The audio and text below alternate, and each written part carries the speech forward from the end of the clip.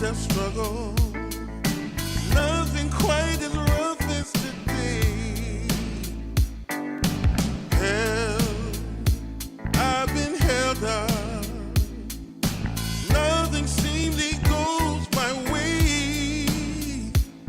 Oh, I not a man for crying, for a storm of tears I crave. Take all this sorrow from me. How much more do I have to pray? Foolish of me, you might say. I make my way out of this here my way. All reservations I have come to bear. It's clear that I'm not going anywhere.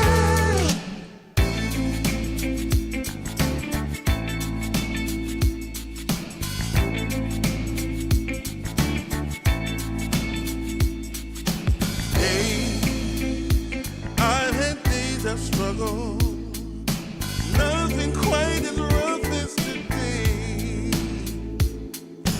Hell, I've been held up, nothing seemingly goes my way. Oh, I'm not a man for crying, for a storm of tears I crave. Take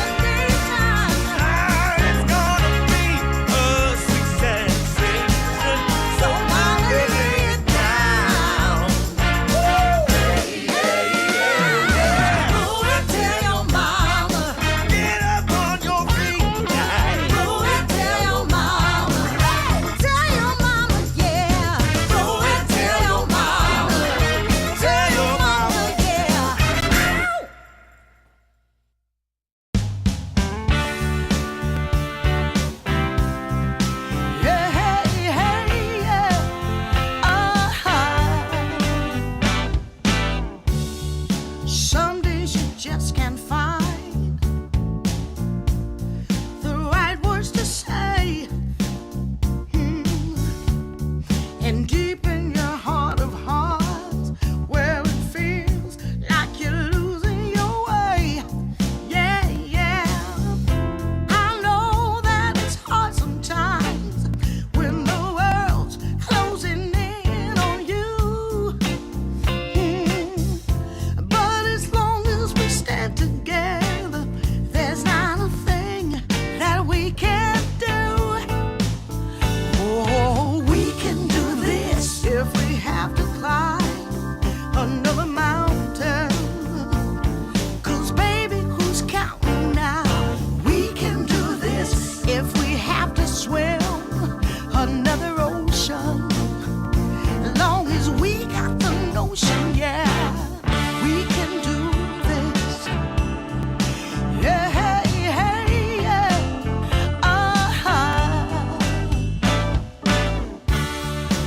Sometimes you just can't see your way through the dark. And sometimes you're deeply hurt by some innocent remark. Oh, well, I know that this too shall pass, though I don't know exactly how. Yeah, 'cause as long as we stand together, there's not a thing can stop us now. Oh, we can do this if we have to climb another mountain. 'Cause baby, who's counting now? We can do this if we have to cross another river. Got to stand and deliver now. We can do this. Hey, hey, hey, hey. Yeah. We can do this. We can do this. Woo, woo, woo. We can do this.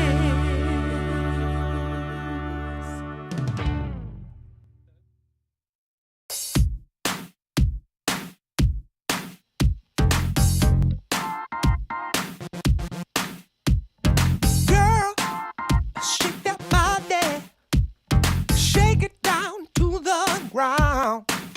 Whoa, girl, shake that body, show me how it's gonna go down. Don't be late to the party, don't be afraid to scream and shout. 'Cause when we dance to the music, you know that's what it's all about. Yeah, yeah. Hey, girl, shake that body, shake it to the left and to the right. Yeah, girl, shake that body. We're gonna shake it all night. We're going down to the nightclub in my stretch SUV. 'Cause you know, girl, when we're dancing, there's no place I'd rather be. Yeah, yeah.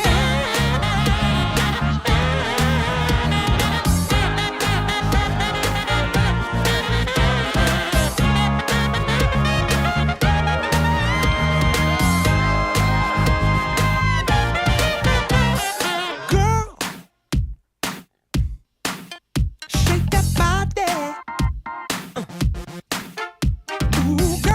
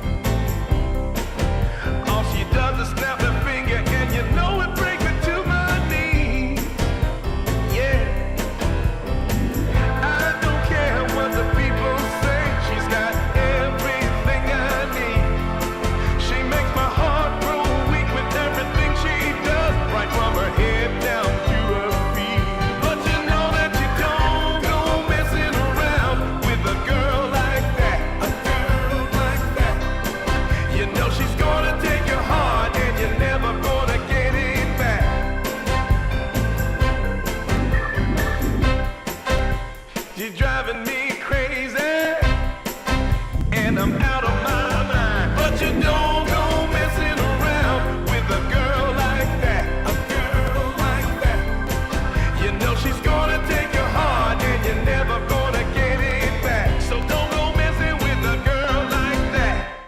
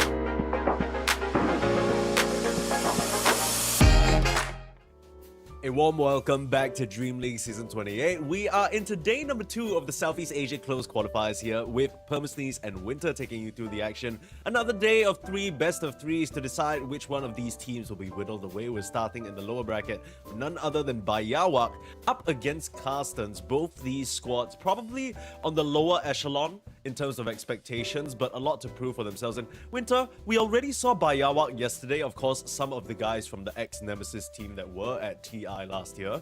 But Carstensz, a bit of a mix of some old and new. I think names from the past, names from recent Tier 2, and some completely new names we haven't seen before.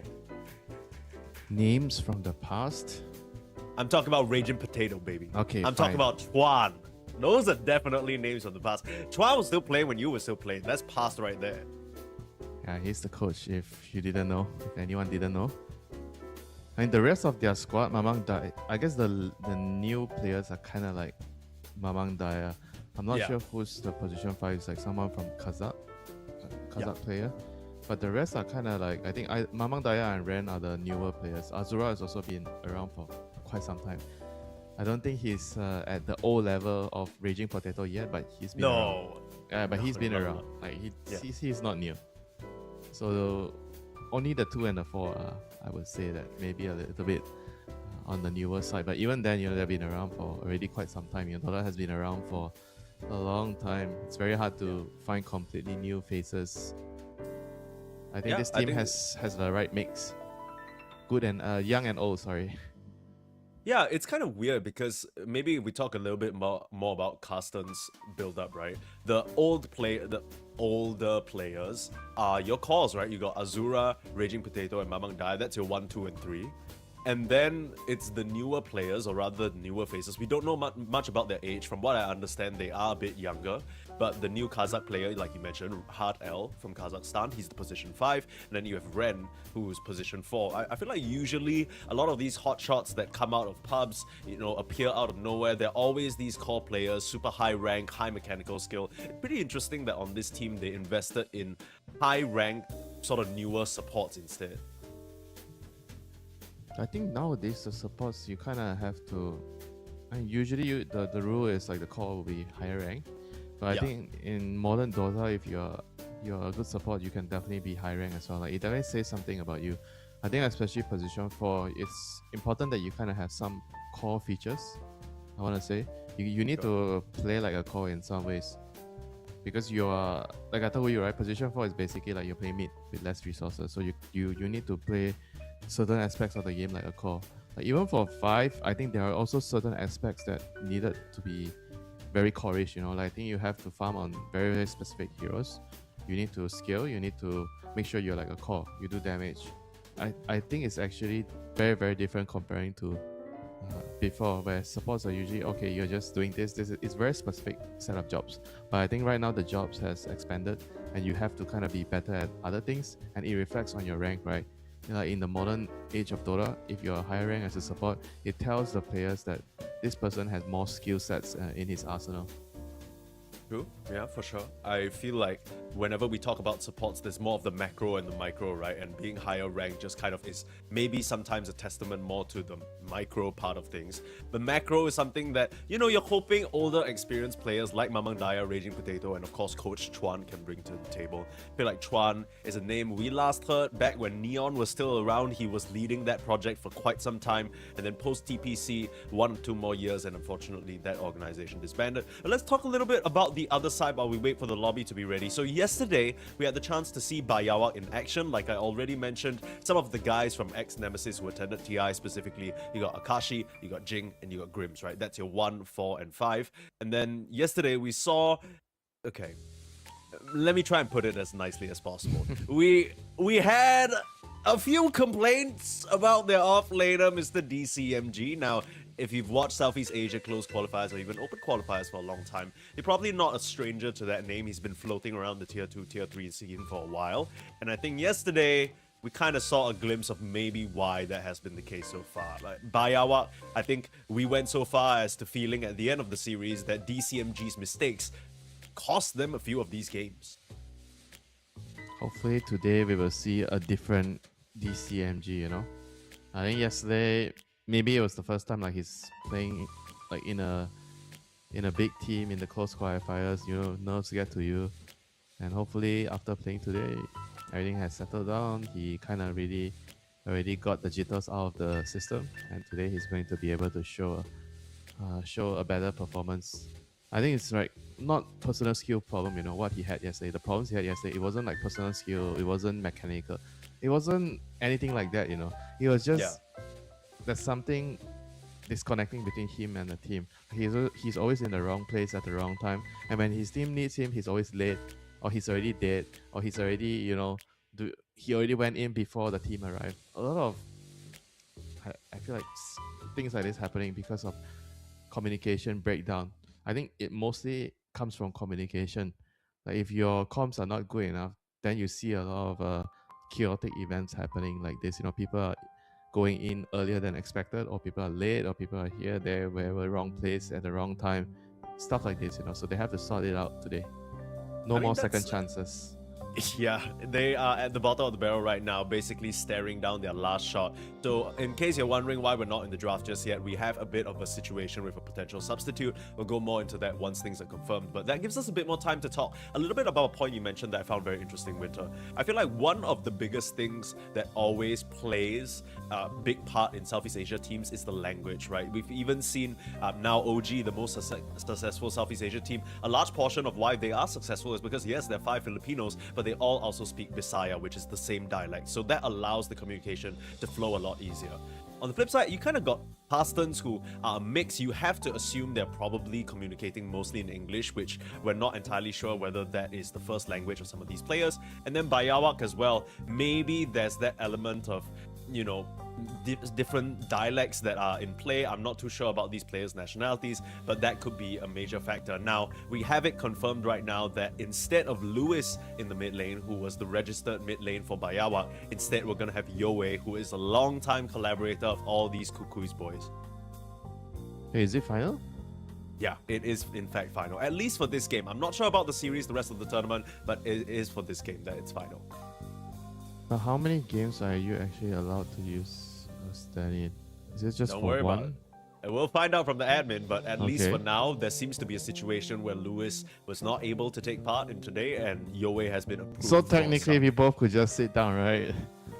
Claim We both- substitution. Yeah, we could sit down on one side each, you know, claim that they Oh, need a you substitution. just Oh, ask Mamang Dai, yo, you want to take a break? Let me hop in. You get on the casting seat, I hop in as well. Why not? I'm not sure if the the problem is, producers would be too happy about that. Yeah, no, you just see someone, maybe Mamang Daya's like half working webcam, something like that. We're gonna get into the game very shortly. Apart from DCMG, I think a lot of the times, especially as a viewer, maybe you're not fully understanding the intricacies of the team. I love that you pointed out, as much as it did look like DCMG's mistakes, it's not that he's a bad player, it's not that he has poor mechanical skill, it's sometimes a team thing. Can you tell us a bit more about that? What could have gone wrong? Is it that they're not really including him in discussions? Are they not? Is there supposed to be some sort of protocol in terms of communications that he's not up to speed on? What could be the potential problem, Winter? Most likely, he just didn't play a lot of games at this level. So there's a lot of stress at this type of games, a lot more than usual. So Yeah. sometimes when the stakes are high and the pressure is high, people don't listen to each other. Like somebody speaks, but because you're so engrossed in the game, you don't hear it. You're there, but you're not there, you know? And then something bad happens because of that. Yeah, I can definitely see that reflected in the gameplay yesterday, but we do have a draft for you folks on our screens. BAIYAWAK versus Carstensz. As Winter already mentioned, this is the lower bracket round 1. Both these teams took losses yesterday. I think we were quite surprised that Yangon Galacticos were able to defeat BAIYAWAK as an overall. But if you saw the way Yangon Galacticos played with their slug especially, I think you'd understand why it became that way. And of course, on the other side of things, Carstensz took a 2-0 to KUKUYS, which is, I think, from what we saw from KUKUYS yesterday, these guys are beasting it up right now. It's no surprise to see them in the upper bracket final, so I don't think we've really seen the full potential from either of these squads just yet. Radiant team ban. And hopefully not. Hopefully this is just the surface. There's still a lot to improve. There's still a lot to understand and get better. Yeah. I think especially for like someone like Carstensz, right? Because they are a relatively new team. Yeah. Players haven't really played together a lot. So it's gonna take I would say on average, Radiant team pick. 2 to 3 months, give or take. Like if a new stack comes together and you want to build synergy, I think around 2 to 3 months you kind of know where your ceiling's at. And maybe you can spend another month or two like ironing things out, you know. But if you feel like things are not going on well, then probably it's best 10 to, you know, make a seconds substitution. remaining. Not a substitution, but a change. Yeah. You just want to 5 give it that seconds time to really remaining. marinate a little bit first before Yeah, making a but decision. You don't also- want it to conclude too quickly. There's the discussion to be made about sometimes it takes a longer time for things to settle in, right? Like you need Sure. to marinate the team longer, and the longer you Dire marinate, the team better ban. it gets. You know, usually we know about things getting marinated. The umami flavor goes deeper. You know, and same Yeah, goes for the exactly. team. Whether you take the risk of the time to consume to improve the team, sometimes it may look hopeless in the beginning, 3 months, but 10 end of the seconds year remaining. you might see something, you know.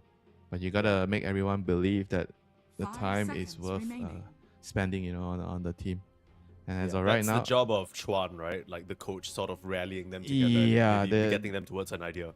you need to ensure that the players can just think about the game and not worry about anything else, you know. Be it the roster, Dire be it the team draft, be it ban. whatever external factors Radiant possible. You know. team ban. Bro.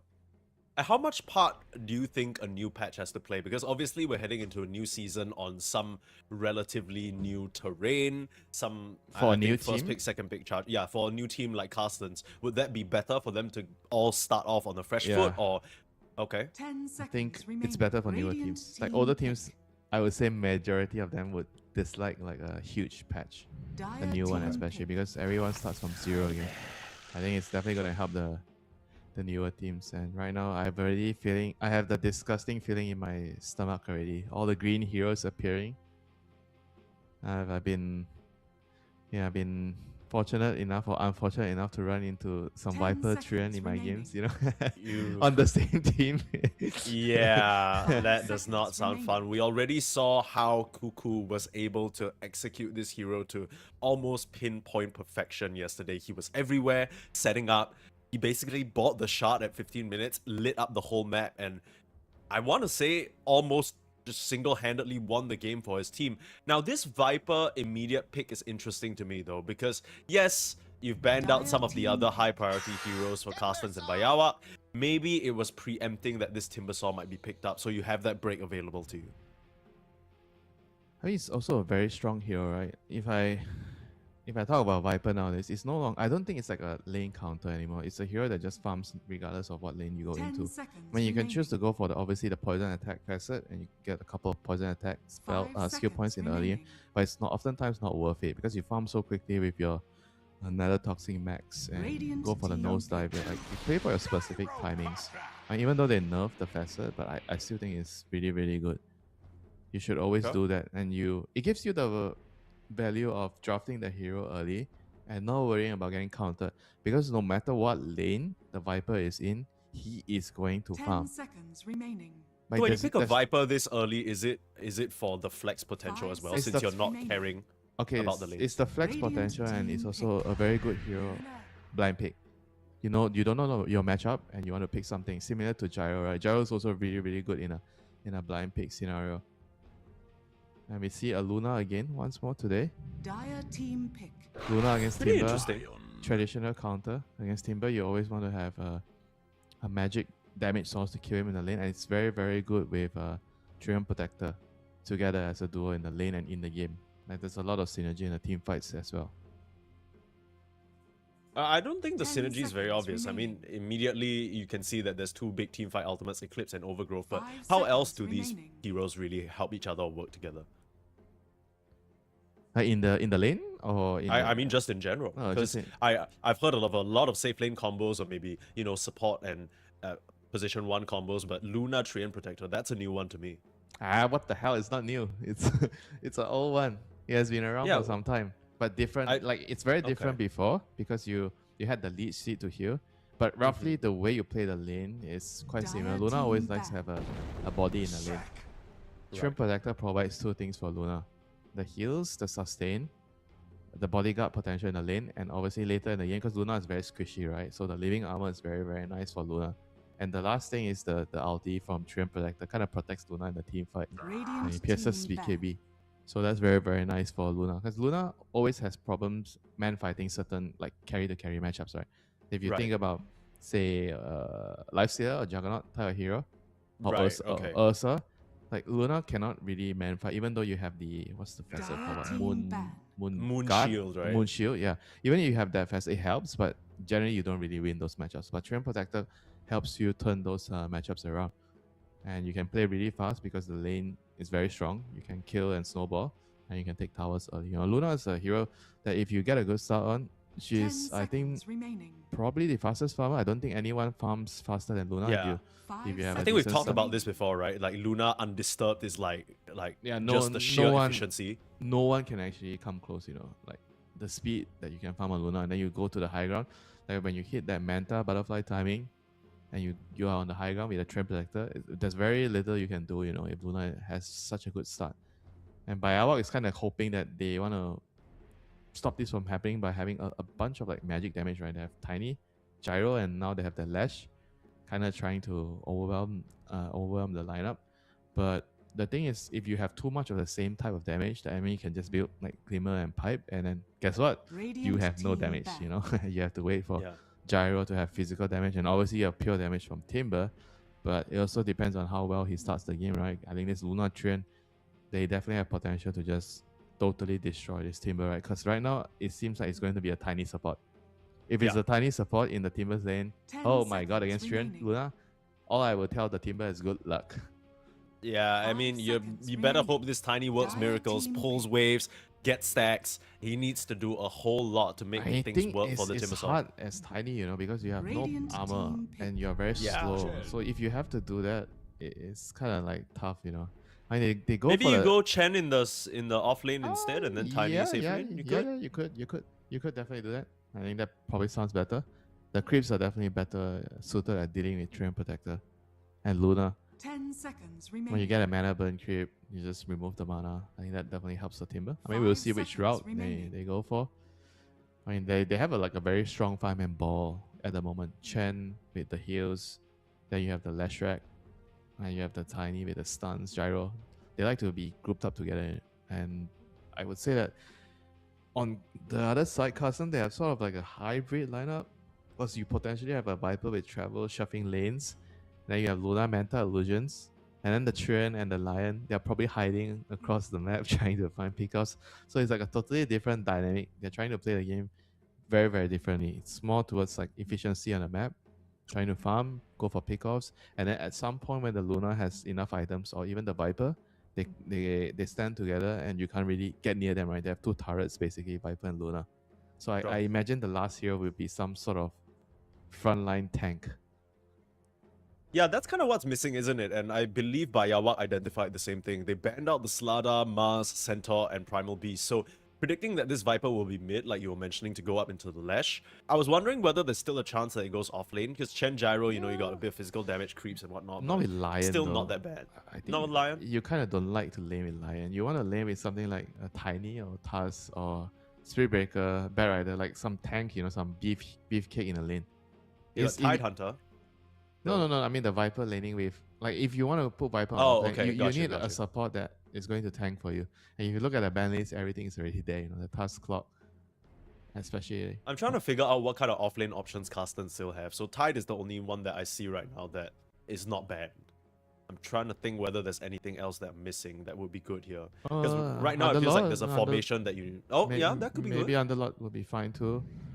I think that's pretty good against their heroes. You may I now mean, this, select your heroes. yeah, this is I think a sucky pick in my opinion. It's Yeah, too what slow. what are they thinking about with this pick? Because Just want to fight. They I just don't want to really fight. It's see- very good at fighting. Like you pop your ulti, and Luna has they have like two heroes with night vision, right? So when you pop your ulti, the Luna and Night Stalker all of a sudden they see everything and they just run at you. The Lion jumps in. It's more like I think a personal preference thing. I don't think this pick is accurate or this pick is good at all. It's just something he likes to play. You know, Raging Potato Sure. has always been that type of player. He doesn't give a shit about what's good in the meta. He doesn't give a shit about what's good with the draft. He doesn't give a shit about what his teammates wants him to play. He just wants to play what he wants to play. And you gotta let him do his thing. to unleash the rage to the enemy team, not unleash the rage towards your own team, you know. So this is the You're the only... potato to rage at your opponents, not at you. If Yeah, the this is potato's the raging best. at you, you cook. I can assure you this is the best way to use him, even though it seems strange. Okay, so this is just, I mean, your prediction of knowing Raging Potato for so long and having probably worked with him a little bit here and there as well. You think that this last pick is just Raging Potato going, look, I see my lane matchup, I see Chen, I see Gyro, I think this is what's best for the game, I'm gonna own. not And then even- he's just picking this. I don't even think it's the lane matchup. The lane matchup doesn't even feel like it's that great. Yeah, that's what I'm saying. I'm trying to find a caveat for it, and I think you might be right. There Like, the is- team fights are gonna be nice There with is the no ultimate. caveat. There is just a team fight, and he feels like he can run them over in the team fight with their heroes. Because if you give vision to Viper and Luna, they are both ranged turrets, right? So they need vision to click on heroes. And that is basically the main idea in the team fights. He gives vision, they run at them. Yeah, I mean, they have the vision from the Night Stalker, they have the vision from Prepare Trim for Protector. battle. I don't like having too much of the same thing, but that's what they have right now. Yeah, I think I was kind of looking for an off-lane hero that could either be a frontline beefcake or perhaps break through the formation. Because I think, Winter, one thing you were talking about with BAIYAWAK's lineup is that they want to group together and stand as 5. And how are you going to break that apart? For now, we might see a full bloodbath here. Hard L scouting them out. The smokes will break, so they know that someone from Carstensz is in the area, but still hiding around the tree line. Gonna get that initial stun out onto DCMG. Was it just a bait though? Blood Grenade coming out. They can't finish the job on the Timber, and now Hard L's the one being looked at. Auto attacks flying and the lightning will strike. They take first blood onto the Treant Protector but lose their Gyrocopter for it. So I'm not really sure whether that's what you want. Now if Mamang Daya goes down as well, that could be nice. Stun to stop Yowei from coming through with the lightning strike, but there's another trade. Azura being chased away my back to his God. tower as it ends up being a 2 for 2. This is GG. It is really bad for the mid lane. The Lashrat got 2 kills. He got 2 kills. I mean, that fight was like, there's no way they can win the fight. I'm not sure why they wanted to take the fight. Lashrat with Lightning Storm, a level 1. You ain't winning that, man. With a Night Stalker. The battle Night Stalker's like a creep. Yeah, Night Stalker in the daytime, a bit of a weird one. Nice little stun and steal there from Ren to get the bounty, making it a 2 for 2 exchange. But still, like you mentioned, it's going to be pretty lopsided with the way things have panned out. The Lesh is already starting the game with a fresh bottle in his pocket. How is that That's not a fair? good sign for Mamang Daya. How is that fair? It's not fair. Spoiler man. alert, it's not. Oh, Viper's like crying. But people are watching. Ah, Viper, pickers. You deserve Yeah. this. Jing commented on it as well. Mamang Daya, I think he has quite a decent hero pool, but so far in these close qualifiers, open qualifiers, he's played Viper, Sniper, and Huskar. So he might deserve this, Yes, is he what I'm deserves saying. this. Not gonna lie. This is what you deserve if you play heroes like this. I mean, did he Well, take he's great gone lead? for the Caustic Bath, but it's still going for the Poison Attack level 1. I think we see this more and more from Vipers. Like, they go for 1 or 2 value points in the Poison Attack Yeah, early I on mean, it's just to also the trade. fight, right? The level 1 fight. If you take the Nether Toxin, it's not very good for you. I mean, Poison Attack's better. And certain lane matchup as well. But the thing is, right, if you take, say, 2 points in Poison Attack, I think usually you see 2 points. Sometimes it just doesn't feel like it's worth it because you farm a lot slower. You're gonna lose a lot of pushing power. You farm a lot Sure. slower after, like I would say, between minute 8 towards minute maybe 12, 13, 14, something like that. And Sure. oftentimes, if you don't win your lane enough, it's probably not worth it. You know? Let's see how it all plays out for Mamang Daya, but I wanted to talk about his opponent here, Yowei. Of course, getting off to a great start with that early bottle, but facet-wise, he's gone for Chronoptic Nourishment, which I know is kind of 50-50 now. new Some fat. lashers like to go for it more than the No. The Diabolic other, Edict one. the other facet is Who out nerfed? of- yeah, it's out of the window. I think Okay. this is the new way of playing. You get Lightning Storm in the lane, you go for this facet, you hit him, you get mana back, and you just keep spamming Lightning Storm. So you basically ensure that you can play the game no matter what. And look at what's Mamang happening. Daya in a little bit of trouble, turning around with the poison though, not enough. Yowei will go down first, but they trade life for life. Mamang Daya will be pretty happy about that given how this game started for the Lash. Now, why did the Viper get more gold than the Lash? Or is the Lash more net worth than the Or Lash is fatter? Is that why? Yeah. I mean, it's still pretty even overall, like maybe a difference of like 50 or 80 gold. I mean, it could be substantial, you know, in a lane like this. Like you're trading resources against each other using your regen. I guess one thing good about the Vipers, you don't buy bottle of this hero, I guess. Yeah, You just I mean, go for basically- stats and fight the lane. sure. And he technically won the fight, right? So even with the bottle advantage, the Lash ending up getting the tail end of that trade, unfortunately. Yeah. Top lane, it is nighttime early on, which means that the Lotus is going to go very easily over to Ren. I think Akashi's probably fine with the way this lane is going, but Raging Potato's piss chilling out here. Like, they can't actually threaten him yet. And even if it's daytime, I'm not really sure whether they have any kill threat on him as long as he doesn't overextend. Radiant's middle tower. Yeah, is under I can attack. see why he wants to play Night Stalker in this lane. Like, Flat Cannon pushes up the lane. And the thing is, the Chen and the Gyro are also pretty happy, you know, they're getting the wave out. I mean, we see the Trian trying to set up a kill here, potentially on the Chen. But it's not going to be so easy, you know, at level 2. They don't have a lot Also, of not to damage. mention, they haven't seen the Trian in a long while, right? Not showing in the bot lane. Now he'll show his face onto Akashi, taking a lot of rocket barrage damage. Is Raging Potato, though. Still should have enough damage through the tree line. I say that, but Akashi, a bit too quick with the afterburner, and now returning some of the auto attacks onto Ren. They don't have Yeah. another stun, and the potato creep is just beating into Raging Potato. I don't know who's raging, but I'm not sure the Night Stalker is very happy about how that played out.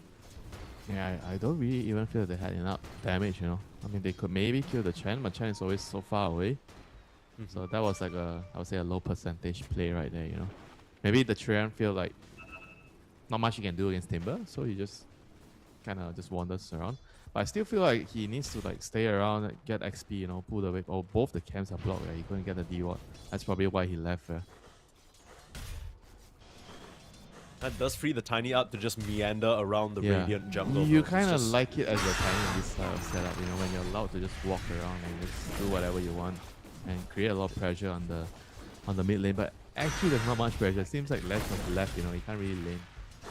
Oh, Hardell comes back to this bot lane just to be run at by DCMG. The Whirling Depths cut him down to size. And this is a very different complexion from what we saw yesterday, right? When KUKUYS were playing it, they confidently picked this Trian Protector into a Timbersaw, and KUKU was still able to completely own his opposition. In comparison, it feels like maybe Hardell is not as experienced in this particular matchup because it doesn't... It's also a I mean, this team- Timber it's a seems team- fine. It's a team thing. Remember yesterday I mentioned a lot of players, they don't know how to play in the lane, the Trian, the safe laners, the carries. And it's Yeah. something that you don't really meet in games often. Because the only people playing Trian are the people that only play Trian. So it's hard to run into those people, you know. So it takes some time to understand what you need to do as the carry in this out lane. Well, for now, doing a pretty decent job tag teaming up to push DCMG out. This is kind of what you want to see from this lane Yeah. duo. I mean, he kind of usually in this sort of lane, he needs to get a raindrop to block out the Lucent Beam damage, so he doesn't really die. Is You know. under attack. Sure. Radiant I mean, a lot of structures all are these lanes, right, fortified. changes a lot once the raindrops are available structures to are buy, you know. fortified. So I think these are small little Dire's things in middle laning phase that you tower is really under have to attack. learn, you know, when to do it. Sure. For what it's worth, like we mentioned, Luna is a bit of a... hard out. Oh, level 6 for Mamang Daya already. Hardell making the rotation over to the Done. mid through the triangle. Really nice rotation there from both supports. What a took the play. kill. And Ren He is going to took get the the kill. kill. I don't know whether Mamang Daya is very happy about that, but at least they're getting tower pressure. What sort of tax is that? Import good tax or something? What the hell, man? That was uncalled for. He just wanted to kill Secure, man. You can't be too sad about that, but you will be sad about these stacks being stolen if you can't put a stop to it. Now, Akashi's still level 4, so doesn't want to stick around, but at this point, look at BAIYAWAK's position. They have a very good Yeah, leverage the on tower this is Wisdom down. Shrine. They killed the tower, so this area is theirs. They are controlling the area right now. They have to bring more heroes. They're not fast enough. They need to get into that Wisdom Shrine, but the Avalanche is going to keep them at bay and the TP away. Oh, Raging got it. Potato can't close the distance. Trying to TP out. Oh, Night Stalker couldn't get the cancel. That was such a good play by Jing in the end, you know. He used his avalanche at the last possible moment and he manages to get the Wisdom Shrine and TP's out, you know. That was perfect from Jing, but yeah, on the other side was Timber that picked up the shrine. So this is a very, very good start, you know, for BAIYAWAK. Tower, offlane tower Radiant's down, middle tower is double under attack. shrine. I mean, this is the thing about Night Stalker, right? Like, the hero is okay in the lane, but then the 7-minute shrine, oftentimes you're not level 6 to contest it, you know? And this is the Yeah. problem with the hero, and this is the reason why you don't see this hero too much, you know? And also the fact Night that they, Stalker- they nerfed the helm, you know? I think the helm was pretty essential for this hero to be pickable. Radiant are scanning. I mean, I kind of wish we get more Night Stalker, you know? It's a fun hero to watch, but it's just difficult right now. Radiant's bottom tower is There's under one man who attack. can make it work. Is Raging Potato, according to what you're saying. He has an idea for how this game is going to pan out once he gets all those visions at his fingertips. Now another setup. Avalanche to keep them at bay. In comes the Eclipse, no. but nice interruption. Oh, nice but toss. the toss away, is that enough? One more Timber Chain. It's short range one though. I feel like if he aimed it a bit to the north, he might have been able to survive, but there's still Raging Potato there.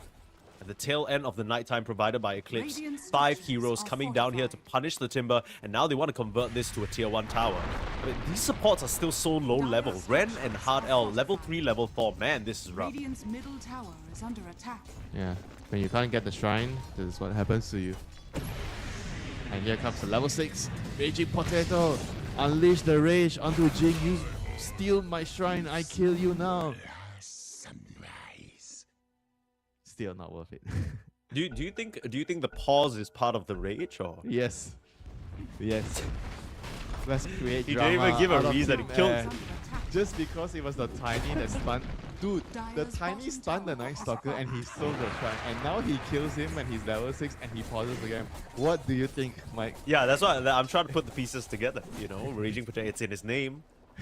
Now, all things considered, even though it is a pretty decent situation for BAIYAWAK with that Wisdom Shrine steal, the circumstances are still not ideal, right? They've lost their mid-tier 1. Yowei ended up getting killed by that gang, so he's slowed down a little bit. He's working towards that grease for the Lesh in the mid lane. We've seen this be a bit more of a trend with Storm Spirits especially, but no surprise that Lesh fits that counterpart as well. But then now you just had that tier 1 tower move where Raging Potato was able to connect in. So even though Akashi is farming, he's not actually nearly anywhere close to the Luna. In fact, he's the lowest net worth call right now. How did this happen? They pushed the tower earlier, I guess he kind of feel like he can't really farm. I don't know, maybe like certain small little details they were not doing. Like when you push the tower early, you have to pull the wave back for the call to farm, you know. Maybe they didn't do that, because I wasn't really paying Radiant's attention to what bottom exactly tower happened, but this under is, attack. yeah, this is what we always say, no bueno, you know, it's not good for the gyro. Not at all. And Gyro is notoriously a pretty fast farmer if left alone, but like you mentioned, the Luna takes that award by a country mile.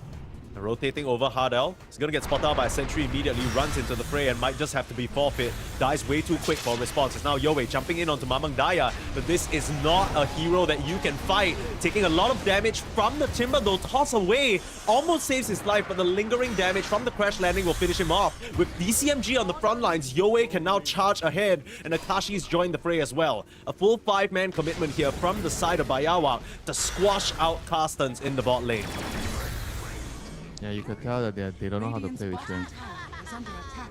I think the way he played that maneuver, he's not even careful, because when you play a lot of Juan and when you're crossing certain areas of the map, like it's a potential sentry area, like the place that he got caught, you have to Yeah. like step left, step right, you know, like, how do I say this? You can't just walk in Yeah, you one can't direction. You just gotta walk. stutter step, you know what I mean? Yeah, yes. You have to go left to see if there's a sentry if they see you, or you have to hide at certain angles on a tree so that when the smoke breaks, right, say the enemy smokes, you see them as well, you know, so you can react. But the way he walked, like he was not ready for anything, you know, he was just going straight, bulldozing all his way, you know, he doesn't care. I mean, I guess it's less important for heroes like the Timber and the Tiny who have AoE stuns, right? They can just throw it in an area, but I I, mean, get what you're saying. still, no, the no, Treant no, no. Protector in general, you know, he doesn't look like the type, if but you you need to do go for this- the ballroom dancing classes, you know? You need to swing left, swing right, you know? If Do you a little don't- shimmy. If you don't do this as Trent, it means that you don't play the hero enough. That's all I would Okay. tell you, you know. God damn. Winter harsh as usual. I was nice yesterday. You told me I was nice. You said Radiant's it's so middle nice tower for you is to be under nice attack. for once, you know. That's what you told me. I will, and you know now all of what? a sudden, why am I all of a sudden, oh, Dire's Winter is top harsh as tower is usual. under It's Oh. because you are being harsh right Radiant's now. middle tower is under attack. Well, that's not very important. So I mean, for now, Hard L L... behavior one day doesn't change anything, yeah? You know what? If we rack up consecutive good behavior days, then then we'll consider it. A bit of a fight breaking out though. Raging Potato being tossed back into the Lash.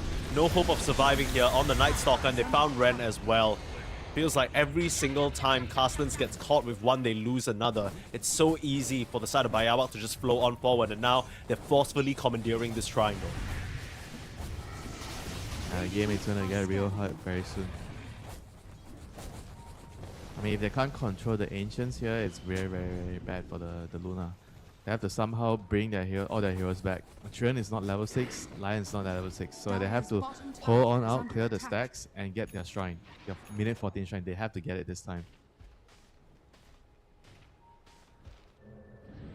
I mean, On the right side, the minute 14 shrine is going to be nighttime, right? So it should, on paper, be an area that they can defend, but you're still looking at these supports. At 13 minutes in the game, Ren just gets his level 6, so Finger of Death is finally online. You still don't have Overgrowth. You need like 1 or 2 more waves on the 3N. He's died 3 times at this point. Not really ideal. Oh, it doesn't matter what hero you are, you know. Dying 3 times at Dire's 30 middle minutes tower is definitely is not under going to be attack. ideal. And he has to slowly just play this game out. He has the max living armor build, so it's, I think, more ideal for slower play. Sit back, try to heal your towers, fix your towers, and just play the long game. Map efficiency, you know. I mean, they do have like a travel on Viper. One thing I'll tell you, right? If you're playing Trend and you're maxing armor and you have a teammate building travels, it's actually very, very good for the game. Like he's just shuffling the waves out, and then you can defend the towers and you can heal the towers. Right. Just kind of the same general sentiment of map play, right? We see Hard L here defending the tower, and then Mamang Daya is playing on the other side of the map. Oh, Raging Potato gonna go straight in, wants to use that finger, laying in the damage onto Yue, and even with the Hand of God, it's not enough. They were not prepared from that move from Raging Potato, catching them completely off guard, and in comes the Eclipse, raining down the Lucent Beams onto the Tiny, able to juke into the tree line. But like you said, all the vision in the world, the call down, landing big fat missiles on the entirety of Carstensz. They'll manage to kill off the Gyro, but it comes at a cost. 2 for 2 trade, still pretty decent overall for the side of Carstensz, as long as they don't lose Raging Potato. Nobody addressed the Timbersaw, and Akashi came in with such big blows of damage as well. Overall, that was really good for Carstensz. They traded a support and a mid for double cost, you know. So regardless, you're happy with that. And for BAIYAWAK, they have to find a wolf. Night Stalker ulti down. This is the time to hit back, you know. They need to... I think they need to at least bare minimum get the mid tower. They have Diabolic Edict now. So, I mean, this is the thing with the Lash right now. You can actually take towers. Daytime. And Azura found out. That is a way bigger kill. Turning around and trying to fight, but not enough. Take down Jing. Regen rune popped. That looked so easy. They didn't even have vision. They just made an educated guess. Understand. You know, Azura is greedy. Radiant structures are fortified. That guy doesn't go back to base. Do you Perhaps have, not. always have that one friend, you know, when you play, they always don't go back to base. After a fight, they're low and then they're always taking camps, you know. I always... Yeah, they don't understand the power of the reset. They are 200 HP warriors. No, bro, they don't understand that people could come and kill them. They think that, okay, who would actually take the time to walk over to the jungle to kill them?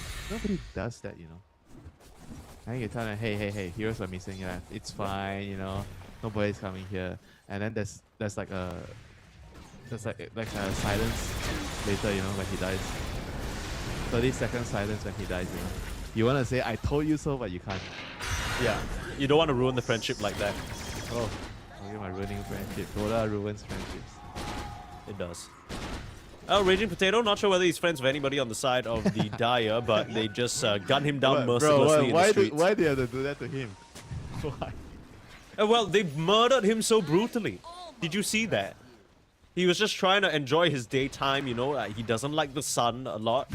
He's just trying to expand his horizons, you know, change his ways, and then they're like, you're dead. Okay. Well, he should get some sunscreen from Trim Protector, right? The living armor kind of blocks it out a little bit.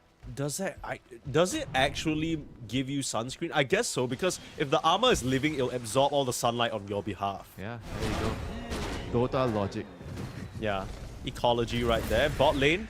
Oh, nice Lucent Beam interrupt on the Timber Chain. Azura's been good of it so far. The last stun, they are backing up. They do not want to keep chasing because they don't see enemy heroes. I can respect that discipline, but as we can see, that should have been a free kill. You got saved by the raindrop ultimately. Raindrop block, I think 2 spells overall. So he's alive. This is the last shot.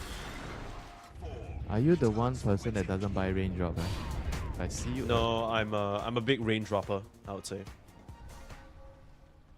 Yoe and Jing are just tag teaming up to make Raging Potato's life hell. Now that the sun is out, he has no shot of surviving just farming away I can these tell you days. this much.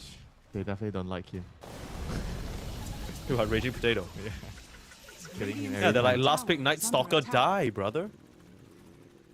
I mean, last pick Night Stalker is not like a Viper. It's not that bad. Yeah, it's not like a meepo. Like Art you Warden say type like thing. it's like a disgusting thing. Like, yeah, Well, that's how it looks like right now with how much focus they're putting on him. They really want to make sure he has no game, and I think surprisingly between him and Mamang Daya, they're both wrestling for net worth as Mamang Daya and Hardel making a big wrap around onto Akashi. Will they have the damage to kill him off before any help comes through? No Hand of God.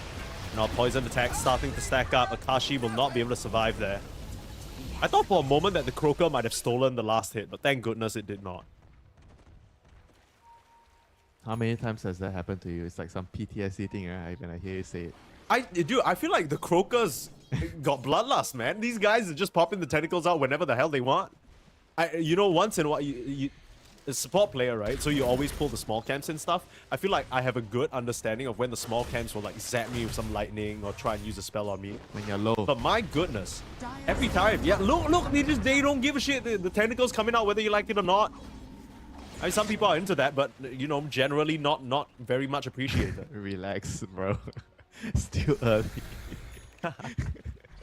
4K gold lead now for the side of BAIYAWAK as despite a bit of a shaky start, I want to say they've managed to slow the game down a little bit. I think you were talking about how they want to hit a certain timing and group up as 5 men. Well, we're starting to get towards those items, right? You got the Solar Crest, Greaves, and Atos done on Lash. All your ultimates almost... I mean, Akashi's going for an Aghanim Scepter and they're looking for a fight. Mamang Daya able to nosedive away and they've used the Night Stalker ultimate. If DCMG can get out here, that'll be great. Jing blinks into a silence, not what he wants. Is Raging Potato still trying to get the vision as Azura coming down from the south. Starting to take a lot of damage though. Has to be so careful, but there's the Treant Protector trying his best to save the carry. Azura running away from that homing missile should be able to survive. Hard L with the sacrifice, but Jing coming in with the crash landing, finds the last hit on the Luna. Great acrobatics there from the Tiny as Mamang Daya still trying to do his duty as a turret. The silence will finish off Akashi. As the dust settles, it ends up being a 2 for 2, and I feel like that's only barely okay for the side of Carstensz because every time you use that Night Stalker ultimate, it feels like you just gotta get a lot more. Yeah, at the same time, both carries going down. It's kind of like, I feel like benefits the Luna a lot more because you can kind of farm faster. You know, if you're trading lives like this. The gyro is poor. I think it's maybe it's still acceptable. You know, another smoke right away. What is happening? They just want to run to the Tormentor, I guess. Yeah, it's bottom Tormentor because of Night Stalker. What plays down? Mamang Daya might be in a bit of trouble. Eating the Avalanche. Raging Potato's gonna run back over. Nice 2-man start. Ren's been good. Nosedive. Yeah, nosedive. He's standing inside the Nether Toxin. He's tanky. They still will be able to kill him though because the Timber has shown up now. Now the rest of Carstensz, they have to evacuate. Somehow Ren managing to dodge away to the north. Nice acrobatics. And that will mean the Tormentor goes the way of BAIYAWAK. For who? Not impressed.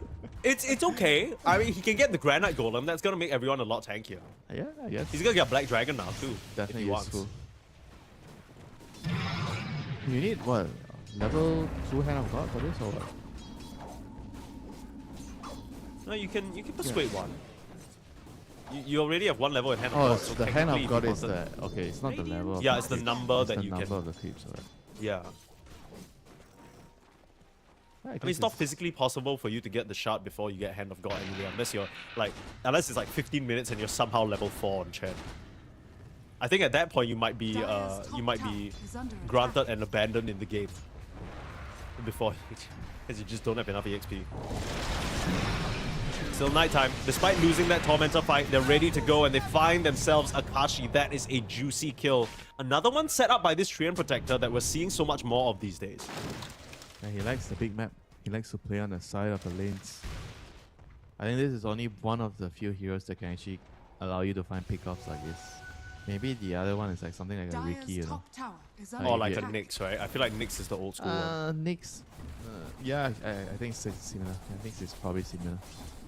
Like if you don't have heroes like this, generally the carries feel safe to farm. So all these heroes, when they're in the game, right, you kind of have to adjust the way you farm. Yeah. I think you have to always constantly think about it. Like this pesky hero is around, and like this pesky Viper, toss him back. Easy nose dive away, Wow. dodging away from the stun. Mamang Daya, he's just got to turn around with the damage. A bit of a slip up there from the BAIYAWAK side. Gonna cost them Yoe, and perhaps even more. Raging Potato doesn't want to chase any further forward, as he's worried about the Timbersaw. Can very easily cut him down, but Jing has to sacrifice his life for that. Eclipse used. That's the Aghanim's Lunar Eclipse being revealed for the first time. Could have been a lot more troublesome if the Timbersaw chose to commit. Don't know if that's too worth it. I guess it's okay to get the Night Stalker. And the team fights are starting to get troublesome for BAIYAWAK because this Lunar Axe is going to definitely be very annoying. You can do it on the Night Stalker when he runs in with the ultimate, and you can just snipe off the backliners, you know. I think Lesh doesn't feel like he's going to be able to survive that onslaught, you know. Yeah. Do they I have a think pipe? most of the times when people think about the Aghanims on Luna, they're thinking about how much more damage it does in an area like an orbital strike, and they forget the fact that you can attach it to an allied hero who can run in almost Yeah, like something like a an bomb. NS is crazy, man. You can do Yeah, because he can just go wherever the hell he wants on the map, right? So take a look. Most of the time you need to maybe get through some frontliners, some illusions might soak up the beams, but if he can find an avenue to the back line, like you mentioned, these heroes are going to be in big trouble now. The pipe coming They out from don't have Grimm's could pipe. help. They're working on Are it they? on the Do they chat. have the pipe? Yeah. Okay. No, they're that's- working on it. They're working on it. Oh, the Chen is So pipe. a bit longer.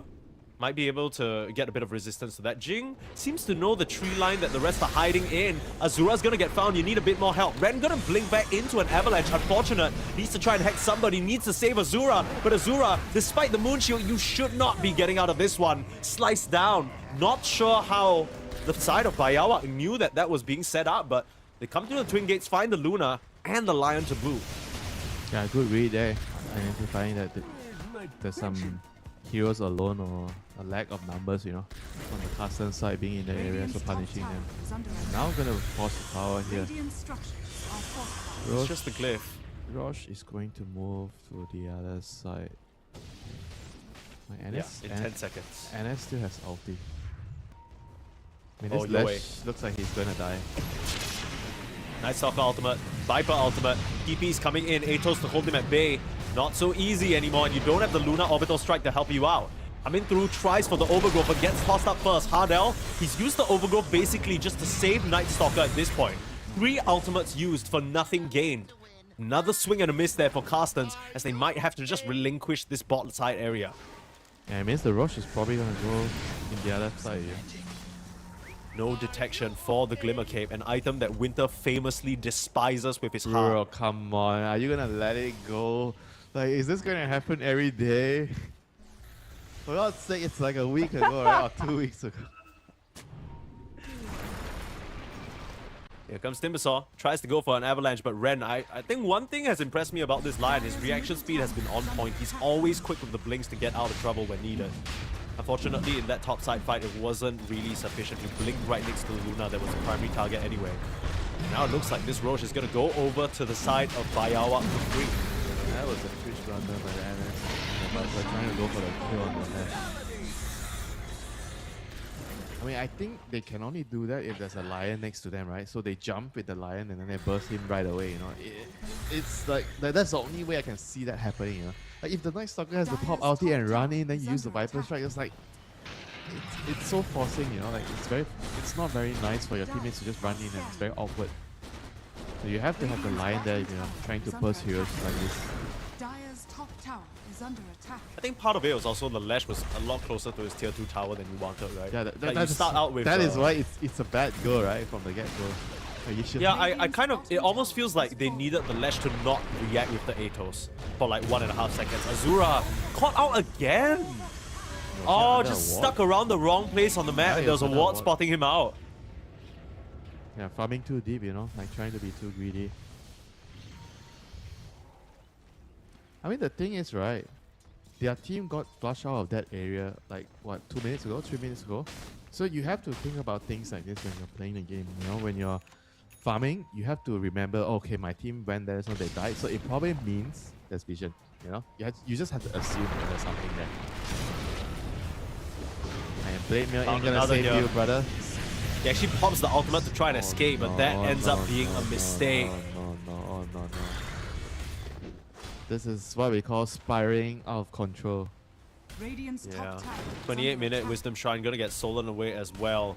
Feels like Carstensz, they've just kind of lost the plot a little bit. There was a pretty good idea with this whole nighttime ultra power squad that they have going on, but a few too many moves missed out or fumbled for honestly no good trade-off, and they've somehow just given a 12k gold lead over to BAIYAWAK.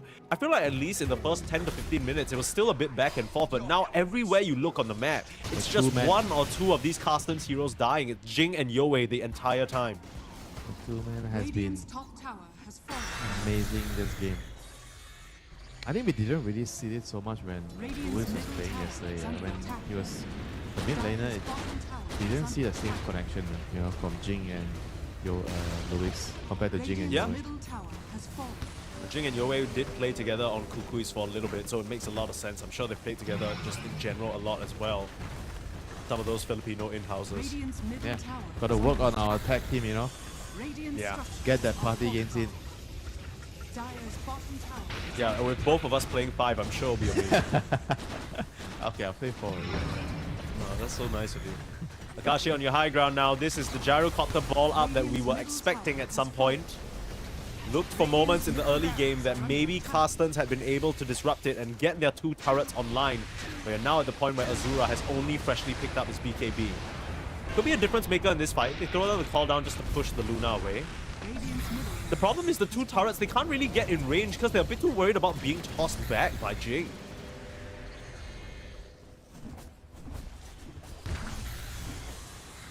You have to be very ready for those plays, especially on the Lion. They don't have a use, right? So it's just the Lion with the instant hex. He's the only one that can stop it. Carstensz opting for comfort here in this game, but I can't imagine this situation feels comfortable for them at all. Struggling on the back foot, being pushed back into their base, and the entire map in the control of BAIYAWAK. Now that it's turn night time, perhaps there's an opportunity for Raging Potato to lead the troops out. Try and find some sort of window or maybe a pickoff. So far, BAIYAWAK, they've been playing somewhat split across the map. You know for sure that there's a death squad in the Lash and the Tiny probably tag teaming around. Akashi's been paired with Grims the entire game. Maybe you can find the Timber out all alone. Maybe you can find the Tiny out all alone on this warding mission.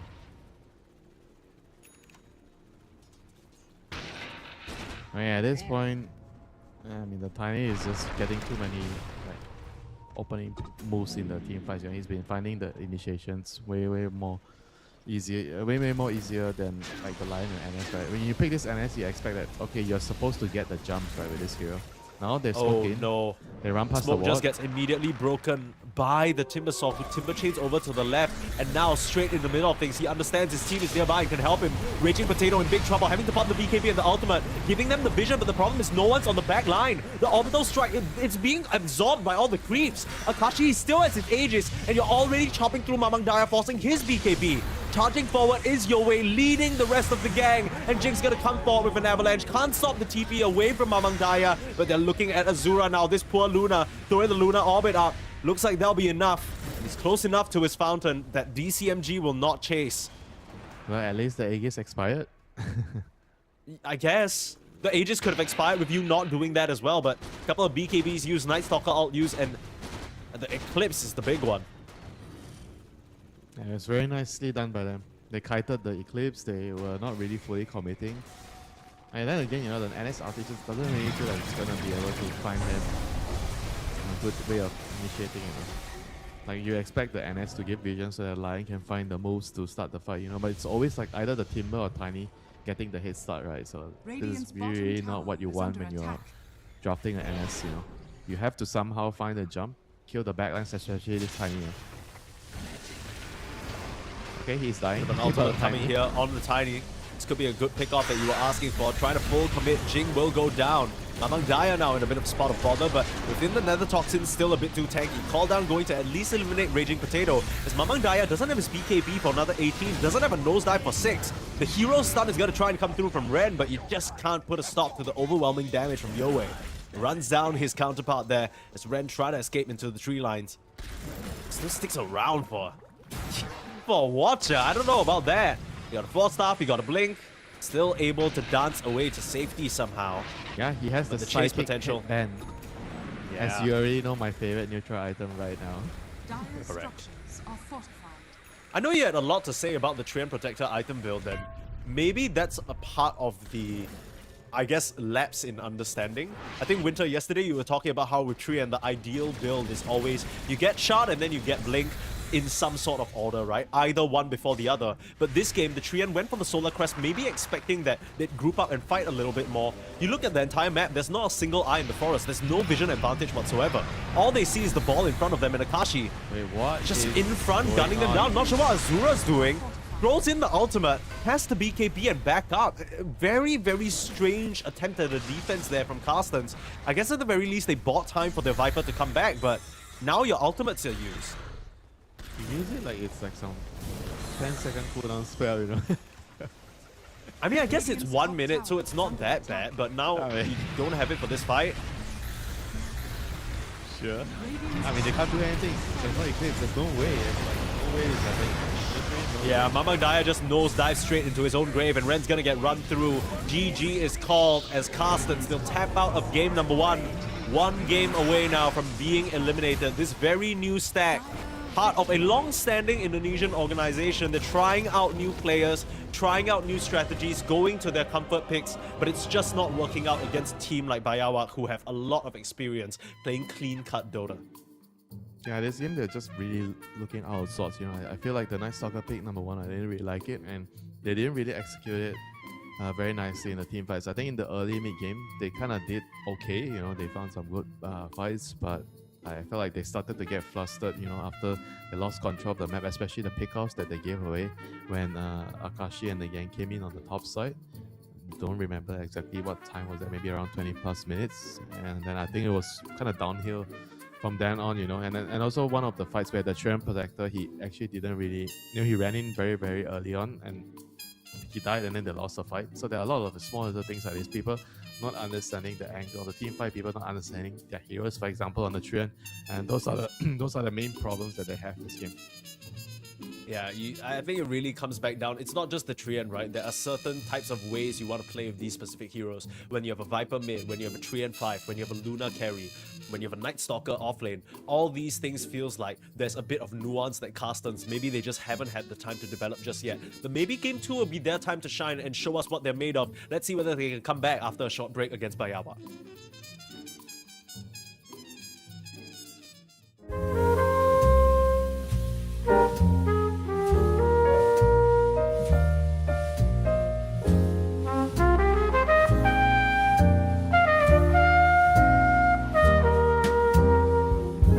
I haven't found the one. I never knew what others do. I hope and yet again, what do I know then? I believe it's all meant to be. All my dreams are so out of reach.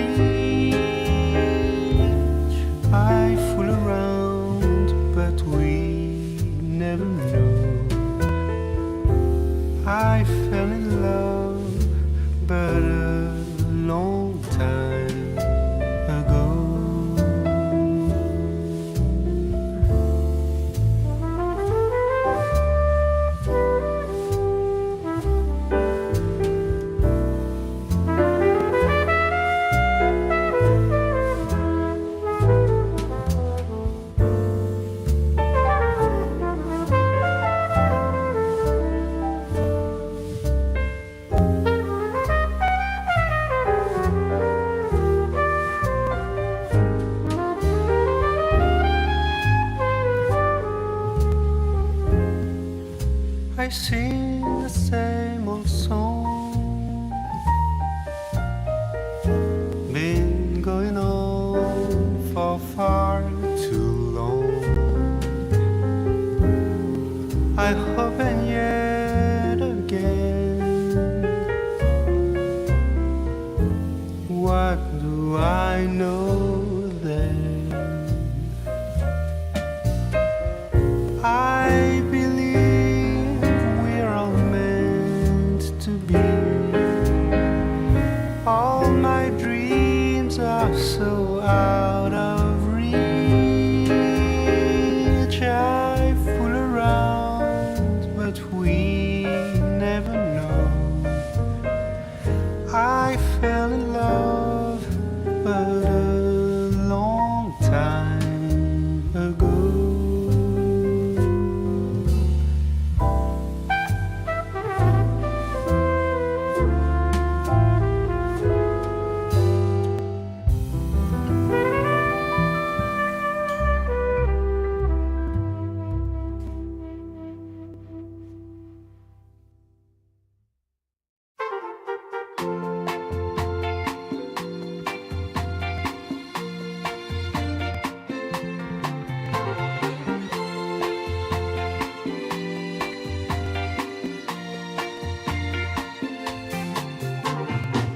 I got the sun in my pocket and the moon above my head.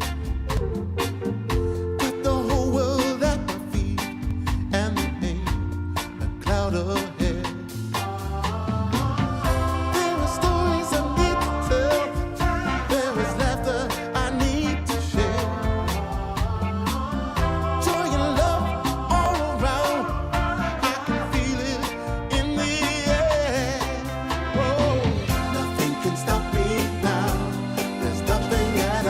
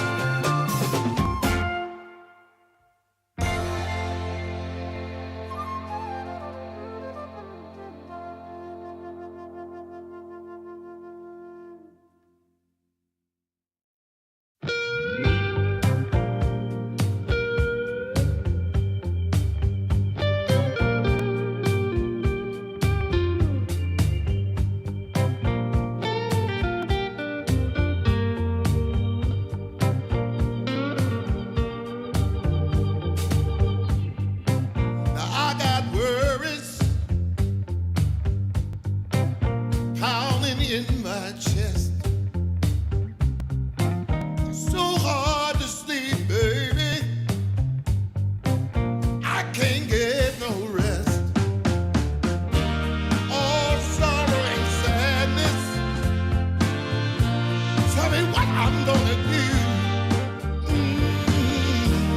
Cause baby, without you,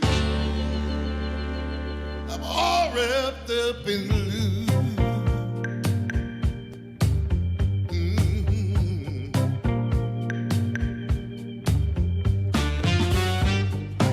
I thought it would be easy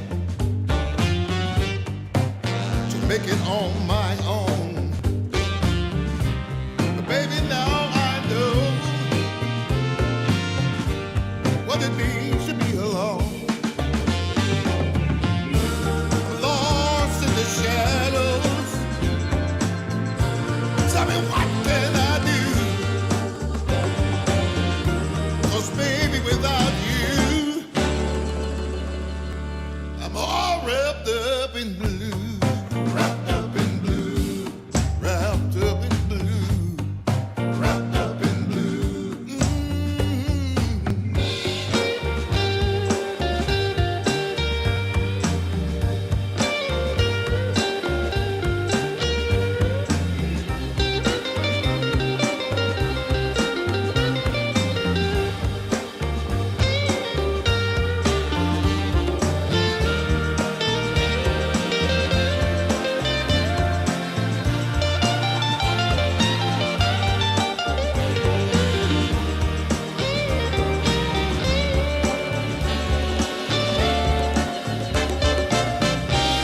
You don't miss the water till the well runs dry. You never see when the truth turns into a lie. Hey. Wrapped up in blue, all wrapped up in blue. Wrapped up in blue. Can't find my way out, no. Wrapped up in blue. Tell me, what can I do? Wrapped up in blue. All wrapped up in blue. Wrapped up in blue. Somebody help me now. Wrapped up in blue. All wrapped up in blue. Wrapped up in blue. Somebody tell me what to do. 'Cause I'm wrapped up in blue. Wrapped up in blue. Wrapped up in blue. Wrapped up in blue. Wrapped up in blue. Oh, yes, I am.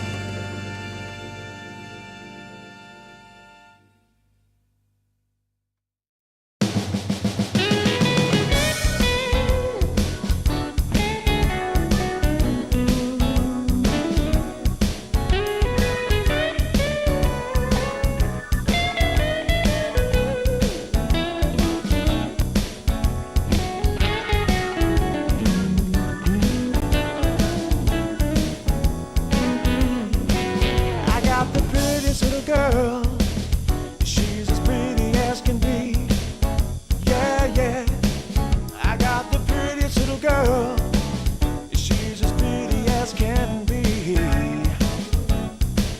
But what I don't understand is what she sees in me. Ooh, I've been drinking too much, staying out all night. I can't remember my left from my right. I'm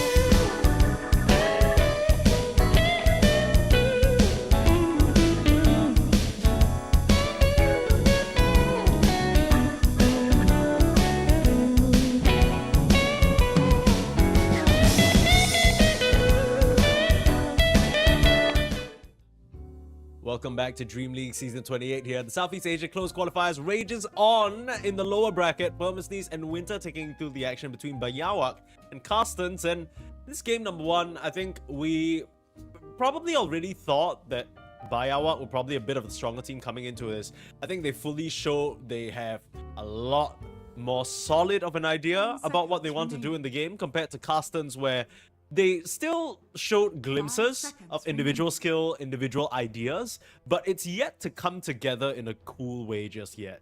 You had that whole night-themed draft, you know, you had the Treant Protector on 5 trying to set up across the map with your Night Stalker, Luna, and the Viper, but it ended up kind of being a mess. Like, as soon as BAIYAWAK started to take some small wins, felt like Carstensz were out of ideas on what to do. They got picked apart by Jing, the Tiny. True. This is what happens when you can't group up properly together. I think the Tiny just destroys you. I mean, it's also like not really that their lineup is not supposed to group up. And I think they were supposed to group up, but they just couldn't really like shove lanes without dying. And then they didn't really, I think, play around the Treant Protector well enough. Because usually Treant Protector gives you all the information you need, whether you can shove the lane, how far you can go, where can you go, that sort of thing. And you're setting up kills at the same time too. Just didn't feel like they knew how to play with the hero. It's not just the player itself, like Hard L. I think the team also can't really, they don't really know how to play around the hero. Yeah. I think that one we were all on the same page on. The Night Stalker as well. I think we started to see why that hero is not really very prioritized in this current meta. Yes, you have a great 5 minutes at the start of the game, maybe in the lane, but then a lot of the times you're just not really able to take the fight at the 7-minute wisdom. You lose that. Every time it's daytime, you just feel so weak. It's hard to get much done on the map. Carstensz this time round, the switch gears, to ban out the Timber Sword, pick up the Jakiro. I think Treant Protector definitely one of the top picks in the meta, but Jakiro is undeniably the support of the entire patch. Just annoying. Annoying lane bodyguard. Some may say you're tired of the double trouble. I mean, I don't have a problem with it. I'm a Jakiro player myself. The Viper player says he has no problem with Viper. I see. Yeah, I mean, I like Jakiro. I like playing position 5s that can bully an offlaner. You know what I mean? I'm done with offlaners who are just shitting on me, causing me to cower behind my tower, you know, kill threat. I want to threaten the kills. That's what Jakiro does for you. And also, I think one of the fun parts about Jakiro is actually taking towers. So I don't mind that Jakiro's strong. How about Pugna? What do you got? Pugna's alright. Pugna feels a bit less terrifying. You know, he kind of has a small physical stature, so you're not really. He doesn't have a terrifying facet, you know, the twin terror. 10 seconds remaining. That's true. Siphoning Ward's pretty scary too. You just cast a spell and then suddenly get zapped on your ass out of nowhere. Suddenly the Pugna's healing up. Miserable. Okay, Chen's gonna start things out for BAIYAWAK, so we have their kind of Pos 5 aura builder. That's something that Grims was very happy with in the previous game, so not surprised that he picks it up again here. I'm just a little bit surprised that it comes out as a response to Jakiro. 10 seconds remaining. Why? Why, Well, Mike? is there nothing else that you want to pick on BAIYAWAK? Are you trying to let me tell my story about, oh, you should never 9-pick a support. You should always use the 9-pick for a core because you're entering the ban phase right after. Is that where you're That sounds pretty compelling. Why don't we go down that route? Yeah, Okay. no, what? I'm just surprised because I always, my very basic understanding of drafting is when you are second pick and you have the 9-pick, you most of the time either want to secure something that needs to be protected in bans, or pick something to counter out what you see your opponent as first pick, right? So in this particular case, Carstensz, they 8-picked the Jakiro. Instead of picking maybe an offlaner that can deal with Jakiro, or instead of picking a high-value core that can benefit from the bans afterwards, they pick Chen and Wind Ranger, which just opens up this Kotl, which is another popular support, top of the meta right now, and you pair with a Bristleback. So now you have a bunch of physical damage into a Bristleback, backed up by a Kotal. You still haven't really answered the Jakiro. I guess the Wind Ranger can survive the lane, but then you're not really helping 10 out your pause 3 remaining. in terms of harass he's Yeah, taking. this is bad news. Really, really bad news. Like 5 right now, if you seconds put Wind remaining. Ranger as a support, your supports are just terrible. You know, Chen and Wind Ranger, Yeah, that's what I'm saying. very, very bad. And you don't want to put him call against Bristleback Kotal. So I mean, this is very bad. I think the openings, they have to sort of figure out the Radiant problem. team pick. Some kind of break mechanic. Okay, they're changing it right away to solve the problem, putting the Wind Ranger on a support position, I assume, unless they're Yep. running Wind Ranger mid. So Baden definitely fares a lot better against the Bristleback, against the Keeper of the Light, Jakiro. There's a lot of things you can dispel. The Ghoul, 10 the slow from seconds Kotal, remaining. the slow from Jakiro. Lightning Light. Yeah, it's very, very nice here. 5 seconds remaining. You're the one who was telling me against the Jakiro, you almost always want to dispel. You might even pick something like a Legion Commander, even though it's not really a relevant hero to relax. meta. No. That's Oh, not that's too get- far. That's too far. My bad. My bad. Relax. I'm taking things too far here. That's all me. That's all. Legion Commander. Bro. Legion Commander to turn Bristleback around, you know. There's some Yeah, applications this game. Okay. Fine. I give you that. There's definitely a reason to pick that hero here. 10 seconds remaining. I mean, the only mystery left for BAIYAWAK is whether this Abaddon's actually going to be in the off lane or 5 whether it's going to be seconds in the remaining. safe lane. I think that's what I see right now. I kind of feel like this Wind Ranger is almost 100% pause 4. I doubt we'll see DCMG play off lane Wind Dire Ranger. team There's also a chance that it still carry Wind Ranger and then Abaddon 3, but then that still has the same problem of the Bristleback and the Keeper of the Light being exceptional into you. Probably not. I think it's just gonna be a straight up carry. I think they need like a team fight 10 control seconds hero remaining. on the off lane. For BAIYAWAK, you mean? Radiant team ban. Yeah, for BAIYAWAK, probably not the Abaddon. Gonna be the off lane. Maybe less chance, like even though you can flex it technically. And for Carstensz, they also need sort of like a. I feel like Something to connect with they the need like Keeper a of the Light and Jakiro, right? yeah, Like, they need a faster pace hero on the 10 carry. seconds remaining. I mean, there's still gyro. They can do that with Dire gyro. team ban. I think you want to. do you lane- not want to run Bristleback potentially position 1 No, in no, this no. lineup? I think I want to run BB against the Chen lane. I think that is already quite a compelling reason to do that. The Chen doesn't do anything to you. Okay. E- Sure. So we're looking at a last pick carry from Carstensz. I then think for that obviously Mr. it's Azura. like potentially a flex, but Radiant team I would ban. prefer to pick a carry here if I'm Carstensz. So an active Dire carry, you know, team there's no gyro, so there's not many options. There's a Weaver, right? I think Weaver could be good. I think Weaver likes to play with BB. You have Ghoul, you have a lot of minus armor, and the bug sledge on them sounds scary, True. you know. It's Pretty very- limited lockdown as well in this game for 10 BAIYAWAK. Yeah, seconds I like remaining. Weaver. At least at the moment. What else they have? Maybe something like TA would 5 be okay seconds too. remaining. I think those are the options. TA that could be nice. Yeah, those are the options I definitely would lean towards. You know, faster pacing, safe laners that can move around and do something. I mean, also, those two heroes have the fact that they can force Radiant objectives in team common, pick. right? So there goes the Dragon Knight. Speaking of objectives, that's going to be a hero that can Yeah, run at that's your fine. towers. That's fine too. That is definitely fine. I have a question, Winter, about this Dragon Knight. What happened to this guy? I feel like he was tippity top of the meta. Everybody was picking him. So good at pos 1, maybe 10 even pos 2. seconds You know, remaining. in some games we were even seeing it run on position 3. Was it an 5 item seconds change or did he get nerfed too hard? The Bro, game he state got don't favor nerfed. him no more? Bro, he got nerfed. The ulti damage got nerfed. Sure, but like, then why is it so bad that it's not playable? Or It's not bad. why are we it's seeing just Dragon Knight You here? don't pick it early now. I think it's still a good hero. You pick Okay. it when the game is right, when the game needs it. You know, you don't just pick it because you want to pick it. Before you just open because it's just so broken. Sure. You open any draft with it, it doesn't feel bad, you know. And now BAIYAWAK, they have to figure out, okay, so what do we do with this Abaddon? Do we put it on a safe lane, which is I think most likely the outcome, and they're gonna pick an offlaner to counter the DK if they can find one here. So what are they available? They have a lot of tanky heroes, so percentage based damage like Underlord seems nice. I like the Firestorm, but I don't know if he plays the hero. He doesn't strike me as an Underlord player. So Yeah. maybe he's going to go for something more aggressive like a Doom with the Infernal Blade, percentage based True. damage. Yeah, You can Doom the Doom's puck. pretty nice. That's good. Yeah, I feel like those are kind of nice options. Doom's kind of a big DCMG hero as well. Wait, Go for the jug, so oh, it this is an is- Abaddon off lane. Uh, I mean, I can see it, right? The jug doesn't really feel threatened because he can always spin off the stun. It's a counter the- to a BB. You know? Yeah, okay. You know why? Let's see if you Yeah, know why. because are you testing me? Yeah.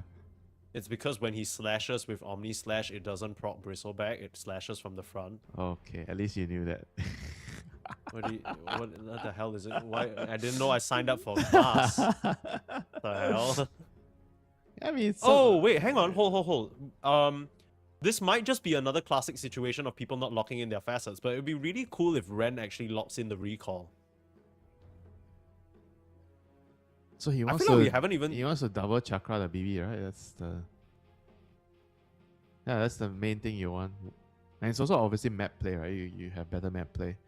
But the Sure. thing is, the solar bind is so good with Puck. Puck loves the Yeah, solar that's what I'm bind. saying. I guess the Solar Bind loses value Okay, alright, okay, against I Abaddon can- and Jug. I can see it if you are playing into Chen. Like the Chen is going to be ghost pushing with the creeps, and you want the recall to sort of deal with it. Right. Okay. Yeah. I mean, this makes a lot of sense. I mean, the more we're rationalizing it, the more it makes sense. Also, the Solar Bind loses value this game because of the factors you already mentioned. So, pretty interesting. Let's see how it all plays out here. A reminder, folks, that this is the lower bracket. This is our game 2 of the day, and BAIYAWAK were able to very convincingly take game number 1. To Carstensz, last chance for them here, and it will be a very short and unsatisfying end to their run because Carstensz, like you mentioned, these players, some of them have been around for a long time, but the organization Carstensz has also been competing in open qualifiers, tier 2, tier 3 Dota for what feels like ever, right? Honestly, looking back at their history, got a shout out to their manager, Mr. Rosesa, right now, because he's the one who gave me this information. The last time Carstensz were ever in a close qualifier was 3 years ago at this point. So this is the first time in 3 years that they've assembled a roster competitive enough to actually make it to a close qualifiers of an event. So let's see, hopefully they can make a bit more out of this opportunity. You're starting to make fun of our opponent's hero pool, yeah? Every game, right, this is happening. Yeah, Jing's been a little bit spicy with the all chat, I think, across different series. Is it just a bait? I think he's trying to do the mental damage, you know? Late smoke out. Grims is gonna Dude, try and you scout know it he's with so potato. sneaky. He's like talking to them and his team is smoking in. Like, Yeah. It's the mind games, bro. It's the mind games, This Jing. guy definitely has it all thought out, you know. Like, guys, smoke, go for a kill. I'm gonna keep them busy, you know. Yeah. Mamang Daya busy 30 typing up a seconds to response go. and then gets first blooded. Oh my god, the scenes. He would love to see it. I would like to see more. How do you feel about more- this more jug though? You were teams. talking about the jug being a response to the bristleback, right? But overall, is it a good jug game? Are you happy with what BAIYAWAK have ended up with here? You might want to take away this first. Yeah, well, there's nothing really much to talk about. I don't know how Azura ended up in that excellent position. I mean, there's nothing to talk about. The enemy mid the laner just got okay. the first blood, you know. bro. Yeah, I got it. Storm's dead because of a nice wrap around from Dragon Knight. Carry on. I mean, I can see why they picked the Jug here against the BB, but I don't like it with their lineup. I think it's very greedy. So you have Juggernaut, Storm, Abaddon, Tricore, right? It's very slow. So if the Storm gets Ruffle stomped in the lane and he doesn't get rooms, then what, you know? Who's gonna move? You look at their supports. Is the Chan gonna gank? Is the Wind Ranger gonna gank? Like, who the fuck is going to gank, you know? It's just the Storm. I guess the question is, most of the times when you're dealing with a greedy lineup, is it that bad to just sit back and farm? Like, are Carstensz going to be able What to are you mop up the saying? map and get kills on you non-stop? Are you or- saying you're gonna sit back and farm and do nothing or what? What are you trying to say? Yeah, just like chill out, you know, use the Chen creeps to push out waves or power shot. Azura gonna go down in the top lane. Okay. This is a strong the- lane apparently with the Wind Ranger. Sure. It's kind of their own fault for trading into a Photic Shield, I guess. I mean, Wind Ranger is strong as well. Power shot. You know what power shot does? Mind you, 170 damage. Yeah. With a slow. Oh. Okay. He tried to missed? kill shot. Yeah, he tried to kill shot. I mean, the thing is, like, you can't just sit back and expect nothing to happen and the enemy is gonna allow you to farm, right? Like, they have Puck, DK, you know, DK with dagger, they can definitely pressure you. You talk about the recall, they can play the map, pull heroes around, gank you. So I don't think it's very smart to expect that your enemy is going to just allow you to farm, you know. Why not just sit back and farm? Sure, maybe you can take a moment to farm, but you can't just expect, oh, our lineup is slow, so we just farm, you know, and do nothing. You know. Somebody has to do something so that the others can farm, you know. And who is that somebody? It's only Storm. And I mean, you could argue to say Storm Every- probably every also in time- an ideal world every- wants to farm a little bit as well. Every time you bring up these questions, right, then I tell you the logical explanation, you're like, sure, you know, it's like you're just answering me for the sake of answering. Oh, Winter is disagreeing with me again, you know. This guy, you know, never gives me a break. Like, sure, you know, sure. I'm not gonna lie, you might be in your own head a little bit. Okay, relax. I accept your explanation. I think it's valid. I'm just wondering how bad it is, mostly because, honestly, and this is my genuine feeling, I don't know if I want to see Carstensz play fast. When they tried to play fast the previous game, I felt like they stumbled over their own footsteps quite a lot of times, trying to force moves they had no business making happen, right? We saw so many opportunities where Hard L was trying to set up with that Trien, and then Raging Potato runs in, pops the ult, and then they overestimate their damage, they end up dying. I'm just worried that it happens to them a second time, right? The break wasn't very long. I'm not sure what Chuan talked about to the team. There's maybe he identified some problems with the draft, with some gameplay, with some moves and stuff, but it's very hard to change these things in such a short period of time. So I'm just worried. I think that's kind of where I'm coming from. It's not that I disagree with you or think that you're giving me a hard time. I just feel like with what we've seen from the side of BAIYAWAK so far, I think they are in a better position in terms of controlling the map and making these moves. And this is also why I don't like the Juggernaut against Radiant this. So, structures it's are not that good in the fortified. lane. It's only good later. I mean, I get your point, right? Like the mid game, if they are forced to play fast, they can't really. But that's them, right? That's their problem, right? If you can't really play fast when you have to play Radiant's fast, then middle what? You tower know, you is just under attack. decide not to play fast because it's bad for your team, and then you just lose because the lineup. You can't really play slow with your lineup, and then you always have to have a slow lineup. Sure. It's not good to have to strategize like this, you know. Just saying. Yeah, it's like basically starting out with a handicap of some sorts. You're already limiting yourself in that sense. Yeah. You're not winning. Okay, the- so let's run through the game plan then, right? Because we have a very greedy lineup from the side of BAIYAWAK. Are they... Of course, in an ideal world, they're left to their own devices and they can farm up and get to the greed that they want on these three cores. But realistically, what are we expecting from them? What do they need to try and do to slow this down from Carstensz? Runes. Your Storm needs to get runes. That's number one. The Storm needs to get a good game. He needs to get all the runes. Like, this is really bad. He even went for 2 points in healing. I think this is actually a nice change up right now. You need to go second point healing wall at level 3 because they nerf it so much. To sit in the lane. But this is like the problem with this Bristleback and he has the portal, you know. This lane is not easy. I mean, he's still CSing okay, but the BB is definitely pressuring him a lot. Yeah. Takashi having to dance around his own tower just to make sure he's dodging these blasts and quill sprays. Kind of just let the healing ward die casually. Raging Potato walked up and auto-attacked it and he was busy getting the last hit, so that healing, but I don't think at the moment they have enough damage on the Juggernaut to really threaten a kill in between the healing ward prop, so seems to be a relatively quiet early laning stage, apart from that first blood that, of course, Mamang Daya managed to get. The Puck and the Storm still relatively even. 10 denies, though, for Mamang Daya, while the Storm has been relying a lot on going into the jungle and getting farmed that way. Yeah, securing your own game, that's always what you want to do as Storm. Make sure that you get to your level 6. Yeah, that's what matters the most on this hero. Now the runes are going to spawn very, very shortly. The Keeper of the Light and the Jakiro, they're all here. They know how important this rune battle is, you know, for both heroes. I was just gonna say, I really like the move from He Yoe did. to reset back in base, but didn't respect the level 6 coming up from Mamang Daya. Eats a full blast. Now Mamang Daya in some trouble to the two supports on the side of BAIYAWAK, maybe overplaying his hand. Ren is gonna try and help him out. One more kill shot, Oh, not no. enough. The last stick, but dodging away. Potato's gonna find him with the auto attack. Grim's with the chase down. That was supposed to be a kill onto Yoe, but instead he gets his level 6 and finds himself a galvanize. Not what you want at all.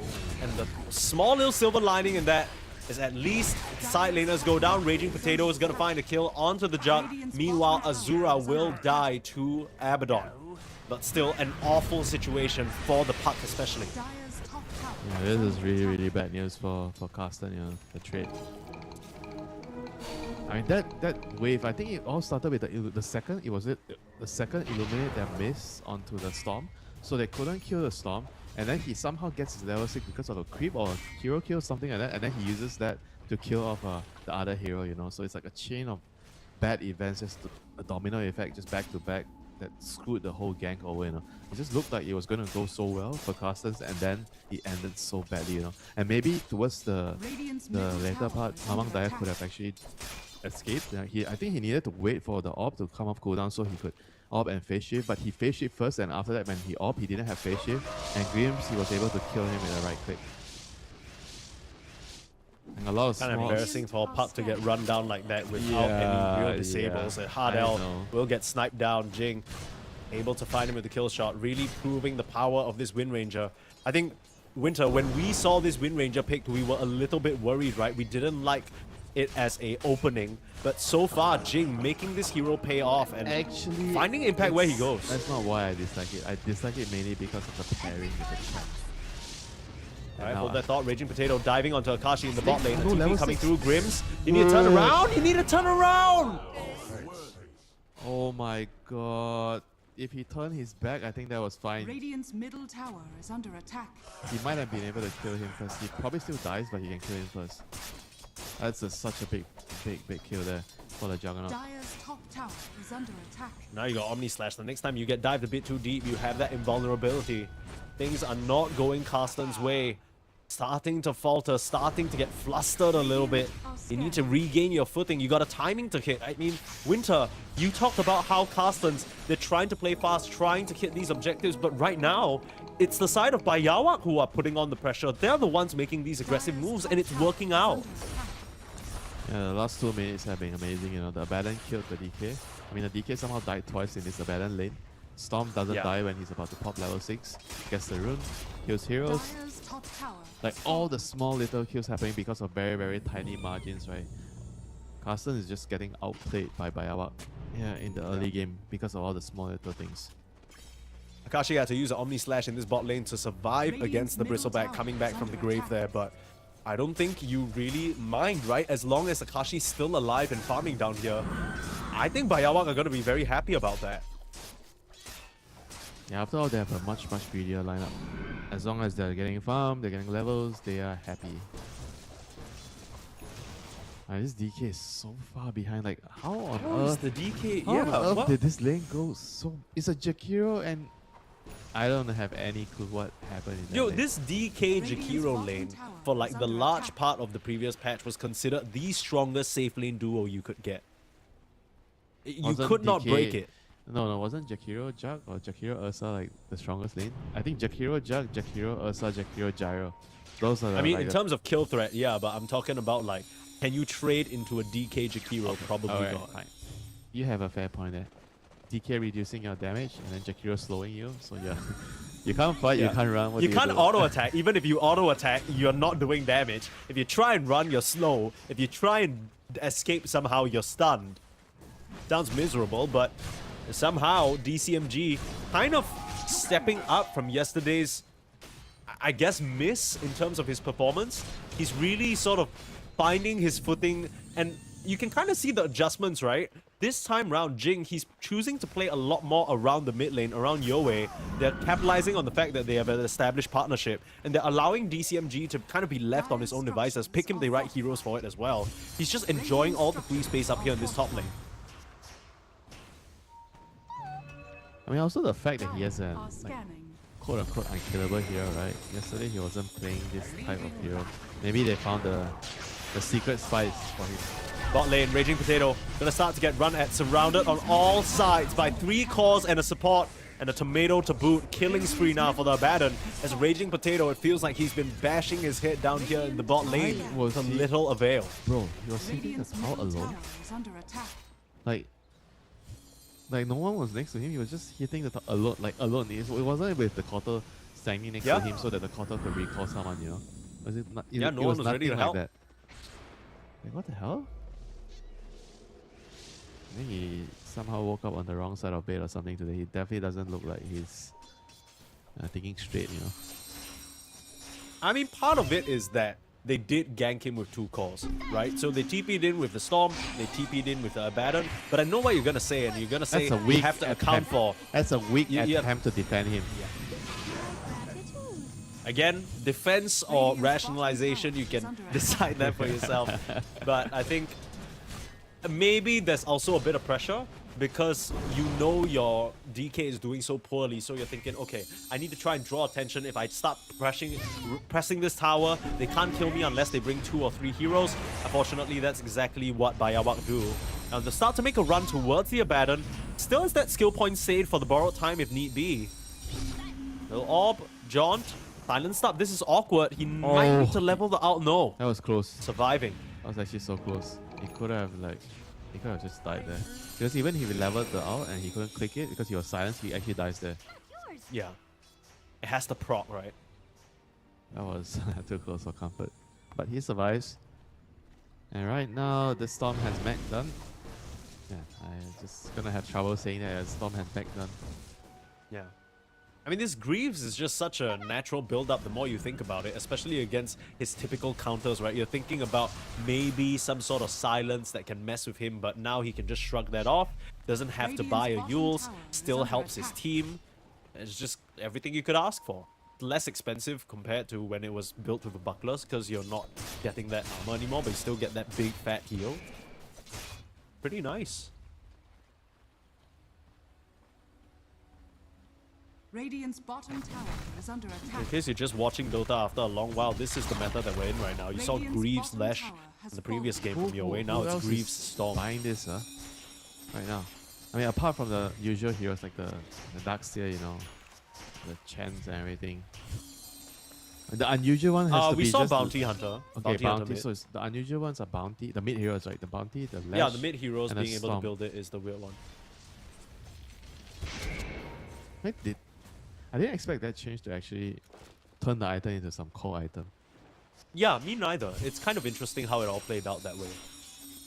It's just because I think you were talking to me about this. It's just because how important the timings at the maybe 40-minute Wisdom Shrine, your 20-minute Tormentor, and usually your Roche within 5 minutes of that period.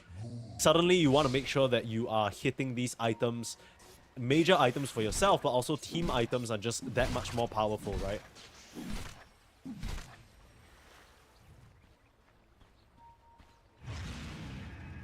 Like in theory, who else can still buy this item? Like if you need a dispel, I think you can just buy it. It seems. If you're a core Yeah. and you kind of like the stats on the item and the dispel, then you can just buy it. It's I feel like you could buy it on Timber as well if needed. on. Yeah, actually, yeah. Maybe it's not too bad, yeah. If you need a dispel. Because I remember there was a time in the distant past when Timber, before he was like this big monster dealing damage, people were playing him like low-key aura, like use the farming capabilities of the hero to get your auras. Not necessarily bad. It's a bit of a wraparound situation. Trying to find a bigger kill onto Grims, or maybe just looking towards his creeps. They already secured the kill on the Chen, now looking perhaps at this Abaddon. Maybe it's a bit too quick for them to catch up with. They'll commit the coil, they'll break. Ice Path is there, forcing him Wait, to level the ultimate, but far that too late. was, DCMG a bit slow, and they will be able to finish him off. That was a huge blunder there by DCMG. Like, that was huge. That is the DCMG we saw yesterday. Like, he had time to just click it, you know? But if he, okay, quick question. If he clicks it, does he live anyway? Because at that point, you have 5 heroes here all chasing. You gotta try and waste your time, you know? No matter what. guess so. And then if you do that, maybe the Storm will TP and clean up, you know? If you do enough damage. He has a Radiance. Radiant's top tower It is didn't under really look attack. like anyone was prepared to come. Yeah, because the but Storm still, has his since TP on he cooldown. already decided to do that, right? Why not just do it early and Dire's take it, middle you know? tower is under attack. Like, he wasn't getting away Radiant's top tower is under anyhow out of attack. that sticky situation, right? So why not just try and fight? I guess it's not that bad. I feel like in a maybe earlier game situation, you want to make sure that you get that Aphotic Shield or Curse of Avernus out as I well mean, as it's possible. still pretty- He's sacrificing I'm a, telling you, that death was very bad because the Chen already died for him. He blocked the gank and then you should escape on the core. That kill gave them like what? Such a big amount of gold. Let me see how much. It was like 700 gold. That's pretty bad, you know. 700? Yeah, it's pretty bad. Wait, how is it 700? Bro, just do the math. What do you mean? How is it 700? If you add both, it's like more than 1k. you know? Oh, as in you're counting both. No, bro, even okay. The first one, the abandoned one is like 600 gold. Okay, fine, not 700. And then Grimm's is 400 gold. That's like 1,000 gold. You know, those 2 kills. Sure. I mean, you bring 5 heroes for it. I mean, still And a you, good payday. You know. I mean, I'm 1k gold. just trying to buy into the idea that you were talking about, because right now, as far as I'm concerned, I don't know whether Carstensz are playing at the pace that they need to. Yes, they're getting these kills, but it doesn't feel like they're really exerting their map pressure as much as I would like. Yeah, sure. I mean, that's the early game not going well, you know. And now they're here. They get the call onto Storm. Storm seems to be fine for now, though, eating a pretty big blast, but Yowie will still be able to walk that one off. Oh my god. Not How able did to execute the nobody Jakiro, die? able to TP away somehow. Mamang Jaya still looking to play, though. Raging Potato now running in. He has to watch himself, though. He might be tanky and can do a lot of damage, but chased down by a few heroes. Okay, I say that, but he's barely taking any damage. Omni Slash out onto Raging Potato. That's the big kicker. He's going to cut down Hard L. The spin is there. They finally get the Jakiro as Storm now on the second round, trying to chase onto Mamang Daya. Meanwhile, Ren able to escape, but unfortunately, Raging Potato not quite as lucky. Looks like Mamang Daya and Azura were able to clean up the Storm on the backside.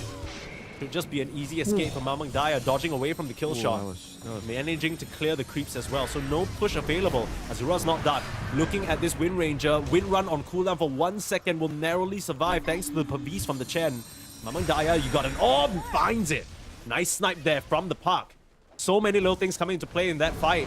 They just decide to just kind of put themselves in that position on the high ground, and midway through the fight, if I'm not wrong, Mamang Daya actually TPs back to base, gets recalled, and that's why he still has so much resources.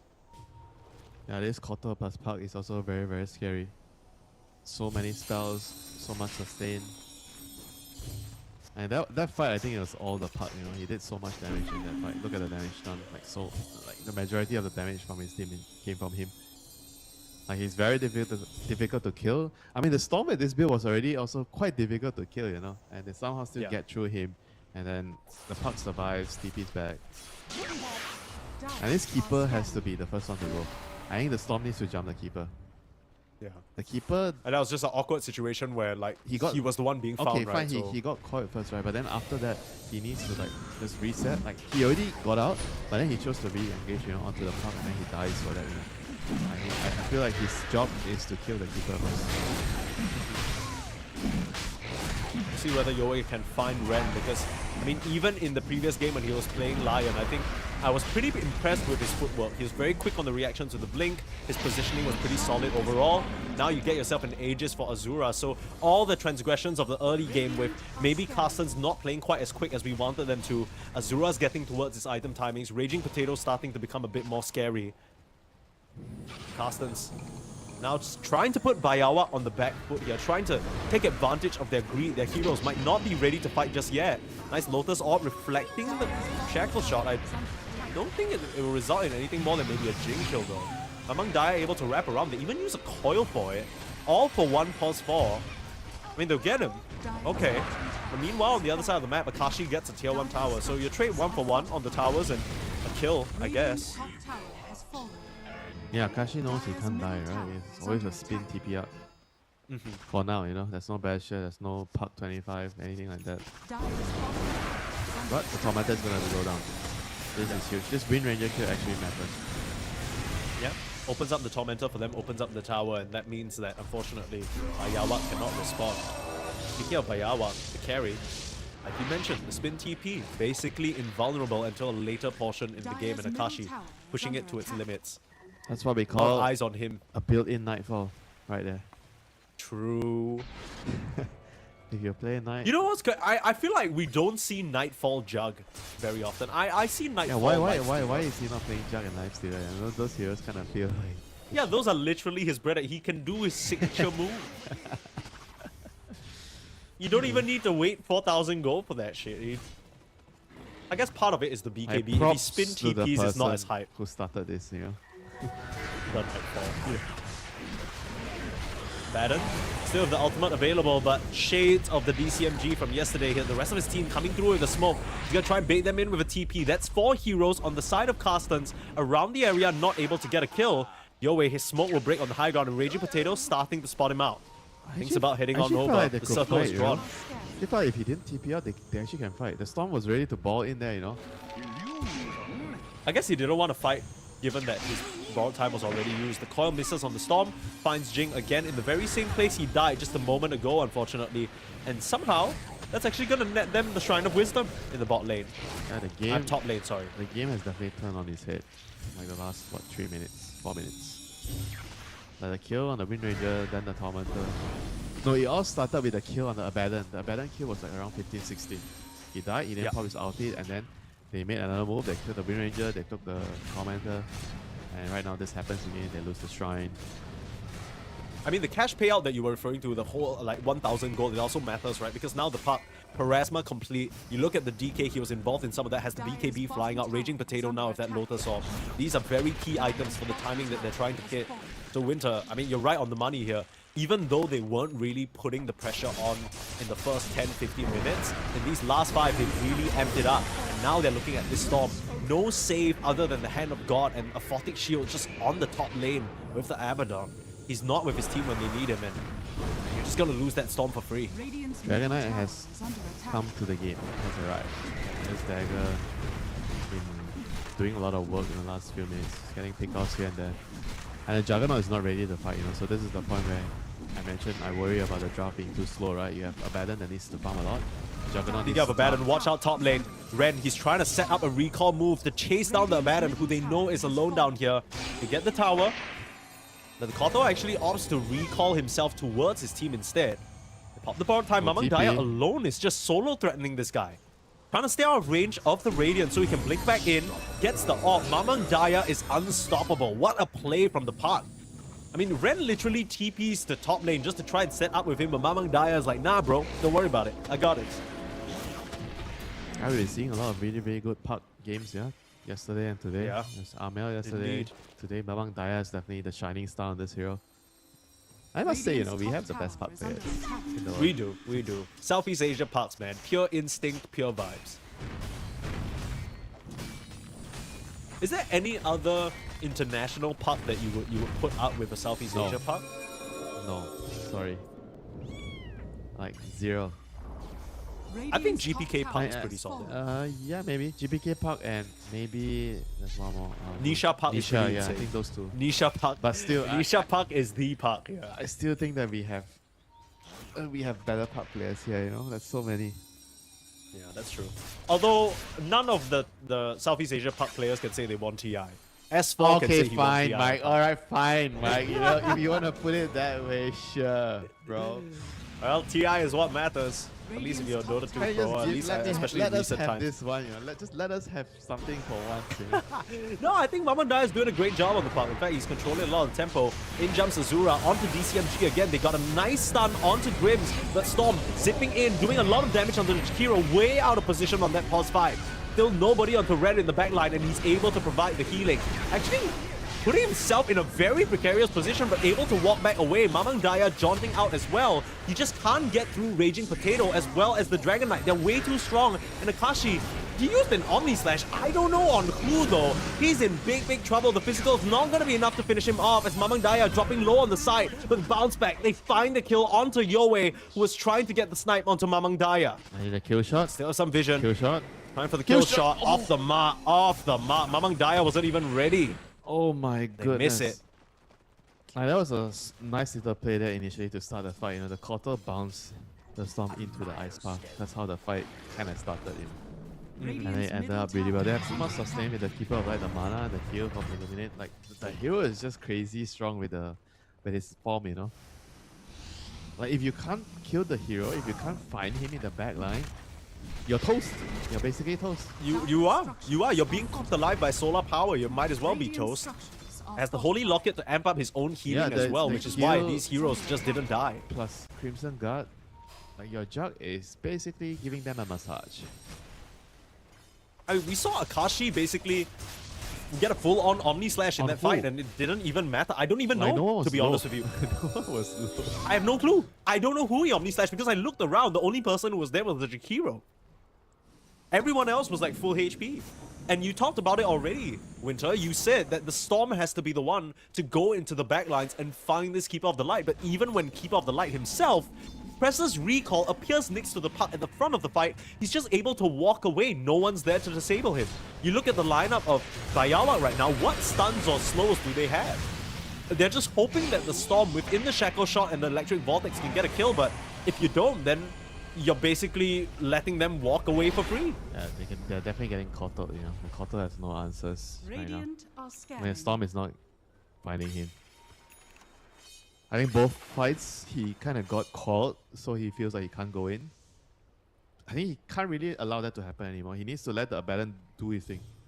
The Abaddon goes in, like soaks up all the attention. Just let him be the guy that goes first, and then he has to just wait. You know? He has to wait until the keeper shows. You know. Hardell trying for a setup onto the Wind Ranger, but spotted out by a sentry. Very telegraphed move from the side of Carstensz. Is BAIYAWAK assembling to try and make sure this Roche doesn't get stolen away from under their noses. At least very secure. Stealing implies that you own it, right? Do they actually own it? Maybe. I mean, with the advantage that they have, 3k, it's not really as much of a gold lead as you might think. Would be the case with how far Carstensz feel like they're ahead. Dire are scanning. Let's take a successful fight, successful pick-off. Yeah, they need daggers. You know, I think the Juggernaut has to buy dagger and just, I don't know, like join the Storm, find the counter, and just slash him down.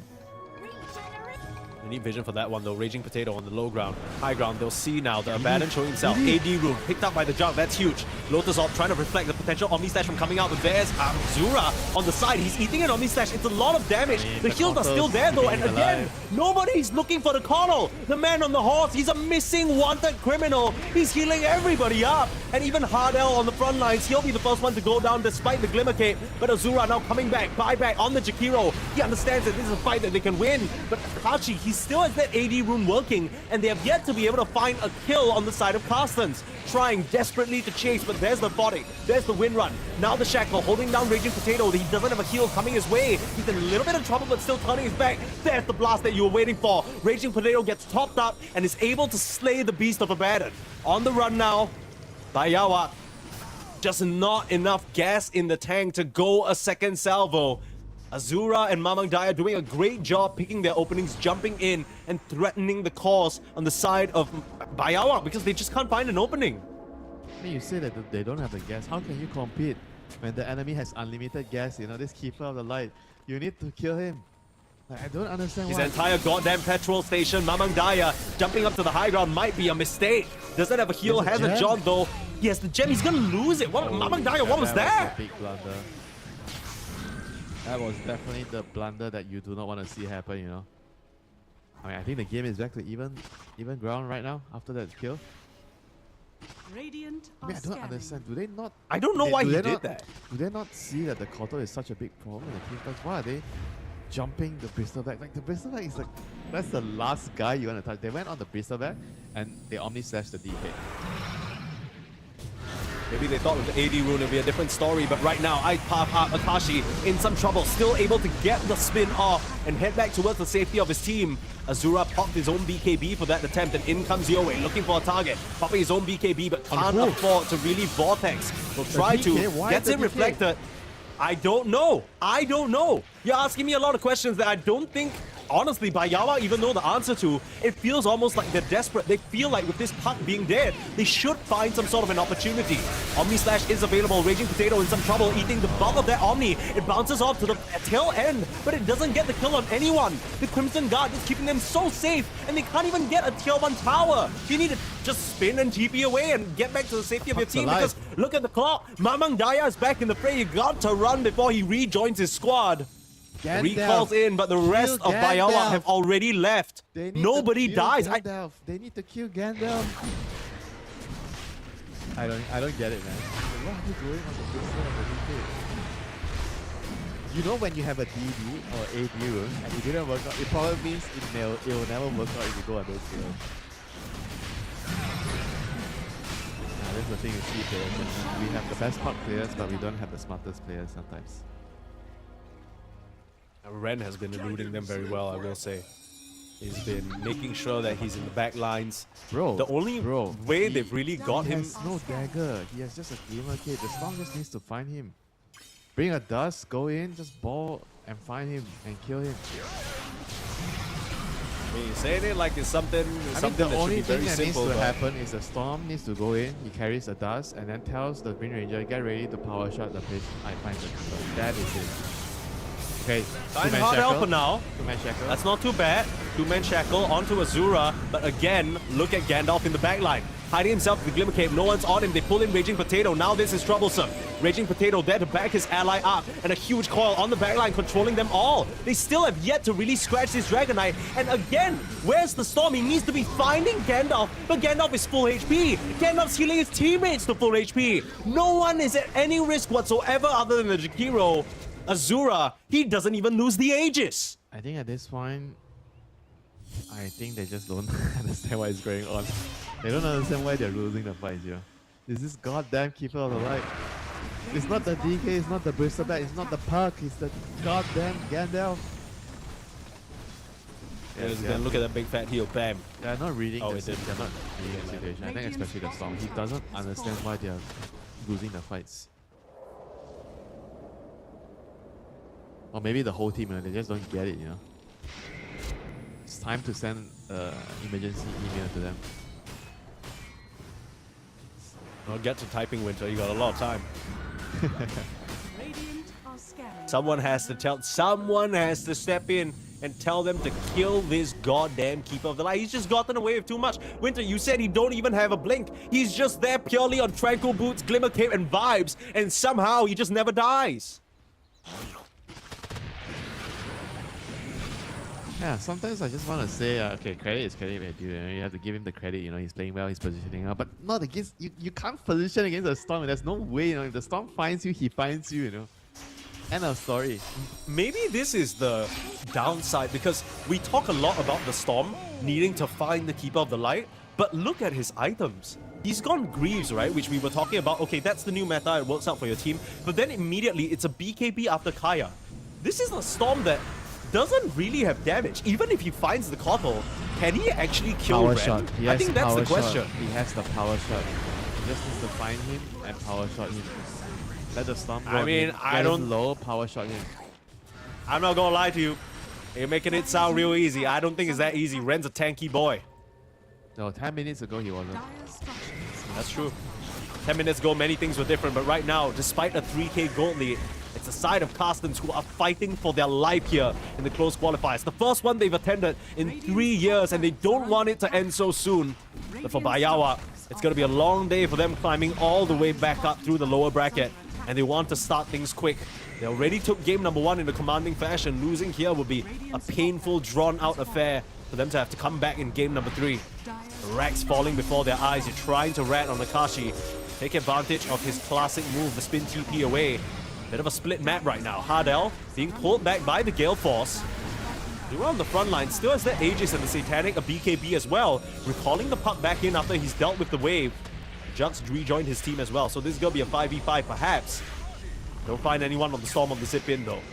And just keep going with this heal. And he got the melee Rex bottom. Are fortified. Guess it's not gonna matter if they end the game right now.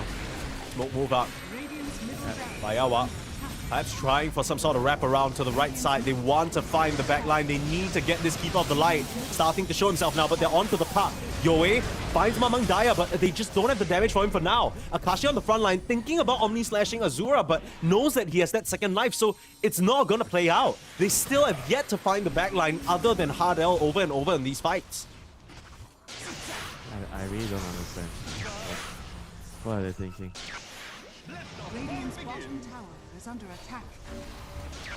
And the Storm used all his mana to try and kill a Puck. Puck doesn't die, he gets out, and then the Kotal heals him. And then the cycle repeats again. Radiant's bottom tower is under attack. So he's gonna come through, why? try and get the initiation onto Azura.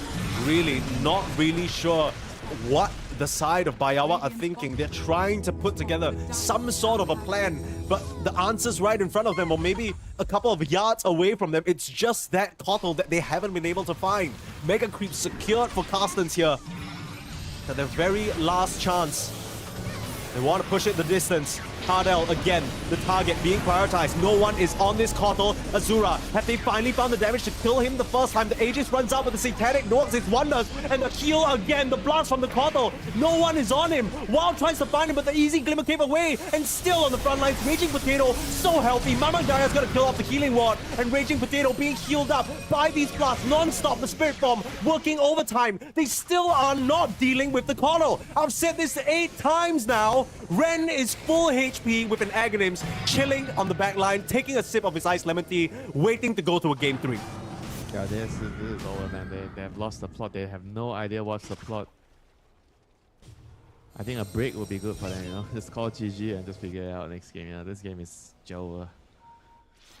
Radiant's courier has been killed. Mega Creep's gonna make things a lot more complicated for any sort of jug rat that they were relying on up until this point. Sure, they got the melee back Rex bot, but Keeper of the Light recall. you really can't. I mean, I just gotta. As much as this is frustrating probably for the BAIYAWAK fans, I got to give Ren his flowers, man. I think his positioning has been very, very solid. He's never appearing for more than 2 seconds, right? He appears to use his Holy Locket and then he immediately glimmer capes away. He always makes sure that he's not just out in the open. He's trying to hide behind trees, use his teammates' bodies as obstacles in between him and the opponents. I gotta give him his props. I think he's doing a great job this game. And according to you, Winter, he is the key difference maker right now. The one that they have to kill that they just can't get their hands on. He's being elusive as a little rat. Radiant's middle tower is under attack.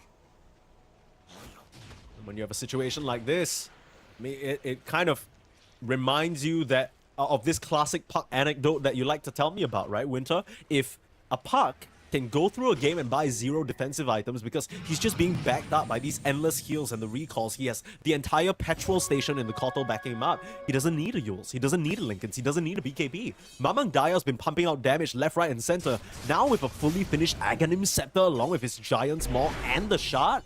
And these heroes are not going to survive. I don't care if you're on a Abaddon with like 2000 HP or a Jug. You're going to die. Almost towards that level 25 as well on the Puck, and level 25 already hit from the Jug. He does have the Blade Dance lifesteal, and that is a pretty significant talent to grab. He bought a Silver Edge, you know. I mean, it's kind of nice and all, but they still need to kill the Kotal. If they don't realize that, they're not winning a team. There's no way. Well, I will say that Akashi is getting closer and closer. It feels like there's a few fights now where Azura, he's living on a sliver more than confidently being above half HP. Maybe they just want to keep bashing their heads against that Dragonite wall until it breaks. Let's see whether it works out for them. Pretty convinced that that's not the answer, that they need to find the Kotal, but maybe, just maybe, they've scaled enough that they can make it work. Crippling Crossbow as well, picked up to reduce some of the healing. Hardell, ready to break any sort of a smoke with some nice wards on the high ground. Positions being circled out, no one showing in the base. This is obvious as all hell. You know they're out on the map, and you don't want to risk things. Only person out is Ren, ready to recall at a moment's notice.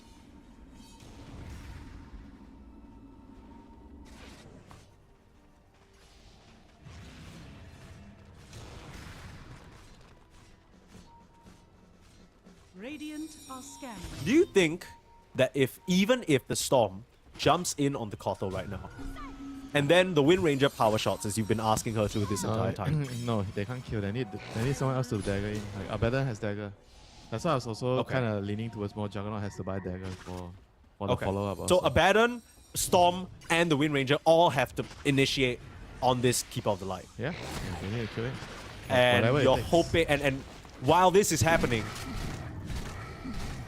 Azura and Raging Potato have dropped their keyboards and are not doing anything. Yeah, that's what you're hoping for, basically, right, at this point. Coming through with a Silver Edge. Sentry on the high ground. They see Akashi, though. Troublesome. Lotus Orb reflecting that initial switch slash. Yoe's already used his BKB. None of those heroes that we mentioned are the Kotal, as he's able to just drop his ultimate. Pulling all of them in. They're just not killing anyone. Omni Slash, it's bouncing around, but it might just threaten Hardell. Akashi's gonna come back out to his own death.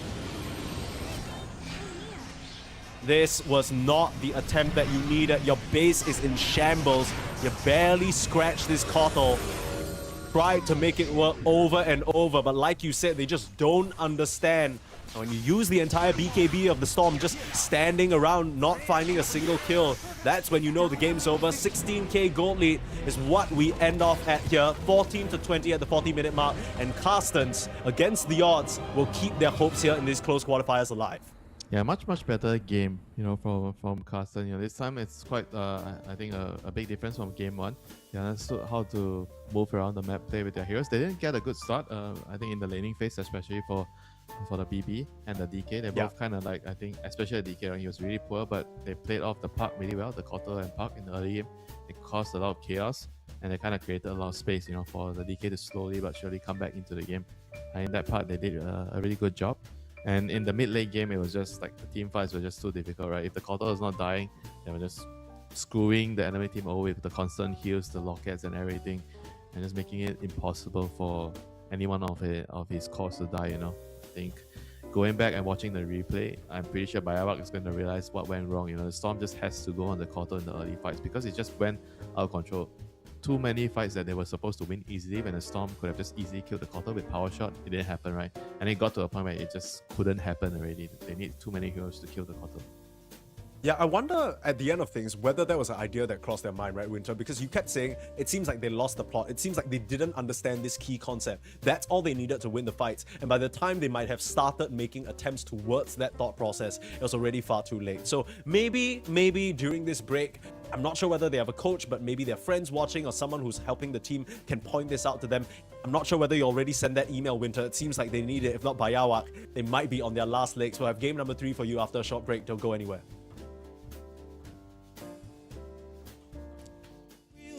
Or make believe that keeps me thinking of you. If you've got time to walk with me, I'll show you how my heart is true. And here I stand waiting for you. Tell me, baby, what I gotta do. Don't tell me that you don't feel the same inside. Don't tell me these are feelings that I ought to hide. Don't tell me that you don't feel the same inside. Don't tell me these are feelings that I ought to hide.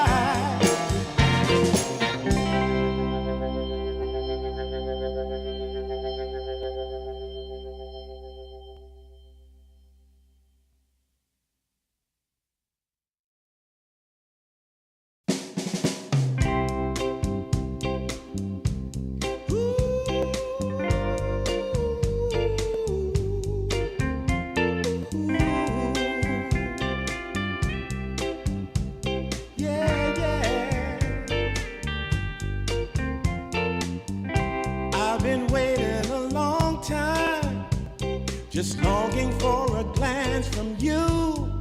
Yeah. A chance to look in those big brown eyes. No telling what my heart would do. Hey, when we met, I sure knew it felt as good as it could be. In that moment, though it felt so good, I wondered why you noticed me. If you gave me just a little time, it would sure ease my troubled mind. Don't tell me that you don't feel the same inside. Don't tell me these are feelings that I ought to hide. I don't care where you came from, just tell me where you want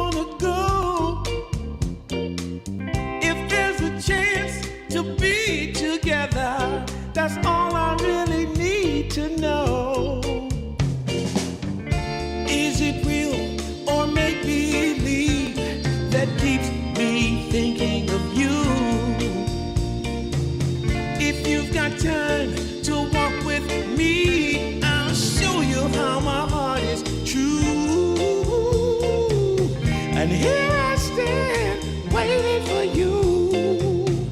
Tell me, baby, what I gotta do. Don't tell me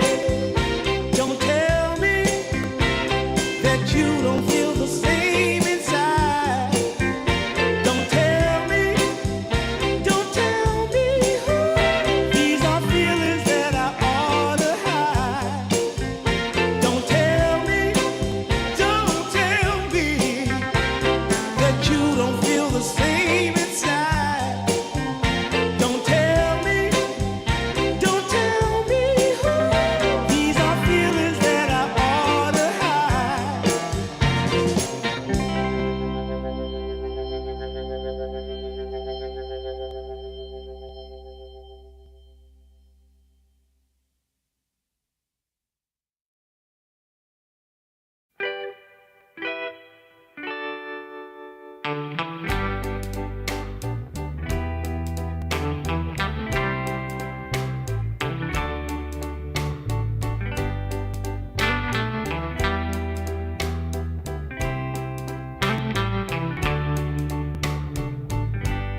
Sometimes I'll be foolish.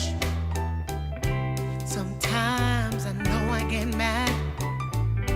Sometimes I say the wrong thing to you that makes you feel sad.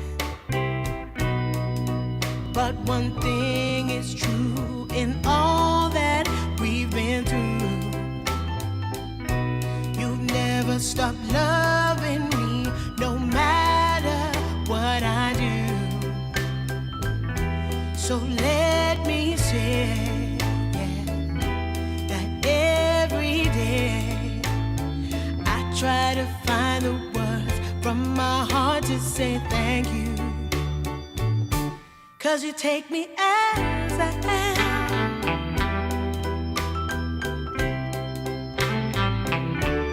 You take me as I am. Oh, baby. If you stop loving me, well, I would understand. But I won't take you for granted, no, no. When you hold my hand, your love makes me feel that I could fly to the moon.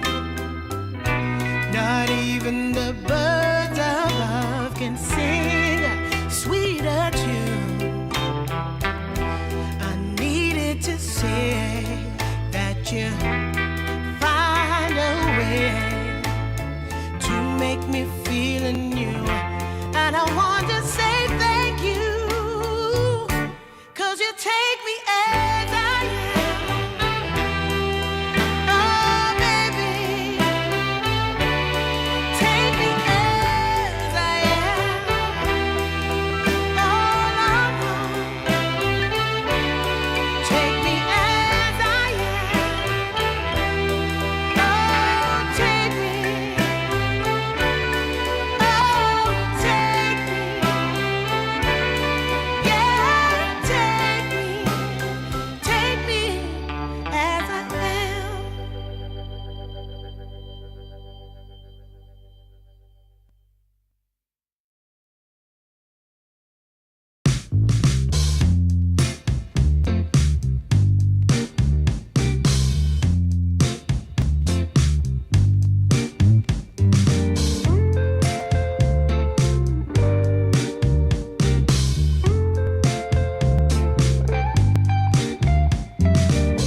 Well, I can tell just by the way that you're smiling that you're still unsure. And I can tell just by the look in your eyes that you've been hurt before. But baby, no one can promise you forever. Right now I only know that we should be together. Because it's now or it's never, so won't you take a chance on me? Well, it's fine if all your previous guys, they made you run away. You can bet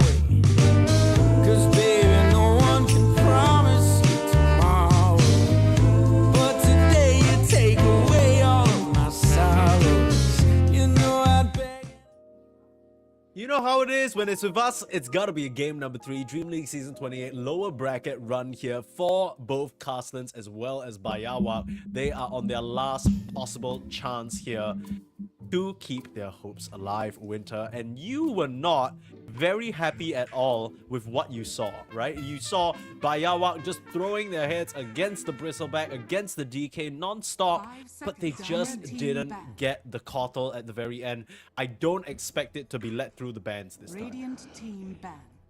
Probably not. Yeah, quite unlikely. I mean, if they let it through, then they must have figured out they have to, I don't know, just kill the hero. Like, it's not about banning the hero. I think they just need to. The hero is like, I think you can 10 manage the hero. seconds remaining. You just have to kill Dire him. team ban.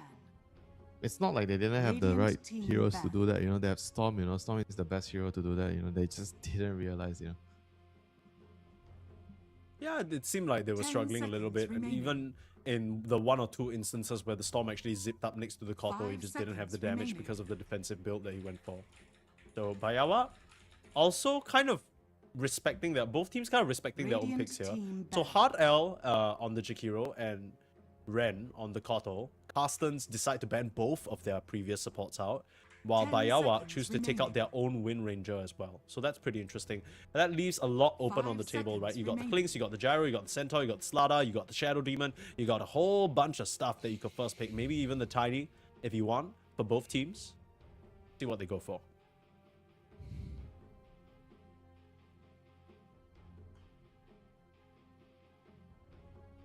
Dire team pick. Radiant team pick. There you go. Some flex potential. How do you feel about the Tiny open? I mean, it's okay. I mean, it's flex hero. Tiny mid, tiny position 4. I think it's okay at 8. 10 seconds Sometimes remaining. 9 is fine too. But I think the hero is only 5 really good as a seconds core if there's a remaining. Kotl in the game. And Right. you need some sort of Team back. amp, you know, like Kotl just enables the hero. Dire team Maybe you ban. need to have a replacement, something like a Skyra for, I mean, we saw AA, right, Radiant yesterday. team ban. Yeah, I yeah. can't remember who was it, but they did AA Tiny. It didn't really look that impressive. Yeah. That wasn't really... Yeah, I mean, that was more like they just weren't playing together, right? The Kotl solves the mana issue, so Tiny has mana problems. You can't really 10 spam your seconds spells remaining. repeatedly if you don't have Kotl in the game, you know. So I think you 5 can only see seconds Tiny being remaining. that insane if you have a Kotl around in the game.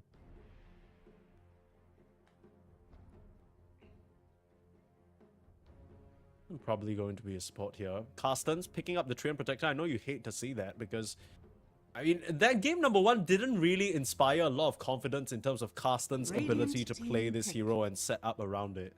Just felt like they didn't fully understand how to Dire maximize team pick. that, you know, how solid it can be.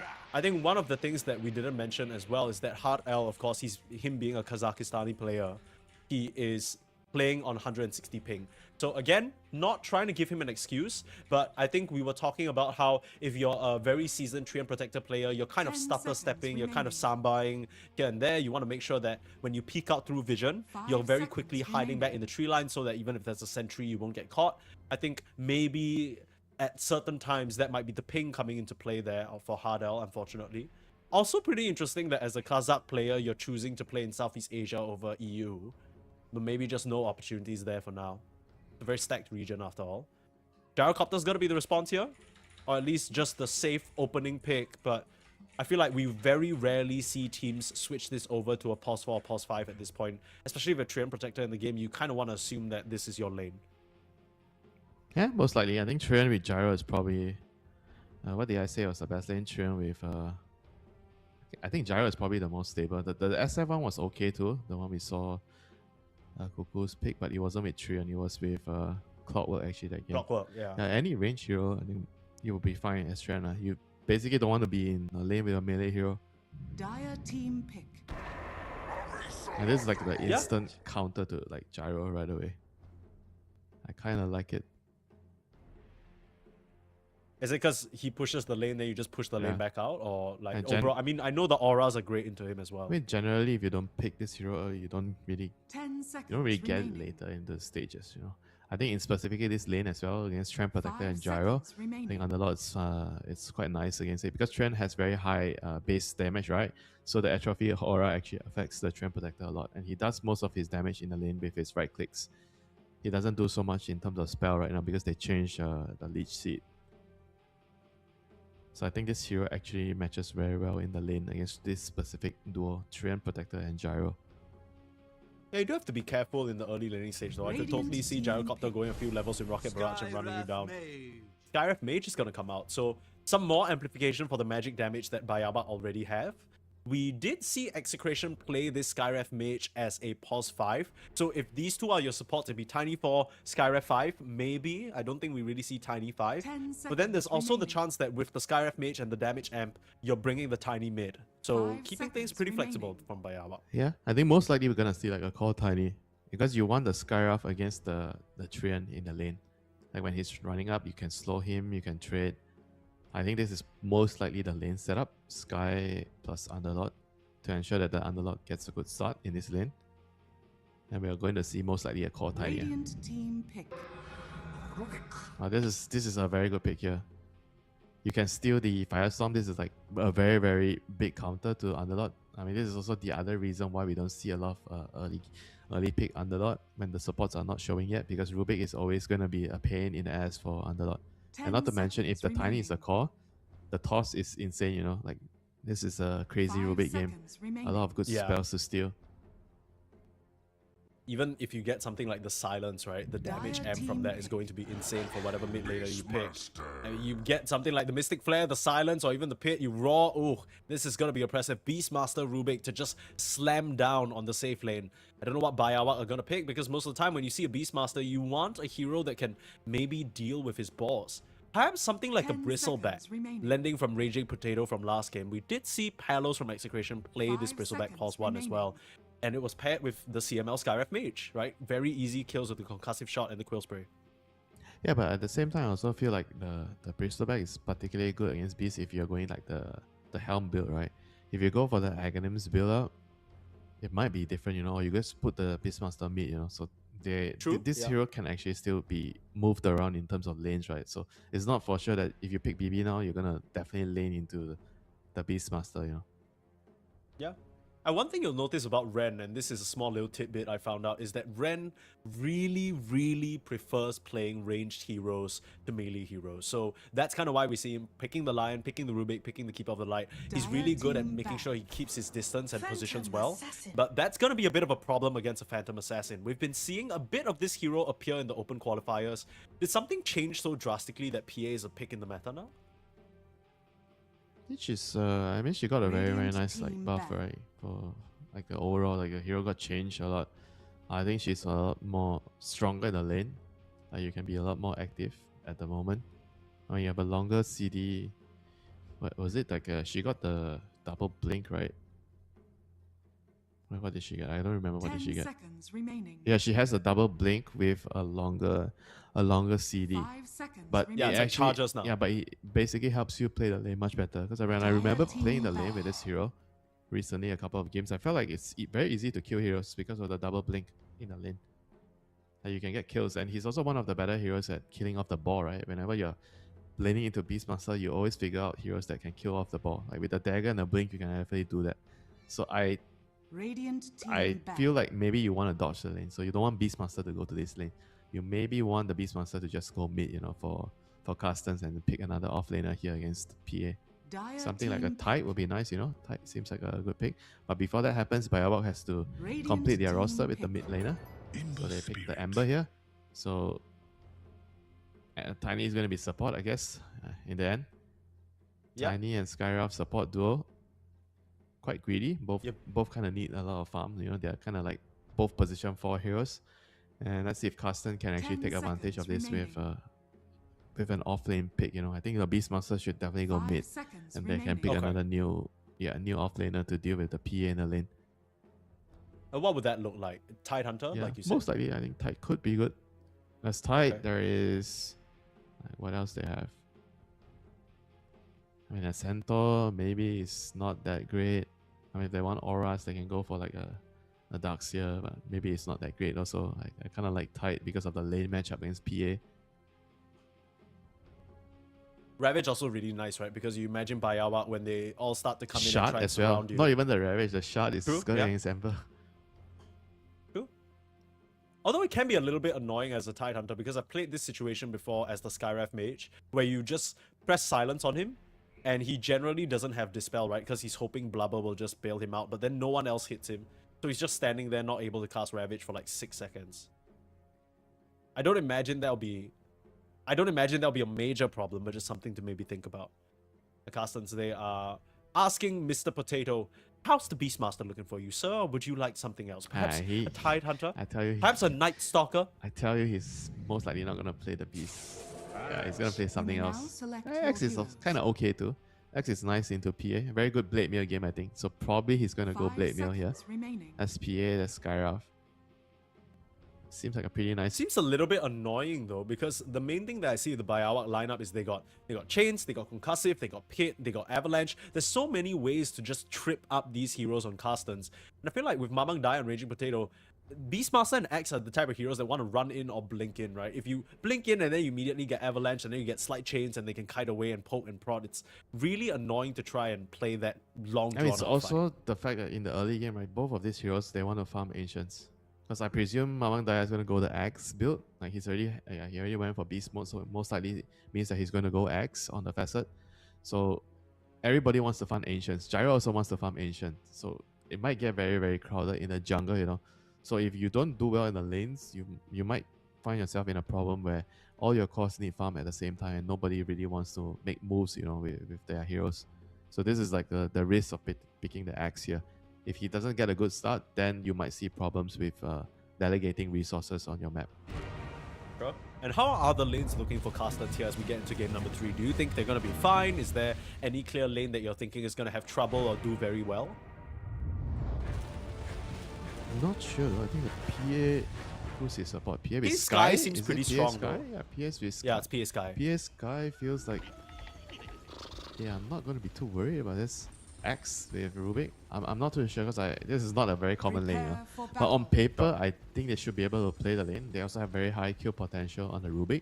Like you can just jump over with the Sky slow, the PA blink over. So I definitely feel like they have a kill threat in this lane. And if you look at like the other lane, the Gyro and Trian against this Underlord and Tiny, I would also favor the Underlord. I think Underlord should do very, very nicely in this lane. You don't expect him to get kills, but I think he will be free farming in this lane. And that's what matters for Underlord. Let's keep them off him. Mid lane is probably the only lane I feel like he's going to be favored for Carstensz. I think Beastmaster will get more CS in this lane. Early sentry in the triangle just to block that ancient camp that you talked about was going to be in high demand for the side of the Radiant. Carstensz, all 3 of their cores want to be farming that area. An early smoke move out from Carstensz as well. They've all headed towards this bot path area. Kind of expecting that maybe DCMG would walk on forward and try and cut trees early on. But he's playing very, very safe. He understands the threat of an Invis Trian. The battle begins. 2 rune apiece, I guess. Both teams. Both sides they have like kind of like mirror wards, right? They both like have a ward in front of the offlane tower and one in the middle section. Mostly trying to figure out. I think they're trying to use these wards to figure out the lanes, right? They're not sure what maybe which support is going to be going to which lanes. Or the supports are going to be tri-lane like right now at the start of the lane. I don't know if they saw Jing coming up top here. But I think this is a very, very nice move to enable the PA, right? Because X, if he dies in the start in this sort of setup, it's going to be really bad for them. Like Yeah, this is where the I think communication he knows comes in. something is up. He's playing very defensive because the ward. Yeah, because Hardell is giving him the info. Yeah, the ward on the bottom side doesn't see the Tiny. You know, this ward in the secret shop, they don't see the Tiny walking past that area. So he's playing very, very safe. Yeah. I mean, still no info. This is where the communication comes into play, right? Hardell immediately tipping Jing. Whatever the hell you're up to, it's not gonna work. back, I guess. Oh my god. Oh, It worked. that is, yeah, that is warranted. That is definitely warranted for sure. Oh my god. I mean, that looked so easy. Yeah, Firestorm. He took a full brunt of Firestorm. Radiant's courier has been killed. Like, this is a spell. That's not really what you want from a tree-end gyro lane. Nope. This is definitely a spell where you cannot actually tank at level 1. I don't know whether there's any level that you want to be standing in a firestorm. Okay, fine. No, I don't- no way. This spell is you can't tank this spell. Like, no. This spell is monstrous. It's the type of thing that shreds you from full to half. Like, just kind of... Was that like a misplay from Azura? Why was he positioned so aggressively? Just didn't expect the Tiny to be back. You know, they think that the Tiny is still trying some funny move at top. You know, and I guess what? He's behind you. I think he was Not already. gonna lie, Jing kind of cooked them on that. Yeah, he did. He definitely did. You know, because he was not envisioned the whole time, right? So they can only guess where he was at. Yeah. Raging Potato actually putting out a lot of damage. The Battle Hunger denied on the heal from it. Or rather, what do you even call it? When you kill a creep and get rid of Battle Hunger, what word would you use to describe that? Cancelling it out? Battle fulfilled. Full from battle? No hunger. Like Curbed. you... Yeah, you're not hunger... Yeah, they curbed the Battle Hunger. There we go. Thank you, Winter. So what I was trying to say Alright. is that they failed to curb the hunger. I think that's where I was going with that. Finally, yeah, after 2 minutes, back to the game. Yeah, after 2 minutes. Yes, please bless us with the wisdom that is so important for you to talk about right now. You can see what just happened. Like Yowei tried to, he took the bottom water rune and he tried to TP Yeah. to get the other rune, but then there's a Hawk, you know, so he lost his TP. Oh. He took a really bad trade there. He lost a lot of his mana from doing that. And this lane itself is already, I feel like, should be Beastmaster favorite. Looking at the denies, Beast has 7 denies right now. Ember only has 3. It's definitely going to be adding up, you know, at some point. And especially at level 5, you know, if you have the... If you get level 5 first on Beast, I definitely can see like Beast maybe killing the Ember in this lane. Yeah, just running him down, right? Yeah. Maybe level 5 timing, level 6 timing, you just get a rotation from... Especially the Grim 5. The 5 timing is very, very big on Beast. What exactly is the 5 timing? Is it like just level 3 ball? Yeah, either the level 3 ball or level 3x. Either way. Radiant structures are fortified. I'm melee into Well, melee earlier on we matchup saw... is very, very bad Cast... for Beastmaster. If you play melee into Beastmaster, the balls just like kite you forever and you get That's true. punished. Hadel trying to get some revenge with his boots here. Run in onto Jing. A tree versus a rock. So the tree should never He's be dead. winning? Is that what you're saying? Oh, yo, Hadel Dire's tip him. middle tower is under attack. Okay. When the He's learned his lesson. When the tips stop, you know the game is beginning. Yeah, they're being serious now. No more messing around. Yeah, no more messing around. At level 5, like you talked about, Mamang Daya a bit low on the mana though. But so is Yowei. I think ever since that trade went wrong for him, it's been pretty difficult. He's been playing on the back He foot. lost the lane basically because of that. You know, if he just took the rune and just walked back, normally everything would be different. Now another TP Hold from on, Jing. Coming back from the respawn. Jing, he's going to try and make an impact in the top lane. Able to do so with the avalanche. Looking for a toss. A bit awkward with the placement though. We'll just give the kill over to Akashi, and Grim's living on the sliver thanks to the infused raindrops. I mean, this is also something that's like really bad that is happening, right? When somebody dies, you have to play safe, you know, until you see the other person, because he could just TP to get a kill, you know. You never want to give away someone dying and then TP back to lane to get a free kill kind of moves, you know. Yeah, these are the kind of small little things that I think we were criticizing Carstensz on. Of course, them being a new team, maybe not having Look at this. established these... The Rubik just communication TP back lines to the yet. lane. He just died and Yeah. if he dies again, this is really bad. Raging Potato trying his best to keep the Rubik alive. A rare misstep from Ren. He's been good on his positioning this whole time, but maybe punishing Akashi instead. With the hard LTP in, the Rubik is just tanky enough to survive, and now they're looking towards Grims. This could be a nice call if Raging Potato throws it out. Blow them down with the concussive as well as the avalanche, but Grims, he is still not going anywhere. Not really fast enough on this Skyraf mage. Will silence up the axe to stop the call from coming through, but will not stop that leech seed.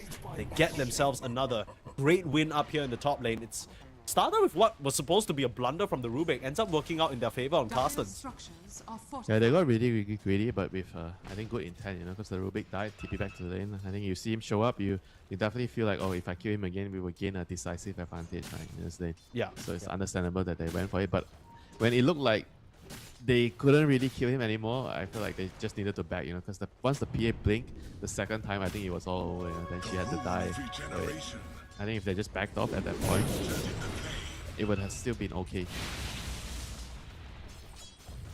Thought starting to gather towards this mid lane, maybe trying to play off of that catapult. Yeah, I mean, look at Bit the lane. lucky for Look- Yowie getting the regen Look rune. at the lanes like going so badly for him already, you know. Yeah. And this beast is going to be such a huge problem. Like, how are you going to deal with the beast? You know, you have to address him at some point. You have to have some sort of anti-heal mechanic as well against the axe. If you can actually get a vessel on Ember, that would be nice. I think that's going to be important. But they're going to have like a huge Beastmaster problem to deal with, regardless. Dire Sure. are scanning. Well, I guess the one upside is that this Beastmaster is going for the Aghanims build, right? Like you say, so it's a bit small, I guess slower overall. It's going to take some time to get Radiant's towards the middle Aghanims, tower but is under the attack. triangle stack's already being prepared, as we can see in the Radiant side. Small camp being prepped by Hardell. No Ancients just yet, but you can imagine that that's going to be something they try and look towards. Dire's lane, some top pings tower coming out. is under attack. Rotation from Azura through the Twin Gates. You see this very often from the Gyro. He's going to show himself with mass TPs coming in. Jing looking to try and cut them Okay. off. It's Grims who they find first. Grims on the wrong side. In comes the Underlord, ready to fight as well. Azura, you gotta be so careful. It's a lot of magic damage as they full focus down the Gyro. That is not an even trade. 4 heroes here from the side of Carstensz trying to make a move that they did not have the power for. Now they're going to lose the Treant Protector as well. Hardell will just drop to the deck, and just like that, Yowie able to get a couple of really nice recovery kills, but it does come at the cost of their tier 1 tower. Radiant's bottom tower. And I gotta say, you know, that was is under such a awkward move, you know. I like the Dire's gyro middle coming tower over, but is under attack. the way he walked in vision across the area behind the tower, I think that was a big oversight, you know. They saw him all the way, that's why they were able to rotate and they TP'd, and they used the Fiend's Gate from Underlord to kind of trap them in that, you know, pathway, you know. Yeah. Good play from Grims, also using his body to kind of bait the Gyro in a sense. Akashi dodging away, but now being chased down. Nice toss up in place. Raging Potato still trying with the Battle Hunger. Ashi, living on a prayer, is going to be able to TP out, seriously. Now Yoey's coming here to try and clean up. Found himself free Rubik, trying to hunt down a Phantom Assassin, gets assassinated himself. And the Urn Chargers, they're starting to build here for Yowie. He's getting his momentum back despite the rough laning stage.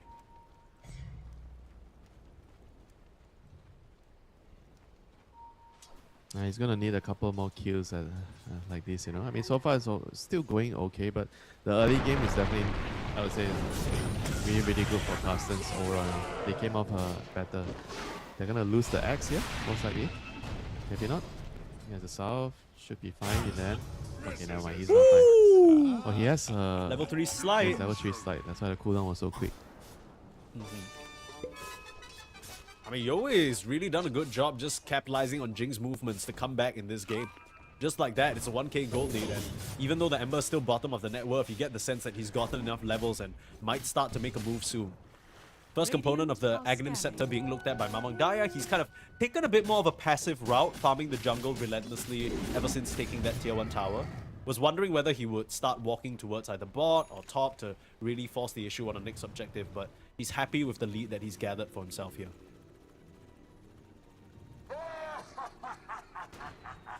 And they're gonna still need like a couple of moments, like at least until what, 13, 14 minutes, maybe around 15 to finish his games before he starts like maybe trying to join his team. But even with the axe, right, the thing with Beastmaster mid, you get an axe, it's not like you want to fight right away, you know, you still want to farm. It's more like, Yeah, like 1 or 2 more items, and then like maybe you threaten an objective or something like they that. have to figure out how to, I think, mainly fight with the axe, you know. Axe is going for a blade mail, like I suspected this game. But with the even with the blade mail, he needs to get a dagger, right? Because they don't really have a lot of ways of initiating. So it's, I think, a very slow, gonna be a very slow next 5 minutes, you know, for Carstensz. You know, they have to figure out how to survive this next 5 minutes, you know, because it's going to be BAIYAWAK trying to run at them with the PA, the Underlord threatening the portal in, and the Ember Spirit with his vessel those are the important timings they have to try to Radiant's bottom survive. tower If is they can under do that, attack. I think they will be in a good position coming into the mid game around 20 Dire's minutes. structures are fortified. Eyes on Jing He's as gonna well as smoke on the Yoei. beast. These are the Okay, playmakers. this might be good. You know, he feels like they don't have enough room to farm. He's trying to make a move here on the beast. Has a shield rune, so he's not really at risk of he dying. got Firestorm. Deals the Firestorm, but very easily just gets pitted away. So I guess it's a bit of wasted time for the Beastmaster, but now the Rubik has the Firestorm. They're going to be able to push out these waves and maybe even farm. Actually, it's a big deal. It might be just worth it to get this spell. Anyway, Yeah, I think so too. you can defend the towers. You do so much damage with Firestorm. This is like no doubt the best non-ultimate spell a Rubik can get in the early mid game. Like even late game is also nice because it's percentage damage. Yeah. It's top tier for sure. I think it's among the ranks of like Fissures, Shukuchi. Yeah. I mean, Shukuchi is like more mobility, right? Because Firestorm is damage, so it's like different category of spell to get on Rubik. You've never played against a mid Rubik who stole Shukuchi at 8 minutes, bro. Oh my goodness. I have nightmares about that shit. And especially when you don't really have a lot of lockdown. I mean, this game not gonna be that bad, right? Because they have pit, they have chains, like you said. A lot of little ways for the side of BAIYAWAK to poke and prod, and now they might just eliminate this Rubik. He very luckily passes them to the north. Line being drawn. If they can find Mamang Daya here in the jungle, that would be huge. Haven't seen any enemy heroes on the side of BAIYAWAK in a hot minute. Smoke's gonna break onto Hard L. That should mean that the Treant will tank the gang as Mamang Daya just very quickly TP's home. Hard L, any way out? Then Avalanche available. They're waiting for some sort of backup to come for Grims to show himself, but they realize it's just this Treant left to die and they'll chop him down. Yeah, this is fine. I mean, the Treant dying is, I think it's intended. Like he needs to be scouting, playing the dangerous sides. Because this is the time where this Amber is very strong, right? With the Skyrap and the Tiny, they want to be avoiding this timing. You know? Radiant's bottom tower has I mean, even the fallen. Underlord also sees that Dire's top they are tower stronger, is so he's under not getting a attack. pipe. He's getting a catch item. He's going for the ATOS first, so they can actually look for more kills on the map. Ooh, slightly off the mark there. They'll still slight Still chains gonna down die. this Rubik. Not sure what his plan was stealing the slide. Maybe he thought he could get like a Remnant and he escape. might have been better off maybe just running straight, right? Like just not turning back to cast any spell. Yeah. Oh no, maybe he would have died anyway. Radiant's top tower is under attack. Well, again, it's just support Radiant depths, are right? scanning. So while all this is happening, and everyone's tipping Jing apparently, you are still farming on the Beast, on the X, on the Gyro, and this is the awkward hump that you talked about, Winter, how Carstensz, they need a bit more time to get ready to fight.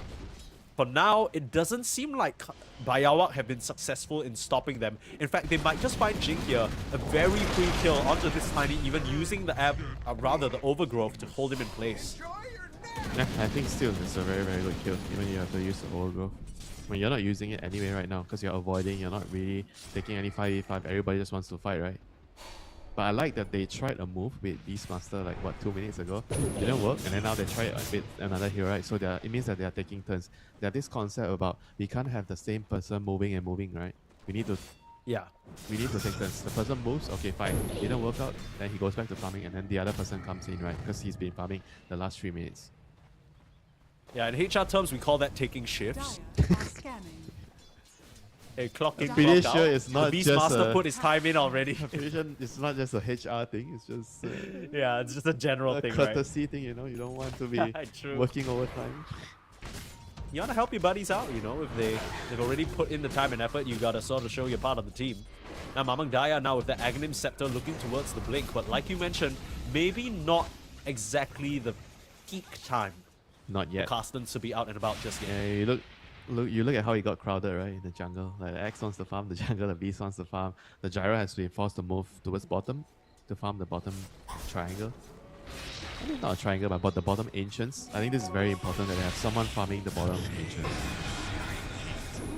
Another support kill. This is Ren just shows going to himself. happen. This is just always going to happen because the Rubik and Treant, they are playing like in a way where they're just always taking the very, very dangerous and far farm, right? So they're going to feed. Yeah. The game will stay like Very this easy targets. until the X has dagger, which he almost has. Or maybe until Yoei makes a big play onto Azura in the bot lane. Oh He's no, bodyguarded by he's Hardell at the greedy. moment. He's going out to the wave.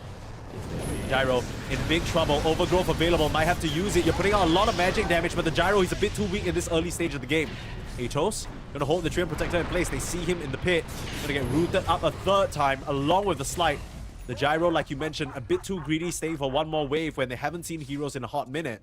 You gotta expect these gate ganks to come through. That's the only play that the side of BAIYAWAK have to them right now. It's not even that, you know, it's just the concept of he cannot collect the dead farm, you know, the dangerous farm. It has to be the Treant. The Treant was there, you know. I think the Treant was walking over to collect that farm.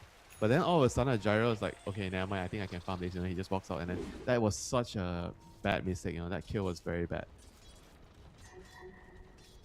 Yeah, top of the net worth, just getting killed off or no real trade-off is always going to be a painful one. Yeah, it was supposed to be only one death on the Treant. End of story. Radiant's bottom tower is under It's just attack. funny because you imagine the team comms. The Gyro probably has some degree of frustration because his triangle's being taken away, right? So he's like, I got no choice. I need to take that part of the map. But then it all comes back down to what you were mentioning, making sure you're assigning the right people to the right tasks. Yeah, it wasn't And right him. now, they assign 4 players to Carstensz into the Roche pit, get the Aegis for themselves. Sorry, not Agony. Look for a catch. Paul comes out with the blink and the immediate raw up. They are not shy about using these ultimates to cut down the Chinese. Yeah, Mamang Daya is going to get closer to his dagger. I think once he has his dagger, then the game will be easier to play. Because you're going to have double dagger on Axe and Beastmaster. Then the Gyro will feel like, okay, now I'm starting to feel like I have the map to farm, you know. I can play the map, I can take a lot more space. When people are starting to make shit happen on the map. Now you see Potato already being really, really aggressive, and he's posturing around the Treant Protector all the time. The Treant is kind of looking for singular targets for him to pick off, and then he's going to just try to follow up. But right now he shows himself for some reason on the lane, so immediately top lane something happens. They're trying to go on the beast. Trying to make a move onto Mamang Daya, but Mamang Daya a bit too powerful for now. They can't connect these moves, just the 2 supports, and full force of Carstensz up to the top lane, ready to take down this tier 1 and occupy the area ahead of maybe the Tormentor. Just Raging Potato there with a call. No follow-up though. The rest of the team not particularly interested in chasing onto this lone Tiny. Very close to his Blink Dagger. Being able to kill him off here would be huge. Do you really Well, want why are to they chasing for this kill? This is insane. A little bit This is scary. I mean, right now, no one is really coming to help Jing. They just left him for dead. So Raging Potato is going to claim another Coat of Blood. Meanwhile, the tower's gone down. I mean, Not punished. I mean, still, that was insane, you know, the fact that they chased there. Dire's top tower is under I can't say I was a very big fan of it, but it worked out. And now they're moving towards the mid section. They're trying to connect to the Gyro, making sure that they protect him indirectly, and then they have to stay top for the next minute for the Tormentor. Is there a contest attempt here on the cards for BAIYAWAK, you reckon? Oh, nice little dodge away there, hard You out. mean for the Tormentor or the mid fight right now? The Tormentor, right? The Tormentor, yeah. They have pipe soon. PA is not exactly ready to fight.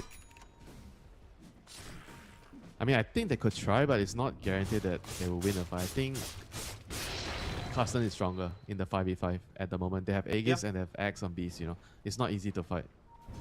I agree. I just wonder whether it's okay for you to give it up. A little bit awkward here. Caught around the tree line, no vision. Grims will get tagged by a concussive shot. Get the chains out as well, holding the Beastmaster at bay. In comes Raging. Gets the call out and should just be a dead Grims. One more chop. Very nicely done from the Axe. They're playing a really good game of leapfrog, right? Between Ren and Mamang Daya jumping in first and then Raging Potato following up. Catching the supports, especially of BAIYAWAK, off guard, but haven't really been able to slow down the Ember, Underlord, or the PA. All the cores on the side of the Daya are still farming up pretty decently. Just the Ember that's suffering. Now he kind of has to do all the moving, right? Because Pitlord is farming, Underlord. PA is also farming. So the Ember has to just walk like with the Sky most of the time on the Tiny to set up kills, right? And he didn't really do well in his lane. That's why he's kind of also... Yeah, I don't think he's that far behind, but I think this is the state of the game, right? He has to do what he has to do to enable his team. Dire's bottom tower Hold on. is Raging under Potato attack. might get caught here. A smoke move up. Maybe not to win the Tormentor fight, but to catch some stragglers once it's been taken. Coming Aye, through this together does on the not high look ground, good. holding that position. Starting to chain up, but the Axe, he is really strong, and you got that shot on hard L. You gotta start lighting up the map with the eyes in the forest. Jumping forward, Mamang Daya, they had the vision, get the raw out, in big trouble. Blade Mail reflecting a lot of magic damage, but Raging Potato is not quite tanky enough. In comes Yoei, ready for the kill. Akashi will get the slam dunk onto the axe instead, but now with DCMG committing in, he's going to die. Mamang Daya dropping a little bit low though, but still has that second life. You're looking at Akashi, 4 heroes, eyes on the PA, and Hard L jumping through with the chase. Not worried about dying on Mamang Daya. He will sacrifice his Aegis to get the kill on Akashi, and it's a big win for the side of Carstensz. Getting a Tormentor plus 3 kills, that's amazing, you know. That's a cherry on the top. And they are in full control of the game right now after this sequence of events. Very, very happy. Gyro's very happy. He's going to finish his BKB in a bit. And PA is going to need like 10 minutes of undisturbed time to farm. Somehow his team has to create that room for him, and I don't know how. It's going to be difficult. The double dagger on the beast and the axe is going to create all sorts of problems, right? And on top of that, you mentioned the shard from the Trian. He got it from the Tormentor. This is so huge. Hang on, scan comes through. The two-man hunting party of Yoei and Grims finding Mamang Daya. He doesn't have the Aegis this time. He's trying to work towards his BKB, but will get slain. That was a really nice smoke and catch. Big kill, but they have to keep finding picks like this continuously so that the PA can farm safely on his side of the jungle. I mean, they have very, very good wave shaft, you know, with the Underlord, the tiny, you know, 2 spells you can kill out the wave. So they have to be patient and find the moves, you know. Wait for the Skyraf ulti to come up again and then just continuously hide in the trees and wait for a target that they'll find. They can basically kill anyone but the Gyro, I want to say, because Gyro has BKB. Yeah. And Beast is also halfway to his BKB, you know, so they have to take advantage of it before they have double BKB or even triple BKB, even on the axe, you know. I think at some point maybe he's also going to be considering one. He's going for the Lotus at the moment. It's kind of nice. You can remove the root, remove the chains. But still, I think this is like a BKB game. There's too much like magic damage and the Underlord Firestorm, right? That's just too much. You can't survive through that, you know. So at some point you're going to have to get a BKB on the axe. It almost feels like Raging Potato's plan in these fights is not really to survive. He's going to go in and probably give his life as he has done so many times before. The Lotus this is almost feels like a playstyle type thing. The Lotus is also kind of like an item to help you survive, right? In a way, right? It gives you, Oh, I kind of thought it was more so like maybe he might throw it on Mamang Daya or his teammates. yeah, you can. The thing why Lotus is attractive here is you get a plate meal for the PA, and then you get the debuff removal for the chains, right? And maybe the silence from Skyraf. Those are the 2 things. That's why it kind of feels nice to get it, you know. But at the same time, you can't ignore the Firestorm, you can't ignore the tiny spell damage, the Mystic Flare. Those are spells that will just kill you, you know, if you have a Lotus and not a... Yeah, I mean, BKB. even in the previous fight, we saw the Axe tanking a full Mystic Flare. He basically lost 80% of his HP. And that wasn't even Ancient Seal or anything. He just literally took that much damage. So the magic damage, something to be respected from the side of BAIYAWAK. Things have slowed down a little bit. Ever since that Aegis, you know, the fight in the top lane, they get 3 kills, but I will say, I think BAIYAWAK are doing a pretty good job avoiding Carstensz for now. Maybe not going to be the same story now that the BKBs are up and running. Radiant's top tower is under attack.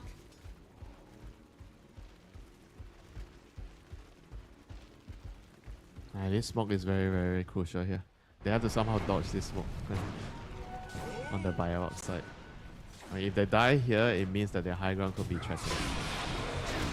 Caught out the Underlord in a large bit of trouble, being lifted up and gunned down. DCMG trying his best to survive with the auras, but the chop will come through. Raging Potato smashes his head in. Beautiful pick off there, and it's all off Azura, noticing that those creeps were starting to auto-attack someone to the right. So completely blind, jumping in, and even though all things considered, I think BAIYAWAK were playing pretty safe. They do get caught out very deep in their own jungle. Oh, I think the Eye in the Forest saw the PA. Oh no, Akashi. One call is dead, yeah. He's blurred. Manta Illusion's gonna come through. Blink forward, looking for it. You see the shade of this Akashi PA. Eye in the Forest gonna give the vision. You need help and you need it now. Akashi, where's his allies? They're desperately trying to TP in. You have the damage to take down this PA. The call, the blade mail, and the chop. way too far away, and with the Underlord being out of the picture, no backup taxi to bail you on out of there. Now Grims will show himself. I don't know whether you can do that on the Skyref Mage. Here comes Raging Potato, ready to reflect the silence, ready to keep the chase on going. This is going to be a continuous bleed if they come to try and save Grims. They just have to give this one up. One more coat of blood for Raging Potato on his axe. Yeah, he's been doing all the heavy lifting ever since he farmed his dagger plus blade, you know. He's been just giving them continuous pickups here and there on supports, on carries. Just making the map open, you know, for the gyro so he can just farm anywhere. This is return on investment. A lesson in finances, ladies and gents. When you put your funds into a big angry man, will give you back dividends in the form of terrorizing your opponents and allowing you to get your items on pause 1. Take notes, folks. You don't get lessons like this for free every day.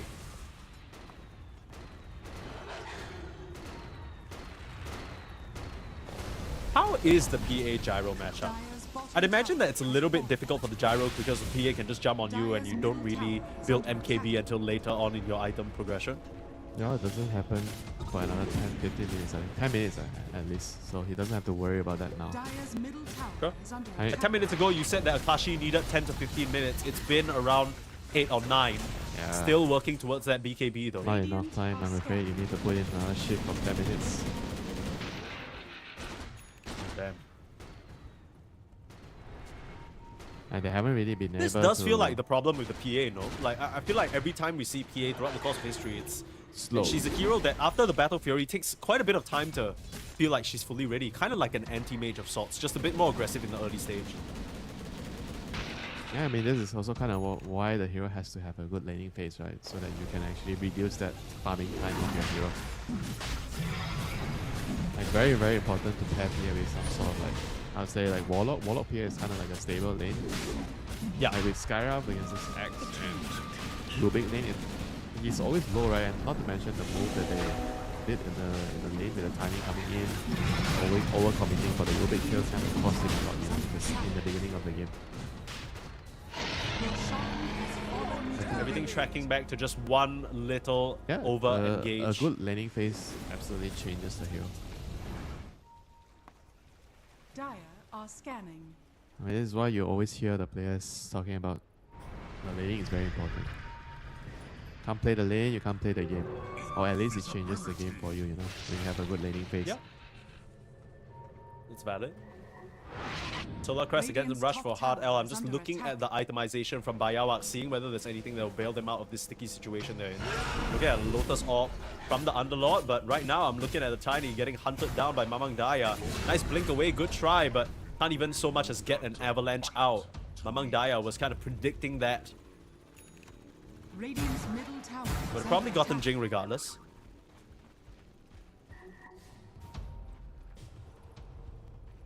Where are they going? They're going through the twin gates, but I think the courier might have given them away. Because there's a ward in the middle of the jungle area. They're pinging out right now, Akashi's location. Radiant are scanning.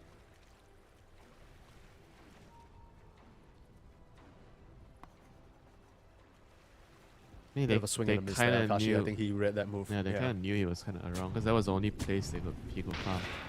When they come here, they place. I think it's still important for them to come over to this area to place either the eyes or the wards to ensure that they sweep the map. You know, if you can place the 3 eyes across all 3 lanes somehow, then it's going to be very, very easy. And it's also time to buy gem. Even for the Trian's team, you know, they have to remove all this lingering vision on the wards on the map. Yeah, because it is 2 wards that were left both in the bot lane and the top lane that have spotted out these set of moves that Carstensz were trying to make. Bit of a call in the mid lane. Raging Potato playing with fire a bit. Knows that his team is nearby enough to help him. Kind of ballsy play for no reason there. I love Raging Potato. Now to the high ground. Look for the toss back. Gyro in a bit of trouble. Mamang Dai gonna come in, raw up the Underlord. Full focus down on the off laner of BAIYAWAK, but he's still so tanky. Azura has that second life and is starting to put the damage out, but he's still not dying just yet. Managing to make his way there. Afterburner trying to give him the move speed, but now he's overcommitted. Your Gyro is in a real rough spot. You need to play some heroics to get him out of here. Coming through with the overgrowth, but the Gyro is just gone. Big mistake from Azura. I feel like this is the second or third time this game we've seen this.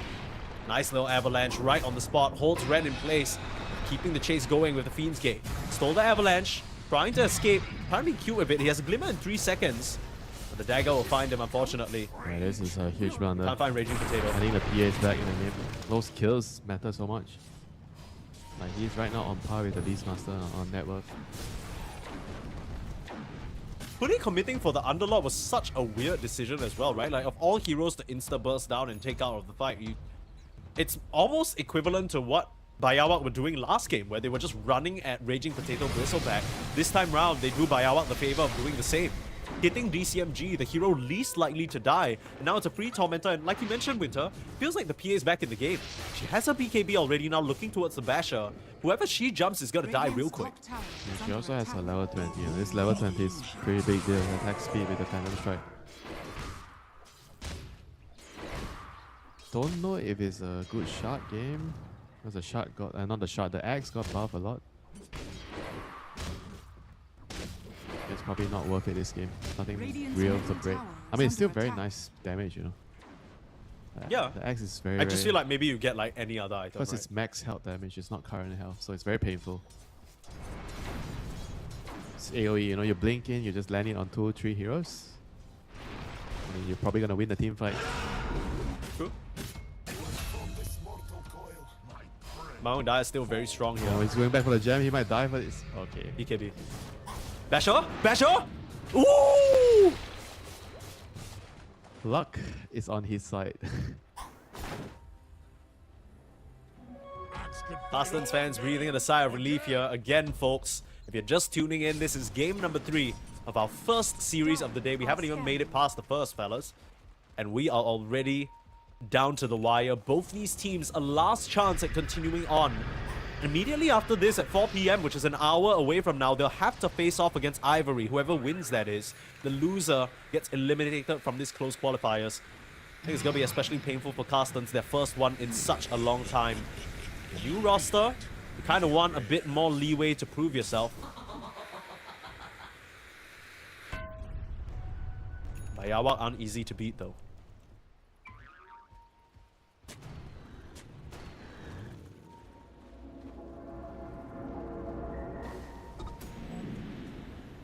He can actually find one good fight here. He's going to take control.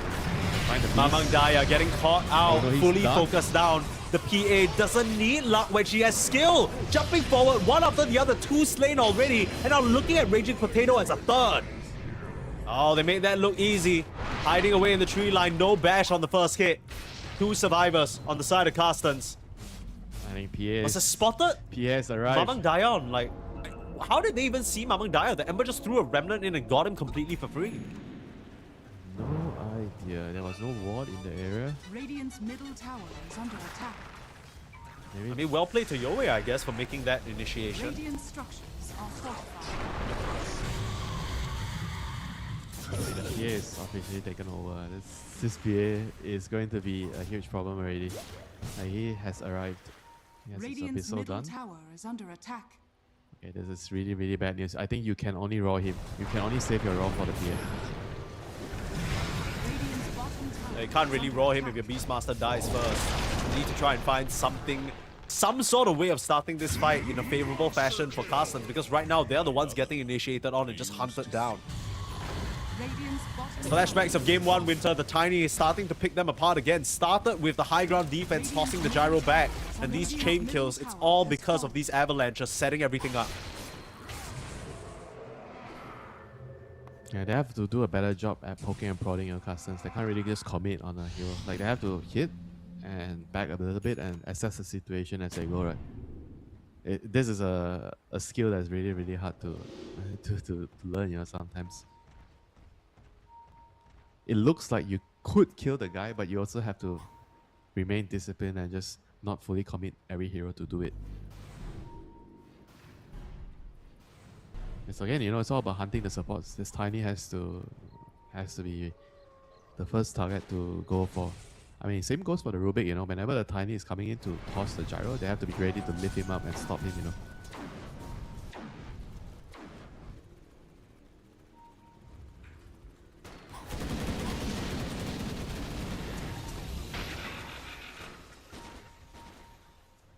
it's all going to be coming down to execution. Who gets the right jump, you know? Who gets the counter initiation? Who gets the supports? Mamang Daya thinking about going up to the high ground. They see themselves Akashi here in some trouble, but able to pop the BKB and escape. Turn around now. Get the slashes out with the raw on the PA like you asked for. Where's the save? Where's the help? The aura's coming, but they're far too late. Akashi goes down and Azura is able to gun down his opposition. Taunted at the very last moment. No Fiend's Gate for you on the escape. They won't lose a single hero. Yoe looks like he managed to run down Ren in the very end, but here comes the Overgrowth, holding down both supports. Yoe still with an AD rune, looking very strong, trying to run down Raging Potato, but he's got the Dispel for himself. Turns around to try and get cute with the call. Yoe, at his very last sliver of HP, able to find the kill. The Axis won't catch him, and you got to be careful. His slides still do so much damage. Grims putting in the work from the side, but the Gyro side gunner is going to gun down that Tiny.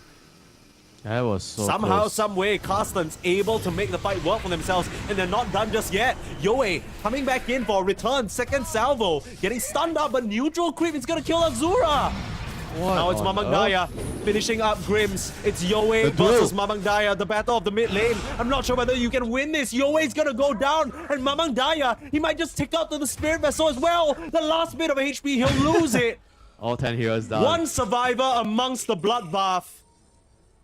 No, the Rubik died initially, I think. Now 0 survivors amongst the bloodbath. Everyone died. That was so close, you know. The Ember Spirit there, like, it was so close. If he didn't get the kill, he was able to get out because he got the kill and he refreshed one Remnant and he was able to Remnant out. When he went for the, I think it was the Axe. Yeah, he killed the Axe. Barely, you know. And what a fight, you know. We saw that crucial primal roll onto the PA to start things off, and I think Akashi didn't really get to do a lot in that fight because of that. Like, they have to be so careful about getting rolled on the PA. The PA cannot absolutely get rolled, you know. He has to... I think you can only jump in once you see the beast. You cannot initiate without seeing where the beast is standing. Yeah. And that one, Akashi, he was positioned pretty precariously, maybe thinking that the blur would keep him safe. On the high ground, had the advantage, but just got blinked upon by both initiators of the side of Carstensz. And right now on the high ground, Jing gonna put a ward down, immediately eating a call. Here comes the Fiend's Gate, trying to assist Tiny. They got them in a good spot. Avalanche and Akashi chasing down Ren in some trouble, able to force staff out of the pit. Get back to the safety of his tier 1 tower. He's got to show in a moment from the Glimmer Cape. Using that lift to create the distance, very nicely done. Yeah, good So disengage. spells used. Rubik managed to get the toss, so that could be useful in the next fight. And his Roche fight is going to, I think, decide the game here. Very, very tense moments, you know, both teams playing for their lives. If you lose, you're done. Not just a fight, but the entire qualifiers Yeah, the Blink, rests on the shoulder of this initiation. the Blink Raw, the Ember getting the chains onto the Rubik. Like, those are the heroes that you want to look out for. I think it's going to be coming down to who is more decisive, right? If you're playing scared, if you're playing not to lose and you're afraid, you are probably going to make the bad decision. You have to just go when you find the right opening. Roche is gonna raw, 1 minute is going to move, you giving know. BAIYAWAK the info. Can they buy time for the Roche to move, or they have to initiate here? They just need to poke and prod. They just need to peel Carstensz off of this Roche and deny Azura that Aegis. Jumping forward. Yoe, he's in again, scaring them. Where's the reaction? Jing with the Avalanche, throwing spells at them. But Mamang Daya, he's bought enough space on the side for Azura to get the Aegis. Gyro loses first like Mamang Daya, turning around with the refresh. He's engaging on Akashi with Raging Potato, but the problem is between the both of them, they don't have the damage. Sure, they've killed off Grims, but they've already lost the Aegis on the Gyro, and now this Axe is going to get pitted and run down. Azura, he's trying to get into the fray to do the damage on the Gyrocopter, getting a homing missile reflector. That's going to be problematic. The backline's being run at by Yoe. Mamang Daya, he had to go back to base for a reset, and now it's just Azura all alone. You buy back on the Underlord, pit in, and you're ready to rumble. Buybacks there from Trian as well. Do Carstensz want to try and chase for more? It feels like they have to, but all 5 members of the side of BAIYAWAK are here as well. Just a bloodbath, you know, in the end. Because they lost the Aegis, but the game, I guess, goes on. There's no clear victor. Dire's bottom that fight. tower is under attack. Maybe slightly better for BAIYAWAK, just by a little bit. They still have the refresher on the PA, could come in handy in the next fight. I mean, you learn one important lesson there on Mamang Daya. Just you alone even with Raging Potato, it's not enough damage to kill Akashi within a Raw. You need that Gyrocopter or some sort of maybe Firestorm or Stolen Spell. Akashi, he's a bit too tanky right now, and he's only going to get harder to kill. Looks like a Satanic that's flying out completed for him on the courier. How do you catch this PA? It feels like if you don't get 100-0 at the start of the fight, you're gonna be in big trouble, and that's not even counting Yoei or DCMG, these other very tanky, pesky heroes putting out so much damage by themselves. You're definitely feeling better if you're on the PA side, you know. The longer the game goes, it should technically get better and better for you. So any drawn out fights, equal trades, you're happy to take those. And as long as Akashi doesn't die in any of those fights, when he continues scaling, he's eventually going to overwhelm their lineup alone, you know, with just damage and just kiting on the outskirts of fight and throwing daggers from far range. Azura did hit that level 25, so the Black Cannon cooldown -4. Very important for those drawn-out fights that you mentioned. Will be what Carstensz are looking for. Coming through the twin gates, you need to evacuate. Mamang Daya spotted something there, Shivas. You need to blink forward to get the vision. You see anyone? Grim's gonna get caught out. That's a dieback for him. Just leave the Skyref to go. Well, at least they disengaged cleanly. The PA didn't get caught. Radiant's middle tower is under attack. They should be able to just delay the game for a minute for the Skyref to come back. Not the worst. Yeah, but definitely very, very tense moments here. You know, none of the cores can afford to die right now.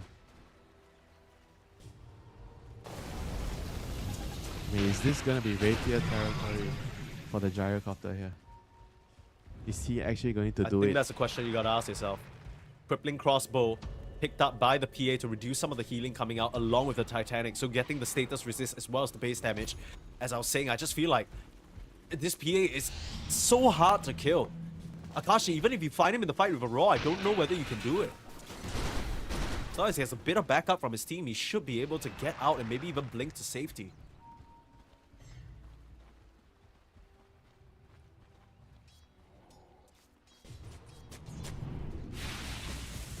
Time ticking is bad news for Carstensz.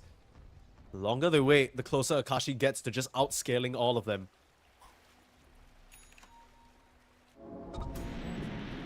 Skyref maybe falls off a little bit, but the Tiny's pretty scary, the constant disables. You do have Rubik on your side. I'm just trying to size up how these two lineups look in the late game. It just feels like, again, you might just be lacking control for this PA. I mean, they have actually 3 very good control of him. The Trend ulti, the Raw, the X-Call, you know, everything goes through BKB. It's more about like, can you actually find him, you know? If the PA plays on the outskirts, just tossing daggers in, waiting for the right moment to jump, then it'll be difficult to get him. Like, it's gonna be a game of cat and mouse, you know? Like poking and prodding. And I think if the game becomes poking and prodding, PA is gonna be very, very happy to do those trades. He has been found. Mamang Daya jumping in with his BKB, trying to focus down Akashi, but Akashi slicing through the Beastmaster. You need to let it roll out. Dropping very low on Mamang Daya, being focused down. The second BKB is there. There's a bit of healing, but Mamang Daya turns it around and gets the PA. There's Akashi without buyback for 100 seconds. Carstensz, they've somehow managed to do it. They let Azura stand in the middle, but Yoei, it might just be a show. He's sliding around left, right, and center, killing off 3 by himself. Looking at Mamang Daya, that'll be his third, but Yoei, he's overplayed. He just can't do enough on the Ember. Oh, I thought he was gonna And buy Azura back. untouched in the fight. I thought he was gonna buy back and finish off the last 2 remaining kills. You know? That might have actually bought them enough time to actually, because he has to buy back anyway. I was surprised he didn't buy back to try and kill off the last 2 heroes, you know. Caught up in the moment, perhaps. It looked scary for Mr. Mamang Daya there, but he knew exactly what he was doing. Held on to that refresher to the very last moment. Turns around, roars the PA once all the tools are down. And the PA, when surrounded on all fronts, no help. I was waiting for a tiny Wind Waker or anything, but there was just too much being thrown at her. 40 more seconds, maybe you can get 2 lanes of Rax? I mean, the game's not over just yet. But sure is looking close. 14k gold lead at this point. As Carstensz not ready to say goodbye to this close qualifier shot just yet. Dire's bottom barracks are under attack. Seems like they're gonna have to deal with 2 lanes of Rax down. There's nothing they can do about it. They're gonna have to bide their time and just wait for... There's gonna be 1 more fight, at least, you know, before the game is over. and the PA can still win the Dire's game. bottom It's barracks not is over under yet. attack. Dire's bottom barracks has fallen. Showing the respect there. They don't want to risk it. Hard L is still in the grave. Without that overgrowth of living armor, they're not confident. Still, Nick's objectives, Roche might come up in just about 1.5, 2 minutes time. Yeah, how is That's what Azura will be looking at. how is the PA getting jumped every time? You know, like he needs to understand. He has to just stay behind. You know, why is he? I don't know. Like he needs to get good at this. You know, he needs to just wait for everything to happen, like all the spells to draw, and then only he can blink in. He can't just blink in as the first initiator on the PA. You know, he has to hide. I mean, what's happening these past few fights is actually the eyes in the forest, right? Like, the eyes in the forest are what's catching him out, which allows Mamang Daya and Raging Potato to just blink on him. So really, if anything, I think maybe a bit more diligence in terms of clearing those out in areas you want to set up. Because right now, you look at the map, apart from the eyes, there's just amazing warding from the side of Carstensz. They see everything on this side. There's even a gem left over, and I think it might be a situation where BAIYAWAK, they're thinking about so many things going on, maybe talking about how they want the fight to play out, that they have lost track a little bit of this vision game. The only thing they see is the perimeter immediately outside their base, and when you're up against a Treant Protector and the instant initiation that you keep talking about, how do you even play as the PA? You kind of need people up in front helping you tank, but Radiant are those people up in front are just being skipped over because they see you in the back line with vision. Yeah, I think you have a fair point there. You know, late game against Treant Protector is definitely not easy to run into. But then again, he has to. I think no matter what, he has to stay behind. You know, whether it's hard or it's easy, Yeah. he has to let Ember do his yeah. job. Ember's just gonna fly in and out, give vision with Shivas, and then you decide who to commit on. Right? If you don't see the Beastmaster, you just throw daggers from afar. That's it. You don't jump in. The jungle has You have to play with a lot of patience and discipline in the fights. People don't know this, but the P in PA stands for patience. You gotta, it's a crucial part of the, like how Observer is slowly mousing over every single, he's asking me to explain what every single letter stands for now. SCU. I know what you're thinking, Mr. Eric. Well, it's no surprise, right? PA always has been a very difficult hero to execute. It's all about those instant decision-making moments that might seem pretty straightforward when you're playing a pub and a PA is snowballing, you just run in, kill everybody. But in these professional games where they are simply waiting for you to make one misstep, one wrong blink strike, we saw, like just now, in that fight where he got quote-unquote caught, he got blinked on, but it looked like Akashi was gonna kill Mamang Daya off. It's just that Mamang Daya, very smart with the refresh, got the second round of the BKB, turns around and roars, and from there, it's a different story altogether. And they even managed to get the Wind Waker onto the PA, but it's still not enough to save him, you know. I agree with you though, Winter. I think that the moment they actually see the PA, I think they are going, like Carstensz, they've shown that they're gonna bite on like a hungry dog and they will not let go of the PA until she dies. Raging Potato is not known for his restraint, let's put it that way, right? He'll just keep chasing you till the ends of the earth. So they need to play a lot more patient. They need to play a lot more careful. They need this PA to stay out of vision. Regardless of whether it's hard, regardless of whether you have a gem, you just need to make it happen. That's your only chance left at these close qualifiers. I keep talking about it with players like Jing, Akashi, Grims. These are the players that represented TI just last year. And to have them here falling out of the qualifiers, that would be rough. Nice Yules. Wind Waker to save from Jing. With the Ember being focused down. Raw Reflector, but still way too much damage. Yowei, can he get a slide out? Slide. Remnant, back to safety. It's fine. In comes Akashi, doing damage on the Mamang Daya. Able to slide away for now, but the dagger will find him. Now Asura in some trouble.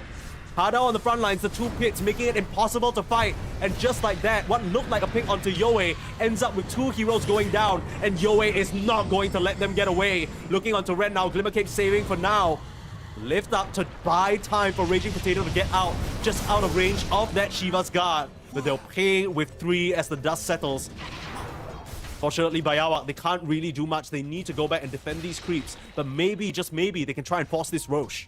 And it's no doubt starting to be the Yowei show right now. Like he's really known for this Dire's Ember middle Spirit tower late is game. You under know? attack. Very good at spellcasting, very good at understanding how much his hero can tank Also, that crucial wind waker by Jing, you know, just making sure that he gets out in the end, you know, that was all crucial moves. You know. That small little kiting, that small little spell, the small little efficiency, just changing the face of the team fight there. Yeah. Small little note also that the last minute Lotus ult, right? I think DCMG waited, came down from the Yules, waited 1 second and then put it out. Just wanted to wait till the very last moment Mang Daya might throw that raw out, ends up reflecting it. And the damage that Mang Daya would have done would have killed Yue for sure. But that's not how it all played out. A 13k gold lead, meaning absolutely nothing at this point in the game. As it's all about the initiation, all about the vision. And this time round, on their high ground, BAIYAWAK were able to fend off their opponents. Now they'll be rewarded with an Aegis, a second life on Akashi, allowing him to play that much more scary. Yeah, who took the refresher? PA took the refresher? Yeah. I guess it's because Ember already has his own Oh refresher. yeah, Ember on, has his so- own, okay. Ember has his own. It's gonna be I guess so the PA hard. refresher is more important than the pit, because I was thinking, what if you go double Dark Rift, right, and then you just pit up the entire map? It's impossible for them to fight or disengage, actually. Yeah, with the Shiva on Ember and the chains, the constant chains, it's actually quite impossible. I think they're gonna be like pitted for like 20 Forever. seconds. Yeah, they're not going anywhere, bro. He also has the extra duration on the root, you know, on 25. Yeah, level 25 already. Looks like we're getting into late game territory, late game madness. The cores all hitting their level 25s. The next bout will be the supports. 2 toss charges or the avalanche cooldown would be insane. Mystic Flare damage is alright, but quietly Grims has worked his way up towards an Aghanim, so the magic burst is still definitely there once the BKBs wear out. Radiant's middle tower is under Here come attack. BAIYAWAK hunting into the jungle. Raging Potato might just get caught here. Immediate blink out, Mamang Daya out to safety. They don't want to commit the second Remnant completely blind. Take this pit. Hot Heart L, easy force up to the high ground, nicely done. Blinks to dodge the concussive shot as well. And DCMG will even pit for safety. A lot of circles on the ground, you know, in the team fight. The more circles you have, the better your chances at winning the fights. Dire are scanning. Feels like such a difficult game for the side of Carstensz. Just a moment ago, they were the ones looking solid, but the PA, as long as she's not the one being initiated on, like we keep saying, she's gonna clean up this fight. And with that Aegis for 3 minutes, that's not going to be possible. Even if you kill her off the first time, you imagine the rest of the damage coming out from Yue especially. My goodness. You look at this Ember, you wouldn't even be able to tell he had such a disastrous early game start. 16, 2, and 12 right now. Get a raw out. Caught out Jing. Wandering alone on the map. They weren't expecting that move from the side of Carstensz. Be able to claim the gem.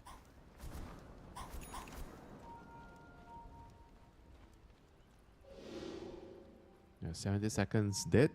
They're gonna have to play slowly for a minute. Be patient. Again. It's most likely we're gonna... Do you want to try and force anything if you are I Carstensz mean, here? it's dangerous though because they don't have the Aegis right now. I think it's too risky for them to do that. They're probably gonna just have to play for the Aegis expire and then maybe play for the 60-minute items, you know. I think this game is going... Aghanim's Blessing flying out to the PA right now. She is basically 8 slotted, 9 slotted almost. Wait, where did you go? Wait, did I see that Wait, wrong? what the hell? Oh, okay, Am I he didn't blind? take it. No, Oh, he didn't have I think he space. just didn't have... Yeah, I realized. He didn't have... Hey, what the hell? I was like, what the... Did I see this wrong? But yeah, he's gonna have to clear out an item. There we go. Get that little Palico courier in. There's the Aghanims. That is so Haven't so really much seen this damage. in action yet. Bro, that is so much 'Cause I'm used damage. to 30% max health. My goodness. Is the break important? I guess against the Beastmaster you take out his aura, which is pretty nice. You take out the side gunner also. Oh, true. Right, that is a passive. Definitely could matter. Tormentor now.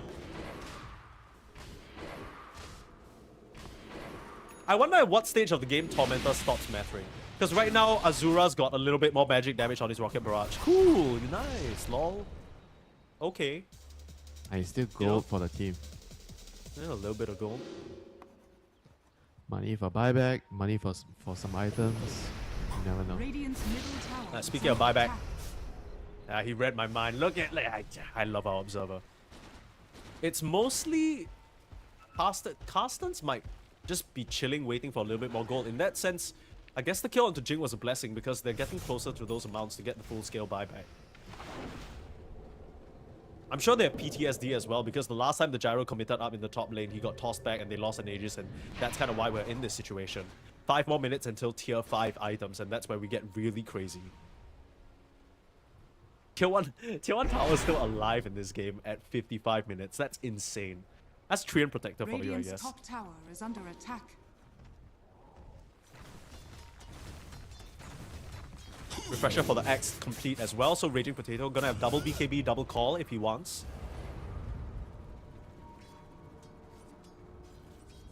We've seen a lot of accomplished Axes go for this Refresher AWP, and you just lock someone down BKB piercing for such a long time. You don't even, maybe you don't even need the Raw on the PA anymore, you just tank the damage with the Blade Mail on Raging Potato.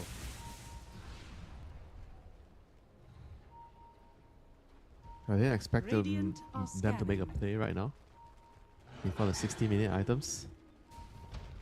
And this is a little bit risky still. Maybe that's what can catch the side of BAIYAWAK by surprise. There's still a gem available on Yowie, so they're able to clear out this vision. Hard L just walking on forward, brother. There's no way. I mean, it gives you information on the PA. You buyback on Hard L, maybe wanting to use that buyback for good. With the Raw and the 4-star, he's out to safety. Mamang Daya now, the one in a lot of trouble. Has to refresh and pop that BKB, but look at that fan of knives cutting him down to size. Where's the rest of Carstensz? They've just ditched. I don't know about that one. Hard L kinda baiting Mamang Daya in, and just because of that, they're not gonna have the Beastmaster for 90 seconds. Let's see what BAIYAWAK want to do with this opportunity. Time to go mid. Underdog can just defend and connect at the same time. And there's definitely no way they don't pressure at the moment. You want to force the Beastmaster to buy back if you can. PA is actually TPing top. Okay. Oh, they have a ward there. See Azura on the ward. They want the big target. They want the gyrocopter. This will be huge. Try to TP out. That's a mistake. Jing there with the avalanche. Where you going, little copter? I heard you like the sky. Let me send you for a ride. Courtesy of Tiny Airlines right into the hands of the PA. Jing. He talked about him being the star player of this team, and he has shown up big time. First game on his Tiny and third game on his Tiny. Setting things up for Yowie to succeed. Finds a huge catch on the gyrocopter. Yeah, all this. And now for sure they can force. This wards around the side, you know, like it's very, very important. Like putting wards, keeping tabs on the ancients on the side. I would say most of the time it will net you a kill. A kill or two, you know, and usually a very, very crucial kill on a core hero. Yeah.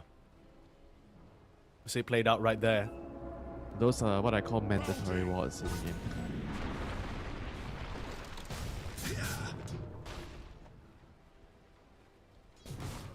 I don't know whether you can even blame Azura, right? He had no idea he was being saw there. Yeah, I think it was totally fine for him. He middle cleared the tower wave, is he went under there, attack. he cleared the ancients, and he immediately TP'd after he cleared the ancients, yeah. And Yeah, it was like on paper, he's following the textbook, right? You do these things, you Radiant's don't top go tower greedy, you is don't go for under another attack. wave, you just get the hell out before they come. Just they reacted preemptively thanks to the vision. Now you're in this bit of a sticky situation. Still 30 seconds without the gyro. I don't think they can actually force high ground before the gyro comes back up, especially if all these wave clear little tools from Carstensz. Looking for hard L, but he's already just dodged out of trouble. Really good play there from him. He did buy back, so if he dies, it's no more Treant Protector, no more Living Armor, no more Overgrowth is the big one. Radiant's top tower is under attack. I mean, if the gyro's up, do you think that BAIYAWAK will still feel comfortable committing for the Roche? Because they have such a great position and all the wards set up, right? Technically, they could just walk into the pit, but then you have 30 seconds until it moves. Radiant I feel like the are PA can get it done in that time. Maybe you're just indecisive. And you also don't want to die, right? Before the neutral items spawn. Sure. And a lot of things I are can gonna see that. happen here. And Just a bit worried because now you're heading towards a direction that even though you've shut out Carstensz from the map, they still have eyes in the forest in that area. They still have some sentries left over from a previous engagement. Now these global concussive shots get so annoying. 60-minute items. Gonna prioritize trying to farm those up. You see the immediate split up from the heroes on BAIYAWAK. They need to get those mad stones ASAP.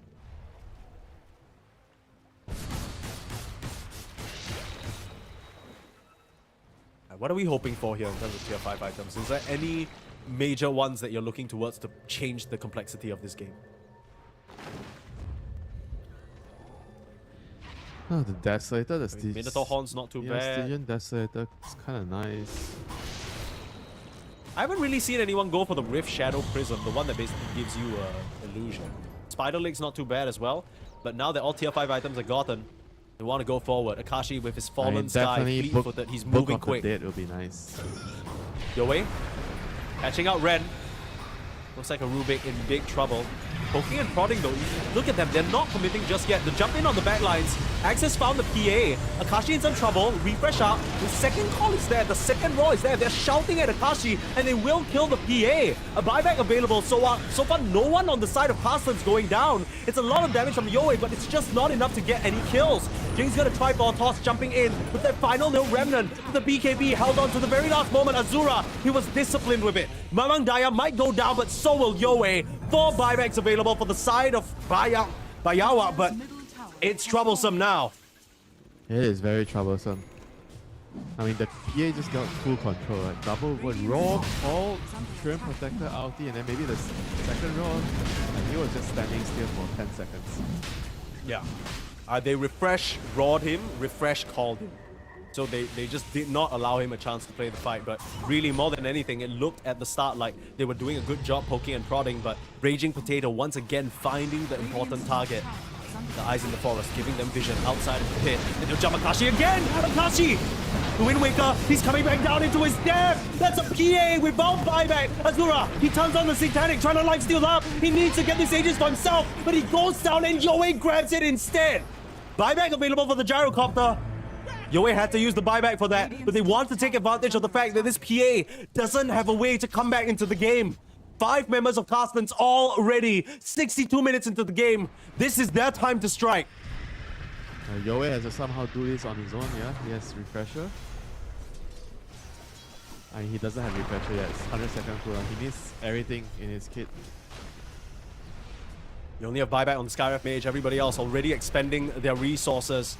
There was a nice Yule's save with the Wind Waker, but you just have to wonder, Akashi, whether that was the right move to walk into the pit. It's so easy for them to just get vision. I believe it was actually the stolen slight from Rubik. Ren giving them the info that they needed for the initiators to make it happen. I mean, this Carstensz in game number 3, they are not looking like any of their other games. They are playing with a level of precision. The initiations have been on point from Mamang and Raging. Now he jump forward. Ren with the left Rapier. up.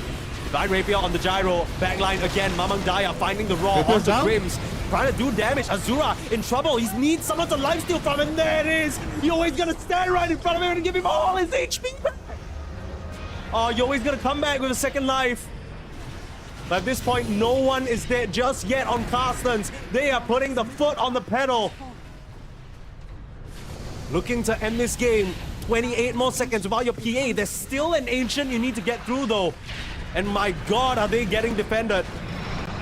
Jing coming through now. Ren linking forward, stolen avalanche, stunning up. Mamang Daya looking at the backline, controlling Yowei. All you need to do is kill this base, but a huge Mystic Flare, eliminating Mamang Daya's HP. Doesn't have buyback. They're controlling the underlaw on the side. But Azura, he's just hitting the throne. A Yule's up to delay him. Can they do it? PA's back in 3 seconds. Do they have the damage? They need to take the throne down, and they will be able to do so. Carstensz, their first close qualifiers in what feels like ages. They will not be denied and continue on in just half an hour from now.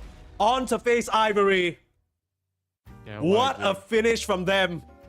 Definitely what a finish, you know. Definitely could have gone either way. Like when they were hitting the throne, guess what? The goal lead was like 2k goal.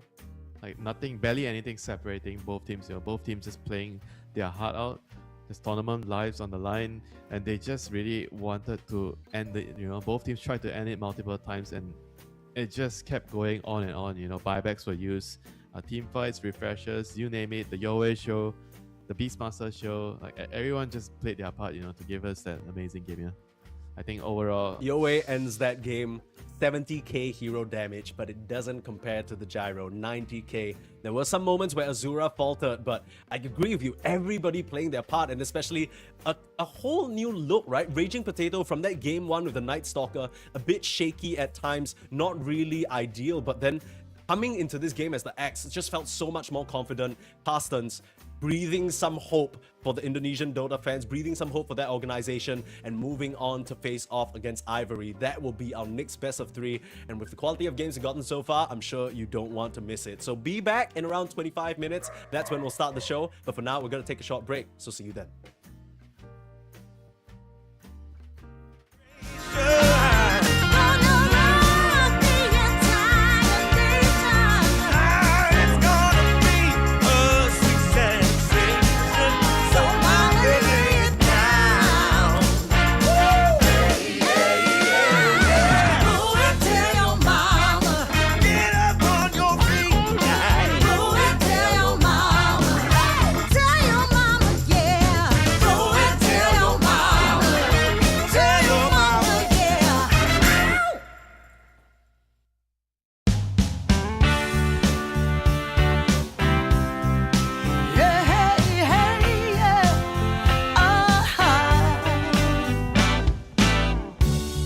Some days you just can't find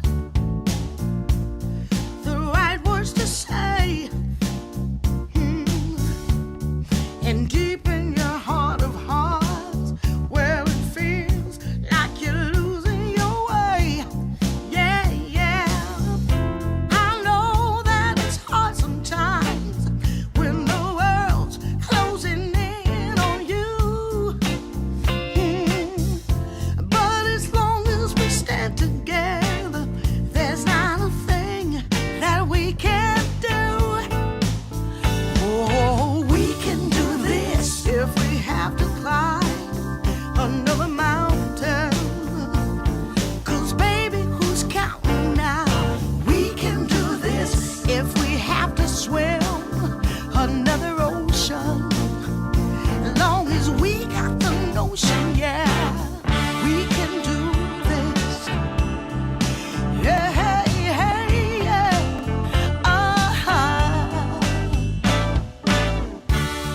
Sometimes you just can't see your way through the dark.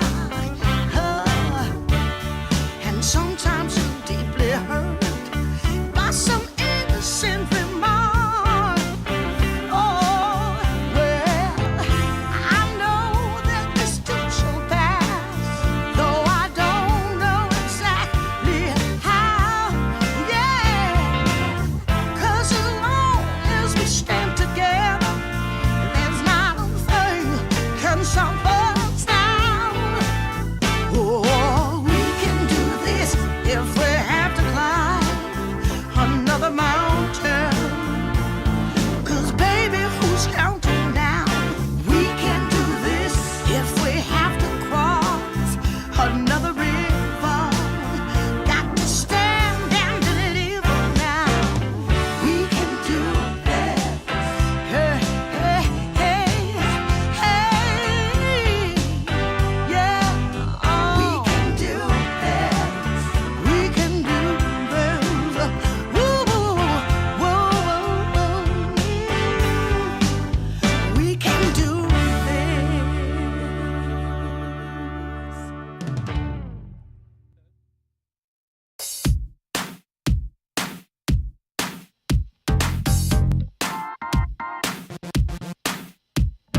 Girl, shake that body, shake it down to the ground. Whoa, girl, shake that body, show me how it's gonna go down.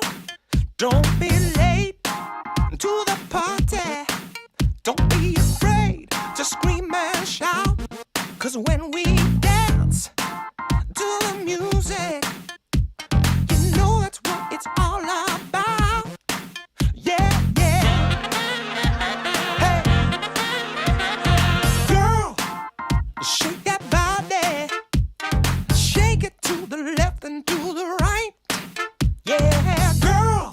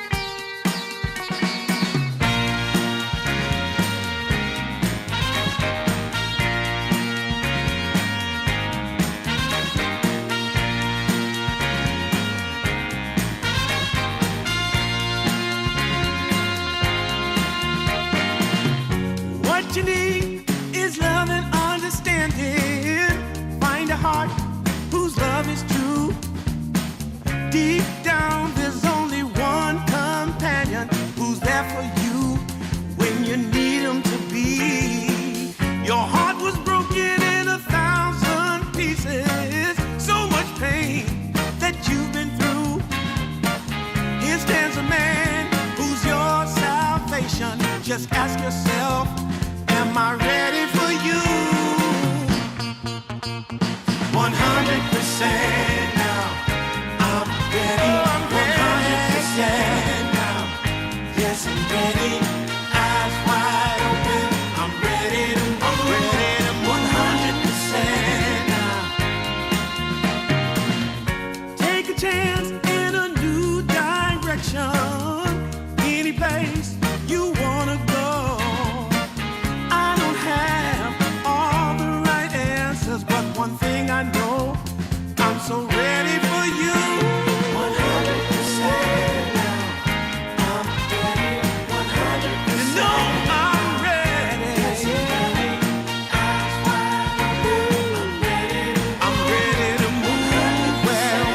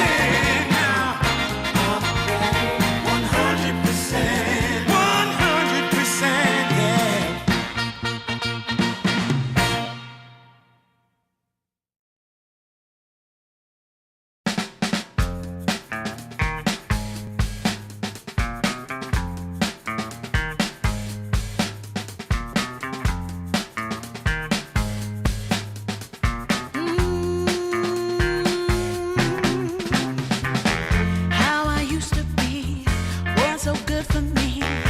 In my mind all the time, no one I could turn to. Now that I can see your love has set me free. You came along, made me strong. I've waited such a long time, and I just can't believe in this new love I have found. Yeah, don't want it to stop when you know you got a good thing that makes me feel fine. Ooh, wherever it leads me, you know it's all fine. I never thought that this could sweep me off the ground. Oh, I don't want it to stop when it's feeling this good.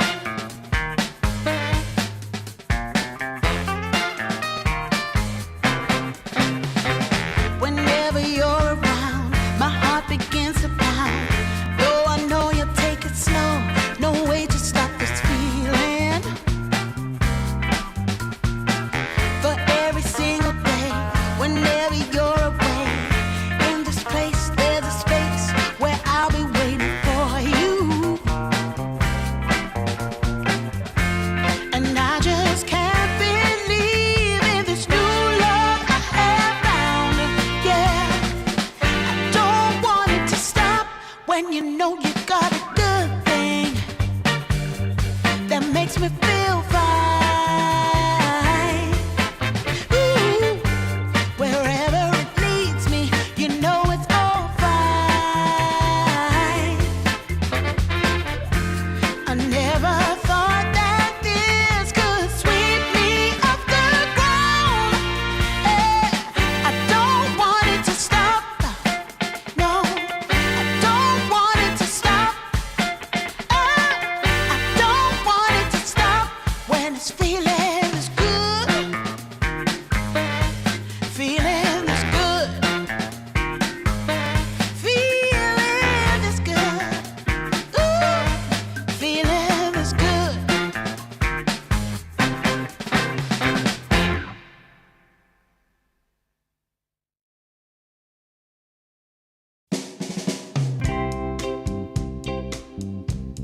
Ooh.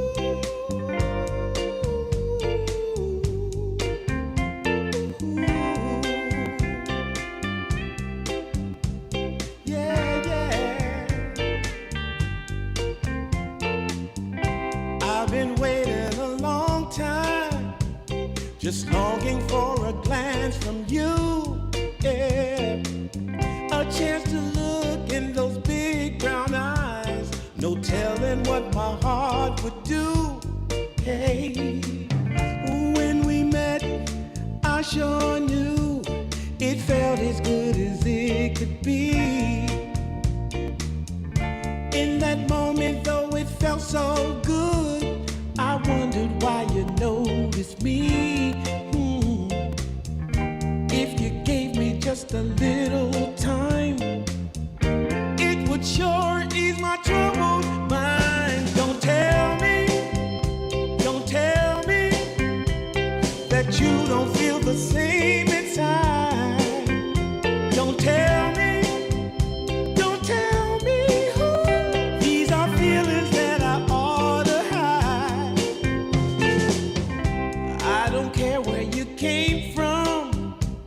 Just tell me where you wanna go. If there's a chance to be together, that's all I really need to know. Is it real or make believe that keeps me thinking of you? If you've got time to walk with me, I'll show you how my heart is true.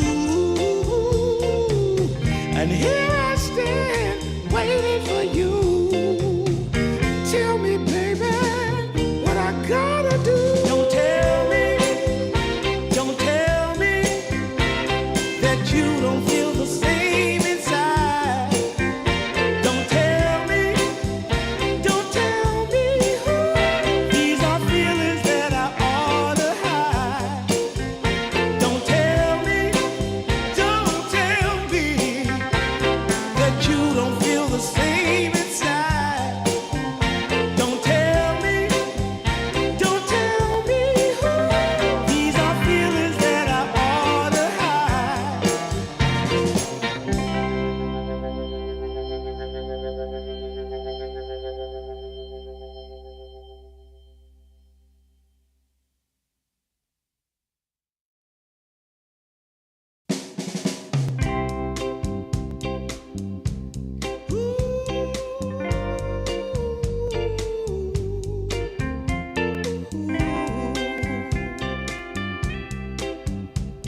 Yeah.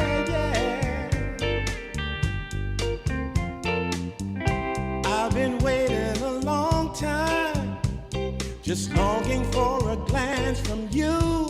Yeah. A chance to look in those big brown eyes. No telling what my heart would do.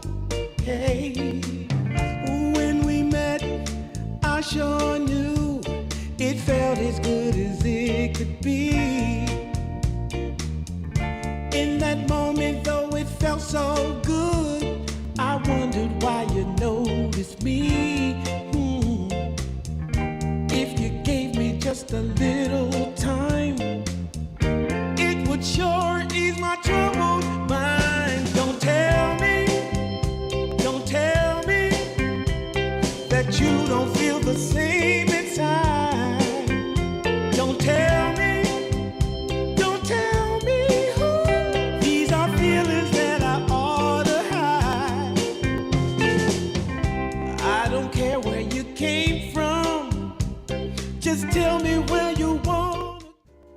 I told you we'll be back very shortly, and up ahead we have our next series for today's festivities at DreamLeague Season 28 in Southeast Asia Close Qualifiers. It's gonna be Ivory up against Carstensz. Carstensz didn't really get the chance to prove themselves yesterday, but definitely standing up against BAIYAWAK and ending up slaying their opponents in a very thrilling 60-minute finish. That was a pretty epic ending. If you didn't get to catch it, highly recommend checking it out. But now we move on to some of the regular faces, right? Carstensz, we already talked about how they are not usually in these close qualifiers. They're in open qualifiers, sure, but they rarely make it to this point. On the flip side, you got Ivory, who feel like they are home in these close qualifiers. They're in every single one. It's mostly the same 4 or 5 players, and we haven't really seen them break past top 4. Yeah, they are always like, I think, middle of the pack team, I would say. Like just somewhere in the middle or maybe close to the bottom. I don't think they ever like impressed 10 me, at least for me, seconds a lot. remain. Radiant They've team made a couple of ban. changes here and there, but yeah, just can't really get the whole thing going on. I mean, it's difficult, you know. There's so many 10 small little seconds aspects of the game remaining. that you need to be really good at. And we always talk about the laning, 5 for example. seconds remaining. I think when you're making a new stack or you're changing players, you're always considering two things first: the laning aspect and the hero pool aspect. I think in the tier 2 teams, among the tier 2 teams, these Radiant are the two, team ban. I would say, biggest problems. Dire Whether you can team play the lane ban. and how many heroes you can play. Because in games Sure. like this, right, if I know you have, say you have 2 or 3 really good heroes, right, I could just ban out 2 of them and pick one, 10 and seconds what do you do, you know? remaining. Radiant team ban. Yeah, that's fair. Maybe Radiant we'll see team some of that ban. in play here. As Ivory, I think big thing for them is the fact that they now have Karma as their position 1 Yeah. instead of Gohan. And this 10 brings the seconds Neon remaining. Boys to a nice little reunion, right? You got Ken, Rupido, and Karma. These 5 guys all seconds played for remaining. Neon at various points within their career of that long-standing organization's time in Dire Southeast team Asia pick. Dota. But I feel like I haven't really seen Karma active for a very long time. Yeah, I don't really remember seeing him last couple of months, yeah. So I'm inclined to agree. Maybe he's playing on another account. I have no idea. But they do have like some good mix of players. Radiant Players that have team experience pick. playing with each other, and they have like a good captain, you know, an experienced captain in T Disruptor. So things are definitely lining up well for them. And I also feel like this team, I think in general, every time they play, they seem to be like a very unified unit. Like the feeling I get from TE's teams usually, like they play as a unit a 10 lot, and they seconds oftentimes lose remaining. because of other reasons, you know, not because they are getting picked Dire off on the team map, they're not ban. working well together. And Right. we'll see how they play today. But that's what my head remembers, you know, the last time I seen them play. Yeah, I can completely agree. I think Tihi historically has been team pretty ban. good at making sure that, you know, there's a central strategy, everyone's sticking to the game plan. But the player I actually want to highlight is Drake, because Drake did have his time outside of Ivory. He was one of, I want to say, almost the founding members, and he was sitting there for a very long time. But then, after a while, he ventured out, he played a little bit with KUKUYS, 10 tried his hand seconds at some other international mixed stacks. But he has always been the standout for me when it comes to 5 Ivory. I seconds think his remaining. position 4 play is pretty solid. He's clearly a thinking player, and he has a lot of good ideas when it comes to the game. So I'm interested to see what he can do. This Disruptor coming out is probably going to be a Tihi hero though. Does it tell you anything? Because now it's up into the Keeper of the Light, and we already saw how big of a problem that hero could pose when it's played by Ren.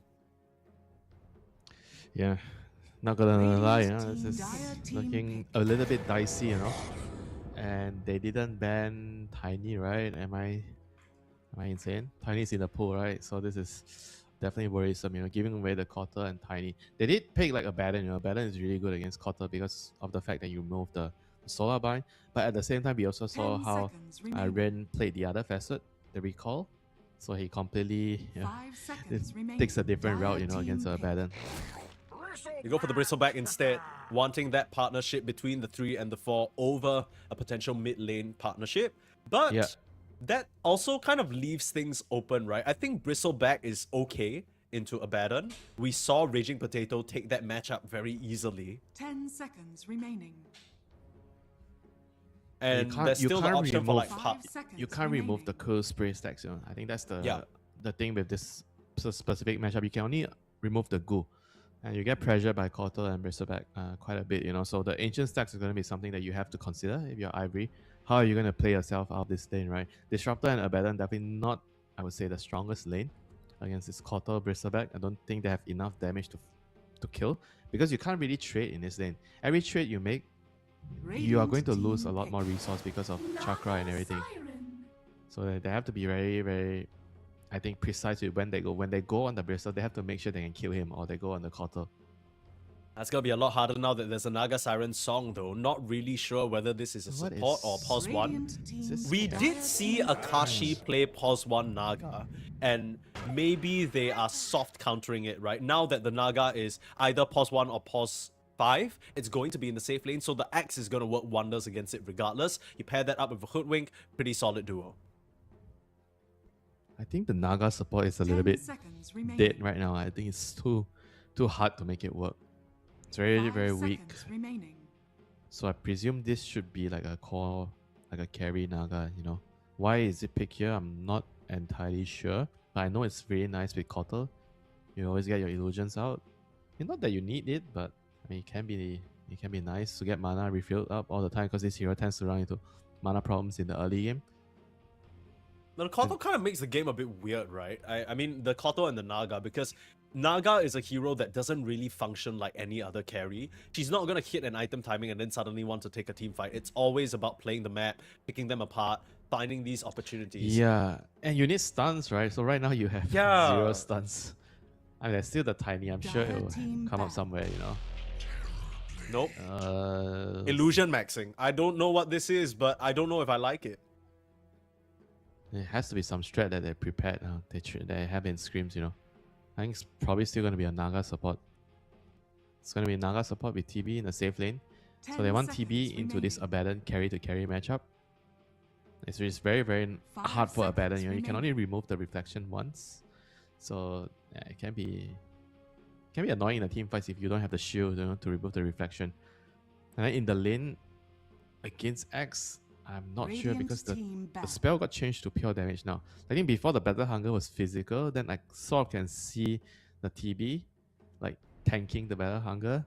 But Yeah. right now it's pure, and then with Naga, I don't know if the lane is going to be that great for TB. I'm not sure because I haven't seen this lane for 10 quite some time, seconds remaining. A lot has changed. Yeah. I mean, lanes aside, talking 5 about the seconds applications of the remaining. Naga, you're always going to have that song as a save, right? I think it's Dire going to be team great back. against the Axe, even though they pick the Axe for the positive lane matchup. If you're ever jumping in and pressing call, you need to 100 to 0 the Terrorblade, because if you don't, out comes the song, they can reset, prepare for a Sunder, it could get a little tricky. Now, I will say Disruptor is one of those heroes that interacts with 10 Naga pretty seconds interestingly, remaining. because we've seen so many times Disruptors, as long as they have the vision, they can actually glimpse a Naga 5 in the middle of seconds song, remaining. cancel a TP or something like that. So something that maybe Ivory want to play into, some way of granting themselves vision, or maybe something that Carstensz want to keep in mind. It's also both ways. You set up with glimpse and your silence onto a hero, and then he just songs, and stops everything. So I definitely feel like it can go either way. Radiant It's team about back. who executes better. It's gonna be Yep. very annoying to play into this Naga and Koto support duo. They don't seem like the most conventional support duo, but they are definitely very annoying.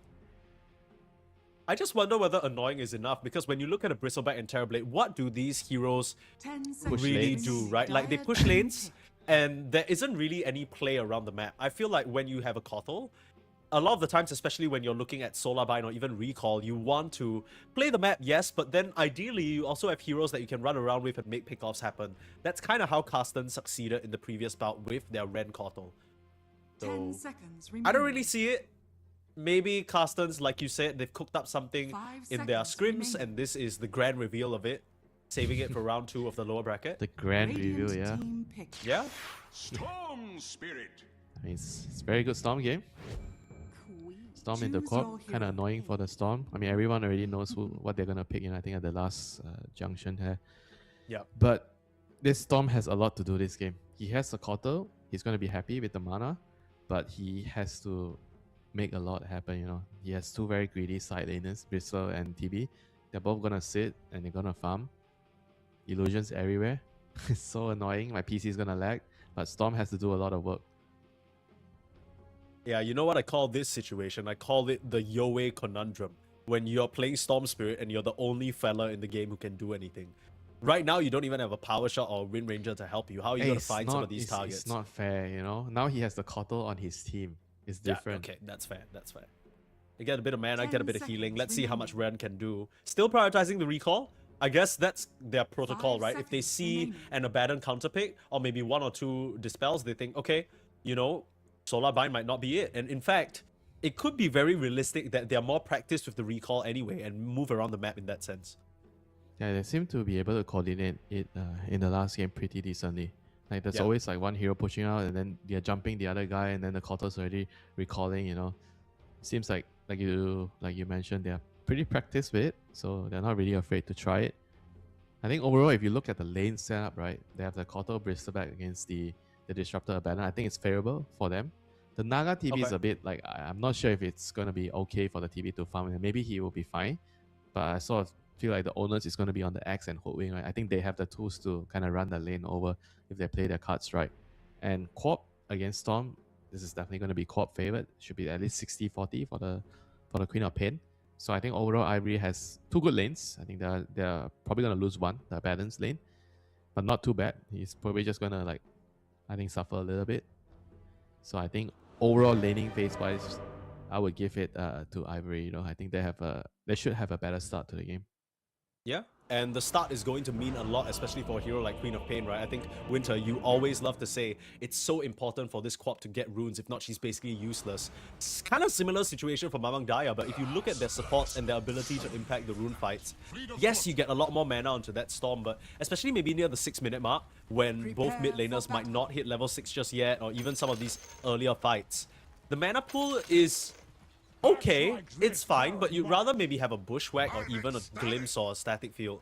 So, oh, what's going on? Some, Friendly some banter. This is different. Oh. This is friendly. You see how friendly they are? Typing when they're smoking, you know? Somebody's gonna type and somebody's gonna die. Of course, all these players here, all Neon alumni, which is crazy. If you think about how many players actually came and left through that team. Rest in peace, Neon. Moment of silence. 30 seconds to battle. Low-key, it makes sense that, like, dude, literally everyone from Neon's history is here. You got Teehee, you got Tuan, you got Rupido, you got Ken, you got Karma. Like, these are Raging Potato, that's the way back one. This is Neon history right here. You're giving us a history lesson, huh? Yeah, you don't give a shit about this kind of stuff, okay? I understand. I do. Come on, I don't give a shit. You know, if it's Malaysian history, maybe. You mind Okay, sharing well. a bit of Malaysian history, Winter? No. Why are you trying to get me in trouble? Huh? You're trying Keep your to secrets point, to yourself. You're trying to point me in a direction where I could say something dicey and get in trouble. You do that just fine on your own, don't worry. I don't need to assist you there. In fact, I think I need to assist you making sure you don't dig through that hole too deep. Well, how many strikes I have right now? You keeping count? Today you're on 1.5. There was What? 1.5? What is the half? one. The half is I saved you, so I will still count it as a strike. But we got out of there, so it's fine. I don't want to talk about all our little inside jokes or whatever the hell. I want to talk about this game. I want to talk about lanes. We both, I think, are pretty understandably confused about this Naga TB. On paper, you got massive amounts of illusions, right? But I don't really get the point. I feel like with a TB, you always want maybe a pause 5 that can set you up for a metamorphosis kill or at least hold the lane and be a good bodyguard. I don't know whether Naga still fills that gap. I mean, she's definitely a bodyguard. She used to be a bodyguard. I just don't think that she's a very good bodyguard now. Lost a lot of stats, lost a lot of damage. I mean, also her mid game got hurt a lot, you know. They reduced the AoE of the song. And I think the hero is just not easy to play now. I mean, I don't know what the plan is, but for now, Drake and Rupido are just spamming spells onto Azura. This is what I expected to happen. You know, TV is just getting bodied in his lane. It's always constantly taking damage because the Naga is not strong enough to force them to deal with the Naga. Yeah, I mean, she's running around with the illusions and stuff, but it's like what does that do, right? Drake is barely taking any damage from these illusions thanks to he's the gonna block the Wayfarer camp. as well. This is big. I think this lane is over for TV. They can't pull and the TV can't lane. The pure damage battle hunger is like too much. Storm has to help the TV at like I feel at some point he has to come over and deal with this axe, you know. You can't let the axe run rampant. Saw what happened in the previous game. I mean, Mamang Daya. You gotta have your sort of the most recent memory of your own axe, Raging Potato, just dominating, getting these crazy calls, locking down important heroes. Can't afford to have that happen to your Terrorblade this game. Bit of a weird draft, I'm not gonna lie. It almost feels like they have a tri-core situation going on. Who has a tri-core? Carstensz. Oh, do you even know how to count? That's 5 cores. What tri-core? My Five bad. core. My bad. Okay, sorry. Bro, Yeah, you're right. You're right. Failing my math classes here. Embarrassment to my Tri-core, my household. ass, man. This is just a classic in SCA pub. Nobody wants to play support, so you have cores playing fake supports, you know? Mamang Dai is gonna die first blood. I was gonna say getting a shit absolutely taken on him right now. Yeah, Ken this is gonna show him up. This is pretty much what's gonna happen to Storm. Usually you would die. I think you need to die one time in the lane, or else you have to walk back to the base, you know. And some players choose to die. I mean, this is still pretty bad. I mean, in terms of CS, the Storm, he's actually doing okay CS wise, but just that death is going to set him quite far back. Yeah. It's a give and take, right? Because with the Queen of Pain, I think... Oh, Raging Potato. Going down there. Being pulled back by the Glimpse. Very nicely done. But yeah, I was going to say, with the Queen of Pain, it always feels like a give and take because the more points you put into Shadow Strike, the more likely you are to get this kill. But then you have less points in Scream of Pain, which means your Radiant's farm slows bottom down. tower So is under attack. kind of need to make find a Radiant little are scanning. area in between where you're happy with.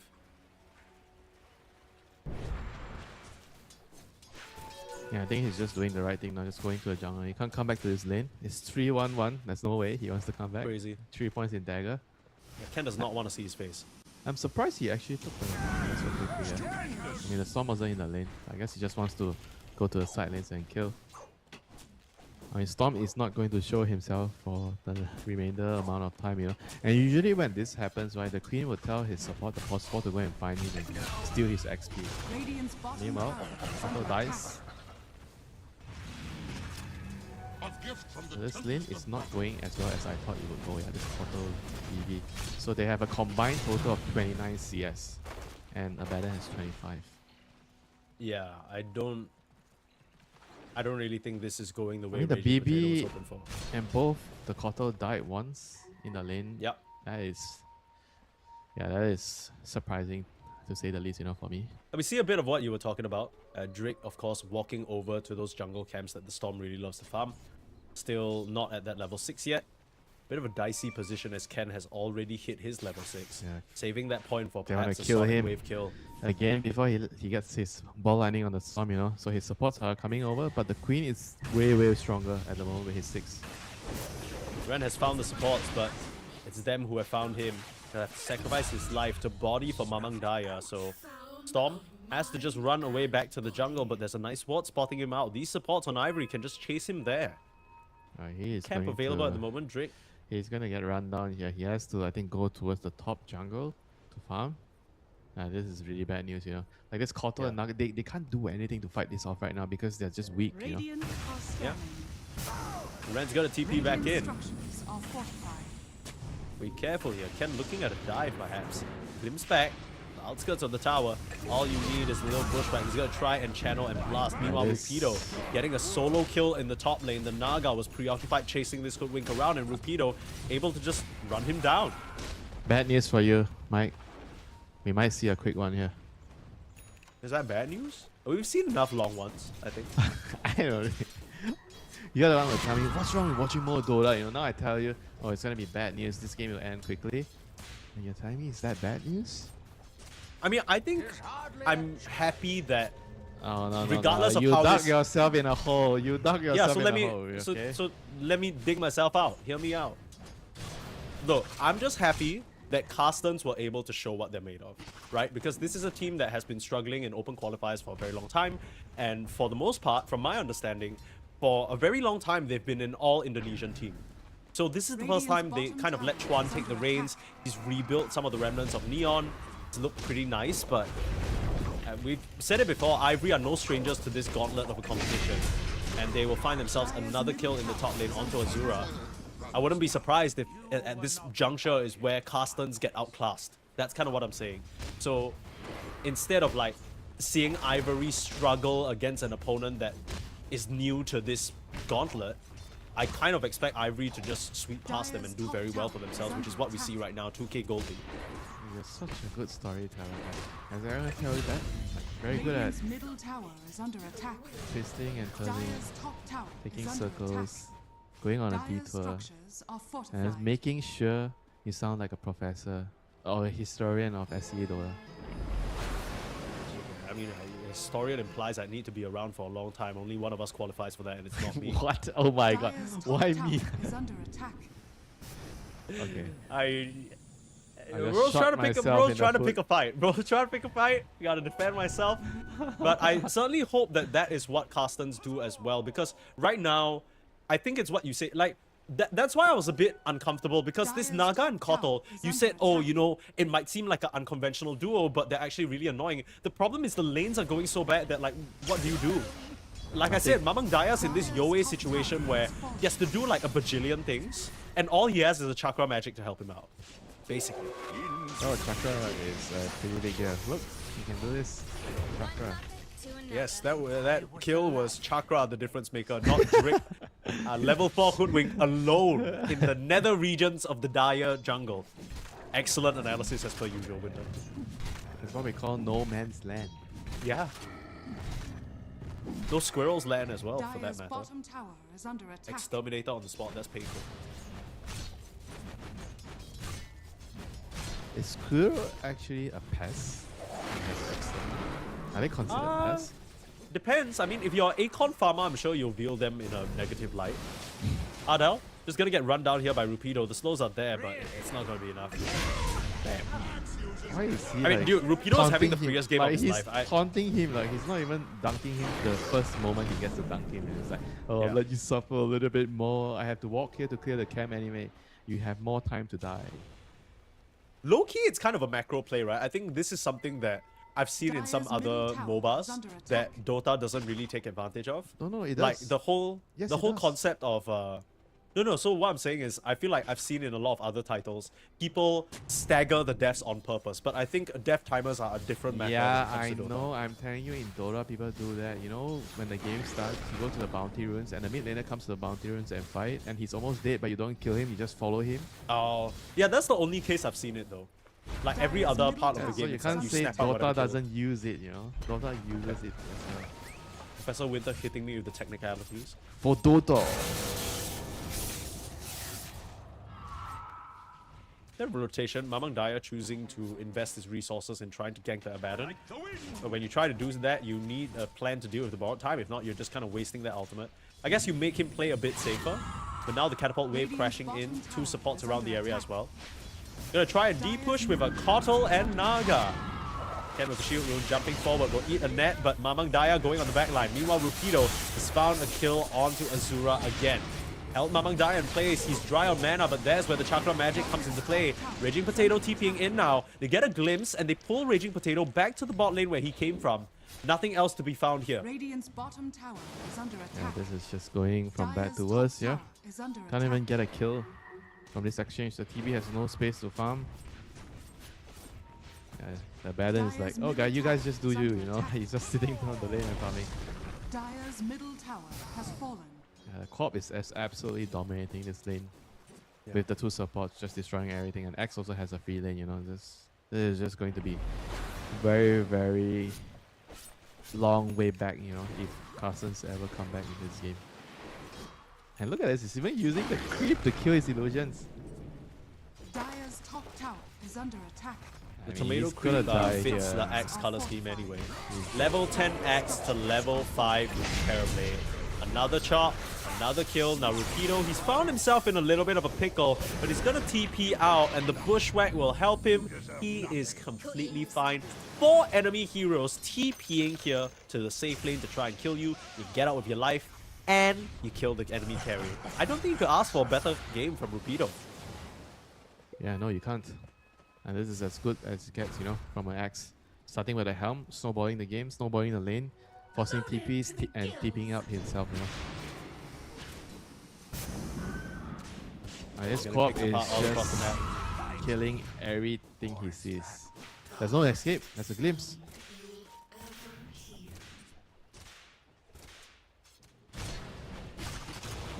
And this How is the did next. it all go so wrong from the side of Carstensz? Because Well, I weren't you feel like watching the game? What do you mean, how did No. it go so wrong? I am trying to make you talk about it because you haven't talked about it. I just did yet. talk Raging about Potato, it. gonna get run down now. They got It doesn't ran matter that it's over back in his the turn. lane. They got ran over in the lane because the Naga cannot body for the TB in the lane. So the TB can't Is that farm. all? So And it's he- all the Naga's fault, is what you're saying? the picks. It's the picks. And they picked Storm, right? I think the Storm was okay. If the side lanes didn't go so badly, you know, and the Cotter and BB also died 2 times, 3 times in the lane, which I felt like I think this lane should be going better. But for the Naga and TV, this is how the lane matchup should be played. You're not going to do anything against X plus hook lane. Gonna try and make a move onto Karma now. Pop the Metamorphosis, but he still has the borrowed time TP out, but there's a net around the corner. A little bit of a misplay there for Karma. I feel like he still should be fine. Ken around the area, but very low, and they will find themselves a fruit in the middle of all this sand. A nice little kill onto Karma. A drink in the middle of the desert. Recall? Okay, just to give him some mana. Nothing more to it. Yeah, I'm pretty sure I was telling you they were losing the lanes, Dyer's right? top tower Quite is sure, under Yeah. right? attack. Yeah, I'm Like I just said, trying I'm to talk about it a little bit more because I'm now trying it's to get you to talk about it because you didn't talk about it. Okay, Mike, okay. I'll talk about it again. Radiant's bottom tower is under attack. This feels like when you have a toddler in a Radiant kindergarten are class scanning. Oh, and he's throwing a tantrum. oh, okay. What else? You know what I mean? Wisdom Shrine.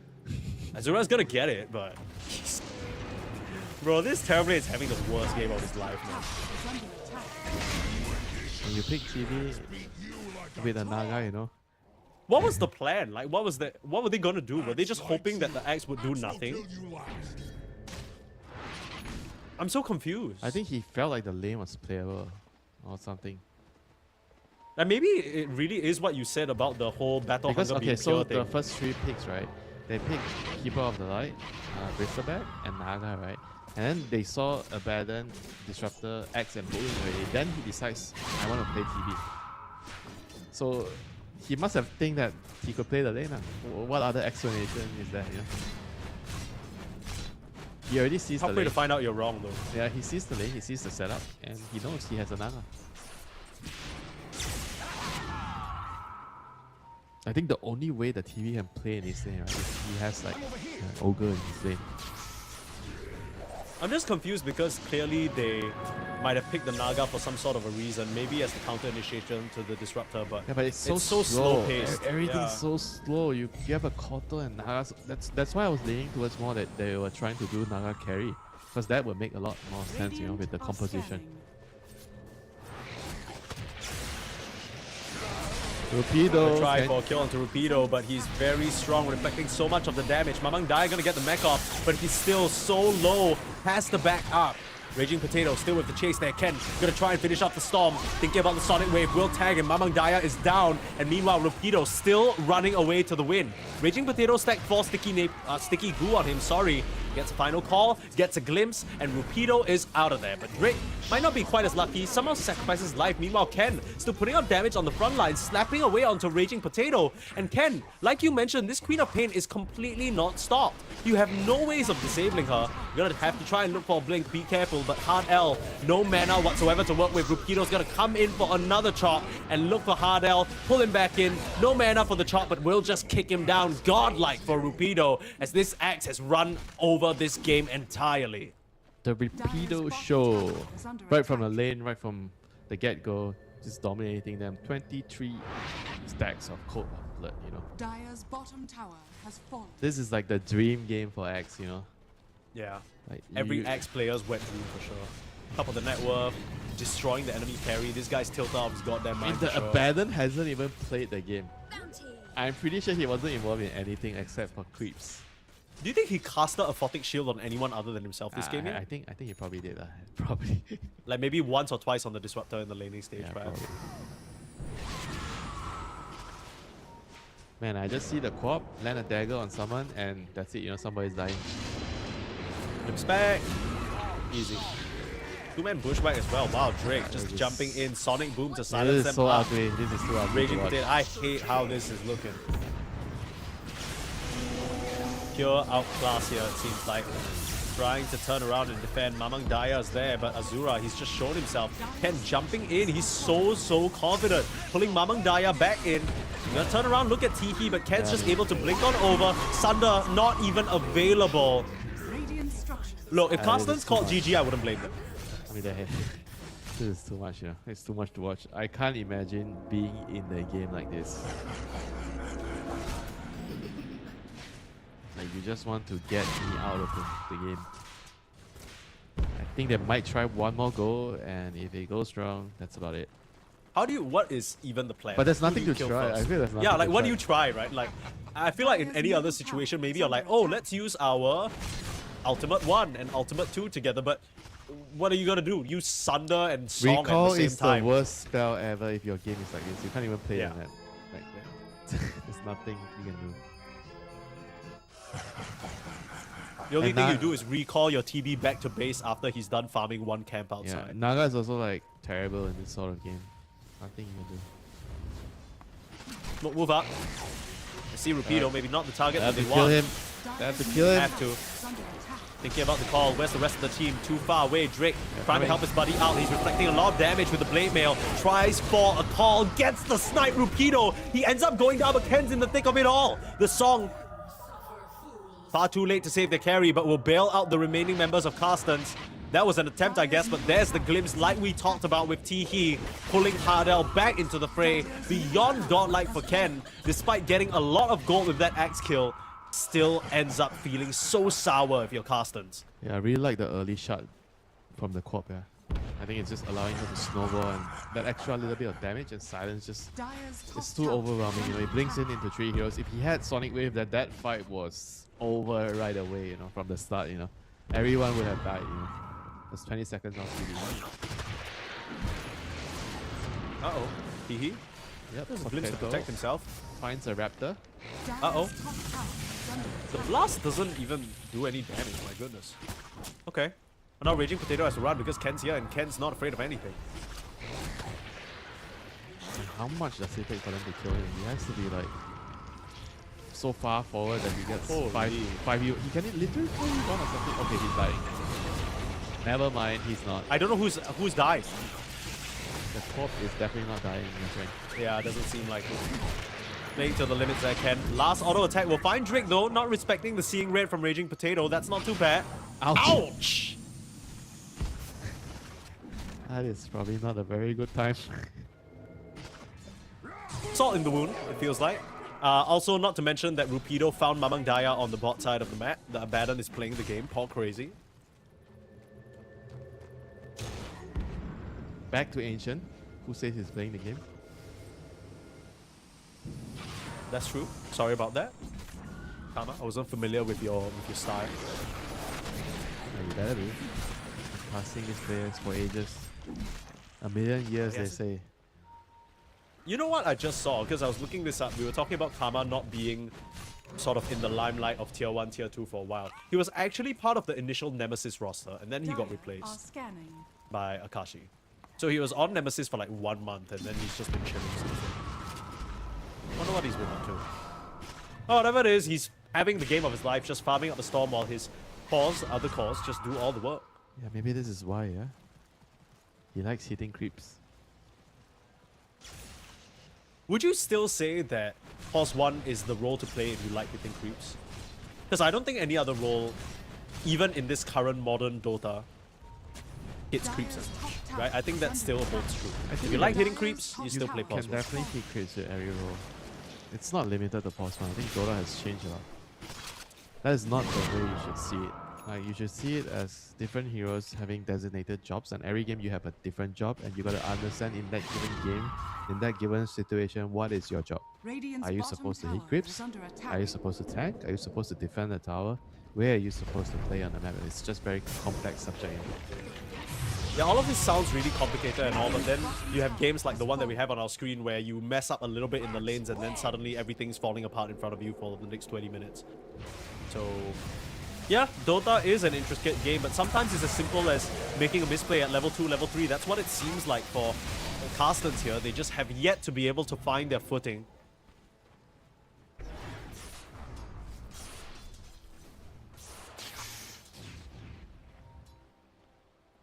You know what they need? They need to head over. I gotta say lunch. No, I think they need to head over to Philippines right now and unplug the PCs. Of Ivory. Ooh, that's a good move. That's a good move. It's a classic move, right? You know, at the LAN cafe, when you lose an argument, you just walk over. You just walk Radiant are across. scanning. Because you're You pause yelling. the game, say BRB toilet, and you head over. You slide the, No, the no, no, land you- shop you- owner a you- $10 note. You know what I would normally do is I would go to the cashier and just close the PC of my friend's PC, turn it off, tell him I'm done, we're leaving, and I just pay for him and buy. Oh my god. That was a strat. Just to reduce the embarrassment of losing. That's crazy. Radiant's middle tower is under Not much of a game to be had here, unfortunately, folks, in this game. Number one, Carstensz. They were able to put up a good fight to survive earlier on against BAIYAWAK, but here, up against Ivory, it's proving to be so difficult for them. They're losing a support here and there. Teehee did drop, though. The Aghanim's already on Queen of Pain, looking towards that Shivas. That is a huge, huge power spike. Yeah, he's trying to kill the TV here. I mean, if the TV has minus, you know, this game has Yeah, gone you know to shit's shit. cooked. Yeah.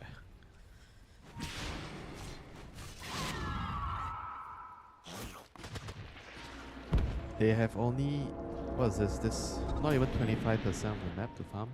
They can't even leave the base except for Storm.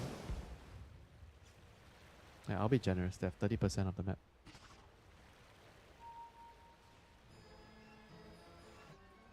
It's tough, you know, when you don't have any real estate. I guess the upside is that Are scanning.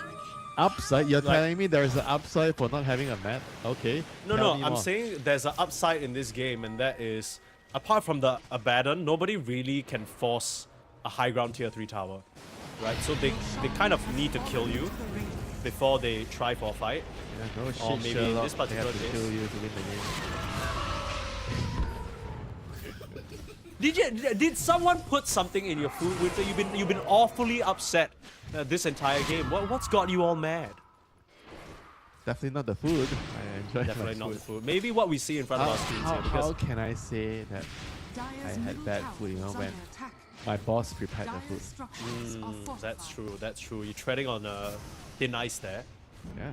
When she makes food, I will only consume the food and no comments. Say thank you. Where's your manners? Okay, say thank you.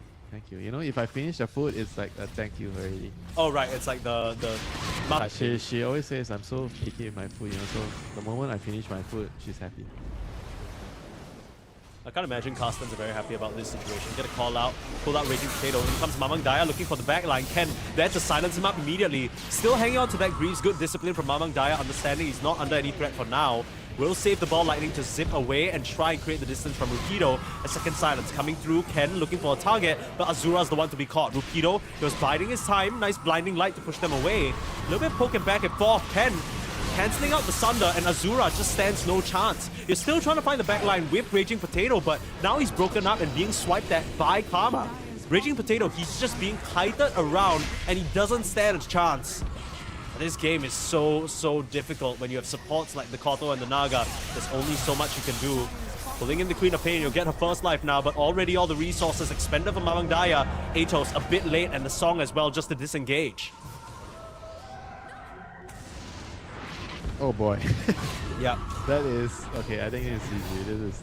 I mean, I can't imagine why are they playing this game. I mean, you know why it's so bad to play a game like this? Because you get so tired and you have to play. So if you already have to play, you already played a long series right in the first game, and then Yeah. you have to play the next one without too much break. And the first game is like this, you know. So you don't want to spend too much energy to play out the game when the payout is actually close to none, you know. It's not about giving up or anything, it's all about conserving your energy and understanding you have to win another 2 games later to proceed. So you have to have every bit of strength remaining for the next 2 games, you know. I think it was really bad that they actually stayed in the game that long. Because it was over. Well, 10 minutes. it Okay, does- 15 it does minutes. depend. 15 minutes, I think the game was like, it's already close to. Even you were saying, okay, I think is this the point where you call GG? There's nothing you can do, you know. Why are you playing this game, you know? Because it's actually detrimental for the player's mental state and obviously the energy, you know. You have to burn so much energy to play a game like this. Yeah, that's true. I mean, watching it also is kind of soul-crushing, right? But my only guess is perhaps these players, they wanted a bit more time than what the break ahead of us is going to allow to discuss what went wrong. There's probably, I want to guess, like, considerations and conversations that they're having while they are in the midst of losing this game, because they understand. It's already over. 26 minutes is all it took for Ivory to dispatch Carstensz in game number 1. Let's see what happens in game number 2. We already saw Carstensz do a reverse sweep. Maybe they can make it happen again. See you then. Can you see me? You are my everything. You're my lady. Some might think I'm crazy. You're my constellation. My vision's far from hazy. I need no confirmation. Take my heart and don't let it stray. True love and affection will come again another day. As the sight of your light always takes my breath away. Lady, can you see me? You're my everything. You're my lady. Lady, can you feel me? I fell head over heels. You're my lady. Maybe you can hear me. My sweet little thing. My sweet lady. Lady, can you see me? You are my everything. You're my lady.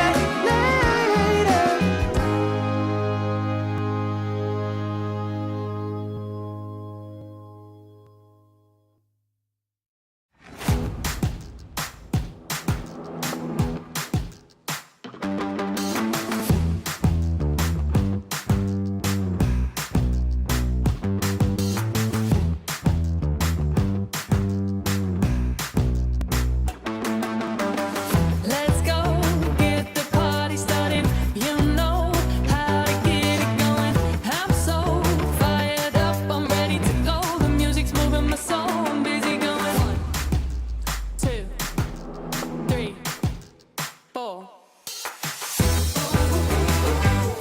I really feel like dynamite. I really feel like taking flight. Oh, I feel good, I feel so fine. I'm making moves and getting mine. And I need you to get in line. 'Cause if we're gonna make it, we'll make it right.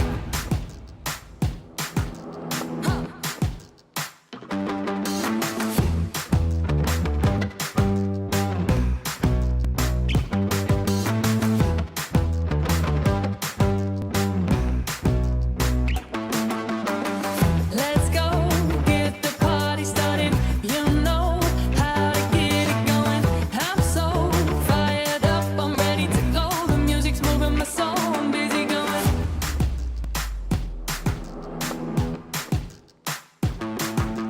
1, 2, 3, 4. I really feel like dynamite. I really feel like taking flight.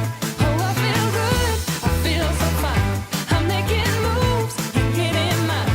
And I need you to get in line.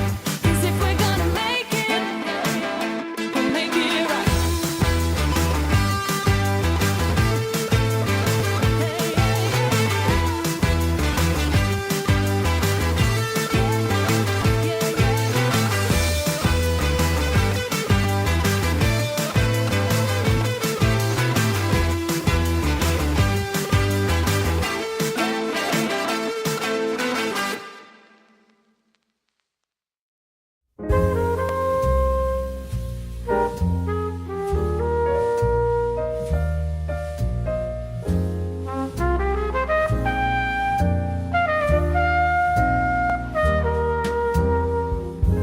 I haven't found the one.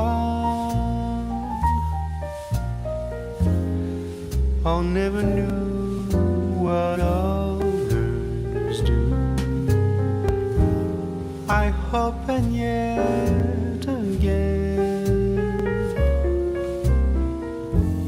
What do I know then? I believe it's all meant to be. All my dreams are so out of reach. I fool around, but we never know. I fell in love, but a long time ago.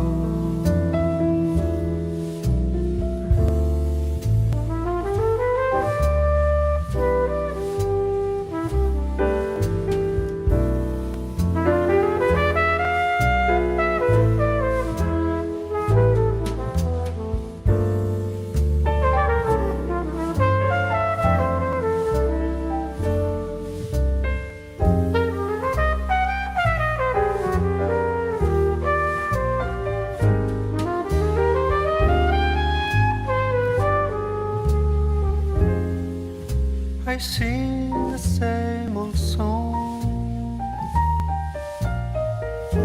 been going on for far too long. I hope and yet again. What do I know then? I believe we're all meant to be. All my dreams are so out of reach.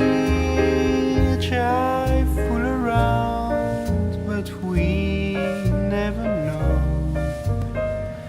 I fell in love, but a long time ago.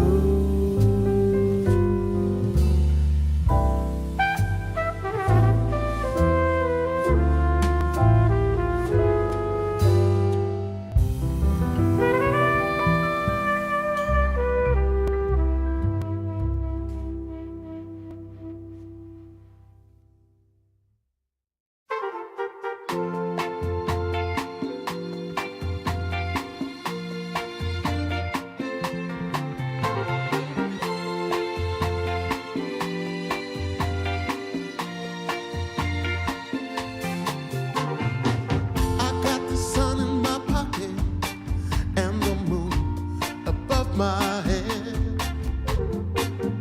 Got the whole world at my feet and the pain a cloud ahead. There are stories I need to tell. There is laughter I need to share. Joy and love all around. I can feel it in the air. Oh, nothing can stop me now. There's nothing at all.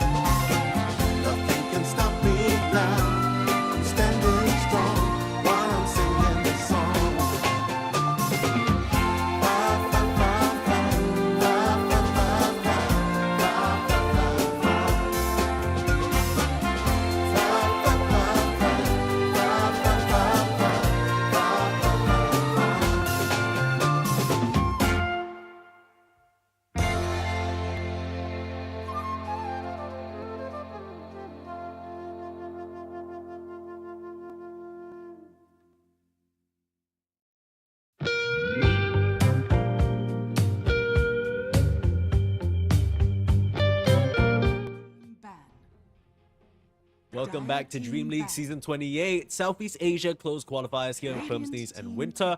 Ivory versus Carstensz. Ivory were able to very convincingly take away that game number 1 in an absolute Dire shit team stomp there. They didn't even give Carstensz really a chance to play the game. It was really rough, but if we've seen anything from Carstensz today, Winter, this happened in their previous series as well. They got decimated in that game number 1 against BAIYAWAK, and then they proceeded to play 2 pretty decent, if 10 not even seconds remaining. convincing games to come back and reverse sweep the series. That's how they're here. So 5 maybe, seconds just remaining. maybe, there's a chance we see something like that. What do you think?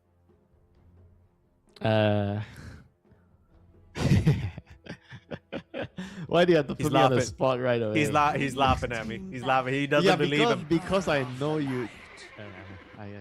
I don't want to say too much, but yeah, there's always hope. I'll just say what you want me to say. There is always hope. No matter how dark the sky looks, Radiant team at the end of the back. day, the sun will shine again, and there will be hope once more. Okay, now you sounded like a priest. How about you say what you want to say? What do you genuinely think? Touch your heart, tell me the truth. No chance. Zero chance, I think. Explain. 10 seconds remaining. Mentally, they're out. It's very hard to I mean, tell. also, seconds physically, remaining. they had a Naga and a Kotal. Surely you just don't pick that shit tier combination. Yeah, I again. mean, I'm sure you don't pick that again, you know? I'm pretty sure if they pick it again, I will just let you cast the game alone, alright? I'll just watch the game unfold. And you'll completely finish completely Yeah, silently, you'll like you just finish- sit there, stare at this.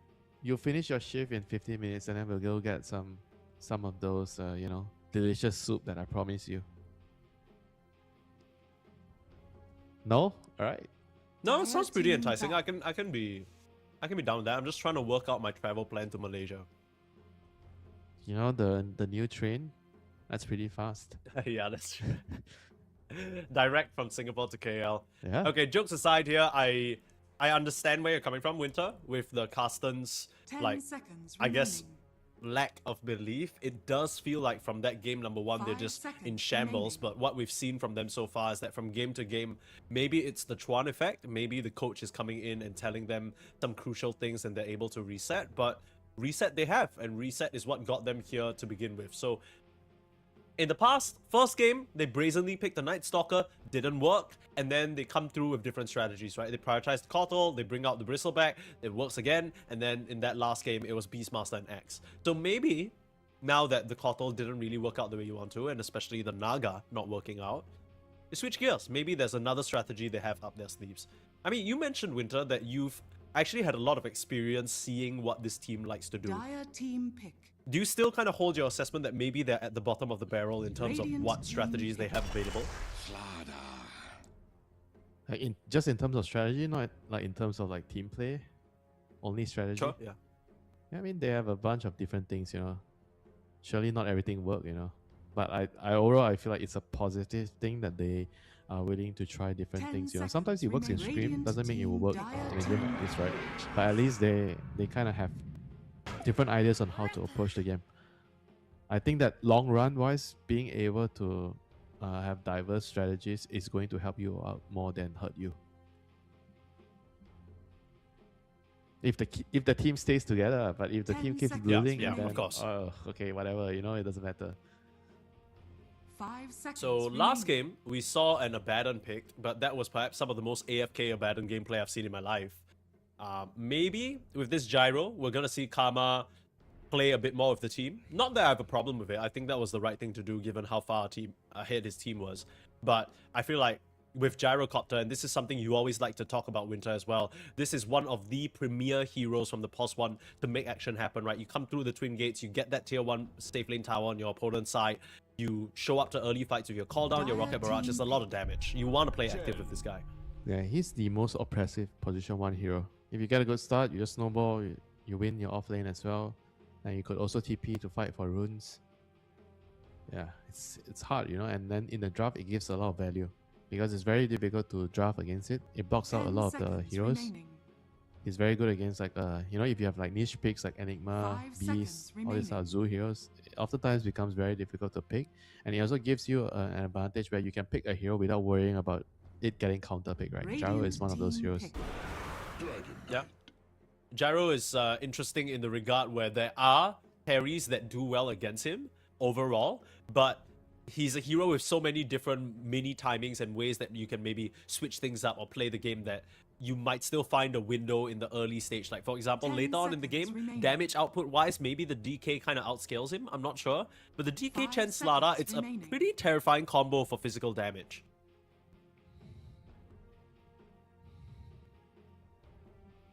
Yeah, I guess Centaur has to buy a Crimson this game. The hero loves to buy a Crimson. I mean, the fact that they also like they blind pick the Centaur. I was looking at the the pick order. I just realized, right? So the draft opens with Kotal, and then there's a Gyro, and then they just they see a Slada, and then they pick Centaur and Hoodwink you right off the bat. It's not a lot of teams that are willing to like pick Centaur blind like this, like this. I'm not sure if it's also serving as a secondary purpose of blocking the pick because you don't want to play against Centaur in Radiant general team as battle. Gyro. Ember Spirit. Yeah, so they're going to last pick their support unless the Gyro could be a support, which I don't think we're gonna see it. And now they I mean, it's T-He, brother. T-He loves his Gyro 5. yeah, sure, but it doesn't mean it's good, right? You can like You the know what'd be hero. really cool here as like a pause one? Radiant team ban. I think Muerta would be pretty hype. Yeah, because you become a ghost and they can't hit you. Yeah. Cool strat, but it's a slow strat. It's a cool but That's slow true. strat. Yeah. And then what's the You lane? can't blame me. I just saw Parker do it. So what's the literally. lane? Muerta and Gyrocopter? 10 seconds. What's supposed Sure, to yeah. happen in that lane? Gyro gets all the creeps low with 5 flat cannon, seconds and then remaining. Muerta lines up a perfect dead shot to last hit all 4 creeps at once, and then you never have to deal with the lane. That's my How submission. imaginative. my Yeah. friend. That's what they call me back at school, Imaginative Mike. I feel like Dota is not a game where you can use your imagination to its fullest, right? It's not a game that kind of rewards creativity. That's an interesting thing to say. What makes you say that? think, Because I feel like a lot of what we've seen, especially in recent years, like the innovations on itemization or position 4 on yeah, how but to... there is always like a set of rules that you have to follow, I don't think it's Right. a game where you can just freestyle. I mean, it used to be like this, but now it is more about maximizing your efficiency. You have to do certain things in a certain way, or else you just lose. I think the creativity part, maybe it's not exactly 100% true, but I would say there are certain aspects of the game you cannot play another way. You have to do it that way, or you just lose the game. Yeah, I guess I think we're both Team saying the back. same thing here, where the creativity is allowed, but the creativity is to solve a set of problems that don't really change. Like, for example, right now with the current state of the meta, it's always about like 20-minute Tormentor fight, right? So you can come up with a whole bunch of ways to either disrupt the 20-minute Tormentor, secure it for yourself, set the map up, or whatever. 10 That's where the seconds creativity comes in, remaining. but you can't just give a Tormentor for free, for instance. I think that's what you're saying. 5 seconds remaining. Or maybe Yeah, you can. I think sort of like when you're giving Tormentor for free, right?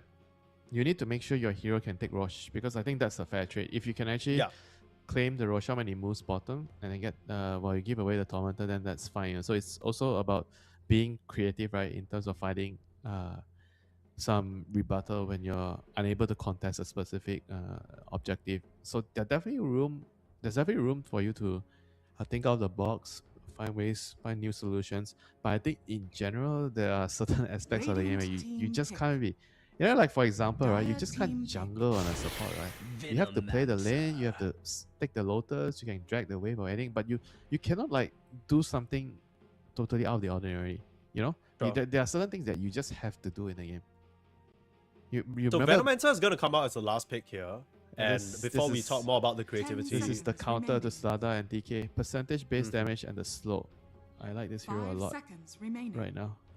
in my But- mind, the Slada should be okay into Veno just because you get that Guardian Sprint slow resistance with Leg Day, or is that just not I mean, relevant? it's still annoying. Later, it's still annoying. Only at the start, Okay. what, 2.5 seconds? You have the slow resist, and then you have to worry about the poison sting. Then you can't dagger. There's a gear on you. It's just annoying. It's definitely annoying. It's not unplayable, but it's annoying. Do you think it's possible to play Slada without Dagger in this case?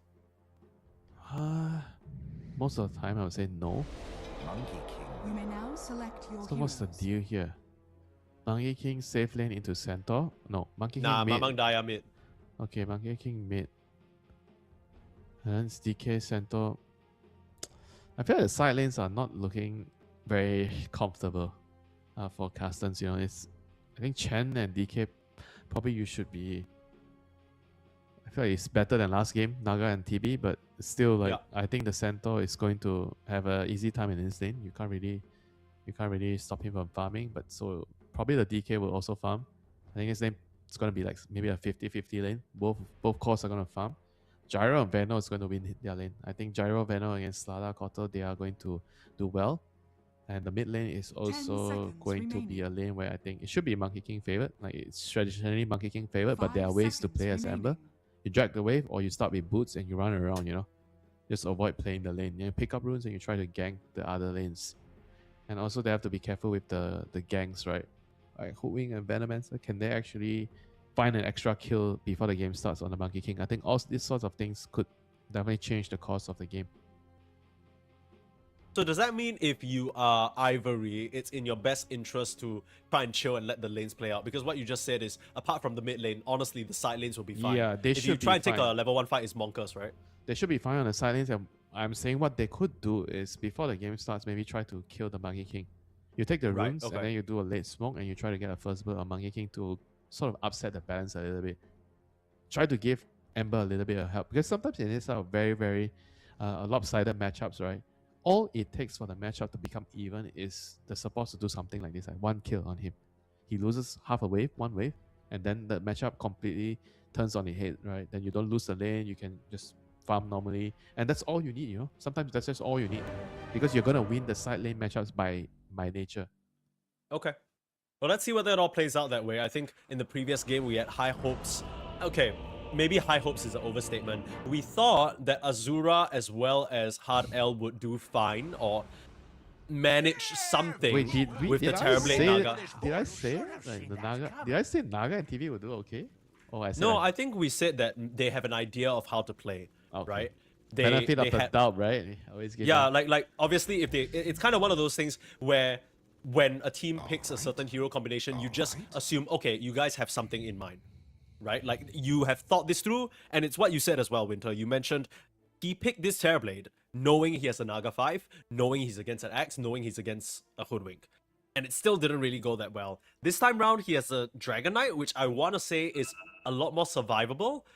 But then I also don't really see the Chen or the Dragon Knight really threatening the Centaur, right? At some point, you just get the Helm of Iron Will, or maybe even you go for a quick Vanguard. I don't know what the choice is this game for Rapido. But it just feels like the Centaur's going to have a free time. So I'm not sure. Yeah, Vanguard into Crimson should be. I think that should be the build for him this game. Don't know about going Helm anymore. Helm doesn't seem. I mean, Helm is still nice on this hero, but I just don't know if you want to do it. I think the Crimson timing is very big this game. Sada, Monkey King, DK, triple physical damage cost. I mean, really, the only magic damage that they have is the Keeper of the Light Blast, and that's like, it's a big nuke, but when that's your only magic damage, then it's kind of whatever, right? Okay, so this time round, without the Abaddon in the game, they've actually opted to go for the Solar Bind. So this is what we see more often than not from But the Keeper of who the Light. is he amplifying damage from? Just himself, right? Yeah, Like who it's is a bit weird. who is actually using it? I think the slow is nice and all, but it's just the amplifying damage part doesn't really seem like it's gonna do a lot this game. Yeah, I feel like the only thing the slow does is like maybe limit the Ember Spirit's remnant speed. Because when a fight breaks out and you solar bind someone anyway, Rupido can just press Stampede and then they're just chilling. So I don't know. Yeah, it doesn't seem like it's gonna be a whole lot useful in this game. What I will say is that between game 1 and game 2, I know it's a very low bar, Winter, but I think I like Carsten's game 2 draft more, right? I can see how it comes together. I can see the idea. I think they have a lot of ways of forcing these objectives. Especially the Tormentor, you have the Corrosive Haze, right? You're always going to be able to get Roche, get Tom. So I like that they have a 30 bit more seconds tools to to play battle. with. Yeah, this is definitely a much easier draft compared to last game. Last game, it was kind of like, I don't like to say impossible, but it was close to impossible to play. I just, at the end of the day, I think the only question I have is what I want to know what their idea was. Because clearly they have some idea. It's just they never played it well enough Bro, that they had gotta kill the Monkey King. This is letting you because they're hiding the smoke. So they hit the smoke on the high ground. They went bottom. They showed that they don't have smoke intentionally, and they're gonna smoke and kill the Monkey King. Okay, let's see. That's what they should be doing. Yeah, they're gonna do it now. That was some Exactly as you called it, Winter. some smart shit there. They intentionally show them. So I think the Monkey King will be saying, okay, no smoke. We should be Gucci. They already used their smoke, and then now. No, it's not straightforward though, I must say. Like, how are they going to approach this? You need to maybe get a chains onto him within the creep wave. Drake's gonna show himself. Blood grenade slow first. There's the chains, latches. With the Q from Tihi, this should be a very dead Mamang Daya unless you can get a deny. No! He tried to. He Auto attack tried. comes through and Ren TP's in as well. It's a good try, but unfortunately far too late. And this is the move that you called from the draft. They would try and make this happen to even the score for the Ember. Meanwhile, look at top lane. It's Rupido being run down by both Azura and Hard L, so taking a loss for that kill. Yeah, this is definitely worth it for them to kill the Monkey King. The Centaur has the wave under the tower. Oh no, the tower is hitting it. Okay, so this might not be too good for him after all. But if you have to choose, right, do you help the Centaur or do you help the Ember? I would always say 9 times out of 10, you help the Ember. Centaur is a hero that can just farm jungle and come back really easily, you know. He's a hero that doesn't really mind to have like a tough start, you know. Hardy as a horse. What is that? What you say in Singapore or what? Or is that a common No, saying? I just made that shit up. I just made that shit. Look at him. He looks like he could bounce back from a difficult situation with a smile on his face. How can you even kill that thing? That's what I'm saying. But he died, so I don't know how Azura and Hardel did it. They just auto attacked the shit out of him, I guess. Yeah, heartless, yeah. No love for animals. True. Although I don't know whether you consider what Chen doing love for animals, right? Like he forcefully repossesses their mind and commands them to die for him. Isn't that what we So- do with our pets? You feed them, you tell them sit, you tell them hand, you tell them roll over, and then you tell them you watch, stay here while I'm gone. Isn't that like kind of like a Chen thing to do? Something to think about for you pet owners out there. Thought you came here for a lesson in Dota. Nope! Jump scare. Surprise. It's a lesson in ethics. Hey, you have a cat, yeah, so don't act like you're not part of this. I have 2 cats, but I choose to ignore you when you tell me these things. Alright? When you tell me something about work, I will choose to ignore you as well next time. It's okay, you already do that. It's not a big deal. Man, you actually have an answer to everything. There's no Yeah, way. yeah. Well, it's not really about winning, right? It's about trying to understand what's going on in this game. And so far, I'm not gonna lie, I'm a bit surprised that the Centaur is struggling this much. Because yes, he did die once, but I thought he was just gonna be fine in trade No, farm. it was bad because the wave. Remember, I said the wave went under the tower, and I said this is bad for him. I think Right, okay. the death itself wasn't. I think the biggest problem. The biggest problem was the wave went under tower, and then the tower hit the creeps. You know, so he lost like, I think 2 or 3 creeps, and he didn't get an Sure, XP, okay. and that kind of hurt him a lot. Also have the hard camp unblocked, so they're just pulling that relentlessly. Hardel is gonna be able to secure that Lotus as a result. Man, I just keep hearing you say Cardell. You know, like where's the Oh, sniper? sorry. Yeah, my bad. What should I call him? Should I just say Chen? I don't want to confuse you. Alright. You can choose to confuse me. I know you want to. Yeah, it's funnier that way sometimes. Okay, well, pretty quiet early game. I don't think the Kotal and the Slada really have anything to do in this bot lane other than getting XP and farm. Yeah, not the most like synergistic duo, you know. Sada and Koto.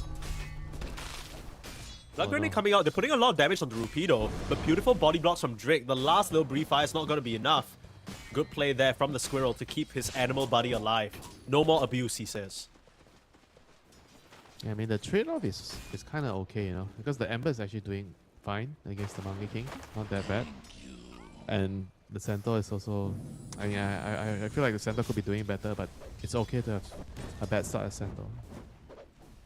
So I think overall, what they did in the early game with the smoke and everything, I would say that it's still benefiting them. Yeah, I think it was a cool move. So what's the plan for the Ember? You just get level 6 and then you try and play side lanes, or are you calling your supports to try and punish this I mean, the monkey? thing is, playing side lanes is also not really that useful, you know, against Monkey. Because Monkey, after he gets the lane, he's going to be hopping around and he wants to play the side lanes. So you kind of have to, I think, wait for where he goes and then try to kill him, you know, cut his tree. You know, they have very nice supports to deal with the Monkey King. I think Venomancer is very nice. Monkey King. Slow him, and the whole way you can remove him from the tree with the bushback. Yeah. So it's more about like And then Q out of the mirroring. Raging Potato in the bot lane. Flada in a bit of a pickle. Ticking very low. I think he should go down. Very nicely done between Karma and Tiki to set that one up. Yeah, the Veno is starting to be online, you know. You have level 4 on Veno at this point. The slows and Ken comes into the side lane. That is a huge kill. What a timing from him. I don't think you regularly see level 5 Ember ganks, but taking advantage of going back to base, disappearing off the map and just TPing where they don't expect him on Carstensz. It's just an excuse, Mike, to not play into the Monkey King in the lane. Oh, I have a perfect excuse to leave the lane because he doesn't really want to stay here anymore. So he's just constantly looking on the map for plays. He's come over to the mid lane though, tree slowing up map. Mamang Daya, and the TP in from Drake. Another brilliantly executed move Very onto the nice. Monkey King. They'll find themselves another. That's what you love to see. This team, they are really good at connecting two supports onto a location with the mid laner. Yeah. I think they have one of the best 3-men so far we've seen in the qualifiers, apart from KUKUYS. But I think even KUKUYS, they are 3-men and it's not as clean as them. You know, I think they have maybe better individual plays, but the 3-men so far I'm seeing from Ivory, top notch. Dire's middle Yeah. tower is under attack. Radiant structures are And as we falling. know, nothing Winter loves more than 3 men. Mid lane, Rupido should be fine here, able to stomp things away, but they're still aggressing really deep into this mid lane tower. The Ember is just in between the tier 1, tier 2, and I feel like this is what you expect from the Monkey King, not the Ember. Look at their position in the mid lane. I can't, man. I can't. You can just take it away. Popping the Wukong's command, will not manage to survive. Mamang Daya just being hunted down. That's cruel. Oh boy. Dire's bottom tower is under attack. You're Which on, I fear you might be right. you're on fire, man. I just... I can't say anything to you anymore. Dire's middle tower is under attack. Rupido, this is a painful death here, losing all this wave. The creeps. Drake's gonna try and come over to help Dire's him. bottom tower is Help! under attack. Drake, the please! The shrine. Fall down? Oh, he didn't walk in. They're gonna be able to contest it. Oh, they got it for themselves. Ivory. Dire's middle tower There is we go. under attack. You got it. Radiant's This is top why tower you pick is Gyro under into attack. DK. Call Yeah. down. In this particular case, he picked DK into Gyro, so I don't know. Oh, you're right. it's actually the other way around. They wanted DK and Flada, right? So not specifically for the Gyro. Is there like a matchup thing with DK Gyro that I'm unfamiliar with? I mean, I understand that DK is a naturally tanky hero and then Yeah, the yeah, Gyro he's- damage scales out later. He's good against Gyro, like mid-late game. Okay. But early game, the thing about Gyro is like he doesn't really care a lot about bad matchups, you know, like the carry to carry matchups, because he can pressure them in the early game. You can ruin their timings, you gank them. Radiant are Because he's only scanning. one of the few carries that has a mix of magic and physical.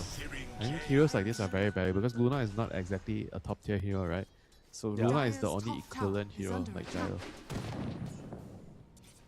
I like especially that Gyro and Luna, that archetype have two modes, right? Like, even if you're not playing active on the Gyro, you can then just max Black Cannon, go stats, and then farm up a Storm and still hit What? insane Those timings. stats? Max We Black don't do Cannon. that anymore? No, don't do that. Get Rocket Barrage. I think the only person that does that is maybe Skitter. Because Yeah. he goes for the other facet. What is it called? Secondary strikes? Afterburner, right? No, he goes for secondary strikes. Oh, okay. Isn't Dire's Karma middle on... tower Oh, I is saw under Karma attack. lock in secondary strikes in the hero pick phase, but it's Dire's Afterburner. structures I I think mean, that's the more common one these days. I mean, it's nerfed, but I still think that some games it might be good, you know, if you feel like you need a little bit more oomph in your team fights, right? But I think in general, it's safe to say that 80-90% of Radiant Gyro are players, they scanning. prefer Afterburner. It feels nice to saw in the clouds with that additional move speed, I can't lie. Yeah, better lane. I mean, less kiting from the enemy team. You can chase. You're Are mobile. scanning. We've seen so many gyros escape near danger with the afterburner move speed as well in these early game Radiant fights. structures are fortified. Oh, here we go. Nice chains. Caught themselves a fish. Wanting sashimi for dinner, raging potato. They'll be served up on a platter, and now you're looking at the Chen as well. Hard L. Hard L. Not Cardell, just to be I clear. can tell you that's not a Radiant's sashimi I middle would go tower for. is under attack. Okay. With the call down, it's already overcooked. Right. Right. And then there's a potato on the side. I mean, who even eats sashimi with potatoes? Awful. And the potato's yelling at you? Ugh. I don't want it. Let's Dire's just draw a top line tower at is the under potato, attack. right? The potato yelling. Yeah. Hey, imagine being yelled at by a potato. What the hell? I'd be so Dire's upset. bottom tower is under attack.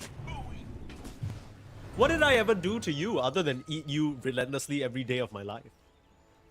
Maybe he doesn't like the salt, you know. He used too much salt on our french fries. True. Dire's bottom tower is fallen. Well, irrelevant bullshit aside, 1k Dire's gold lead here for structures Ivory. are fortified. Yeah. And good position because of the gyro. You know? I think the gyro just did a lot of really good moves, moving around the map, pressuring, going for kills. Yeah, it really does feel like a linchpin. Not that Karma played poorly in the previous game, but this time round he's definitely taking more of an active position on the map. Kind of playing in between his supports and like enemy heroes. So even if you wanted to come to this triangle and maybe push out Teehee or Drake, you just can't, because there's a gyro there ready to call you down.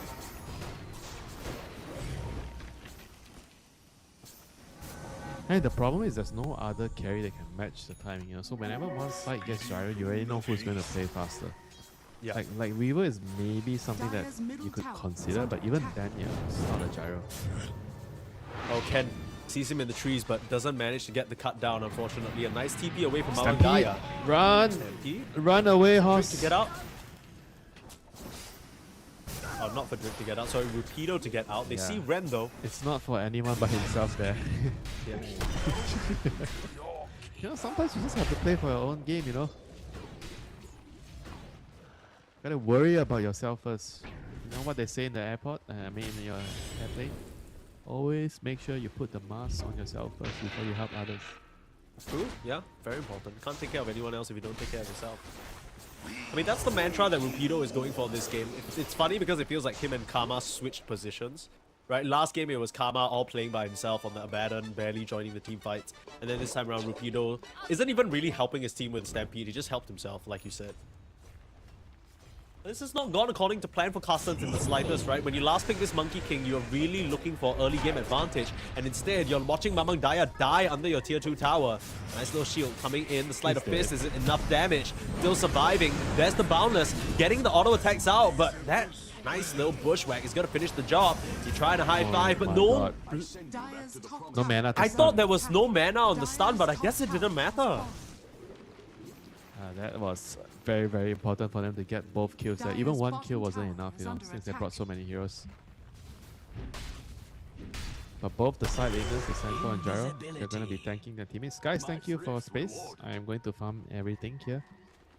And the Santo is already going to have his Crimson Guard very soon. 700 gold. This is a huge ass timing, you know.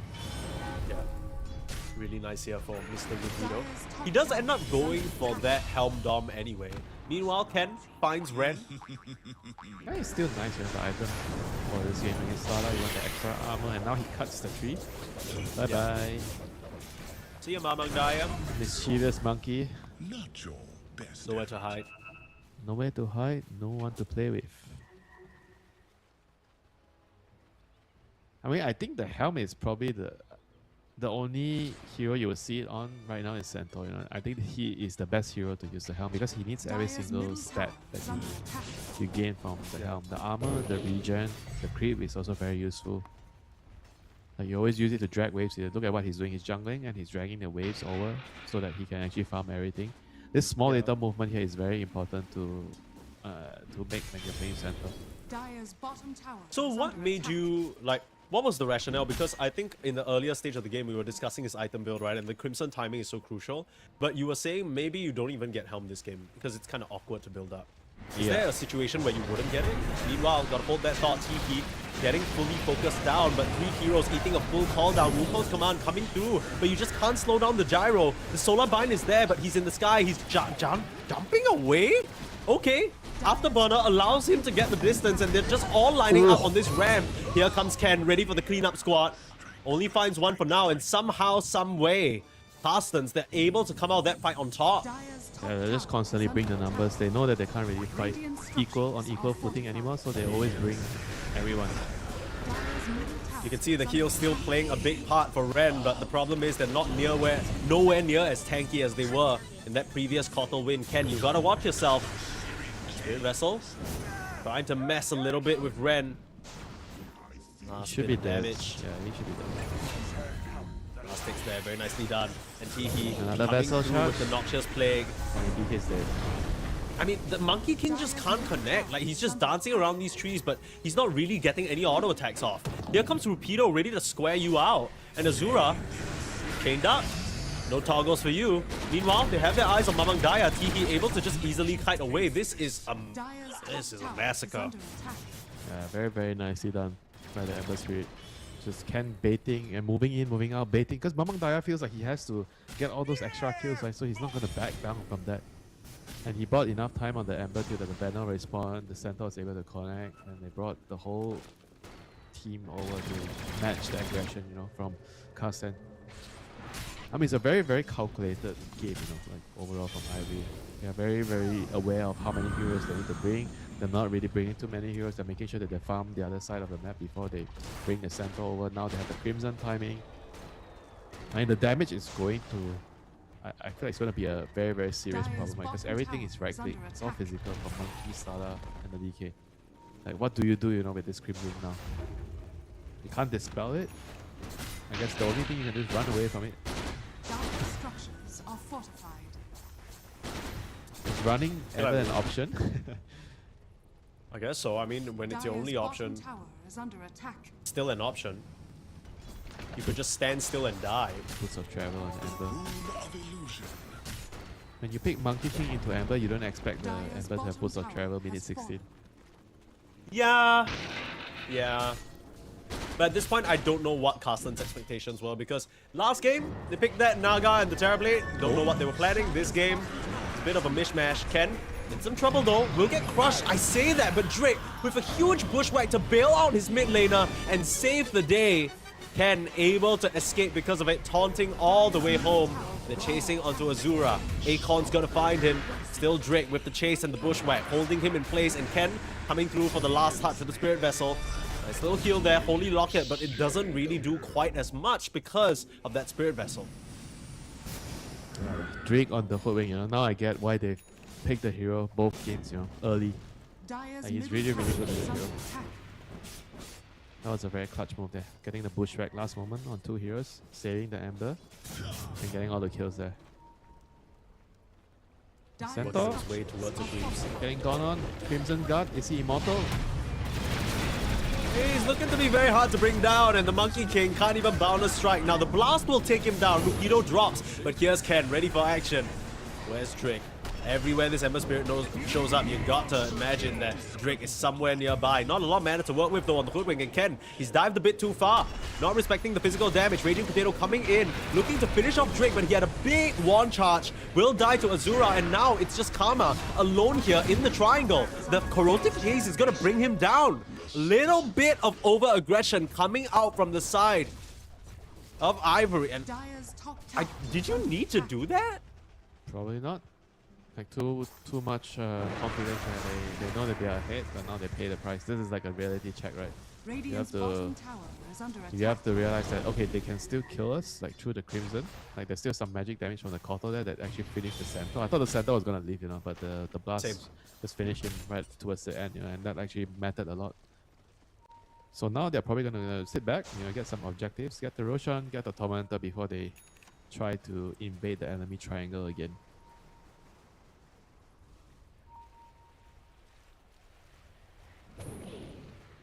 The entire fight was also like a one-by-one affair, Radiant's right? They bottom weren't tower even coming in is at the under same attack. time. You gotta imagine that if they were all there as 5, it'd be really difficult to work through them.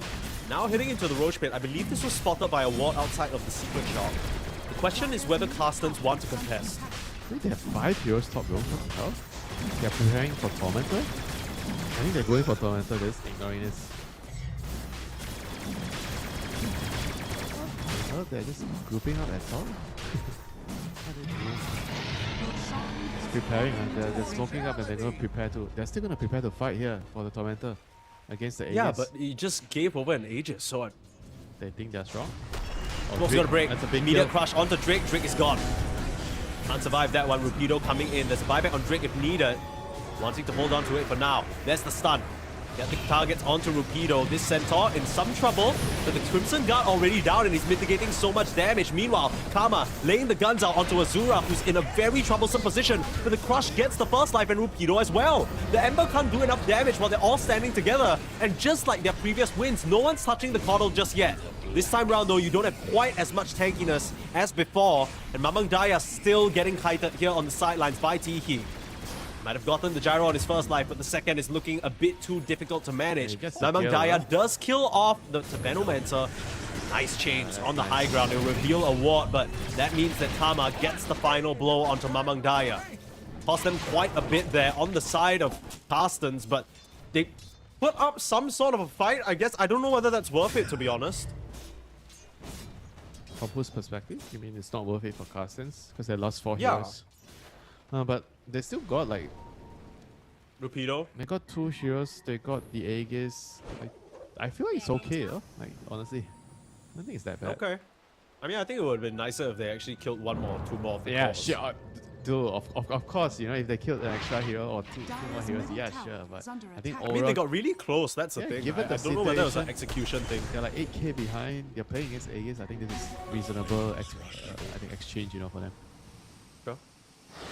You don't get everything you ask for, you know, like... That's just life, you know.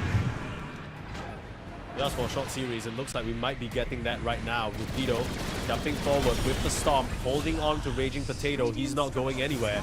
Meanwhile, Ken has his eyes on the poor Kotal, who gets bound up to the tree by Drake and killed off with ease. Ken on the killing spree. Right back to regular programming. Onto the tier 2s now. Radiant's bottom tower is under attack. Radiant's bottom They tower say Tanning has is almost fallen. done on the gyro. He's going to be very difficult to bring down. Dire's top tower And DK is going to need his Radiant Daedalus. DKB and Daedalus. Those items sound so far away, man. What can you do? You know, you lose the early game, this is what you're stuck with. Dire's top tower has fallen. I think their lineup definitely has a lot of potential to come back, like, say, like from 9k behind. I think this DK starter Monkey King lineup. If you get past certain obstacles, you know, especially the DK item timings, if you get there, combine that with the corrosive base, I think heroes are definitely going to disappear. Ken's found Mamang Daya. No way of stopping that TP. Trying to use the Remnant last bit of damage, but Mamang Daya able to burn away a lot of the mana on that Ember Spirit, limiting his damage output.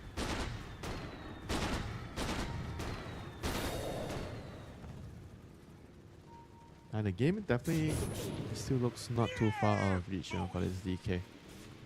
I think one good It's fight. not over just yet. Yeah, it's definitely not over. It's not like the last game, you know. This game is definitely winnable still. And if they can somehow get to the Daedalus, especially, even the BKB, I think it should be... There's a chance for them to fight. With the Corrosive Haze and the DK hit right-clicking, there is always a chance. DK has a very good matchup into Gyro, you know. Gyro doesn't like fighting the DK. The pings come through and the scan connects. Oh, there's no hoodwink. Carstensz, they know exactly where their opponents are. And There like you is no mentioned, the hoodwink's hoodwink. TPing mid. 4v5 at best. Raging Potato out with Crush. Onto this Gyrocopter. He doesn't have that second life. He needs help, but he's not going to get it. Karma trying to lifesteal up, but he will get blown up by the blast. Ken, he's turned his sights towards the Keeper of the Light, but Keeper of the Light able to kite away. Meanwhile, your cores are dying. Your allies, they're dropping. Keeper of the Light is going to heal himself again. And we're seeing Carstensz play to the Kotal nicely. Yeah, that was a Beautiful very move nice. right through the twin gates, and now they're looking at Tihi as well. Ghost Scepter available, popped at the very last moment, but this will delay, not deny the death. Tihi run down and squished like a bug. Yeah, that was a very, very good initiation at the start. You know, they found the gyro right away, and that's something that you don't want happen. You know, if you're if you're on the gyro, you want the gyro to be outputting damage. Like he basically got controlled by DK stun, Dada stun, Monkey King stun, and I think one of the Centaur stun as well from the Chain Creeps, and he Radiant's just bottom didn't do tower anything is under the whole attack. time, Yeah. until the end. Oh wait. no, Drake and Ember. Yeah, that was a very unfortunate fight for Ivory. Might not be over yet. Coming through now onto Azura. They've stuck around a bit too long. BKB TP, where's the physical? He needs to lay it out. Not enough. Are you serious? Lives on 100 HP. Azura. It's A the buff. miracle is what this team needed, and It's the Chen buff. they're getting it right now. He gave him the extra armor, the Divine Favor. Damn. He was saved by that. There's also had the ice armor on him the entire time. Very nice. Yeah, Ivory just got caught with their pants down there, Dire's middle tower The is foot under wing wasn't in attack. position, the gyro got initiated on first, they popped Crimson but they couldn't save him, and there's no damage to pull out after.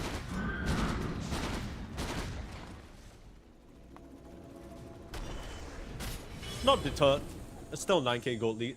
But we're beginning to see the path back into the game open up a little bit for the side of Carstensz.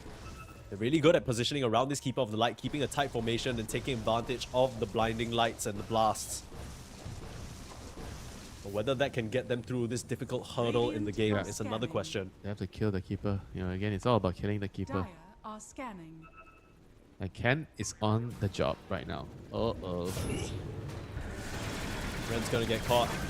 No defensive items. The 4-staff already used, and that's your Keeper out of the picture. Drake. There's more. He's found another. Raging Potato sees him on the low ground though, guesses wrong, tries to chase. Raging Potato, where's your blink? Down to the south side. Still trying to hunt him down. Raging Potato sticking around to show that you're taking the Lotus. They can see that too far, but they're not gonna chase. They're looking at bot instead.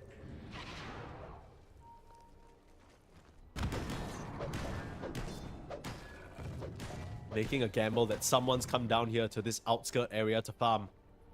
Among Dire. The high ground. Bottom. He's being very cautious. It's very nice to see. Not being greedy. You take what you can. And yeah, basically getting stuck in their base. But this time the scenario is a lot better because they can actually win the team fights with the right initiation with the DK. Sala and DK. Very, very potent duo.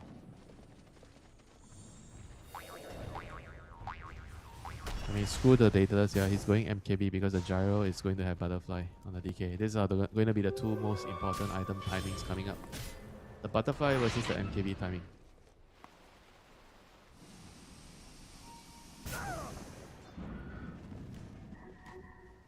Zura's doing pretty well for himself, all things considered. Radiant's courier has been killed. Can't really afford to let your gyro get initiated on again. Azura does snipe out Kiki's 4-staff, which is pretty big. Not gonna have that available for just over a minute and a half.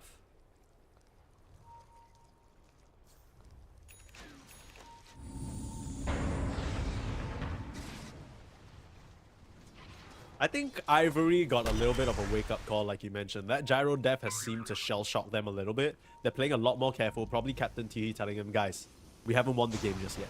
Okay, can we please relax, play sharp? Yeah, do not underestimate Slada plus DK. This is crazy. Crazy damage. They're waiting for the butterfly timing. I think with the butterfly timing, they are probably going to make an attempt to attack. 1k go away for the gyro. But Carstensz doesn't want to sit back, and let you get to the timing. They want to fight. Searching for targets. It's gonna be Ken who presents himself in the mid lane. Slides the wave. Raging Potato there with the jump. Gets the crush off. Where's the save? Not there. Stampede not even used. Look at how quick he died. It's overwhelming amounts of physical damage, right? He needs the plate meal. He needs the Shivas on Ember right now. Booster Travel started to bite him in the bum a little bit. Dire's Still a middle great tower item to is have, of under course, attack. but just I mean, not just imagine that. having... Boots of Travel and Dire Axe. scanning. You don't really get Axe that early. I mean, they might get into a lot of Dire's trouble, middle if tower Roshan is under spawns. attack. Fortune. And this Amber just feels really, really weak at the moment without armor. Like, if they're not around the Crimson Guard buff, they are going to disappear. Radiant's middle tower is under attack. Bushwhack, noxious play, just poking away at the moment. Raging Potato coming in Gyro's with the not crush here. though. Nice little 4-staff away. Gyro is in fact not here, but the bluff is successful. It scare away the side of Carstensz at least enough to go back into the pit. And the Gyro, he's not here, but he's joined the team now. 15 seconds The more until form your is Ember's out. here. No You're form. melting down this poor Roche. Rupido scouting with the creeps. Here comes the Stampede. Get a huge bad. Q from the Veno. This is troublesome now. A lot of AoE damage as no one's on Karma just yet. Azura, he's trying to full focus down the Roche, but it's not low enough. In comes the Ember. They get the Aegis on Drake of all people. And Azura, no, not like this. Carstensz, they were so close to making something for themselves there, but got a bit too hasty, got a bit too scared. If they just went into the Roche without the Gyro, they might have been able to do it. If they went into the Roche while the Ember wasn't alive, they might have been able to do it. But now it's an Aegis for your Hoodwink of all people. The star of this show, Drake's been perfect with the initiation so far. And Carstensz, very much on their last legs now without the DK for 40 seconds. Yeah, they wasted a lot of time hitting the mid tower. You're actually right. You know. If they would go to the Roche right away, there might be a chance they finish it before the Ember comes back to life, you know. But anyway, well played by Ivory, you know, just baiting them out, wasting the time, and coming in clutch with the whole win, you know, eventually stealing the Aegis. Dire's structures And this are is going to be really tough to come back from right now. Like this hole is getting to a point where it's a little bit too deep for them to climb out. Dire's middle Second lane of Rax is going to roll down, but there's no more room for mistakes for Carstensz anymore from here on. I mean, I don't even know whether they can kill Karma, to be honest with you, because it's the timing that you talked about. They still don't have that MKB, but Karma, he's spotting a fresh, spanking new butterfly that you're gonna have to somehow get through the Solar Crest, through the Crimson, Dire's bottom tower all the little auras to help him out.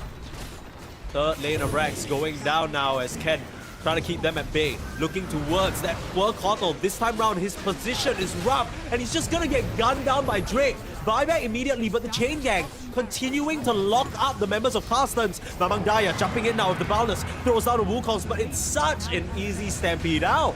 They just say, we want no part of your bullshit. We're getting the hell out of here. Now, Ken not quite as lucky. The physical damage is going to melt him down, but now Mamang Daya still changing up the guard. Hides over to the right side of the fight, but Ken buying back, ready to end the game. Looking towards Azura, he has the BKB. Still standing his ground for now. Needs a slaughter, but Ken, he's still trying to find, I don't know who, must have been somebody who managed to escape through the tree lines. Hardell, though, being focused down by Rupido under his own tier 4 towers, 9-4 staff away. But again, the Chain Gang. Ken's been great, but Ken, he's just bought back. He needs to be so careful. Managing to dodge away to the right side now. Still using the Gyro as a turret in front. Chain Gang locking up 4 again, and Ken with a triple kill. He's ready to send them packing. GG is called, as unfortunately for Carstensz, they managed to just get their first series win in a close qualifier a couple of hours ago.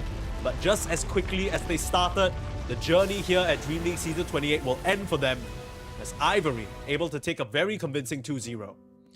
Yeah, what a disappointing ending here. Somehow felt like they had a chance to come back after a good couple of pickoffs with the Slaughter and DK, but unfortunately at the Roshan pit, you know, they just weren't decisive enough to go to the Roshan after they had a pickoff on the Ember, and that kind of really cost them. And even in the Roshan, you know, maybe it was actually wiser for them to come out and take the fight first, you know. I felt like they were caught between two minds because the DK, he stayed in the middle of the Roche pit. He didn't want to leave. He wanted to finish his Roche, but the rest of his teammate kind of went out to fight, right? So if they're going out to fight, he has to go as well, you know. Yeah, you got to go bring the Because damage. I mean, the starters. there's no way, right? If they do it half-ass, like some is hitting Roche, some is hitting the Gyro, then where's the damage, you know? Yeah. The damage is only in this DK alone, an unfortunate ending for Carstensz and Carstensz fans. However, Ivory will move on in the lower bracket, continuing their run. But at least for today, Winter, we're on the A stream, so we're going to be done with the lower bracket. We have a matchup we know you're dying to watch. It's going to be KUKUYS up against Execration, a Rambulan, as our good friends John X Fire and MLP like to call it. And of course, whoever makes it there in that best of 3 gets a direct ticket to the grand final. So that is the team. Those are the teams to watch. Those are the 2 teams that have impressed us the most, I want to say. And we'll be back for that game in just about hours and 15 minutes. So you got a bit of a longer break. This time around, you can go grab some food, chill out, watch some of the other Dota that's about to begin. But we'll see you back here in 2.5. Bye-bye.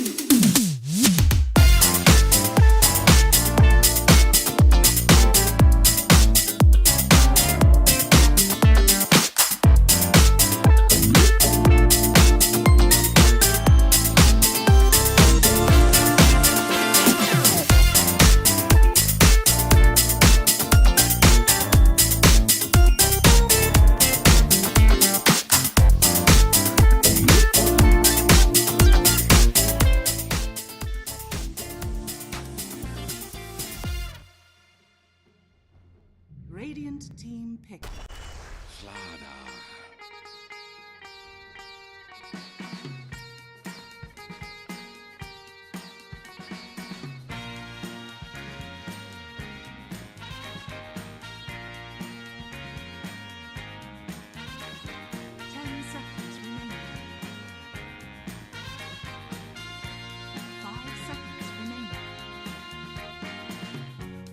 you need is love and understanding. Find a heart whose love is true. Deep down, there's only one companion who's there for you when you need him to be. Your heart was broken in 1,000 pieces. So much pain that you've been through. Here stands a man who's your salvation. Just ask yourself, am I ready for you? Team Nemesis, turn to battle. 100% now. I'm ready. 100% now. Yes, I'm ready. Eyes wide open. I'm ready to move. 100% now. Take a chance in a new direction. Any place you wanna go. I don't have all the right answers, but one 10 thing I seconds know, remaining. I'm so ready for you. 100%. 5 seconds remaining. You know I'm ready. I'm ready to move as well. Team Nemesis, turn to pick. Ranger at your service.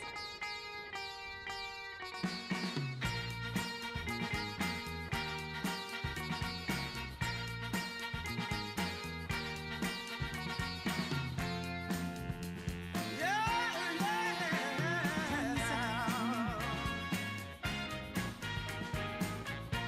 5 seconds remaining. Team Nemesis, turn to pick. Place. 100% now. I'm ready. 100% now. Yes, I'm ready. 100% now. I'm ready.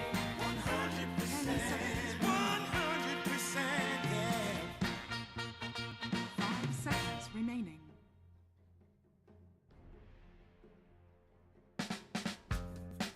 Radiant team pick.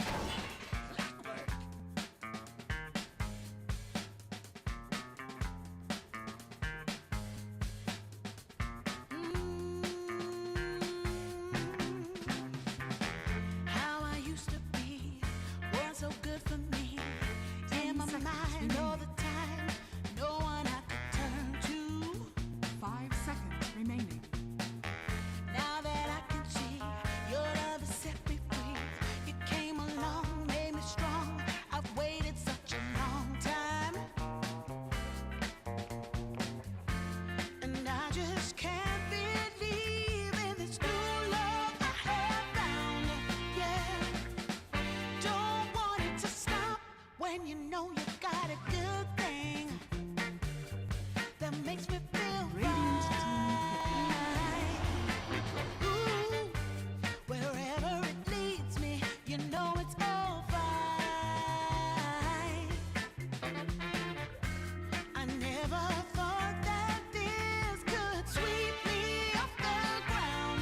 Oh, 10 seconds I remaining. don't want it to stop when it's feeling Team this Nemesis, good. turn to pick.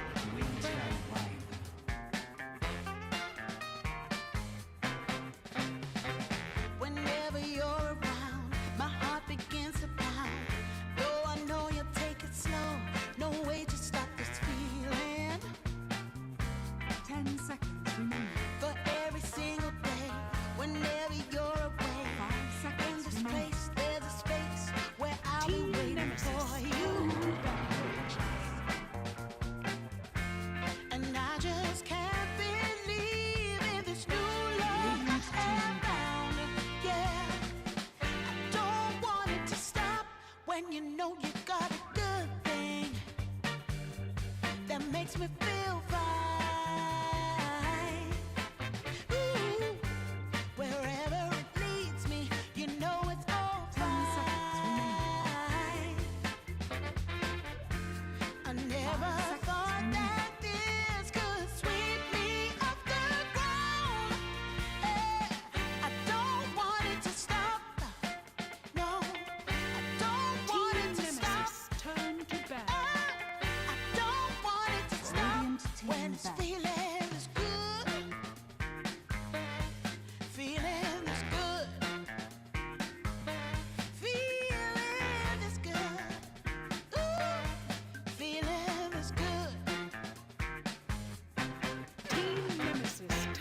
pick.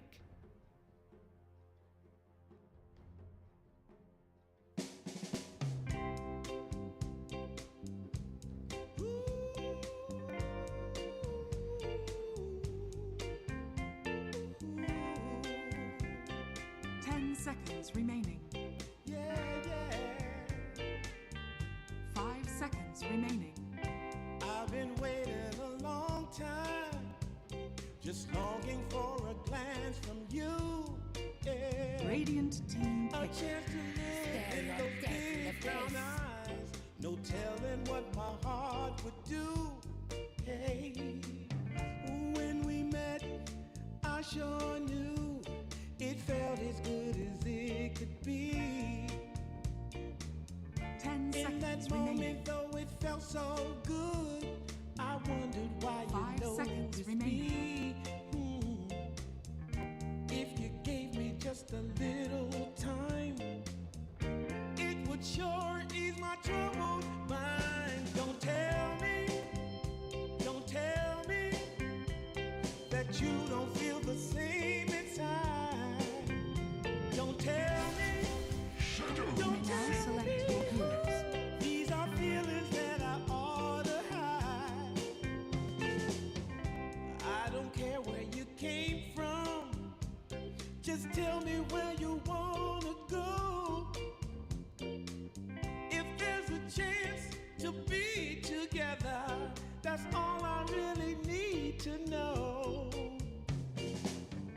Is it real or make believe that keeps me thinking of you? If you've got time to walk with me, I'll show you how my heart is true. And here I stand, waiting for 10 you. seconds remaining. Tell me, baby, what I gotta do. 5 seconds Tell remaining. me, don't tell me that you don't feel the same inside. Don't tell me, these are feelings that I ought to hide. Don't tell me that you don't feel the same inside. Don't tell me, these are feelings that I ought to hide.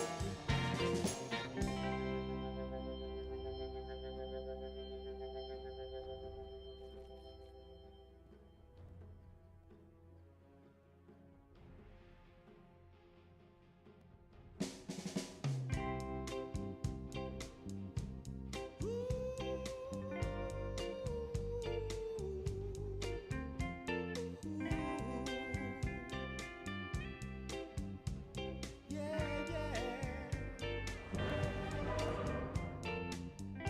I've been waiting a long time, just longing for a glance from you. Yeah. A chance to look in those big brown eyes. No telling what my heart would do. Hey, when we met, I sure knew it felt as good as it could be. In that moment, though it felt so good, I wondered why you noticed me. If you gave me just a little time, it would sure ease my troubled mind. Don't tell me that you don't feel the same inside. Don't tell me, these are feelings that I ought to hide. I don't care where you came from, just tell me where you wanna go. If there's a chance to be together, that's all I really need to know. Is it real or make believe that keeps me thinking of you? Could be worse. Oh, If you've got time to walk with me, I'll show you how my heart is true.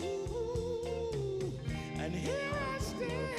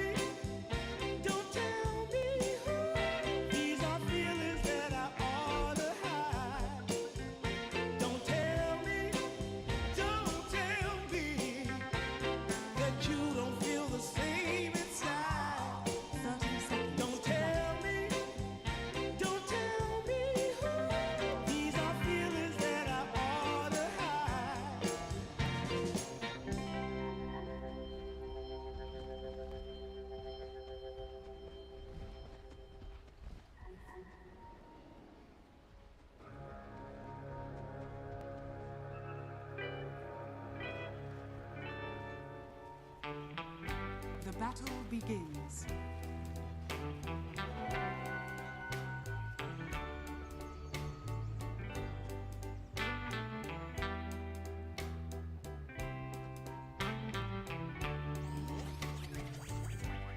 Sometimes I'll be foolish. Sometimes I'll get mad. Sometimes I'll say the wrong thing to you. Makes you feel sad.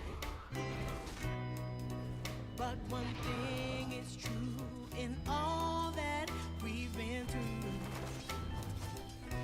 You've never stopped loving me, no matter what I do. So let me say that every day I try to find a word from my heart to say thank you. 'Cause you take me as I am.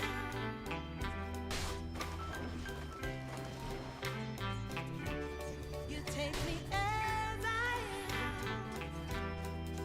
Oh, baby. If you stop loving me, well, I will understand. But I won't take you for granted, no, no. When you hold my hand, your love makes me feel that I could fly to the moon. Not even the birds of love can sing a sweeter tune. I needed to say that you find a way to make me feel anew. And I want to say thank you, 'cause you take me as I am. Oh, baby, take me as I am. Oh, Lord, take me as I am. Oh, take me. Oh, take me. Dire's top tower is Yeah, under attack. take me as I am.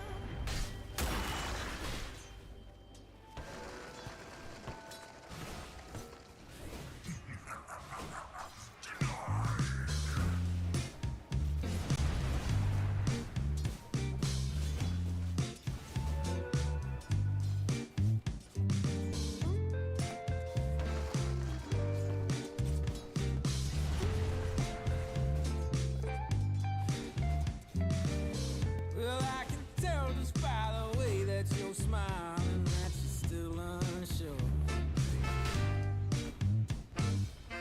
And I can tell just by the look in your eyes that you've been hurt before.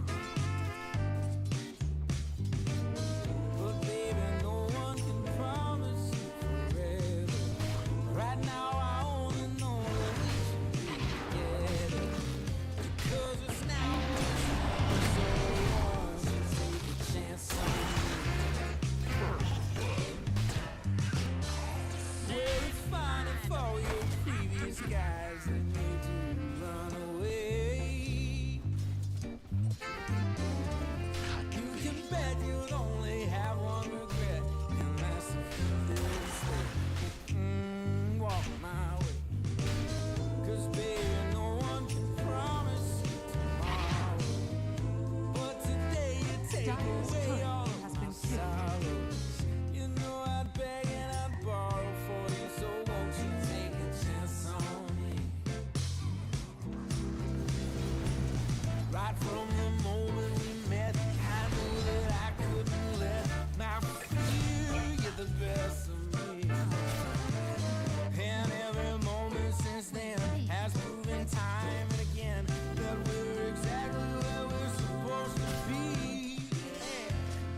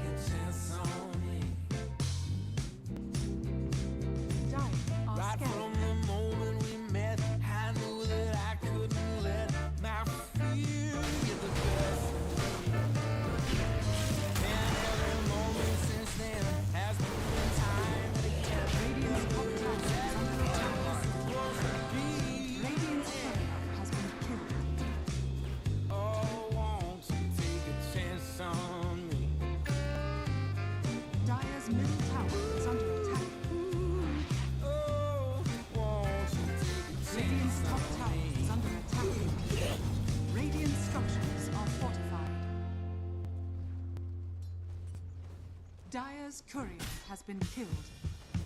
Radiant's top tower is under attack.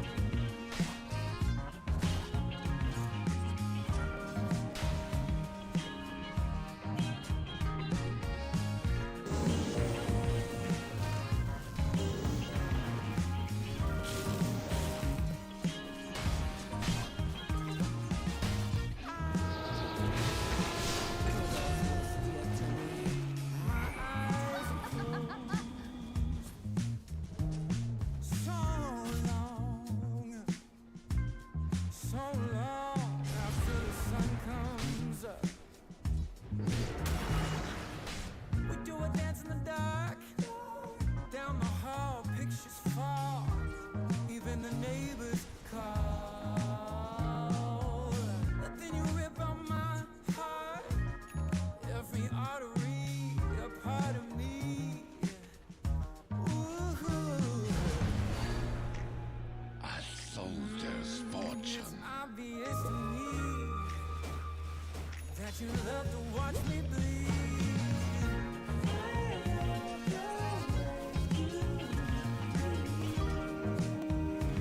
But not half as much as I love when you deal.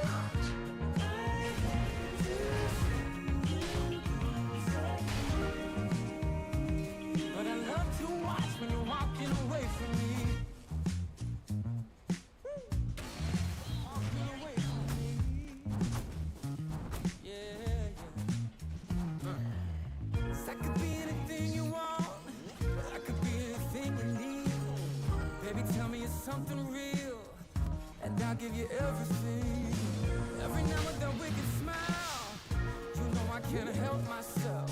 They play around with me for a while. Keep tearing me up until there's nothing left.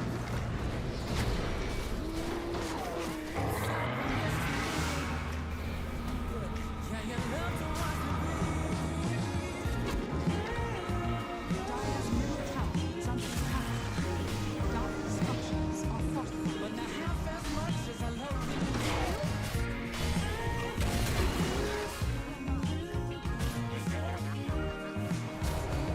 But I love to watch you walking away from me.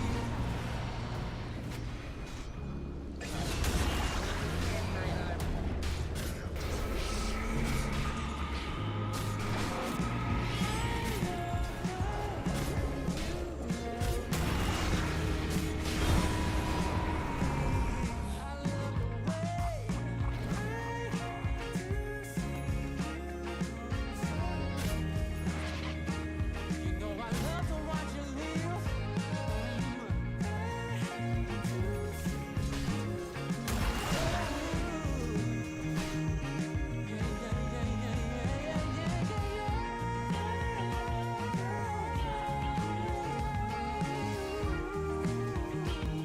Cause I love to watch Radiant's middle tower is under attack. Dire's top tower is under attack. and I love to watch when you're walking away. Radiant's middle tower is under attack. Dire's top tower is under attack. But not half as much as I love when you leave.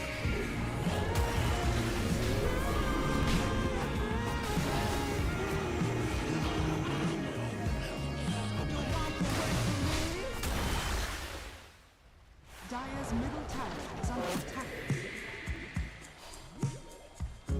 Took a walk down Pico, heard someone shout from a crowd of fed up people, getting told they should calm down. Didn't wanna fight, but the tears that fill their eyes are brought by the people. Radiant's sworn top to tower is preserve under their attack. rights. Oh, how could you not see it all coming? Stuck in our ways and Dire are running scattered. out of time. Time to change. We've got to at least try. But what will they do when people are stepping out of line? Oh, oh, now, oh yeah.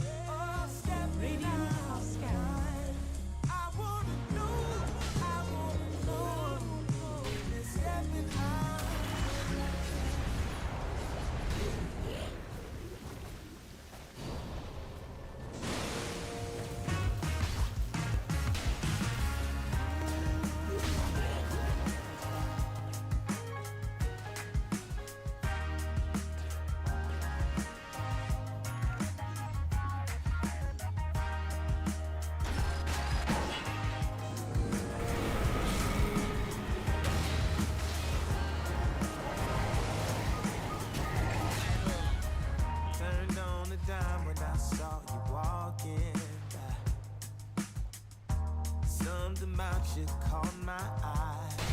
Yeah. Ain't trying to waste my time, just standing in your line. Gotta take a shot before you pass me by. So you wanna be alone for a minute? Come on, tell me what's on your mind. Wanna know what it wanna know, can I make you mine? Radiant's bottom tower is under attack. That I treat Dire you structures right. are fortified. Wanna know, can I spend the Dire's top night? tower is under attack. Well, Radiant's bottom tower is under attack. but you never noticed that you had me. Ooh, yeah. And it's plain to see how bad I want you. Dire's top girl. tower has fallen. Trying to be Dire much scanning. more than friends. Hey, so you wanna be alone for a minute? Radiant structures are fortified. Come on, tell me what's on your mind. Tell me, baby. Wanna know what makes you happy. Wanna know, can I make you mine? Ooh. Radiant's middle tower is under attack. That I treat you right. Wanna know, can I spend the night? Radiant's middle tower is fallen.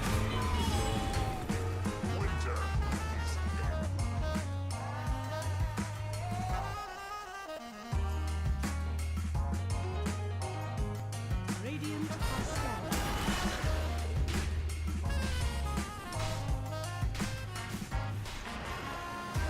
Wanna know what makes you happy. Wanna know what makes you. Wanna know, can I make you mine? Make you mine.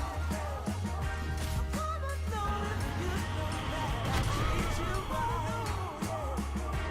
Wanna know, can I spend the night? Spend the night. Radiant's middle tower is under attack. Dire are scanning.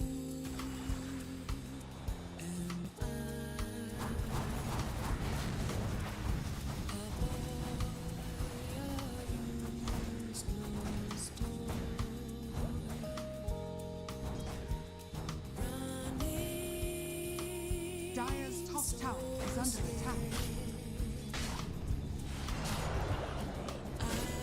Radiant's middle tower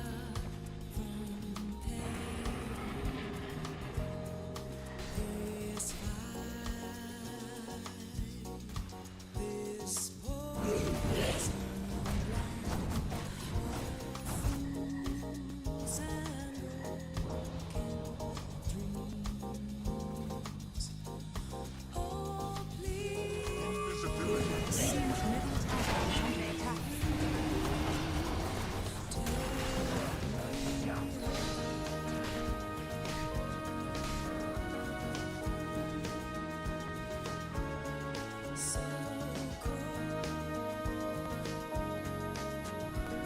Radiant's bottom tower is under attack.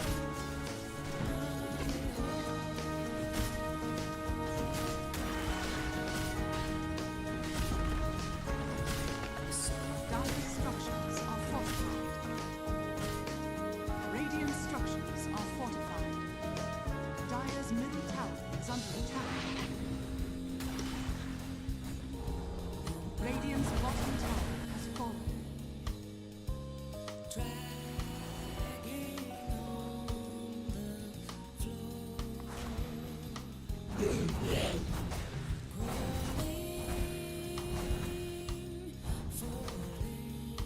Radiant's bottom tower is under attack.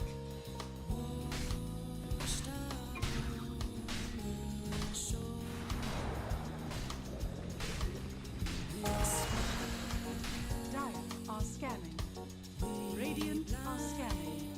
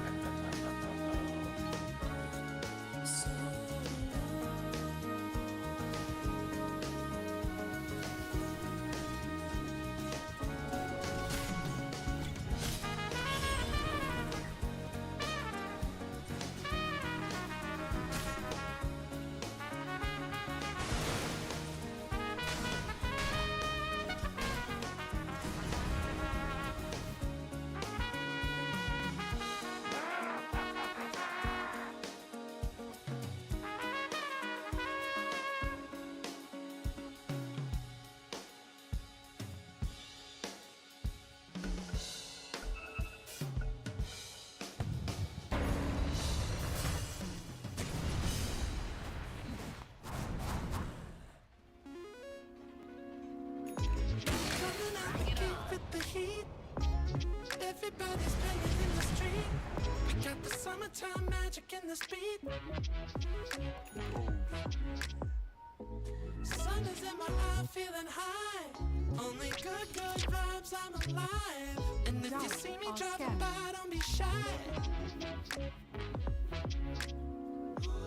I'm so excited. You know just what I wanna do. Dire's middle tower is under attack.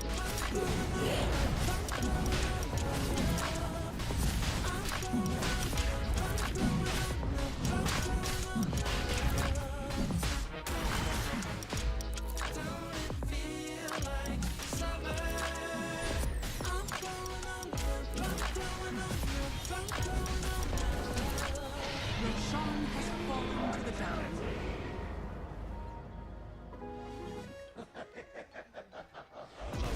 Show up, soak up, aromas, flow to Sonoma.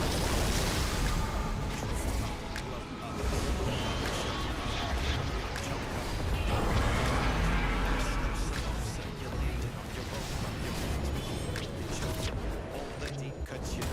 I got the free flow and the cold flow. Inspiration knows no boundaries where it flows. Your fingertips to the globes. Verse on stilts. Hold on and chill. I'm so excited. You know just what I wanna do. Radiant's middle tower is under attack. Radiant structures are fortified. I'm glowing on up, I'm glowing on up, I'm glowing on up. Don't it feel like summer? I'm glowing on up, I'm glowing on up, I'm glowing on up. I'm glowing on up, I'm glowing on up, I'm glowing on up. I'm glowing on up, I'm glowing on up, I'm glowing on up. Don't it feel like summer? I'm glowing on up, I'm glowing on up, I'm glowing on up.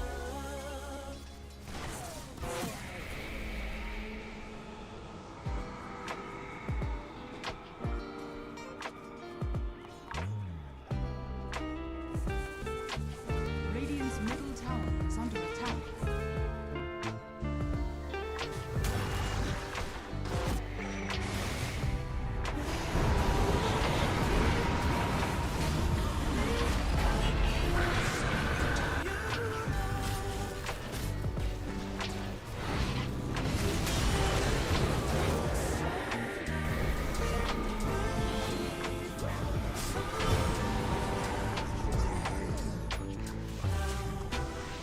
Is the time reaching for blossoms in the sky? Radiant's bottom tower is under attack.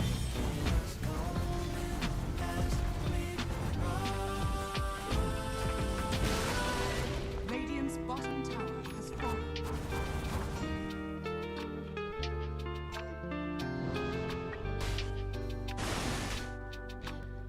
Radiant's bottom tower is under attack.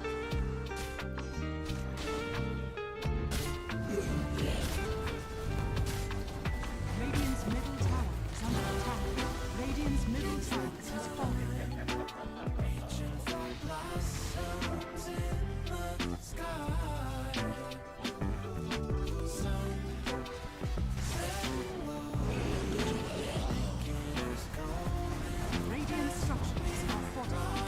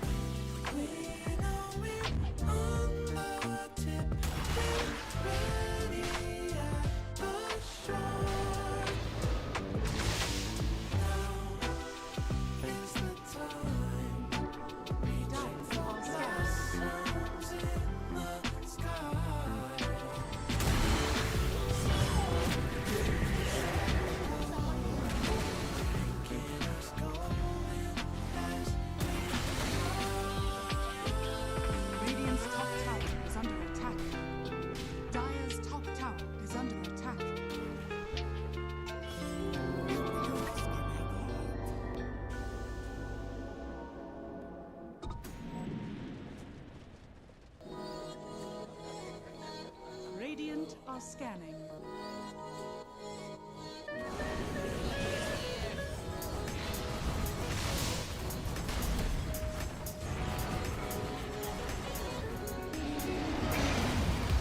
Radiant's middle tower has fallen.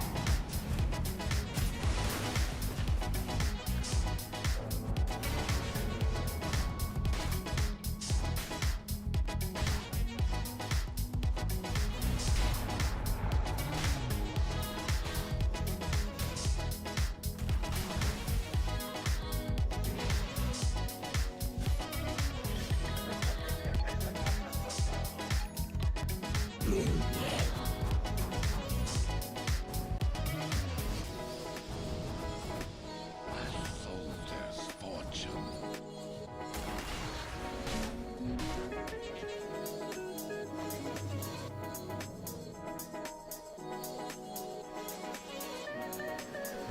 Radiant's top tower is under attack.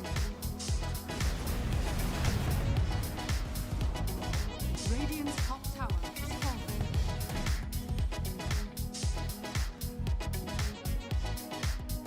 Radiant's top tower is under attack.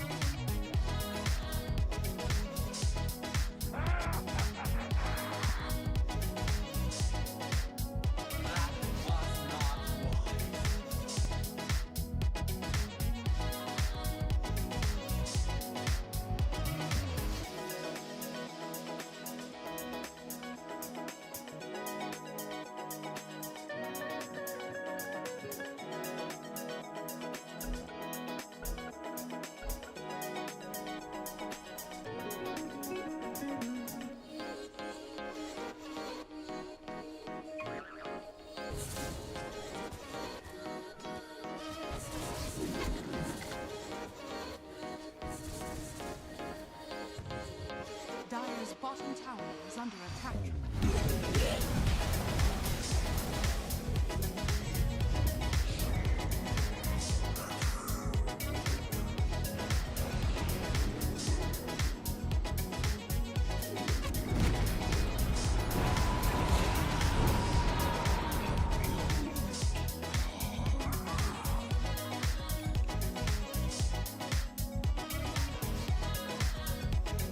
Radiant are scanning.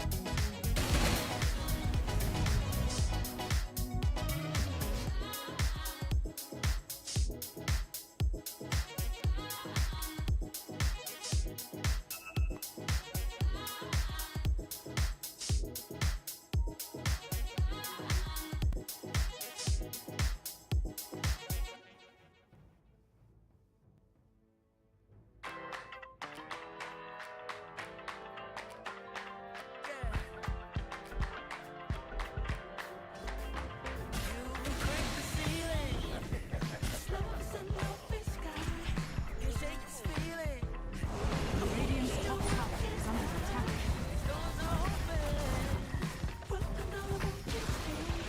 Radiant's top tower is falling.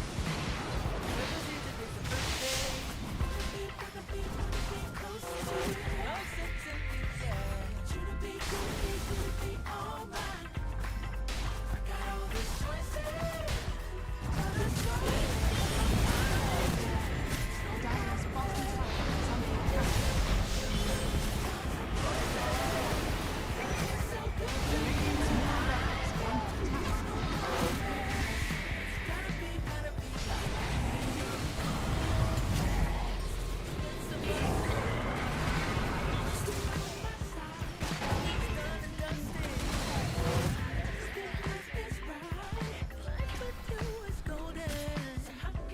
Radiant's middle barracks are under attack. Radiant's top barracks are under attack.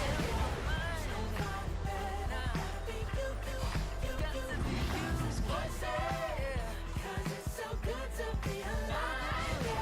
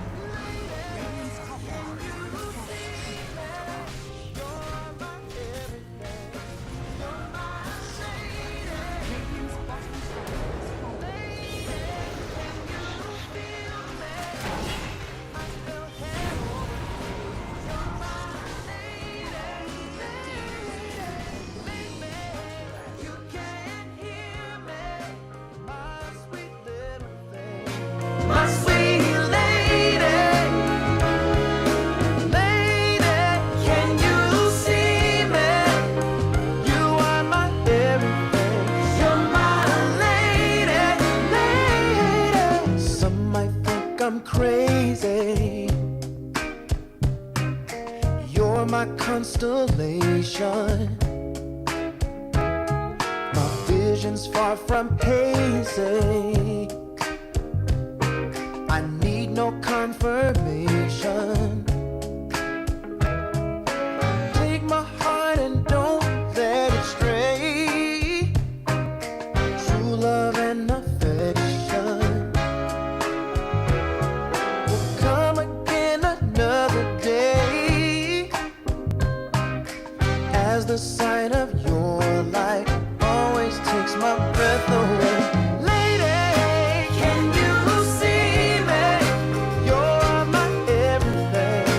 You're my lady. Lady, can you feel me? I fell head over heels. You're my lady, lady. Maybe you can hear me, my sweet little thing, my sweet lady. Lady, can you see me? You are my everything. You're my lady, lady.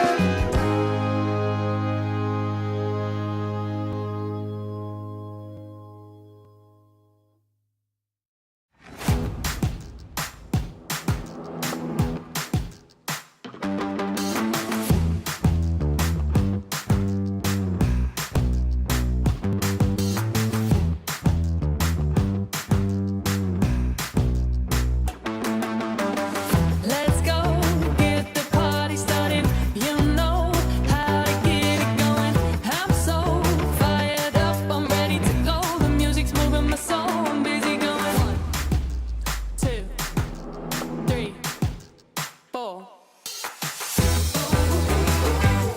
I really feel like dynamite. I really feel like taking flight. Oh, I feel good, I feel so fine. I'm making moves and getting mine.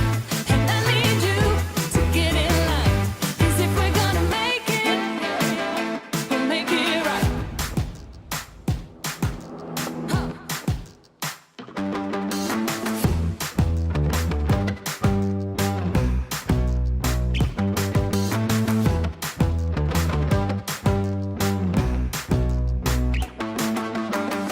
Let's go, get the party started. You know how to get it going.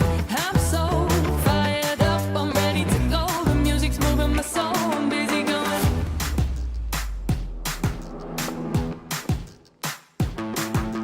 1, 2, 3, 4. I really feel like dynamite. I really feel like taking flight. Oh, I feel good, I feel so fine. I'm making moves and getting mine. And I need you to get in line. 'Cause if we're gonna make it, we'll make it right.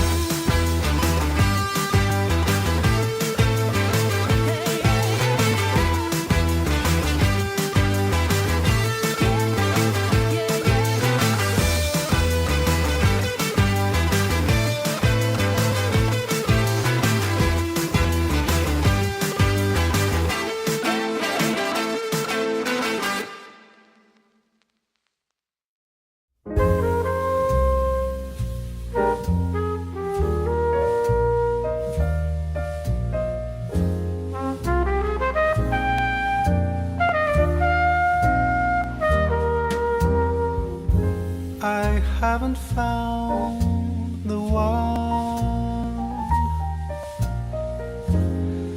I never knew what others do. I hope and yet again. What do I know then? I believe it's all meant to be. All my dreams are so out of reach. I fool around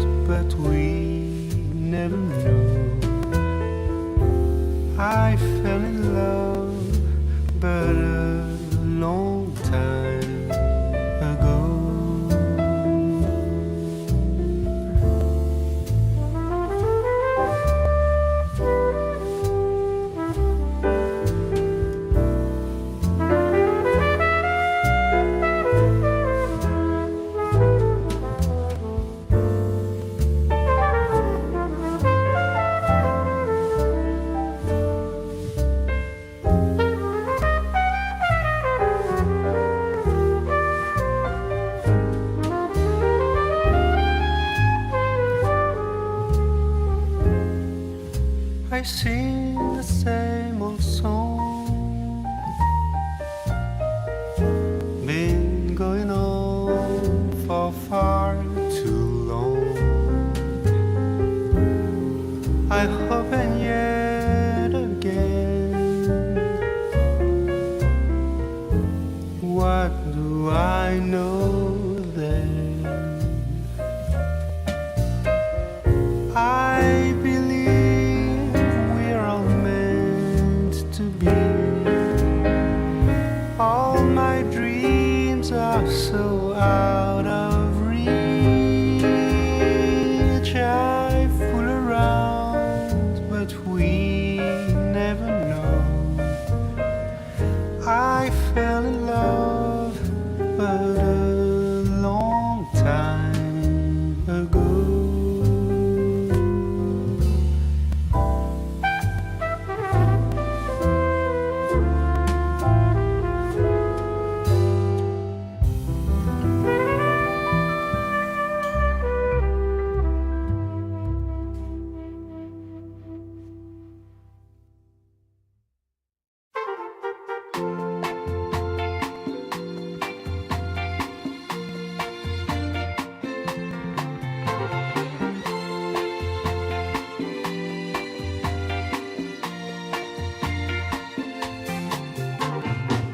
I got the sun in my pocket and the moon above my head.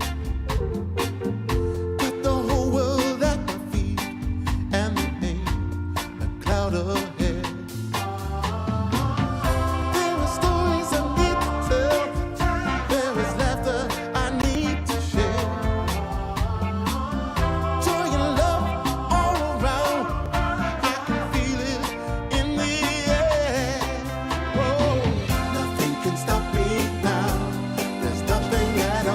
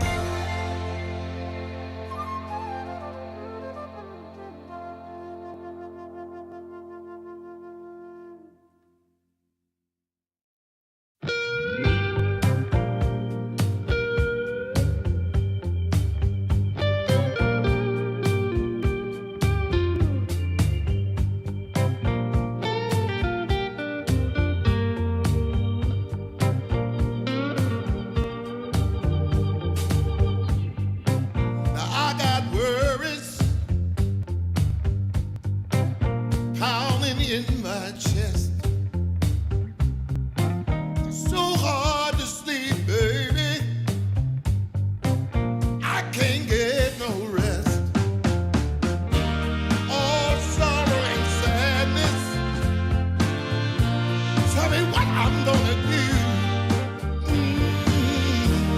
'Cause baby, without you, I'm all wrapped up in blue.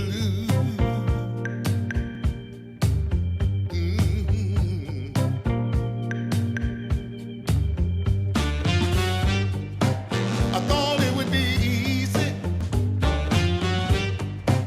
to make it on my own. But baby, now I know what it means to be alone. I'm lost in the shadows. Tell me what can I do? 'Cause baby, without you, I'm all wrapped up in blue. Wrapped up in blue. Wrapped up in blue. Wrapped up in blue.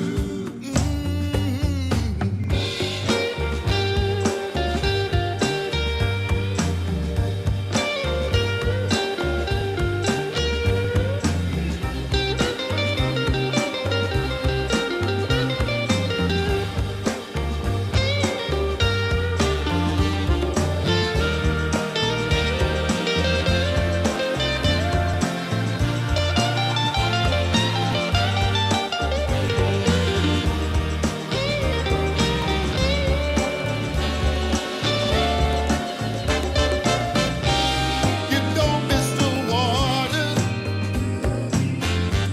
till the well runs dry. You never see when the truth turns into a lie. Hey. Wrapped up in blue, all wrapped up in blue. Wrapped up in blue, can't find my way out. No, wrapped up in blue. Tell me what can I do? Wrapped up in blue, all wrapped up in blue. Wrapped up in blue, somebody help me now. Wrapped up in blue, all wrapped up in blue. Wrapped up in blue, somebody tell me what to do. 'Cause I'm wrapped up in blue. Wrapped up in blue. Wrapped up in blue. Wrapped up in blue. Wrapped up in blue. Oh, yes, I am.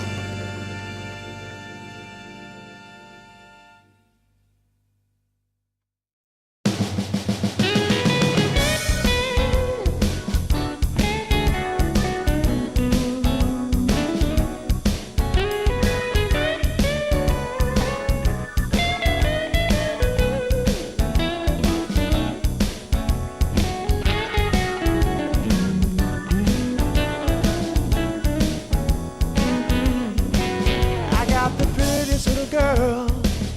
She's as pretty as can be. Yeah, yeah. I got the prettiest little girl.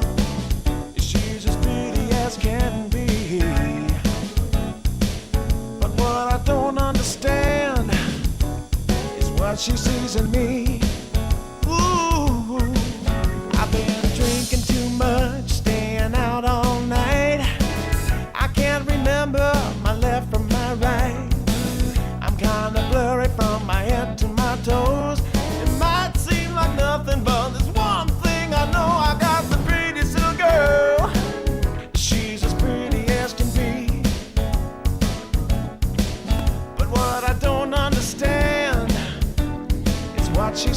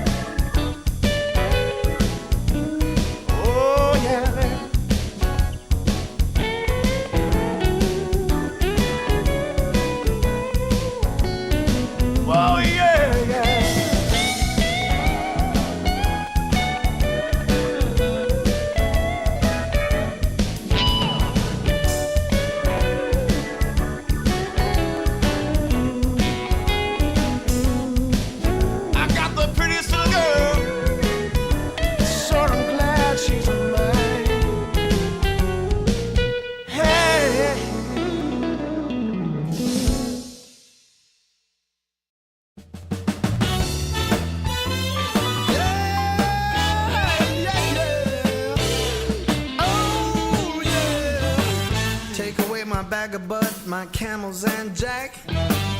Go ahead and take them all, I don't want them back. Those nasty things mean really nothing to me, 'cause lately it's so plain to see. All I want is you, honey, is so true.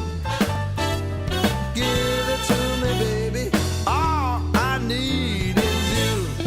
Yeah, yeah, yeah. Come on, you can take away my mint Cadillac, take my Harley too, I don't need them back. I got an engine, Lord, it runs so right. As long as I get your loving each night, all I want is you, honey, is so true. Give it to me, baby, all I need is you. Yeah, yeah, yeah, yeah, yeah. In the morning, well, early in the morning, late in the evening, round around noontime, round about noontime, baby, 24/7. Give it to me, baby, all I need is you. Yeah, yeah, yeah.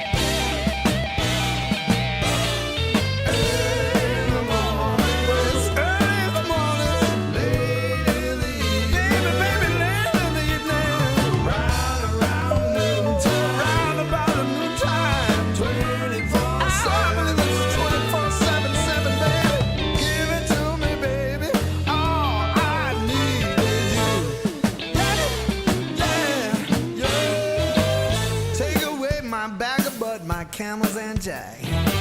Go ahead and take them all, I don't want them back. The only thing I could ever really miss is what I feel when I get your kiss.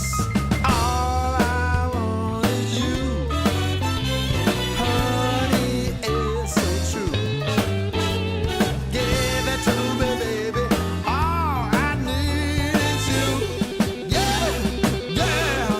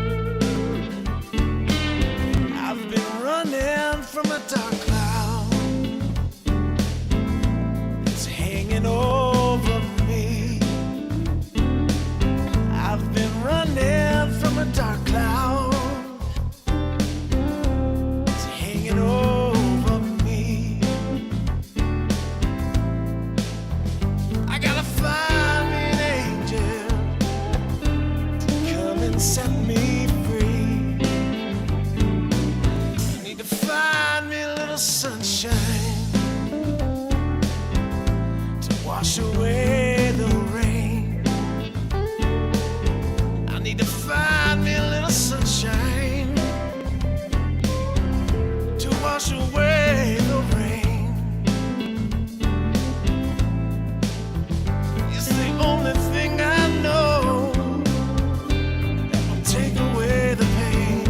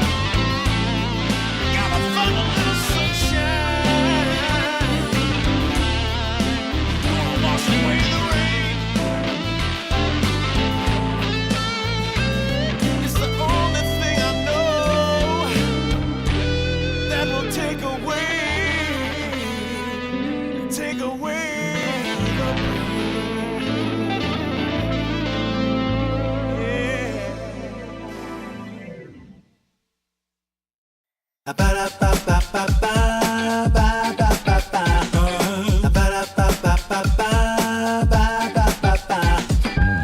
you wanna get with me, all you gotta do, call me when you need me. I'll be waiting for you.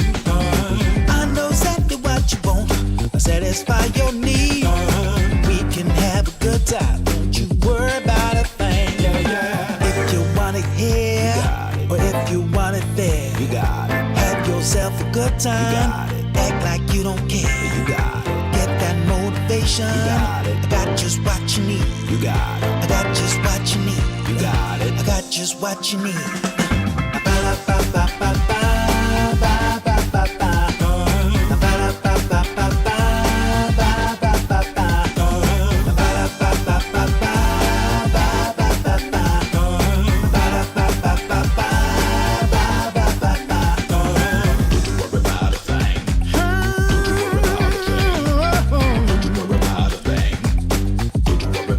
Don't you know you got it, baby?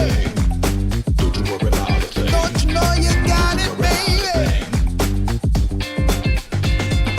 If you want it here, or if you want it there, you got it. Have yourself a good time, act like you don't care, you got it. Get that motivation, you got it. I got just what you need, you got it. I got just what you need, you got it. I got just what you need.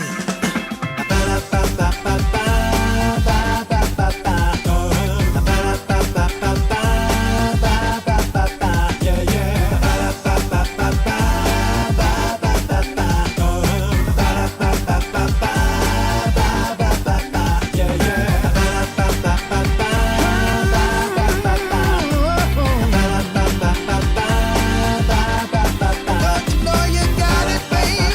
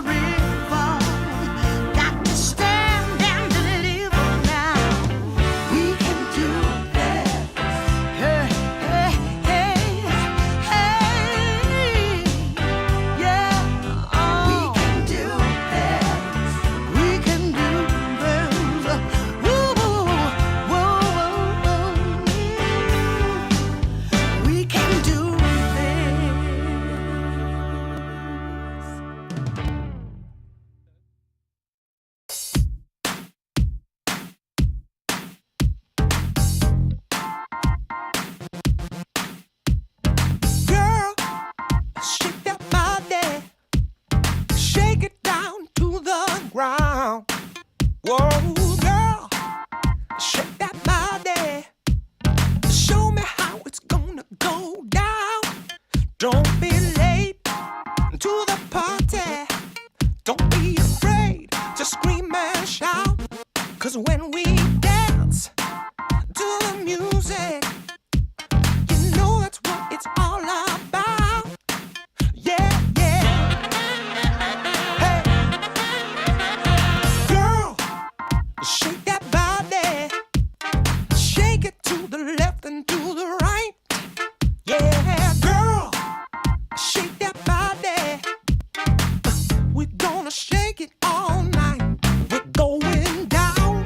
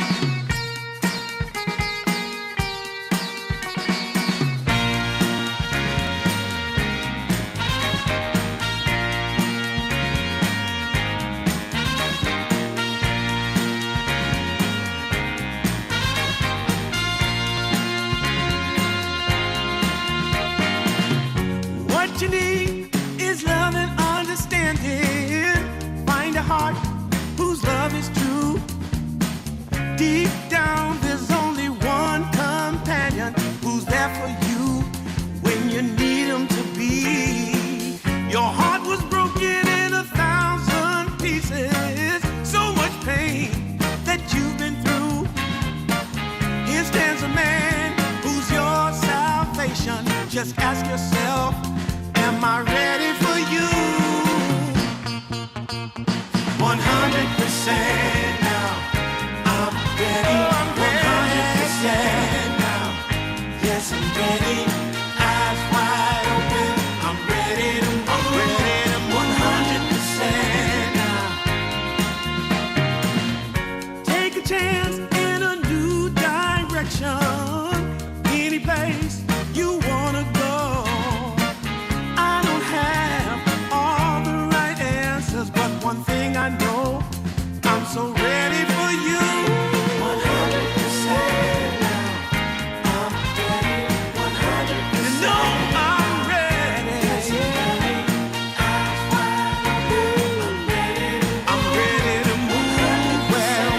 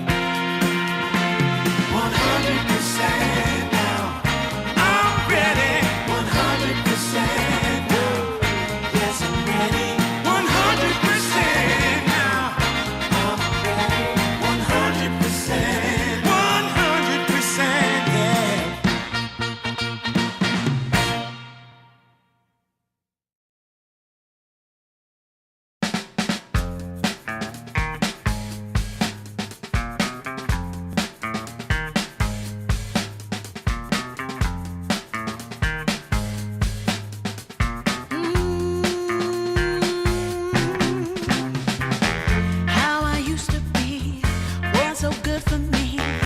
In my mind all the time, no one I could turn to.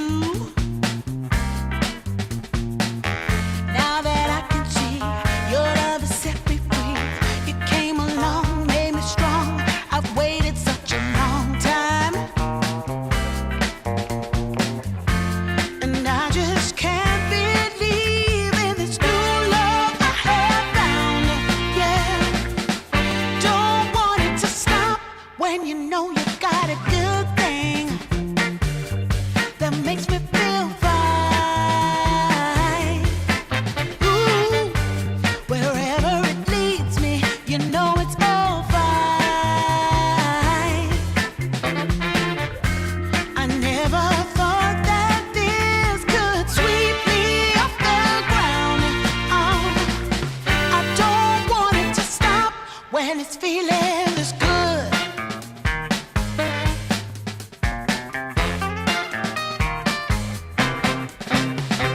Whenever you're around, my heart begins to pound.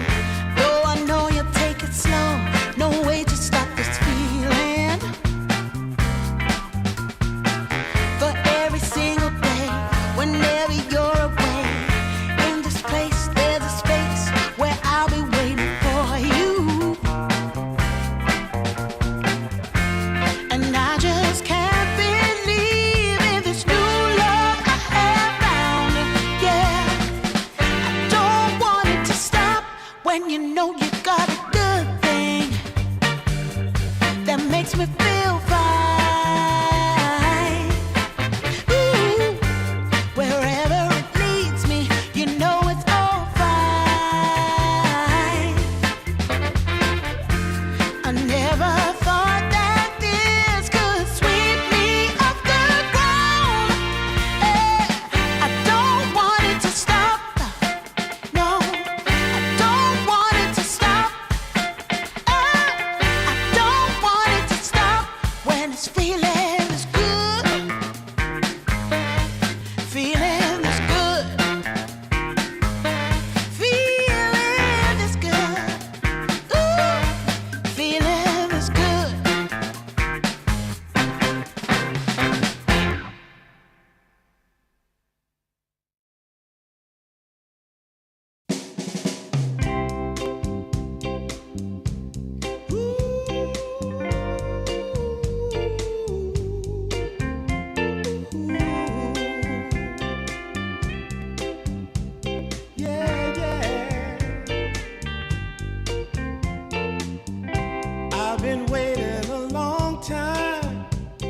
just longing for a glance from you and what my heart would do.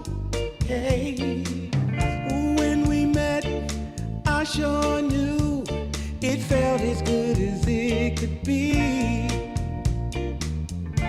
In that moment, though it felt so good, I wondered why you noticed me. If you gave me just a little time, it would sure ease my troubled mind. Don't tell me that you don't feel the same inside. Don't tell me these are feelings that I ought to hide. I don't care where you came from, just tell me where you wanna go. If there's a chance to be together, that's all I really need to know. Is it real or make believe that keeps me thinking of you? If you've got time to walk with me, I'll show you how my heart is true. And here I stand, waiting for you. Tell me, baby, what I gotta do. Don't tell me that you don't feel the same inside. Don't tell me these are feelings that I ought to hide. Don't tell me that you don't feel the same inside. Don't tell me these are feelings that I ought to hide.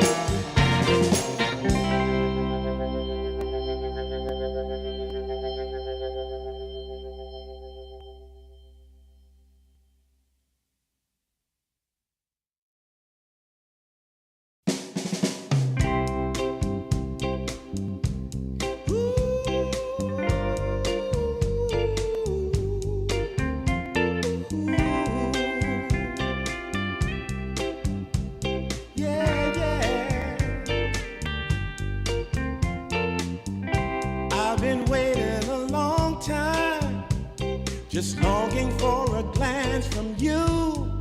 Yeah. A chance to look in those big brown eyes, no telling what my heart would do. Hey, when we met, I sure knew it felt as good as it could be. In that moment, though it felt so good, I wondered why you noticed me. If you gave me just a little time, it would sure ease my troubled mind. Don't tell me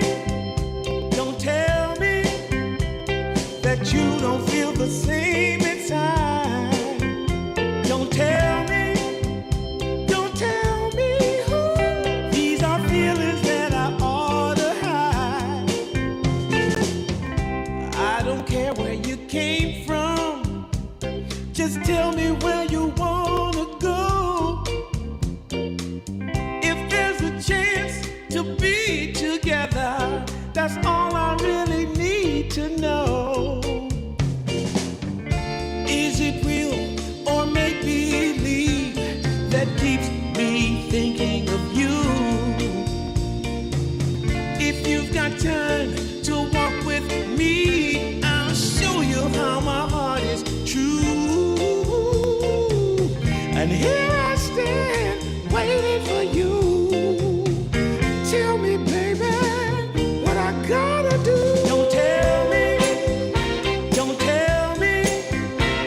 that you don't feel the same inside.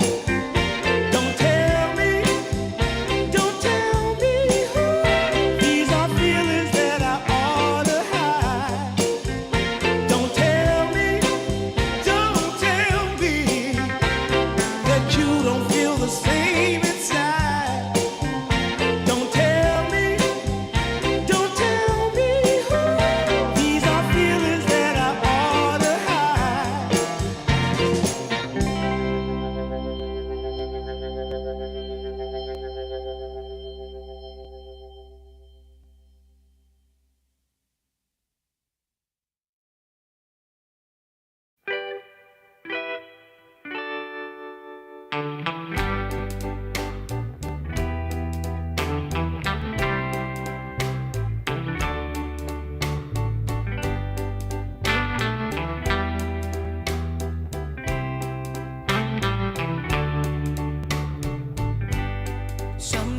I'll be foolish.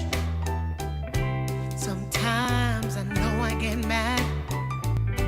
Sometimes I say the wrong thing to you that makes you feel sad. But one thing is true in all that we've been through. You've never stopped loving me, no matter what I do. So let me say, yeah, that every day I try to find the words from my heart to say thank you. 'Cause you take me as I am.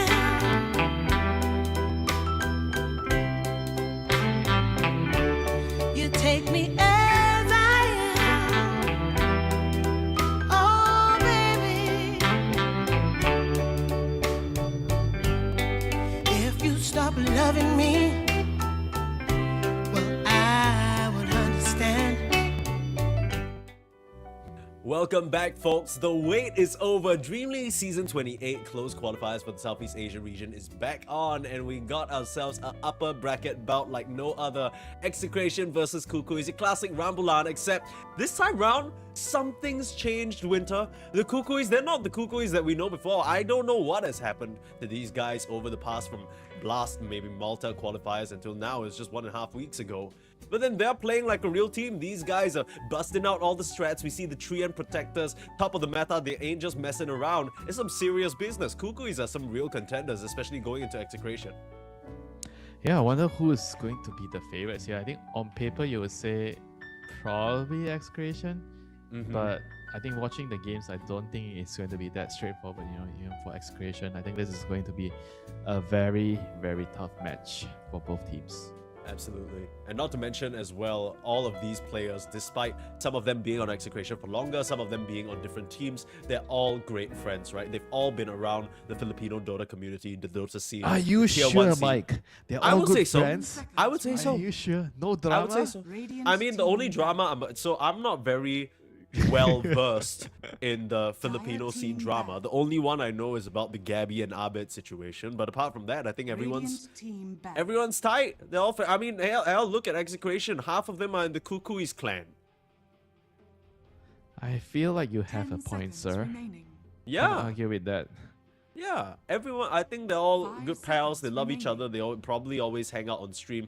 But I kind of want to talk about KUKUYS because I mentioned this yesterday when we were casting their game. This is a roster that started as a stream/meme team, right? It was Gabby and the gang bringing the heat to Kuku. They were just trying to mess around. Back then, it was Kuku on a signed roster. If I'm not mistaken, it was T1. I don't exactly. Either T1 or Talon. And they were giving him a hard-ass time. They went to the grand finals, got reverse swept, unfortunately, 3-2 overall. But ever since then, we've been seeing KUKUYS over and over in these close qualifiers, usually interchanging players at times. Yowei, some ex-KUKUYS alumni. I think Palos has even played on KUKUYS a little bit. And now Kuku himself, the godfather of Filipino Dota, back in the captain seat. And I don't know what's happened. Maybe 2026 New Year, new them. Maybe they're putting the pedal to the metal. But these guys are obviously amazing players. Suck. So to see them play you this suck, way, Mark. You don't know what happened. I'll tell you I what don't. happened. Mark. Yeah, what happened? Please tell me, Winter. OG happened. Oh. Is it because OG's doing so well? Then you think KUKUYS is getting a little jealous. They're thinking, oh, we could be up there as well. I'm just saying, it's good motivation, what I'm saying. Oh, okay. I see you. You see your peers do well, you think, yeah, I could do that. I play pubs with them all the time. These guys are my homies. If they can make it happen, if they can knock out Falcons in first round of group stage and Blast tournaments, I could do it too. Yeah, Well, unfortunately for them, they haven't really qualified to anything just yet. But with the way that they're playing here, I wouldn't be surprised to see them take the heat to Execration. Of course, Execration, I think, compared to Nemesis and the way that that new roster has been playing, they are probably still my favorites overall. It would have to be them. If not, it's KUKUYS. I think these two teams are clearly on a different level. Execration, they're going to ban out the Slardar, Viper, and Timbersaw. They're starting things out with a Dragon Knight. Dire team ban. You're saying Execration is your clear favorite among all the teams? I would say coming into the tournament before we actually watched any of them play, Execration were my favorites. Now that I've seen some of the games, I think that it's a very tight battle between Execration and KUKUYS, and I'm not sure whether a team like Nemesis 10 can keep up. seconds remaining. I agree with that. I think Execration and KUKUYS are 5 probably the two seconds stronger remaining. ones. Yeah. By quite a bit, I want to say, compared to the other teams here, you know.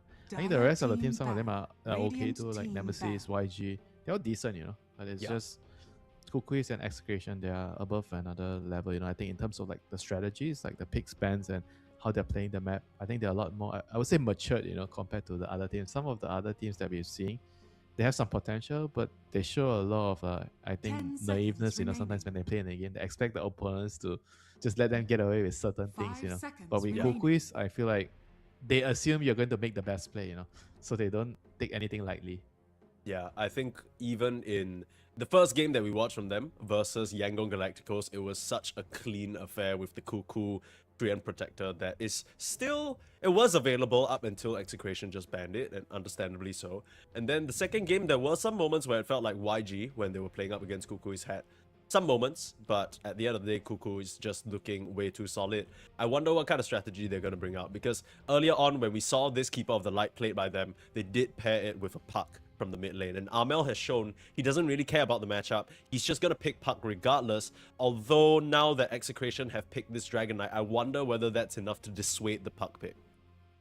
Yeah, Execration also, they draft very, very differently for the whole team, and I feel like when you talk about KUKUYS, right, I wouldn't say like one person particularly stands out. Radiant Right now, when team I pick. see them play, I feel like it's like a plan, like a unit thing. Like everybody's doing something for the whole grand scheme Dire of things. team pick. Whereas for Execration, it's again, you know, like I think Bob needs to have a good game. You know, it's always been that way. You know, like if he doesn't really get a good matchup, or if he doesn't really snowball hard enough, sometimes I feel like he still doesn't do what he's supposed to do in a game, you know. I think he 10 needs to have a seconds remaining. good start out of all the costs in Execration. I think if you look at their carry, Palace, he doesn't 5 exactly seconds need remaining. a super good start. I think he can actually take a beating in the laning phase in the early game, take one for the team, and he can still find a way to recover. And I would probably say the same Dire for team Tino, you know. pick. Like he's a very team-based offlaner. Whereas Bob, you need to give him some resources in the early game. He needs to have some priority in the game. For sure. I mean, he's not called King Bob for no reason, right? And I think, funnily enough, you take a quick glance at all of the teams playing in this close qualifier right 10 now. seconds remaining. Out of every single mid player, I would argue to say that Armel 5 is probably seconds the remaining. tightest Radiant competition team compared to Bob, right? Like Bob, you think about him needing to win his lane, needing to dominate, needing to have resources invested. Armel is that type of mid laner that can go blow for blow with you. I'm looking at some of these other guys, like nothing, not taken away from them, like Mamang Daya, Ken, Sanctity. They just don't inspire the same level of I'm gonna take control 10 of the game, seconds grab remaining. it by the reins, and steer it to victory. That's kind of the mid laner that Bob is. 5 I do seconds wonder remaining. whether this Dragon Knight is locked into the mid lane. I understand that it's usually more of a flex pick. They secure themselves the Tusk and the Jakiro, which is crazy that the Jakiro has made it all the way through this part of the draft. Yeah, I think most likely they'll play carry DK. I think they'll serve, they Radiant reserve the team mid pick. pick later unless it's a really good DK mid game, you know. I mean, a little bit surprised to see like the Kotal still being very, very high priority. I feel like there's a lot of heroes that are really strong, but they still went for the Kotal, and there's no like really apparent combination yet. So I think it tells me 10 that the players seconds just value remaining. Kotal independently, right? You don't need this hero to work with someone else to 5 make it seconds valuable. remaining. The hero is valuable by itself, you know. Sure. And this is the hero that I've been wanting to see for quite a Dire couple of team games already. This ogre on the safe lane as a body. It's very, very nice with the clinks. He uses the bloodlust very well, and he's very, very strong at getting kills. I wonder if they're going to let him somehow get the first level. You know? Every time I see ogre, I kind of like to see this hero get his 10 level 2. seconds So you remaining. want your carry to kind of leave the lane for a while. Try to 5 gank, try to get seconds first blood. remaining. That's what usually OG does. Like you have someone with a stun ideally, so you can go to a side lane to try and set up a first blood. And meanwhile, while that's happening, the ogre's just sapping the first wave. And then you try, if you fail, you kill, you come back to the lane, ogre's level 2. And then he can 1 versus 2 heroes, and your carry just Dire reforms. team ban. Yeah, I'm surprised we haven't seen that just yet, but maybe we live in an age of Radiant Dota team where back. even if the Ogre gets to an early level 2 ignite, it's just not like good enough to like I mean, what do you mean not Sacrifice? doing it? Bro, you 1v2, you just zone them all out. You don't understand. You can't fight him. I You mean, if you actually say so, can't. I did think there's a. I think there's a. I mean, I'm an ogre player myself. I'm just telling you. I don't think. We'll see. We'll see what Kuku does though. But I wonder why we're seeing this ogre. Whether it's just to support the Clinks as a partner, or whether there's actually some merit to the hero outside of that. To me, it reads more like just a partnership thing. Yeah, just for the lane, Clinks likes a body in a lane. 10 I think if you seconds compare ogre remaining. to something, I think something similar will be Undying. So what Undying provides you? 5 He's more seconds team. He remaining. provides more team fight, and he provides the aura, right? When you hit the ulti, when you kill the Roshan and kill the Tormentor, it's faster. So he Yeah. gets objective easier. But ogre is more like, I think it enables the Clinks a lot more independently, right? Because you bloodlust him and then he runs around and he gets kills easily. Because I think Clinks, when he plays the map, he doesn't need anyone to connect to him. He kind of kills things on his own, you know. Radiant team So death. bloodlust is actually nicer with Clinks, like compared to like having an Undying. Yeah, I guess it independently increases the kill threat compared to like an Undying who has to physically be there, right? You kind of pop a bloodlust on the Clinks, Yeah. you send him packing, They're he's very farming faster, he's killing different faster. heroes. Yeah, They provide I'd you agree. different things. 10 seconds. I was remaining. I mean, you always like to make fun of it, so I'll talk about it. But you know me, I'm a big Oh, ogre no. player myself. Oh no, what I've now? been thinking. No, I've been thinking. I don't think the fat chance facet is really as bad as people make it out to be, because I think when you get learning curve, as strong as the power spikes are, like you get your levels, I don't know how much it matters compared to like Radiant sometimes team whenever when you get learning curve, suddenly the level 1 fights or you know the first few exchanges in the lane, if you don't get the EXP, it can be very troublesome and your clicks is kind of like a creep, right? So I wonder whether we'll see ogre players ever trend towards that, but I doubt it. Execration, they're going to close things out with a Dawnbreaker, so a pretty meaty 10 draft. I want to seconds say remaining. everyone on Execrations is pretty tanky. You have that counter initiation 5 now for the seconds Tide Hunter remaining. Ravage, so whoever gets initiated on, the Dawnbreaker's going to come through with a beautiful Solar Guardian. Haven't really seen this hero in a long time though, and the Shadow Choose Demon your makes its way hero. all the way to the end. So it's going to be a Kotal mid from Armel, and then you have your two supports, Ogre Magi and Shadow Demon. I actually like that a lot. That's a very smart pivot because they realize that DK is going mid. Kotal against DK is amazing. Like the Solar Bind plus the Vessel is very nice. You kind of stop him from taking your tower. I think it makes a lot of sense this game. The downside of having Kotal as a core with Solar Bind this game is you're up against Abaddon, so he's going to be able to remove it, right? The Abaddon has a lot of value here. You can remove Solar Bind, Ignite. I mean, Disseminate is kind of okay. You can remove that. Yeah, Gush. Yeah. I mean, this is like Bob's best friend, right? I think Bob really likes to play with Dawnbreaker because he goes crazy. 10 And then with the seconds Dawnbreaker, remaining. you kind of save him and turn things around in a lot of cases when he's 5 playing really seconds aggressive. remaining. I think when your mid laner is a psychopath, like he's really aggressive, having Dawn on the off lane enables that crazy playstyle, and you might be able to snowball really hard off it. Yeah, I wonder whether Bob can do what you said and quote-unquote go crazy this game though, because I know Dragon Knight is a strong hero, I know he has pretty nice early timings, but this doesn't really strike me as a typical Bob hero where he's playing to the limits, running in, getting kills, bossing I reactions guess type thing. Not a Quap type hero or Storm Yeah. type hero. But DK with Dawn is like a classic combo. You stun Dragon Tail and then he comes down with the Solar Guardian. Like you secure a kill. It's like more about I feel like getting a global +1 so you can gank anywhere you want, you know? Sure. I mean, even if it's not global, we look at the Tusk and the Jakiro. Winter, you always like to say that these two supports are kind of some of the kings of the rune fight, right? Like you come through, you walk into a dual breath, there's a Tusk there with a shards. It becomes very difficult. If Armel actually gets trapped by the shards, there's a chance that he goes down because you have a disruption save, but that doesn't stop you from, you know, still getting walked up on, maybe Ice Path, even Dragon Tailed. So Amel's gonna have to be very careful, but I don't really predict much will go wrong for him in the mid lane. Also, we keep talking about this Kotal in the past 4, but Armel has always historically been a big Kotal mid enjoyer, so I'm not really surprised to see this pivot. The Dawnbreaker closing out the draft as well as the Shadow Demon, is there any particular side that you're favoring going into this game number 1, Winter? Oh, if I have to choose, I'm gonna choose KUKUYS. Wait, what is going on? Is this something? Misclick? No, okay. That was, I think that was a misclick. Okay, can you do, man? What can you Yeah, do? that's an Ogre Magi Cuckoo moment right there. I was like, I was saying I prefer the KUKUYS side, and then he does that. Oh, he said whoops. Yeah, you're right. They're definitely buddies, you know. Yeah. What's all chat? Okay, so with Ogre, you are not fighting the runes most likely, because you have one hero that doesn't have any spells at level 1. Yeah. That is the downside.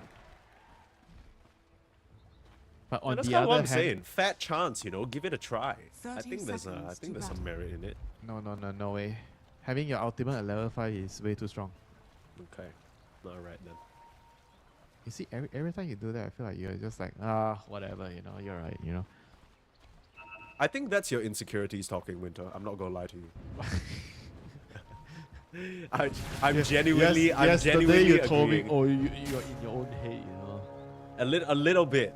I think in a funny way we've come full circle, where when we first started casting together, like there was a lot of one-sided, like you'd be like, yes, this is right, this is wrong, and I'll be like, oh, okay, and I'd be sad about it. And then now I'm no longer, I don't feel any sort of way about it, but I think you feel like I'm just I guess if you guys are something, you're not getting as I'm not getting as upset as you hope, so you're like, damn, he's just playing me. I mean, whatever it is, we have a great game of Dota ahead of us here. I'm pretty excited for this one. Execration as well as KUKUYS. It's very cool to see what the KUKUYS can do when they turn things on, right? Because this is a team that has very much taken it pretty casual, taken it pretty chill over the last few qualifiers.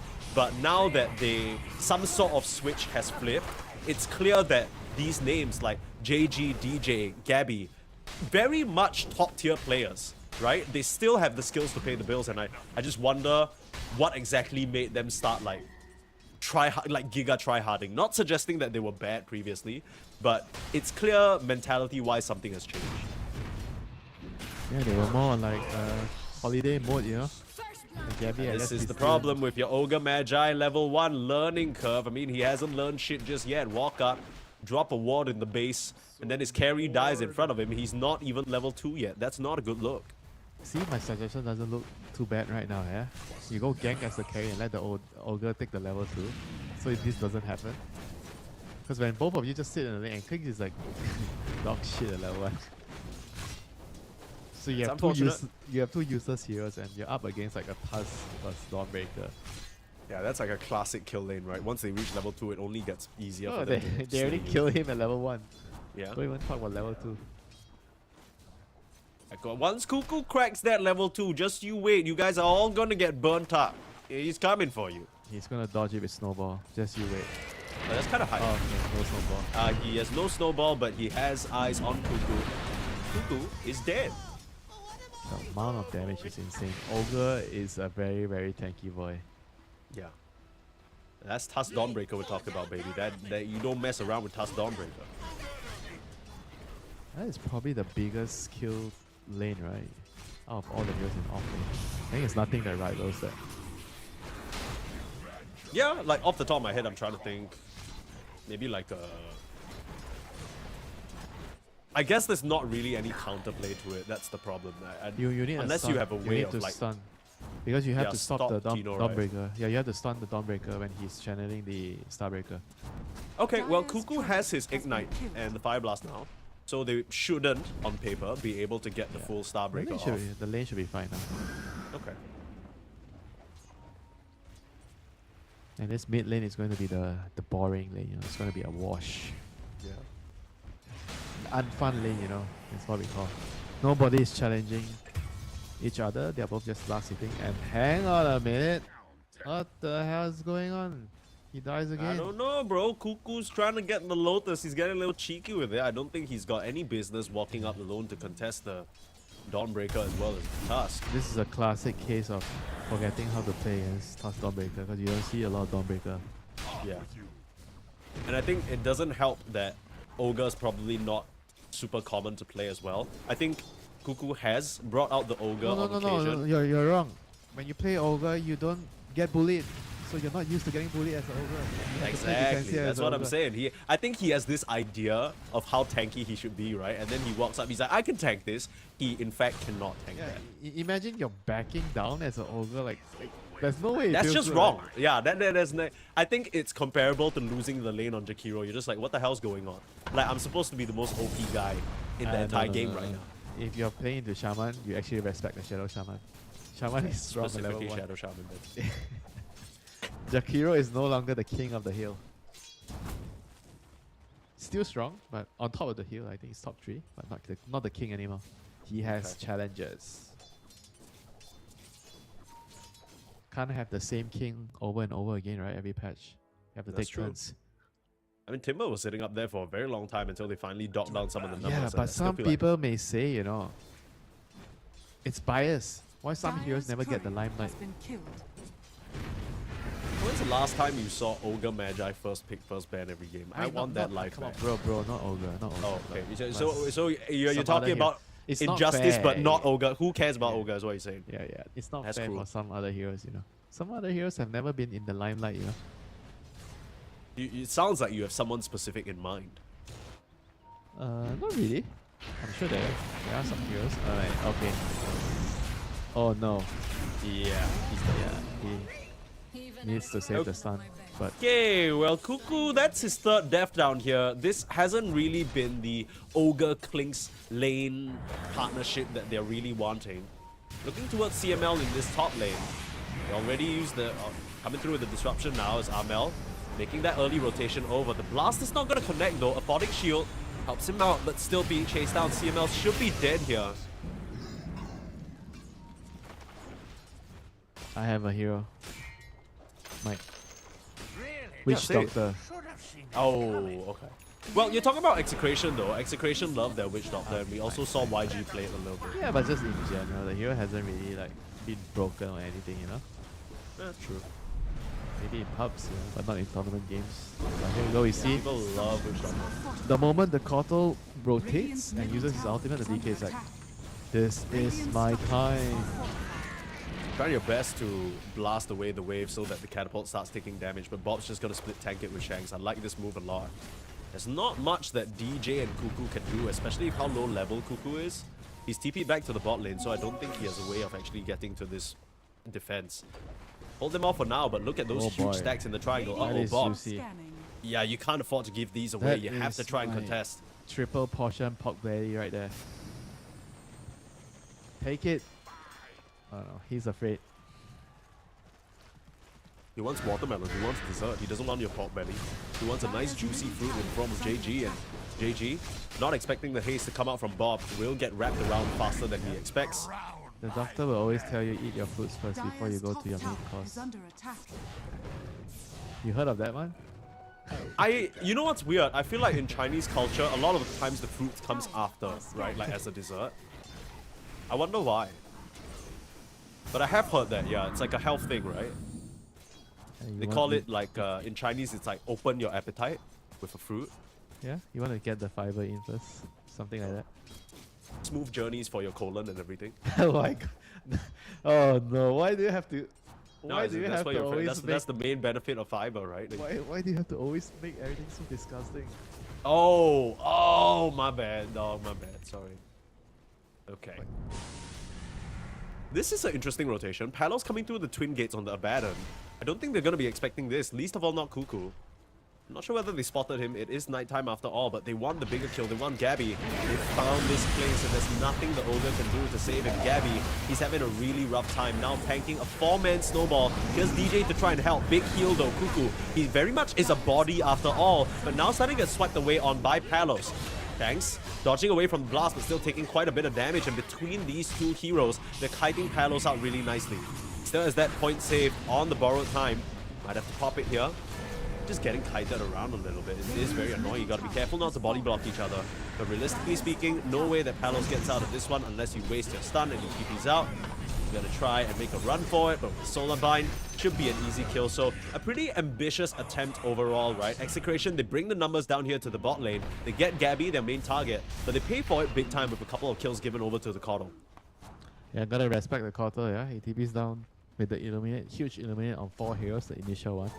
I think they got a little bit too aggressive in Execration. After killing the Kings, there was like some 4-man snowball to get another kill on Kuku, and then they got hit by Illuminate 4 heroes, you know, that then yeah, they realized, oh my god, we have beaten more than we can Dire's chew. top And then tower is they just under all attack. died, but Abaddon was like, alright, I'm gonna stand and fight, you know, to the end. He doesn't really have a choice, right? He knows his TP is gonna get cancelled if he tries, so. Dire's that, middle no. Pretty tower sure he is under could have attack. TP'd out at that point. Yeah, But you're hoping that they after just he don't. waited, then yeah, he can't TP anymore, but initially he could. And while all that was happening, Bob did take the mid tier 1 tower though. This is what you always like to talk about. The second the Koto rotates, there's a dead tower. There's a dead Kuku again. Once again, finds himself in the bot lane trying to contest who knows Oh what. no, the and gets Kuku just picked Mancer. off. Bottom tower. The Kuku Mancer has become the Kuku Ogre. I'm trying to come up with a Kuku nickname for Ogre. The Kuku Magi. That's not too bad. I like that one. That has a ring to it. Yeah, the Kuku he- Magi not looking too hot right now, He despite doesn't being. really Bottom have much of tower is a under purpose attack. in the game right now, other than like trying to just defend the towers as long as he can, go to take the mid lane farm, take some garbage farm.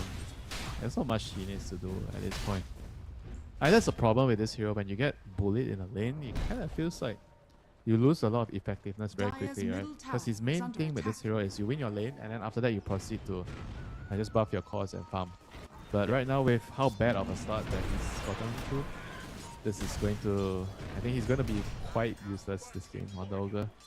Yeah, it's a little bit rough because I feel like as an Ogre, you always want to find opportunities to use those ignites, just maybe throw them on Yeah. heroes, pressure them out. But right now, every time he shows, he literally dies. Like, any combination of two heroes can actually just kill this Ogre. He's not nearly as tanky as he wants to be. I wonder Yeah. how he's going to continue to play this game. Bloodlust bot. Yeah, Like, he's basically. Bloodlust bot. That's it. Tank smoke, play spots, nothing more. I understand that it's still really good with the Clinks, right? The Bloodlust, but I just wonder whether Ogre was the pick here. I'd love for Kuku to prove me wrong. Level 6 hit on most individuals here in this game. Shank's still missing the Walrus Punch though. They are smoked up trying to maybe catch out this Koto, but imagine... Oh, that's unfortunate. What's going on? What's going on? Hey, he's like, what the hell is going on? Yeah, it pops the smoke, immediately breaks. He's like, who the hell is there? Some warriors, some sneaky warriors, you know. How can you not spot a warrior standing next to you? Know how huge those things are? That's true. Not as big as an Ogre and Bloodlust though, now beating onto your tier 1 tower in the same thing.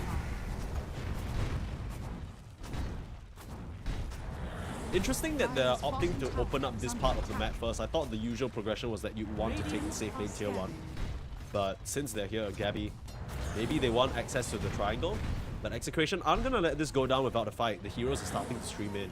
And of course, you always have the Dawnbreaker global presence. Have yet to see a Solar Guardian just yet. Looks like this would just be a free tower. They're actually gonna aggress onto the task. Kuku, you gotta think twice about that. Solar Guardian crashing down, and DJ, I mean, he is in between a really difficult location. Amel will go down even with the Ravage. They're putting a lot of damage out onto Bob, but the problem is he still has a Photic Shield.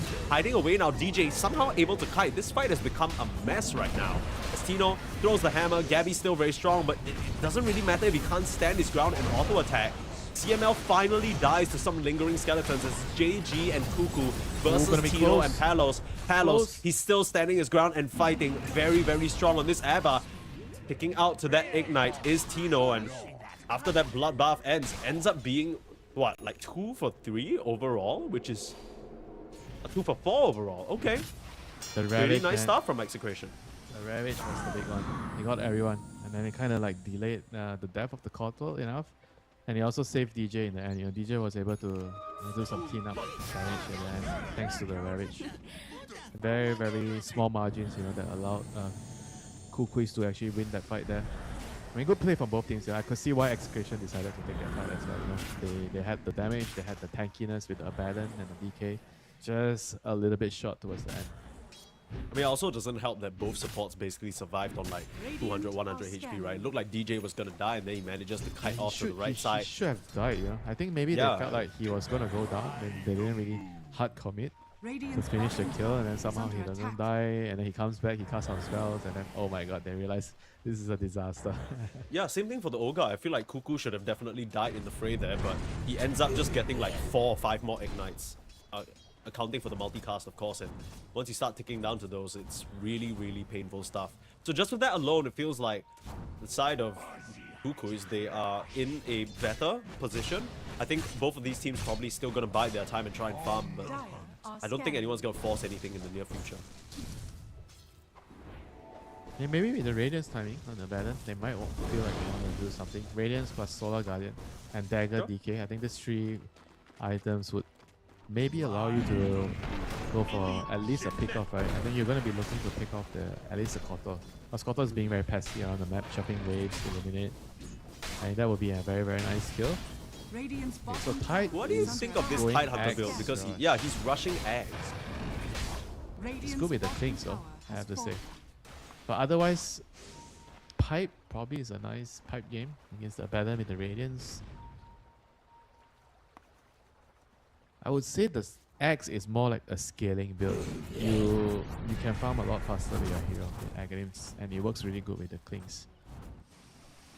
But it means that your lineup will be a little bit slower because you don't have the pipe spell negation against Jakiro, Solar Guardian, then the Abaddon with Radiance. So it might cost you some fights or some team fights. So maybe they have to play a little bit slower because of this. I wonder what their plan is in dealing with Execration, because if you look at the Execration heroes, it's clear that Halos is just going to run in with his Radiance. You have Bob blinking in on the Dragon Knight, and then of course Solar Guardian coming back down. Which one of these heroes is supposed to take that initial impact? Because if they commit on your Klings, the Klings is probably going to die before he even gets any skeletons I out. think he has SD to save him. Dyer's top I Sure. think Klings and Kotor can never be touched, but Klings, I mean, you can kind of bait if there's SD nearby, because you have Ravage, right? And most likely the opponents won't want to burst the Tide, because they don't have a break mechanic right now, so they can't burst him. So they're going to try to kill the Kotor or the Klings in the fights, or even the Shadow Demon. Koto is smoked out. They're going to see a blast now. He runs up. Unfortunate timing from Amel. In comes the Solar Guardian. The TP is coming way too late as the snowball out to safety. No way for JG to catch up to them. Nice little setup play there from Execration. They were ready for this wave to be de-pushed. But now looking at CML, at least a return kill. Really, I thought he was going to ravage for that. But yep, still have the disruption. Not needed. DJ dominating now on the Shadow Demon. Radiant's Pretty bottom painful tower kill to is under lose attack. on Kotal there. They get what they came for on Execration, but at least they made them kill. Oh, look at that damage, man. Yikes. What the hell? They look like paper against the Klings. Just have that Deso complete. Yeah, this Klings is ready to rock and roll. I mean, outside of all the team fight and whatever that's gonna happen soon, you also have to like figure out who has like better shadow push, right? Because when you talk about games at this level, it's always about like who can push out the waves without dying, and then be the one to make the smoke first, right? It's always like useful to have heroes like Kotor with the Illuminate. He's going to catch the cast here, but he doesn't have the TP cancel. Like things like this are going to be very, very important doing the map movements, you know. Kotor shuffling it out, SD shuffling it out, and then as well the Klings, you can actually push very quickly. Whereas for Execration, I think their push is a little bit slower or lacking compared to what KUKUYS have. And so I think the Dawnbreaker is the one that pushes like maybe the fastest without showing. You just throw your hammer and spell and then run away. You have to show. But Abaddon without Manta, you kind of have to show for some time, you know. So at the moment, I think it'll be hard for Execration to make any progress until they get more items. Yeah, it seems like any move that they're trying to make other than the one that they found Mel with a little bit router, damage, not there. Gabby, a bit late to that party. They're definitely going to fight soon, in 2 minutes. Yeah. The Tormentor is something that neither team is going to want to give up easily.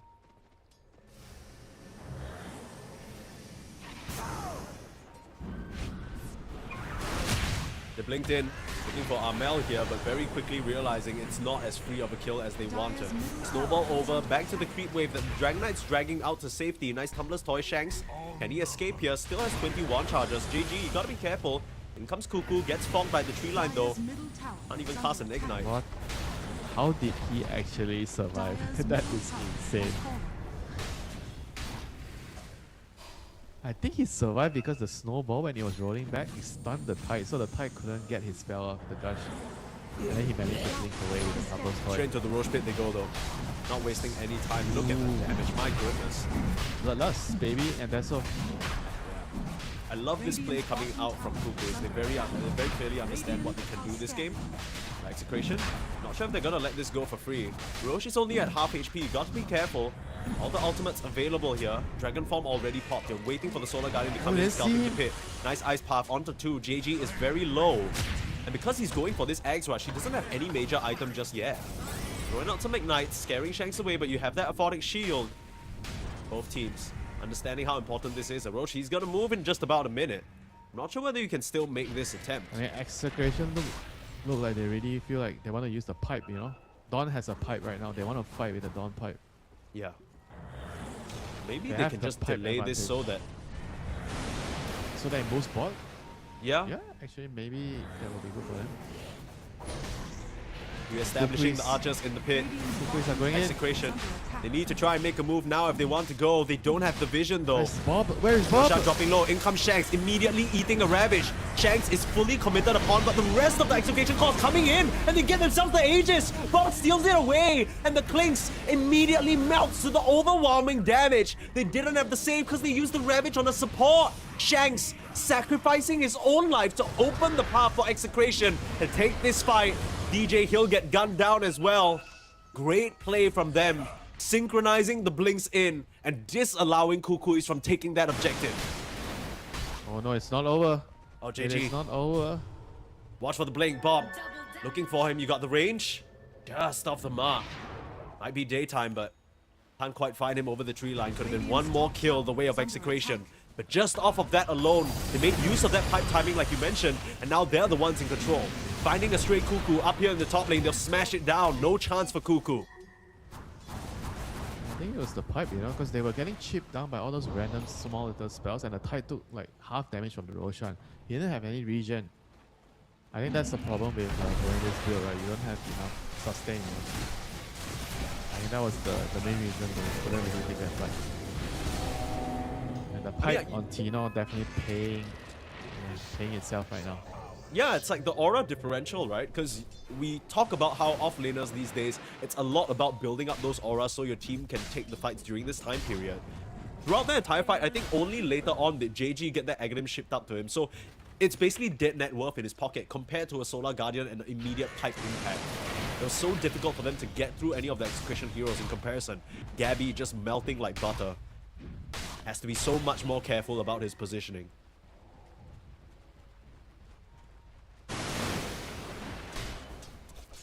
Even right if you now, get the pipe, it's gonna take like 2.5-3 minutes, right, for Is this he- Tide Hunter, so...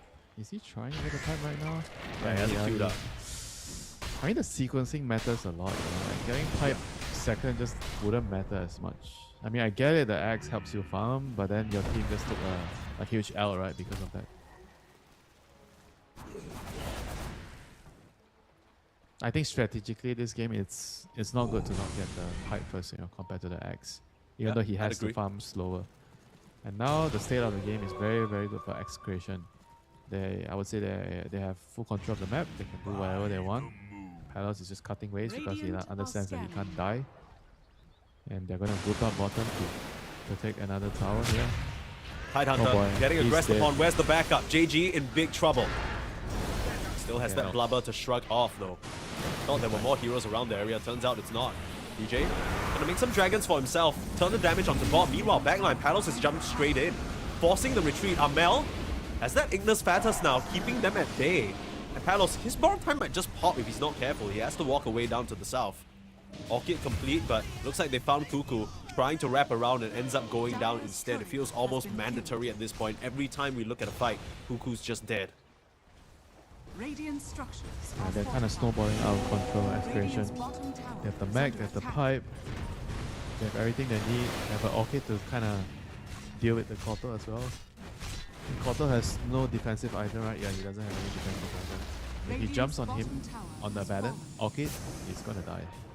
Speaking of jump, Bob looking for Amel in the tree line, but a bit too quick on the keeper. Boots of travels, move speed, and burr. But yeah, I mean, we haven't really seen the opportunity for the Clinks to do his damage yet, because there were some moments where he pops out, you know, he auto-attacks Palos. Wow, so cool, he has a Deso. But this is kind of my concern with the draft, Winter. I feel like with a Clinks, you need other people in front to hold them down or just kind of let the Klings do the damage. And right now, with the way that JG has itemized, I don't think he fits that bill. In fact, with Kuku dying so often, he's not very tanky either. So anytime the Klings shows, who's actually stopping Execration from just full committing onto the Klings and blowing him up? You have a disruption save, sure, that buys him 2 seconds, and then he comes out and dies anyway. Maybe you can rely on the Koto. I mean, the Koto might be able to save him, but I think you're right, you know. They have to protect the Kings one way or the other. They're 1 4-star right now. Shadow Demon has a lens, so he's not getting Radiant's 4 top star. tower is I under think they're gonna attack. need 1 more 4-star from the Ogre at some point. The Kuku Magi is going for the Kuku Midas, brother. Why do you call it Kuku Midas? He buys Midas on every hero? No, as in, I'm just following the theme, you know. Kuku worked into everything. It's a work in progress. You can let me know how your feedback after the cast. Don't worry about it. I thought I'm not allowed to. You said that I should mind my own business, you know? Radiant's top tower has That is fallen. definitely not what I said. You want me to bring up the I went change, to the chat I went to logs? make shit uptown and Radiant's you're top the president. tower is under attack. Okay. Bob has a fresh gem, so he can spot the Klings running up. Gabby has to be very careful. I'm sure they're aware of this though. Do you think Kuku will finish his Midas before the game ends? Yeah. I think he will get like at least 5 uses out of it. In I'll fact, I say think no. this game will be 60 minutes long. I think he will lose before he gets the Midas. That's cool. Let a man dream. Look at it. This is your fault, you know. Might not be dead yet. That Disruption save, brother. might have gripped him. No, it's actually fine. Palos is going to commit in for it. The silence is there. Now, Palos, he's taking a lot of damage, though. The borrowed time is going to pop, so things are a bit awkward now for Execration. As a Solar bind onto CML, the blast might just finish him off. Nice snowball. And that had pulled him into an awkward position. No. Beautiful play there from Shanks, saving his co-support. This is how much you have to love your support duo. Yeah. If you don't love If your 4 doesn't love your 5, who's going to love your 5? You know what I'm saying? Jakiro's got a face only a mother could love. the carry, maybe the carry. I hope the carry loves you. And Palos was ready to let him die. I don't think he even Aphotic shielded the Jakiro. Palos was like, I'm out of here, bro. My ultimate's popped. I'm chilling. You're like telling people to ditch your position 5 hero. You have to save everybody, you know. Have you not heard of the saying, nobody gets left behind? I think that's applicable for Lilo and Stitch, which is the movie that it was set in, and maybe not so much for Dota 2 a lot of the time. In fact, I specifically remember many a time where, Winter, you've criticized players for having that mentality. It's one of your most hated things to see. In fact, I quote, I think you've said before that it's a mark of a tier 2 or tier 3 team. Wow. You go ahead and make up even more amazing stories, right? Yeah, that's what they hired me for, don't worry about it. 10k gold lead now for Execration. They are very much in control, and I'm left wondering what KUKUYS can actually do, because now their whole draft just feels like support Klings, but Klings is very, very easy to kill. They're looking towards Kuku in the mid lane, the Ogre goes down again. Meanwhile, they're aggressing onto Palos, forcing that borrowed timeout. The rest of Execration should be able to come over and help him out, especially with his own blink. Radiant's Do you believe me structures now are that I fortified. say that Ogre is not going to finish his Midas before the game ends? Dire Do you see are that happening scanning. now? He's died He 3 times in a so row. the Midas since you itself said is that. 2,200 gold. He's currently like halfway there, so there's a chance perhaps. Bob being able to get 4-staffed away. He needs more save though. He has to pop the BKB. That's awkward. Able to blink out before the Gush tags him.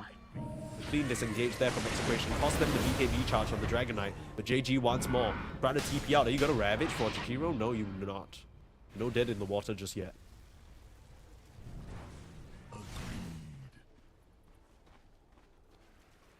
Okay, so we're back to farming. We're back to... I'm probably going to go for Rosh. Execration is just waiting for everyone to be ready and then we'll hit the Rosh. Don't want to throw It's away funny the because game. Tino has just been AFK farming, right? Like he hasn't even found the situation scary enough that that's- he's needed that's to what use you the ult. do on Dawn. You True, farm. yeah. Yeah, I'm not criticizing him. I think it's just funny. It's Amel, funny to nice hit creeps. 4-star. You're saying it's funny to hit creeps. Don't let me see you hitting creeps on your Ogre. Wait, if it's funny to hit creeps, why wouldn't I want to hit creeps? I would like to be in a funny situation. Why you say it like Can you imagine that? if I'm hitting creeps and I'm having a good, big ass smile on my face? You're over there hating Winter. Bro, I'm over there you hitting say- creeps with the biggest smile on my You face in say the it entire like world. this guy only knows how to hit creeps. When you make That is him play not what I real said, Dota, brother. he can't play the real Dota. Oh wait, Gabby going down though. The bot lane, they found him, and now Palos, no clings. He's not worried about the damage threat at all, but maybe he should be a bit more careful given that Armel's still around. Nothing in a Photic Shield can't bail him out of them. Spirit Form used. Palos, he's just blinking in. He has no fear whatsoever, knowing that the Solar Guardian can come through and help him. There's no I Solar say that. Guardian. I think the Solar Guardian was used to kill the Cooldown. bees. Yeah, you're right. Cooldown. Still feeling confident though. You're lucky you're a better, you know. This is the only hero in the game where you can play like you don't give a fuck. True. Actually, there's one think- more, but you don't want to know the other hero. Is it Ogre Magi? Because that's what I see right now. No, Rave King. Damn, how can Yeah. you forget about Rave Radiant's King, the middle one tower true No, I king? didn't forget. I was making a joke about KUKUYS. How many deaths is it at this point now? 8 deaths? Just one too many, Radiant are yeah? scanning. Midas check. 200 more gold until the Midas. Ting, ting, ting. You're about to be wrong, Winter. He's gonna die soon, don't worry. No, don't jinx him like that. That's so rude of you. Okay, well, current game situation's a little bit rough, right? Cuckoo aside, it feels like the entirety of KUKUYS are just cowering under these tier 2 towers. They're desperately clinging on. I think the one benefit that they have is that they have pretty decent wave clear between the Kotal and the Tidehunter. But every time they poke their heads out a bit too far, it's been so easy for Execration to hunt them down. And there's the Midas, baby. Flied out. Yeah, see? Do you see the price of buying a Midas? Your carry is dying. That's true. Very sad. And Everybody they can't do got- anything about it. I mean, Palos is just gonna walk away, right? Hang on. It's a I Midas- don't think he's walking away. There's a dead in the water on it. Can he blink? Ooh, last moment. Nicely done. No one's stunned to stop him or anything. Thinking about trying to keep this chase going, but it's gone awkward now. The DK is not connecting. He's finally coming through the twin gates. First Triple 3 ti- Midas! Yeah. What the hell? The first usage, you get triple? That's the Godfather right there. Dota's Nice not disruption onto the Abaddon, but it's not gonna save Cuckoo. He gets the money just to give it all away. Are scanning. He's a community man, that one.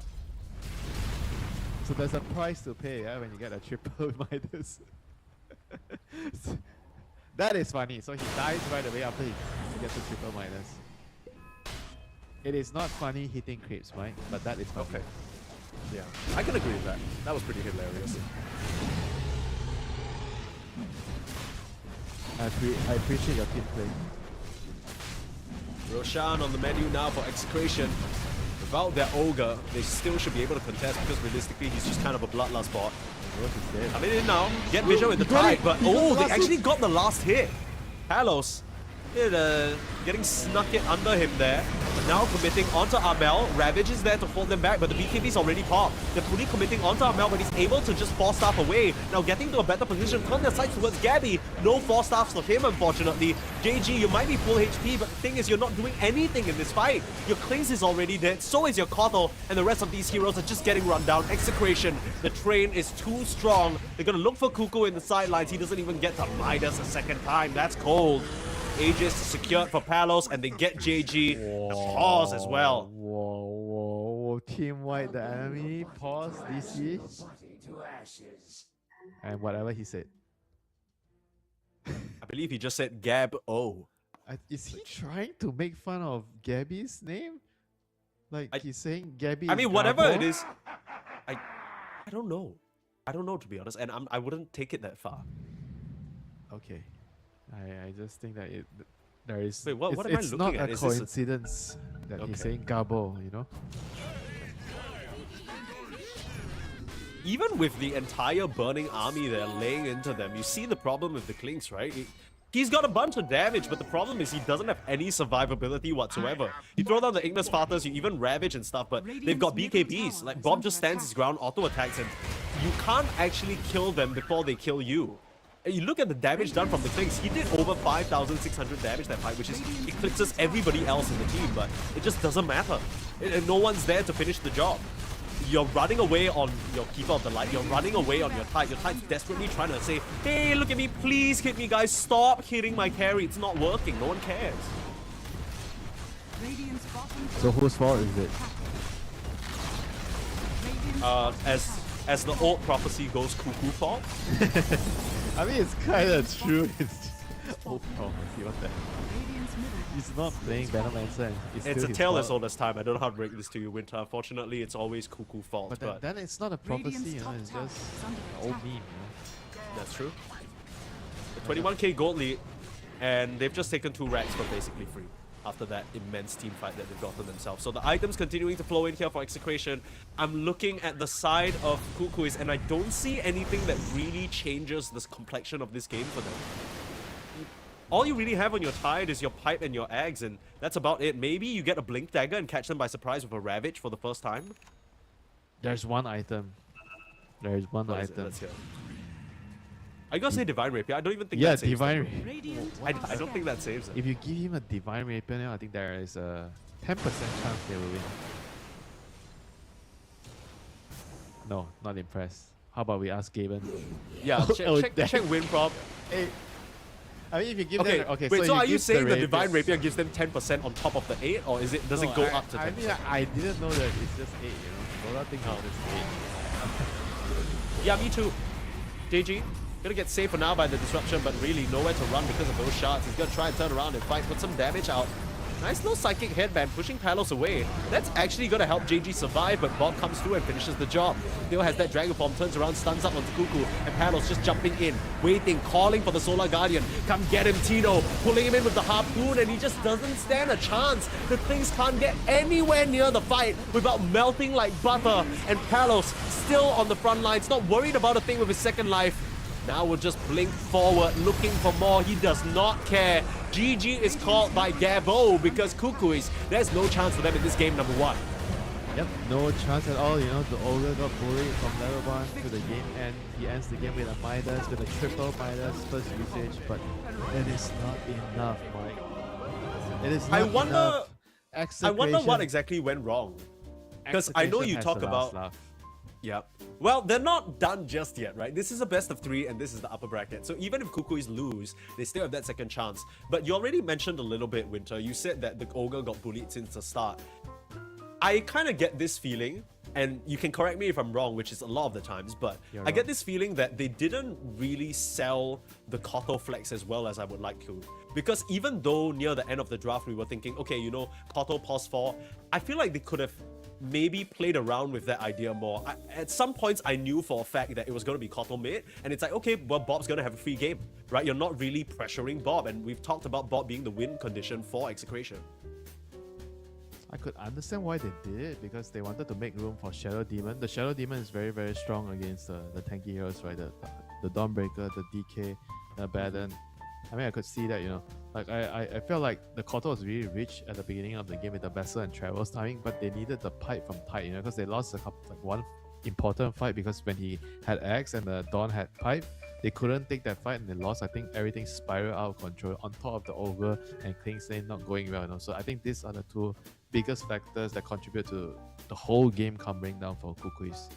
So maybe Yeah, they have to reconsider this Koto mid again. You know, he has a very sharp timing. He's very strong in the early game, but once you start dying, the hero is going to fall off a cliff completely. Yeah, it looks so easy for Execration to just full collapse on the heroes of KUKUYS. Let's see whether KUKUYS can come back in game number 2 or whether Execration are going to book themselves an early ticket to the grand finals. Don't miss it.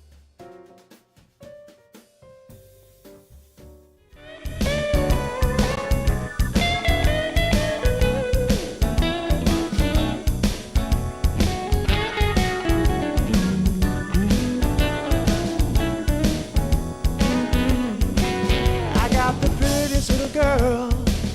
She's as pretty as can be. Yeah, yeah. I got the prettiest little girl. She's as pretty as can be. But what I don't understand is what she sees in me. Ooh, I've been drinking too much, staying out all night. I can't remember my left from my right. I'm kinda blurry from my head to my toes. It might seem like nothing, but there's one thing I know. I got the prettiest little girl. She's as pretty as can be.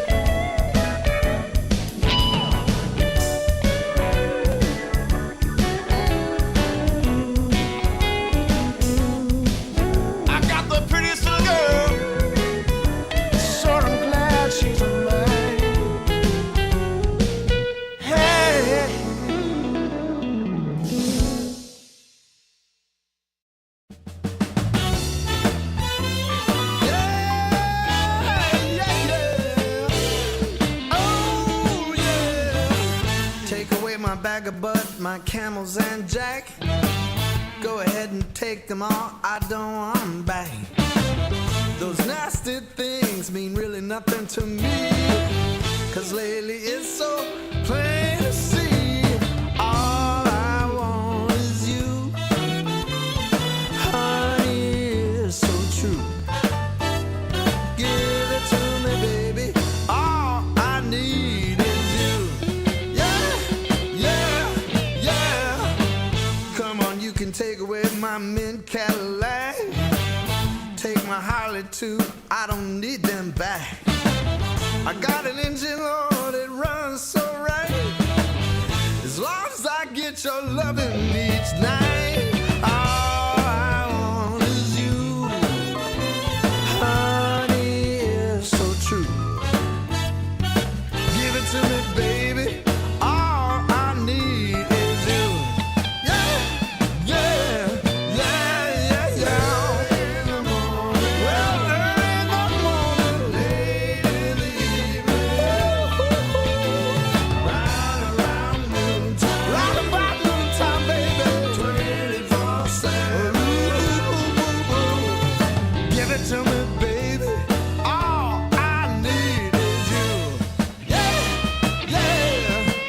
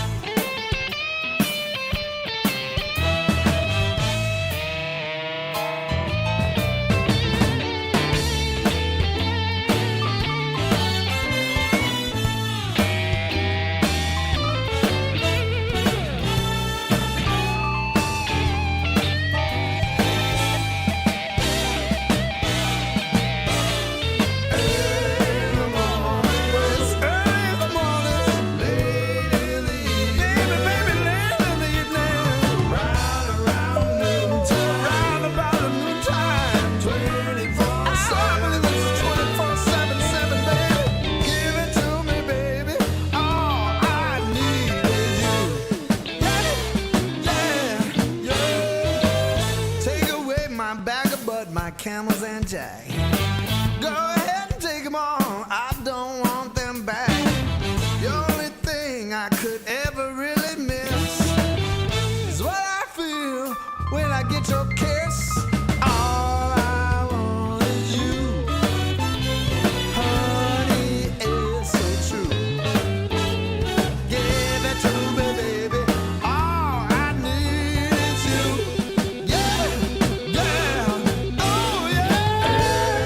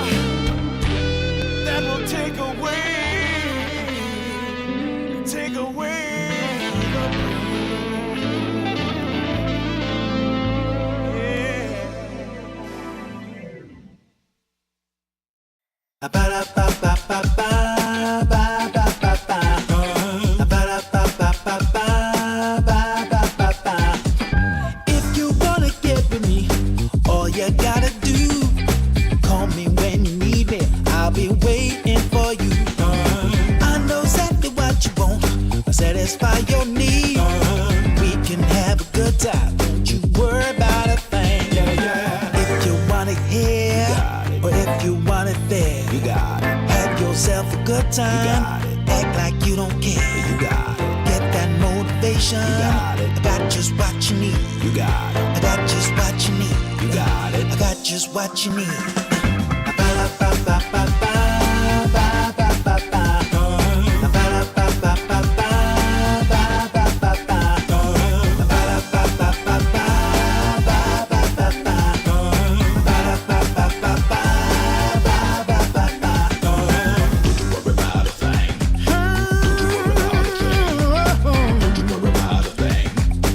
Don't you know you got it, baby? Don't you know you got it, baby? If you want it here, or if you want it there, you got it. Have yourself a good time. Act like you don't care. You got it. Get that motivation. You got it. I got just what you need. You got it. I got just what you need. You got it. I got just what you need.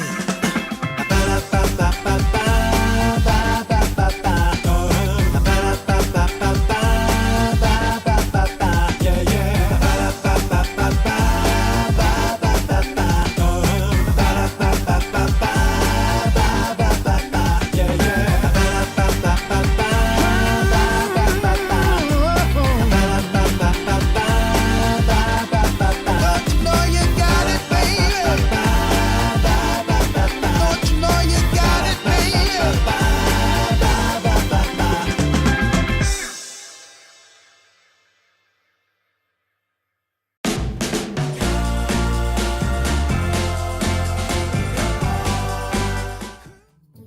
Not gonna lie, after watching the KUKUYS from yesterday, I had really high hopes for this matchup. But unfortunately, in game number 1, KUKUYS, they weren't really able to hit their stride. It feels like they tried to build a draft entirely around Gabby's Clinks, and then Execration just built a draft that was entirely around Gabby's Clinks. They committed every single thing to making his life hell, and it worked. Execration are currently 1 game up in this upper bracket round here, and if they win 1 more, they will book themselves a direct ticket. It'll be a best of 5 away 10 from taking the seconds 1 remaining. spot in Southeast Asia here for the DreamLeague Season 28 close qualifiers. 5 And what do you think seconds KUKUYS can remaining. do? Do you think it was a draft problem? Because we kind of already Radiant talked about team its, banned. minor adjustments that they could have made itemization wise and laning wise, Dire but team banned. I didn't really feel the ogre. I'm not gonna lie to you. Yeah, he was definitely like the ogre, the Kotal. All these heroes are 10 very snowbally seconds heroes. remaining. You pick them, you don't win the early game, then you kind of feel like Dire the game is team very, very banned. difficult to play. So just very minor like changes should be made. I think it should be fine. I think you cannot have too many of this like 10 seconds unstable heroes remaining. in the same draft. Like Kotal mid is kind of 5 like a seconds remaining. already one, right? And then you have the ogre as well. I mean, I like the idea of why they wanted Kotal mid against the DK, so they can stop him from Radiant pushing tower, team build a picked. vessel, because they needed a vessel hero. So I get that part. It's just like maybe if the start was okay, the draft could have worked. But because the draft Dire team picked. was in a way where they needed to snowball, then with the ogre Kling's lane going that badly, like the whole game just kind of fell apart from that. Timbersaw is going to be left in the pool though, and Execration are immediately going to snap it up. Radiant team Yeah, there's no banned. gyro, so what is the hero? Ursa. Okay. It's like a replacement to gyro where you want to put Timber in a lane where he's going to get pressured. I think with Ursa, I feel like Radiant it's team banned. not so bad because with Ursa, maybe you can pressure the Timber in the lane.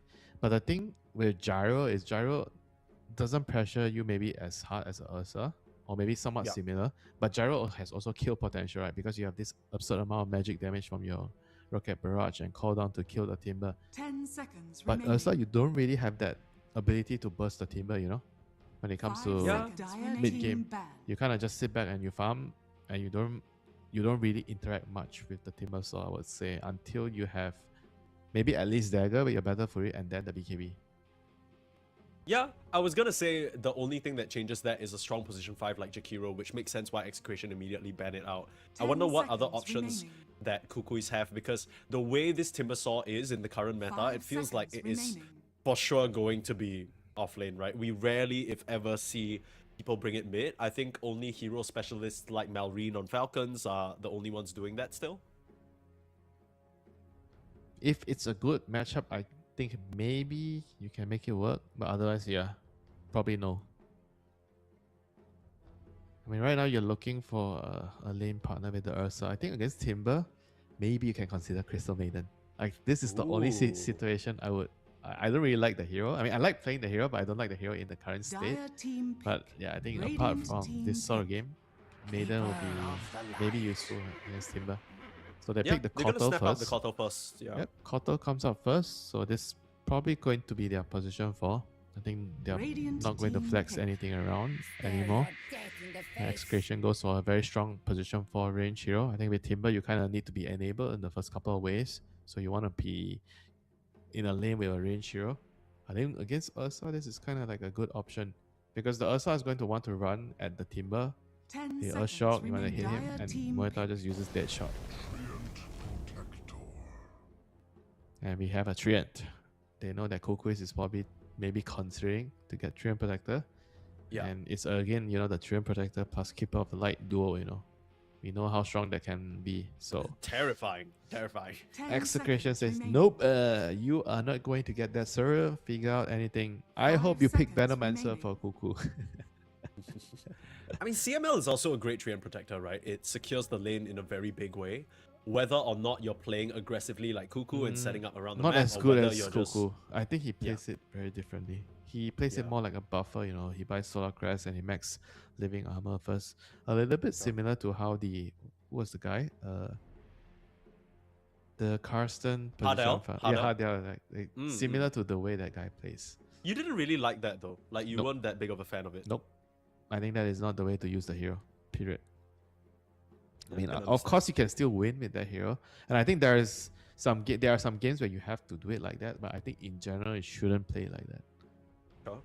And now that you see the Ursa already picked up, that is basically 100% the pos 1 hero. Are you going to maybe 18 pick your own carry for the carry to carry matchup? Probably, most likely. You can do that. Okay, you definitely pick your carry now since you see the off lane. So they pick a Mars, and now we're gonna see what is Kuku gonna play. Or is he going to say, "Screw you guys! I'm gonna last pick my hero, man. I am the carry of the team. You guys can't carry me." Watch him last pick, I don't know, CM or some shit. Yeah, I do agree the CM CM is legit a good last pick hero. If you're gonna I last think pick a support, it's gonna be like some CM, maybe a Phoenix, you know, type of hero. Sure, yeah. What is KUKUYS missing here? Like, what are you looking for? Because Just right now lane- with the Mars, they have insane team secure. fight. Just lane secure. There you go. Lane secure. This is a Treant Protector, but without being invis. You hide around the trees. You play at night. You greet people. In the lane, you're kind of okay against the Timber. You do pure damage, and you can use Sleep to catch him. Oh, this is a hero that we've seen in some of our games. Can't believe we are gonna see it so soon again. So Yeah. this is like the alternate combination with Treant Protector in the lane. If you don't get Gyro, you want Treant plus Luna. I mean, it's a solid combo, like you mentioned. You already went in length about how this duo works together. I just genuinely feel like I haven't been convinced by Luna as a hero. It feels very flimsy, you know what I mean? You don't know what to expect with this hero. I mean, against Mars also, I feel like you, in general, you want to have a melee hero instead of range hero because of the arena. 5 seconds remaining. Oh, let's see. I mean, Treant plus Luna, the team fight is very, very big. Like, you have very strong team fight. So I think Dire KUKUYS team on their side, they need like more team fight, I think. Like Queen of Pain would be nice. Okay, it's banned. They need something to throw spells into the Mars arena. I know this is crazy, but I really like the Koto flex to mid again, and then you pick something like a Snapfire. Okay, approve. I think Snapfire, approve. Invoker, approve. For like mid, you mean like Invoker? Yeah, mid. Seconds remaining. Shadowfiend, I approve. That's about the few heroes, I think. It's just like massive magic damage to dump Yeah. into the setup, right? Because they got Mars, they got Bane, they're gonna be sleeping, spearing, Lash, maybe. Yeah, Lash might be good. He works with the Solar Bind. kind of scary though. You're running with the Lash and you're running into the Muerta call of the, like the calling, and then all these spells. I mean, coming what out can from you do? There's Execration. no Queen of Pain, so you have to find a replacement. I think Invoker is legit, but I don't think he plays Invoker. Yeah, I'm pretty sure he doesn't play Invoker. Radiant team pick. He's gonna play Puck again. He's definitely playing Puck. This guy just wants his Puck. Ah, In well. Execration, he's gonna pick something that's good against Puck. Not exactly the hero I had in mind, but yeah, they need a cat, so Storm Spirit is the man. Yeah, kind of a similar setup that we've seen a few times throughout today and even yesterday already. It feels like a lot more teams are favoring this 10 static seconds off laner, remaining. static safe laner, and then it's the mid who has to make most of the moves with the support. Choose And your there's the hero. Puck that you called for. So Amel, he's happy to play this into any matchup. He's done this Storm Spirit versus Puck before. To me, this game is going to be a lot about the battle of the mid laners. With Amel, he has that Keeper of the Light chakra magic to perhaps help him out. We've already seen that combination in play. And on the flip side, I think Bob, along with CML, it's going to be on them to try and set things up around the map. Maybe not in mid, but just in general. They want to play the side lanes mostly. I think with Treant Protector, you kind of always want to be around the edges of the map looking for pickoffs. And you can maybe park your, I guess you park your Muerta mid to just play the dead lane if you have to like farm some waves. But the Storm is going to be hiding on the sides for sure with the Treant Protector looking for pickoffs. Whereas for KUKUYS, they're going to have to anticipate that with their Bane. You know, the Bane has to somehow mirror the Treant's movements, and they're going to try to farm on 4 heroes. It's 4 cores plus Kuku, basically, the KUKUYS lineup. They should change their team name. 4 cores plus Kuku. 4 Like, calls plus Kuku. bro, every game, you know, their draft is like they have 4 carry heroes, and then there's Kuku. I mean, you play with DJ on your team. What do you expect? One of the prolific, greedier support players in history in Southeast Asia, right? He was one of the OG. I play POS4, I take all the gold on the map, and I'm gonna have more net worth than your core type shit. He was I think he was taxing his mid laner and off lane player. Yes, he was. That's DJ for you. Execration, 1 game away from booking their ticket to the grand finals here in the closed qualifiers. But KUKUYS, I know what you guys are saying, okay? People in the chat, you guys are saying, oh, KUKUYS, they ain't taking it seriously. They're just a bunch of streamers. They're doing it for the content. I genuinely think that that is not true anymore. I touch my heart.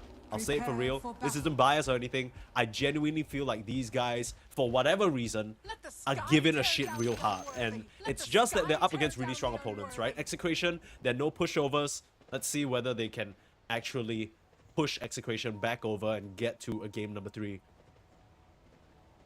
There is no way they are not serious. Like, who actually believes that they are not serious? Like how are they not serious? They play so well. I think it's a very common like trope, right? Because all of these guys, they're streaming a lot of their runs. They are like discussing a lot of the games. just on their because they are streams. streamers, it doesn't mean they don't want to win. Exactly. That's why I keep trying to tell people, but people don't believe. They point at me and they laugh. Winter, they say you're being an idiot. You don't know what the hell you're talking about. Obviously, these guys are just doing it for the memes. They don't care if they win or they 30 lose. If they seconds don't to care go. if they win or they lose, they wouldn't be here. They wouldn't be. Exactly, Mike. They wouldn't If be we here. wouldn't, if we don't care about Dota, we wouldn't be friends talking about Dota right now. You don't just get to a close qualifiers just by farting around. It doesn't happen. I hate to break it to you folks. Maybe you guys think, oh, you know, they can do this in the back of their head. No, there's a lot of effort that goes into qualifying all the way through to all these other teams that are busting their asses. You can't just discredit them like that. The battle But now, begins. gonna have KUKUYS. A last stand for them, at least in this upper bracket. They still have a chance to make a lower bracket run. And like we already mentioned, they're probably one of the favorites compared to Execration. Probably them both to be the ones to take the slot. Some early pressure on the JG. Doubt this will result in a kill, but just That's big. putting some damage in. That is 300 damage. That's painful. Yeah, you gotta be careful against Treant. All these small things, it might look like it's nothing, but it adds up. Radiant's Alright. barrier You has get been to cut the achieved. trees, and you just have to stay away from the trees. You know, do not take HY's advice about hiding in the trees. Stay away from the trees. Dire's turret That's has outdated been news. Don't do killed. that shit. CML? this might be a tree you want to stay away from, for sure. You don't want him to be auto-attacking you for free. But I like this choice from DJ. He's gone for the early boots just to maneuver the lane a little bit better, pull the creeps with the blast, and try and get out of the way of CML. Because if CML gets on top of him like we see here, it's a lot of damage for a sad little Keeper of the Light. Very sad. I thought that CML was going to go for that pull connect onto the hard cam, but just DJ prioritizing putting the pressure onto DJ. DJ is like, I didn't sign up for this. Get your ass over here, JG. Protect me. Pull successful. Yeah, it kind of At least sucks. a bit of CS. It kind of sucks that you have to do this on a Koto, but you don't have a choice. This lane is too strong. The lane bully, yeah. Tyrion Protector is the lane bully. I feel like lane bullies are the way that fives should be built. You know, I don't think you should ever play a five that's not a lane bully. It just feels lame.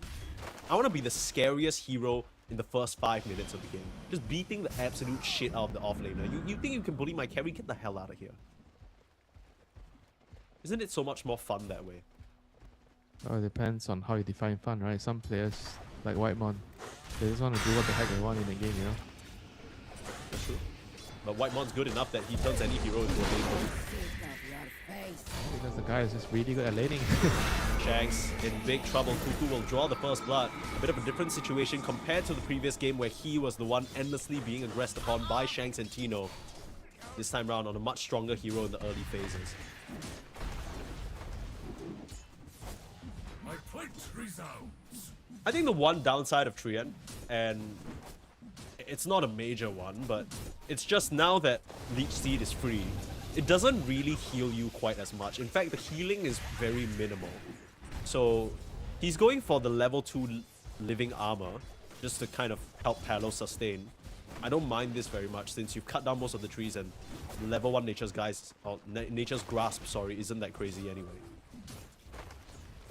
This doesn't give you any kill threat on the lane though. One thing about this build. I feel like some lanes you can definitely go Q and just instantly go for a kill when you pop level 2. Almost there. Do you feel like that's what you want to see though? Like, is Yeah, that most what of you the want to time. see from this Luna? Most of the time, I think if you can get a kill, you should go for it. I mean, he's kind of using this living armor to influence the other lanes, right? Tino getting that nice bit of help, and Shanks in some trouble again. Gabby and Kuku, they're just doing a great job bullying this Muerta, and now looking towards Tino as well. This Timbersaw is in big trouble, and the Bane and the Ursa getting their revenge for game number 1. Yeah, the game has totally started very differently for KUKUYS now. Doing much better compared to their Ogre and Kling Stars game. Kind of easy to top that, right? The Ogre and Kling Stars died 3 times in the first, I don't know, like 4 minutes. Yeah, that's how you should do it. You know, you set the bar low, people don't got expectations, then they come out, you beat their ass. That's a strat, Real right? nice. Yeah. They always say this in corporate. They say over-promise and under-deliver. You heard of that one before, Winter? You're just a scumbag liar then. Wait, I'm being for real. That's what corporate people do all the time. Okay. Thank God we're in Dota, right? Yeah. There's so much more. As if it's better so much here. more ethical and stable, and no one does anything mean ever. It's all good times, good vibes. Everyone's happy. Dire structures are fortified. JG taking quite a bit of damage from Palos, even the blood grenade trying to slow him down. Have another set of spells, but not enough to push this Luna away. I like that recognition from Palos. He just... I feel like most of the time you don't think about Luna as this hero that can go so aggressive. But he understands with the infused raindrops and even the Fairy Fire backing him up, he's not under any threat whatsoever. He can just keep going. It's also a level 2 armor, yeah? It's very different from what I see KUKUYS do. Like a totally different approach. Using the armor to help the mid lane, using the armor to help the Luna. Yeah. Used it to help the Timbersaw at moments as well. And with the living armor damage block alongside the infused raindrops, the Bob Storm can just tank like one spell. Like it's just one entire spell that gets soaked up completely and he still gets healing. Pretty nice. Yeah, you always have a lot of mana. So you use a lot of mana on this hero. So you can just spam it every time off cooldown on the armor. So what do you think is the plan here for this Timbersaw? Because Tino, I feel like most of the times when you see Timbersaw, it's about winning those early laning stages and getting to those high levels, forcing the carry out. We're not really seeing that come into play, right? Gabby's level 5, Tino's level 4, and right now they're looking at Tino potentially going to try and chase him down. Nothing better of it though. But yeah, I mean, this Ursa is just getting everything that he wants right now. So do you need to bring heroes up here He's to not deal the with him? key Or? hero on the Timber, I think. Okay. I think the key hero is the Storm against Puck, right? They want to fight the runes. They definitely have to come. You see both supports on both sides already taking the long trek down to the mid lane. Easy lane, says Kuku. Yeah, Cook him. I'm sure it's easy now. I bet he didn't think it was easy 3 minutes ago or the last game. I need to brush up on my Tagalog classes. I know a few of these words, but I'm not good enough. Yeah, to he's saying understand what you they're lost the first game, and then he says sorry. Sorry, Chief. Where is your translating to? Get it over here. Yeah, that's true. Better luck next time. I see. I know what cash out means. Nope. Cuckoo. Money hacks. Some shenanigans going on here. Again, best all not of to these talk guys are about just for it, friends. Mike. Yeah.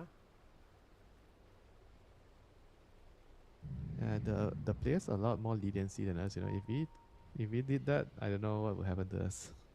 All they did, you know, they say something out of line a little bit. Issue a public apology. Sorry, you know, this team doesn't condone the words. He's going through disciplinary training. That's all they get. Yep. You say some shit, bro. I ain't never hearing from you again. You know, I mean, Winter, you talk something, you step out of line, they literally bring you out on the streets and shoot a flamethrower at your face. And they not only brutalize you, they make sure that no one will ever recognize you again. It's okay. They take away your moneymaker, you know what I mean? I'll just convert to summer. Convert to what? Summer. I'll just change seasons. What does convert to summer mean? What does that even mean? Yeah, because I oh, whatever. Okay. Not gonna Okay. bother explaining that joke. Here we go. I guess we Back just into the game. couldn't. Yeah, we couldn't understand each other. Let's just No, move that's on. fine. Yeah. Sounds Communication breakdown, you know. good. Yeah. True. Happens. Regen Happens to the best rune. of us. Was that you trying to will a regen rune into existence? Call comes out onto Shanks. Very troublesome for this Muerta, who has been nothing but free food for the side of KUKUYS this whole game. Now Amel has that jaunt back away. That's a little acrobatics there to get himself out of trouble, and the Storm couldn't really follow up. Bro, the Timber Looking is towards here these stacks. fighting for rune. Like what the hell? A level Tino's 4 got nothing else to do, but you've got a big stack that you might be at risk of losing. Execration, you can't allow this one to go down for free. Gabby in some trouble now. They're looking towards him, but no way of stopping him from just getting away. Bob, fresh out of mana, no level in the vortex, will just scare them out of the triangle. But a lot of that was actually taken away already by this Ursa. And now, you look at Kuku. Oh, clipped him. Forcing the TP. Very annoying. The Kuku surely will go down here. Give me that stack. Galvanized stack for Mr. Bob. Very nice. Very, very nice. Is it though? I feel like they needed to expend so much time on their heroes on Execration to just Yeah, I mean the chase. stack is nice. You ask any Storm player, they'll say thank you very much for any stack. Who says no to a Bloodstone stack? Nobody. I think, okay, would you, if I offered you a trade deal right now, hold that thought. Gabby walks out of the He's silence, has the fine, enrage he's available. fine. He's completely fine as JG walking through with the arena, trying to find a target, but a bit too quick on the feet are the side of Execration, able to disengage and TP back to bot. So good attempt, I guess, but realistically speaking, they were never going to get Gabby unless he dropped his keyboard. His keyboard. Yeah, I mean, like he would have to drop his keyboard and not walk slightly to the left, right? Like, hoping that the silence Yeah. just goes again. Yeah, by the way, do you remember what were you saying a moment ago? Yeah, you were telling me a story. That must have not been very important then. Oh, that's cruel. They come through the twin gates, gank his ass. First use of the arena nets them a kill on the carry. That's a Some very big one. friendly all chat. Radiant's That's a very big bottom kill. tower is under attack. I mean, that's why nowadays, right? Whenever you play support, right? If you can actually put a ward in the twin gates, like for the first, I would say first, I think 12 minutes. I think first 10 to 12 minutes. You make sure you have a ward, you have a vision there, then your carry is not gonna die like this. Yeah, I think I misspoke though. Radiant's It's not a bottom twin gate tower is rotation. under I believe that Gabby followed him with the TP. Oh, he Because TP'd? they do have a Oh. ward. Yeah, I think he TP'd. Because they do have a ward at the twin gates. So I think that's why Palos was feeling safe. Just gets jump scared by the rotation over. Yeah, information is key during nighttime. Okay, well, 1k gold lead at the moment for KUKUYS. The early game has very much gone their way. Gabby is Are the... scanning. Oh, he has the best Monster. item on the Luna. With the dice. That's the Oh, best yeah. farming item. Oh my god, this is so good. He got 10 attack speed as well. Nice. Is that like the... His bank account is about to go sicko mode. You heard it here first, ladies and gents. It's like the best combination of the dice and attack speed. Radiant's bottom tower is under attack. You might be right. I feel like tier 1 items are generally not super good for carries. Maybe the duelist gloves. Big fight in the bot lane. Gabby coming through, aggressing onto Palos again, and Palos stands no chance of surviving. The spear is there to knock the tree into his allies, and Amel able to jaunt back out to safety. Not much else that Shanks can Yeah, offer, very as he nice. probably is next on the chopping block. Tries to throw down the calling, but will just get right-click down. Trying to give the kill over to Amel. JG will be the one to claim it instead, but it's fine. Goes over to a core, and the wins just keep on rolling in for the side of KUKUYS. They are not being stopped at all. 10-minute rune. Gonna be top lane. Storm. Yeah, I mean, this is why we Don't ever call coil the lock-in down though. the top lane is bleeding into the bot lane because they totally destroyed the Timber Saw. Okay, maybe not destroyed, but they won that lane, and the supports are able to move, especially on the Bane. And even the Ursa's moving. And it's causing a lot of problems on the other side of the map, right? So it's compounding in a way. So what do Execration need to do to put a stop to this? Because right now it feels like everywhere they go, they're just getting routed by these KUKUYS heroes. I kind of want to say maybe they chill and farm, but They at have the to same chill. time it's them chilling and farming that is getting them caught, right? Yeah, they have to are- chill and send the right heroes to the dangerous Dire's areas. I think the bottom Treant tower needs to is take the under attack. dangerous areas. The Luna has to farm Okay. like, I think nearer towards his base. And the Storm can stay mid, you know, to take out rooms and figure out where he should move, you know.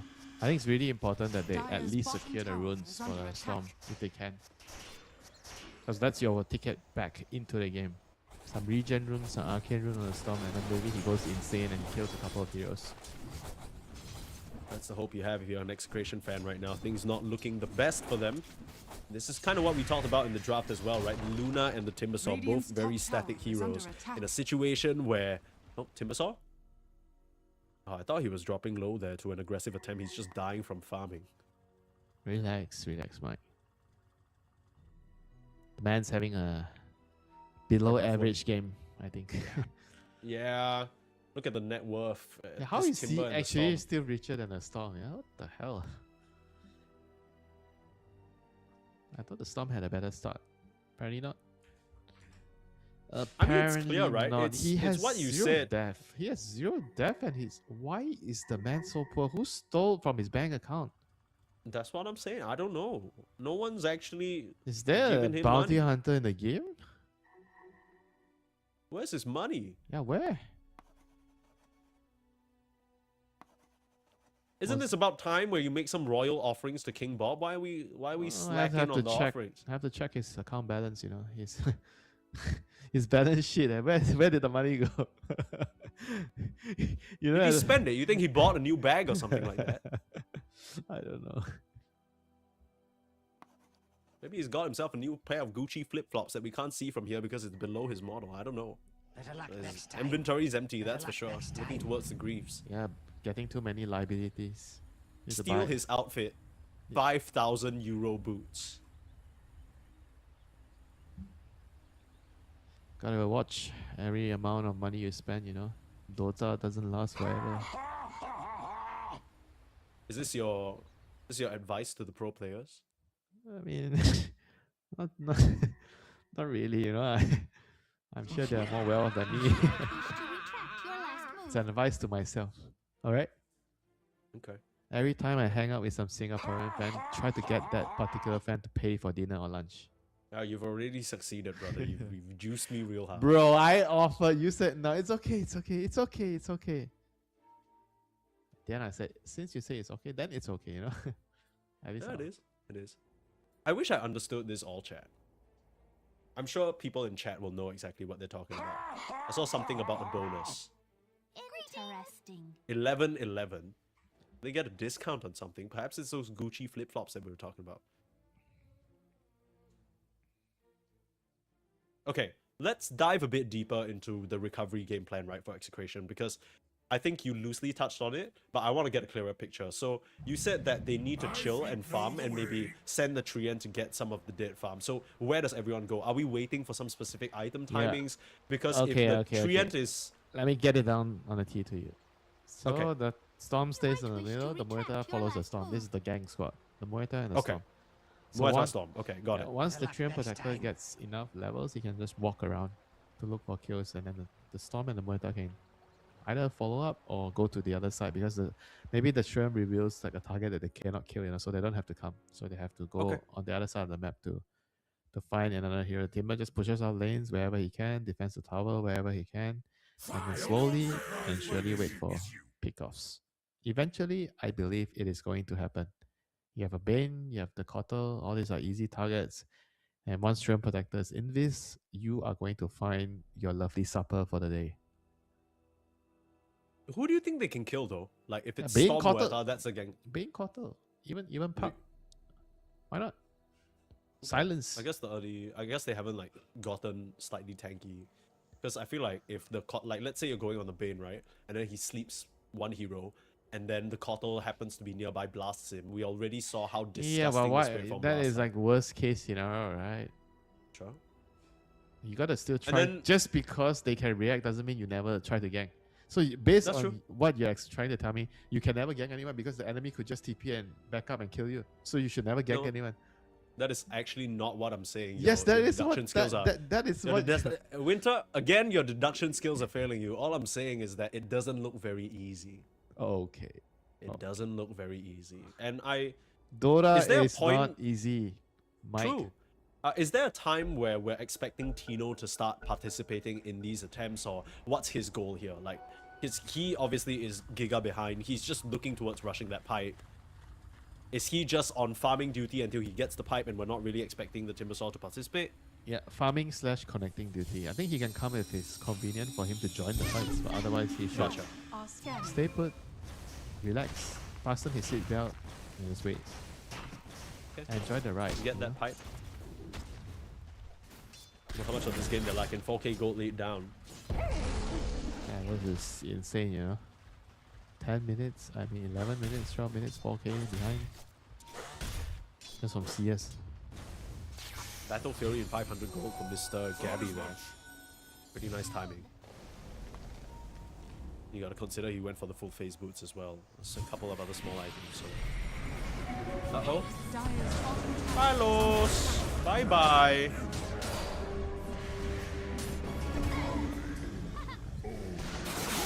Top lane. They're this trying to is set up a very fight. ugly. Tino, oh no! The Timber Chain, it didn't land, but it still will be enough. Now he gets out to the north, and Gabby's the one in trouble. Bob and CML tag teaming up to make it happen. A coil now into the Timbersaw, that should be his death. And the trio, like you mentioned, Bob, Shanks, and CML setting up in the top lane, now looking towards Armel. It's just the Chief here, and he can't do it all by himself. Finally, the TP comes in from JG, but he's already used the arena on Palos in the bot lane. The delayed TP, because of the amount of people who have already made the trip here, means that he can't actually join the fight in a meaningful way, and more stacks going Bob's way. So even though they do lose Palos, they do lose Tino, honestly not too bad for Execration. Not too bad indeed. Any trade is decent. I mean, if they can get the Timber to clear this sack, that would be really nice. Give him some recovery go. Get him to his level 9, level 10. That fight was a little bit unfortunate the way it started, because I thought Tino missed the chain because the storm zipped through some trees, but he still managed to get a pretty nice escape up to the north. It was only the coil that ended up killing him off. So overall, good team fighting here from Execration to pull things back at least a little bit. 14-minute Wisdom Shrines coming out. Doesn't look like Radiant's KUKUYS are in bottom any tower position to is under contest, attack. but they want to smoke out and they've pinged towards the storm that they have vision of in his own jungle. That's a little deep ward placed. See whether And they he have the damage should between just be- Armel and DJ. That should be good. Solar buy and Nice coil. scan. Nice scan. Who was it? I wish we could tell. No, Radiant's we'll bottom never know. tower is under attack. Sad moments in Dota 2 history. I wonder how they spotted that smoke as well, because it's not like they have wards in the mid lane. I'm sure someone in chat would Yeah, know this, but nobody's showing, right? So when nobody is showing, when the puck is missing, you definitely feel like he's doing something. 14 minutes, Illusion Moon for Armel. It's not gonna save Kuku, but oh no, this Storm dropping so low with nowhere to run. Bob, he zipped into that fight and he found himself a kill on the Bane, but I don't think that was worth it. Radiant's bottom tower is under Definitely attack. not worth it. Dying is not worth it for Storm. You lose your charges. The galvanized charge. Down to 5. Radiant structures are fortified. A prize. And one thing about Kuku, he'll take that trade Radiant's any day of the bottom week. tower This is is looking a under lot attack. more like the usual Kuku compared to the Ogre from the previous game. He's probably feeling a lot more comfortable as well. I think this is where JG shines a lot. JG's had his time. Funnily enough, we were talking about him yesterday. You know, he's kind of like a mercenary. He's been on some of these other teams. He's a very solid offlaner, but he's yet to really find a home. I think when his team allows him to just kind of play isolated and connect when he wants, that's when he looks the best. Now he has the Yules to perhaps find the catch onto Tino, set up immediate Yules. Uh-oh. Back. Oops. That's a little bit awkward. Might have to use the grip. There we go. I guess they were always planning to use the grip anyway, so it's not that big of a deal, and they'll set the kill up for Gabby to take. Dyer's top tower is under attack. That was a little bit like a whoopsie, you know. I feel like there might have been a chance if they were slow just a moment for Tino to actually get out there. Yeah, maybe. Small chance. But either way, he Radiant's does. top tower is under attack. Gabby continues his farm. And this Luna Ursa matchup is kind of brutal, you know. If Luna is... Oh, watch for the Rina in the mid lane. That's the Yule setup coming into play. Armel jumping forward with the coil, and it's an easy AWP to seal the deal. Armel, wicked sick. The setup is so clean and simple from the side of KUKUYS, and they're looking for more, chasing TML, away from the tree line. You don't know that he's in this just yet, Kuku. Not opting to Radiant's put down middle any tower is detection. under attack. Radiant structures are fortified. It's getting really hard to play the map, you know. The Mars is doing a really good job catching out here. Straight targets on the side lane. And it's going to award them with a tower mid, and it should be rushed for them. Radiant's middle tower has fallen. And Kuku. You know, trying to make space up here in the top lane, but Kuku has his eyes on him. Radiant's There's a nice middle ward tower spotting him is out, under but he Nighttime. doesn't have a TP. Dyer's Using his top nighttime tower vision. is under You attack. see, he senses him around, but he took the wrong turn. Also helps that Mr. Tino had a ward spotting the entire movement of the Bane. AD rune for the puck now. Armel, you know he's itching to try and find something, but Shanks has completed an Atos. Unfortunately for them, they are in full vision. So Armel knows that this is being set out to a certain degree. Kuku, he'll be the one on the front line to give his life up. Overgrowth used to prevent any further aggression and the immediate retreat. They understand they got themselves a pick off. No need to force it. Let's just get out.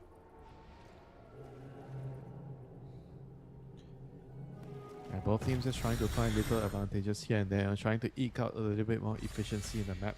But as I was saying before, you know, Luna against Ursa is a pretty brutal matchup. If the Luna is even or behind, you know, you have to be ahead as Luna if you want to be able to fight the Ursa. And right now, it seems like she's a long way to getting to a position where she can fight the Ursa. Yeah, BKB... this honestly always feels like the Luna situation, right? Even if you have an okay lane, you maybe lose 1 or 2 team fights in the early game where you're not quite as strong as you want to be, and then you just never reach a point in the game where you can actually right-click the other carry.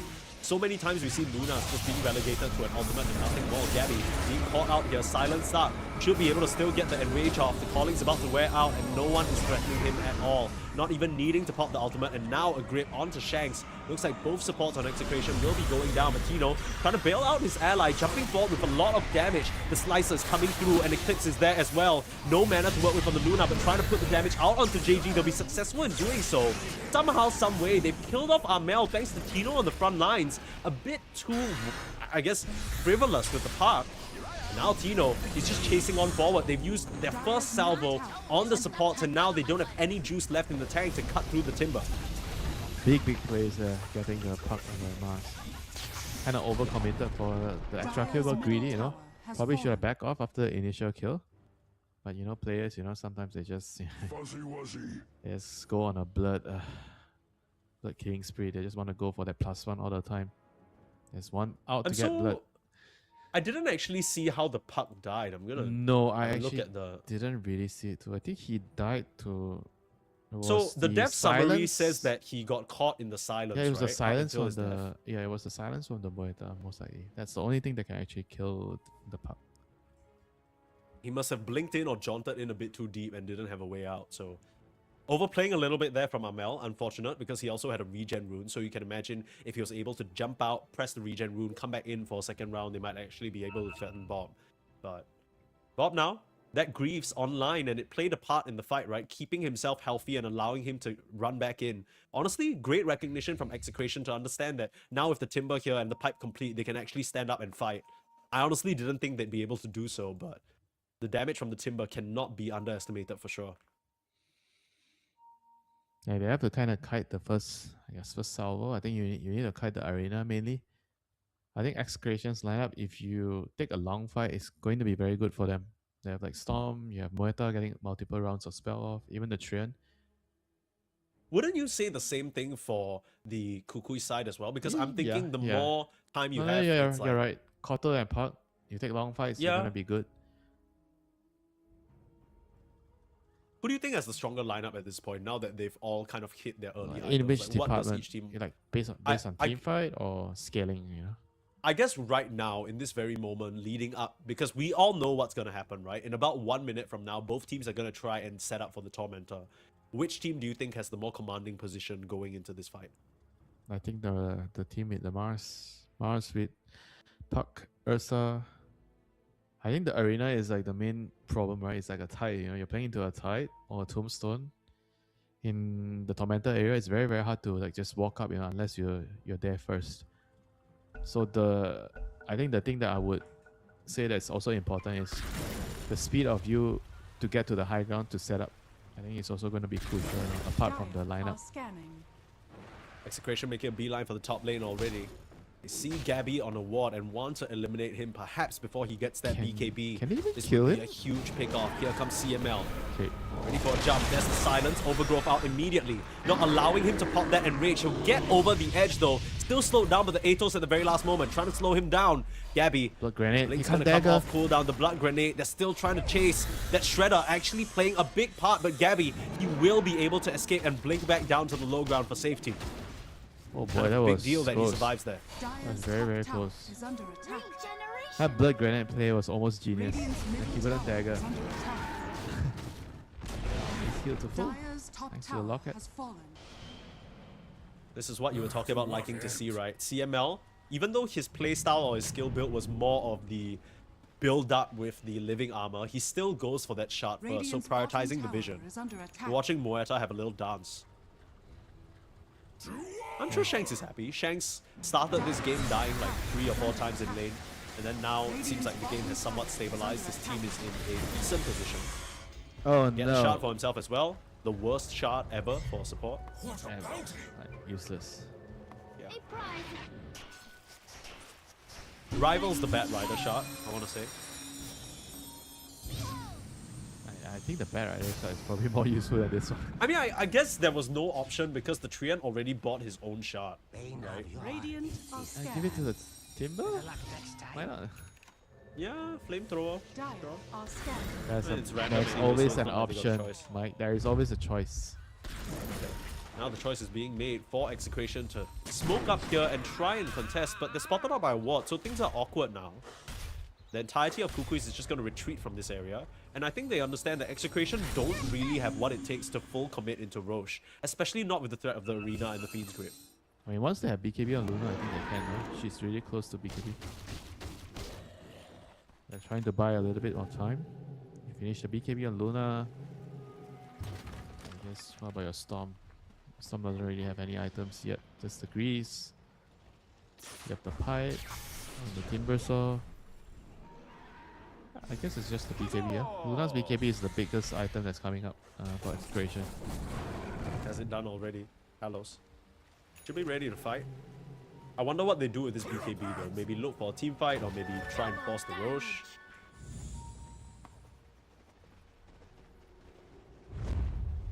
Probably Roche. Maybe team fight into Roche. I think Roche is definitely on both teams' line right now. Not onto 4 and line drawn. Gonna make a beeline straight to the eyes in the forest. Of course, no hero showing on the Dire side, despite the map having a lot of vision for Execration to work with. So some alarm bells have to be starting to ring now. Heading into the Roche pit, things come out. DML's made the call. They're probably in the pit, and sure enough, he has eyes in the forest to see it. There's the setup. Duels onto this Storm, waiting to try and interrupt the Queen's Grip. CML gonna come through with a huge overgrowth, saving the life of his Storm Spirit, but he'll have to sacrifice his own as a result. The arena's already used though, which means they might be able to threaten into this pit. You gotta be careful, not the bash! Not the bash! Palos, he's able to walk in and get the Aegis for himself. Are you serious? What on earth just happened? Gaben is not on your side. If you're Gabby, he's got to have his hands in his hair right now. That is the most unlucky thing ever for Roche to bash him right at the very last hit. And now JG will have to die for this. But Palos getting a free Aegis gifted to him on a silver platter. Yeah, that's when you say Salamat Gaben. Salamat Gaben indeed. Holy shit, that was so that was so unlucky. That wasn't even, you can't even blame Gabby for that play. He was literally Fury swipe stacked up so that one more hit would have gotten him the Roche, and then maybe he immediately blinks out. But that dead shot stopping him, the bash afterwards. And Palos also takes a second to register what's going on, right? The second he steps into the pit, he takes half a second, wait, what the hell? This Ursa's not attacking? Okay, just walks in, slaps the Roche, gets the last hit, gets the Aegis, and then things just fall apart. Very, very unfortunate stuff here. Now the Luna is in position to fight the Ursa. Look at his net worth. Yeah. Execution's back. And I really like this choice here from the Luna, going for the Butterfly instead of the Aghanims. I think he understands you got more than enough spell damage, right? You don't need it. You just need right. Butterfly against Ursa. The evasion. Evasion's important. I think you still get X later, probably at some point. Yeah. You put the ultimate on the Storm and he evolves in. Like you can, Sure. I think you can always count on that in the mid-late game. It's going to be very useful. The X is something that I feel like you always want to get, but it's just when do you get it, right? Like, do you get it early or do you get it later? Luna is such an item timing dependent hero that getting the X early can really screw you over. I mean, that item timing is exactly what lost KUKUYS the first game, right? JG opting to go for the Aghanims on the Tidehunter instead of something like a pipe. I think we agreed that that was one of the factors that caused KUKU to eventually not be able to stand up. But now they're looking towards the Luna. Sleep there. Gabby, DJ getting ready to pounce on their prey. Palos immediately popping the BKB. Where's the help though? Here comes the Storm, cancelling the grip, and Palos will turn around and fight. Will lose that first life. Did use the BKB on it though. Things are a little bit uncomfortable. Still have the arena to play with, but JG duels and spear onto Tino. Maybe they'll just have to give up the Timbersaw. Shanks still wants to fight. They're using an overgrowth and the calling, but Gabby, he won't be stopped with the enrage. Charge on forward, look for more, and Shanks now, the one in trouble. Any further setup for Amel? He's looking for a bigger target, but will just have to settle for the poor Muerta. Here's the Veil to go Ethereal, at least denying Gabby the swipes out, but did more than enough damage and control to finish her off. Get up if you can. That was, Shanks with sad Poogie. that was a charming. very, I think a very unfortunate fight, you know, like overall. Maybe KUKUYS could have gotten a lot more out of that, but they only got like 2 kills. They had to use a buyback on Bane. Would have loved to actually get another kill, you know, but I think overall it's still fine. They got a tower for their troubles. And they don't lose any important cores, right? That's yeah, I think they what's only lost the support. I think JG has been really, I think, precise with his arena usage. You know, he doesn't really rush it. He uses it either to trap the Luna or to at least, you know, initiate and kill off the Storm, right, or the Timber. Yeah, I think he's been very patient with how he uses the arena. Radiant's We'd top love to tower see it. is under I think attack.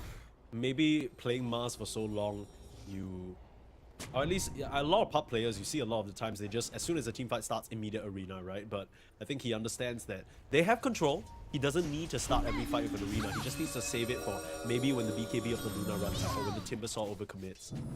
You still kind of are looking for that clean front to back type team fight from Execration, right? If they're able to actually have the Storm zip in first and then the follow-up come through nicely, that fight was just uncomfortable because they initiated on the Palos Luna first. So you already popped the BKB, already popped the Aegis, and then from there, I don't think Luna can actually stand the ground and fight despite your best efforts. Goes up, Arena, trying to commit onto Shanks here, but Palos already jumping in. Gabby has the help of the grid to hold the Luna in place, and no one's stopping Kuku! Kuku's just gonna hold Palos down into his grave, and Gabby delivers the last hit. No one was able to stop the Bane with his Fiend's Grip, and CML will die, Tino will be put to bed. Trying to TP out the silence, it's not going to be enough. Out comes the spear, and JG, with the help of the bashers from Gabby, will net his team 3 more kills. Yeah, that was like an amazing play, you know, by Kuku there. Getting the BKB disable on the Luna there, full duration grip. There's no way like they could cancel. I think somehow the Storm already used his pull, and then Moeta got caught in the arena, so there was nothing else to stop the grip.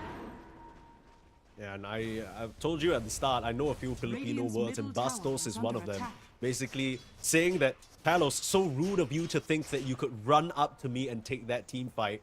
Gabby, with the help of Kuku, completely eliminates his opposition. And any timing that you might have had with this Luna Butterfly just doesn't feel quite as relevant anymore. You're reaching the point where Gabby, even without his MKB yet, is a serious threat, and someone has to deal with Kuku's Bane because he's getting away with way too much. Yeah, only the Moeta can do it. Like, the Storm has to probably go on someone else. Maybe the counter, right? Or he has to just wait, you know.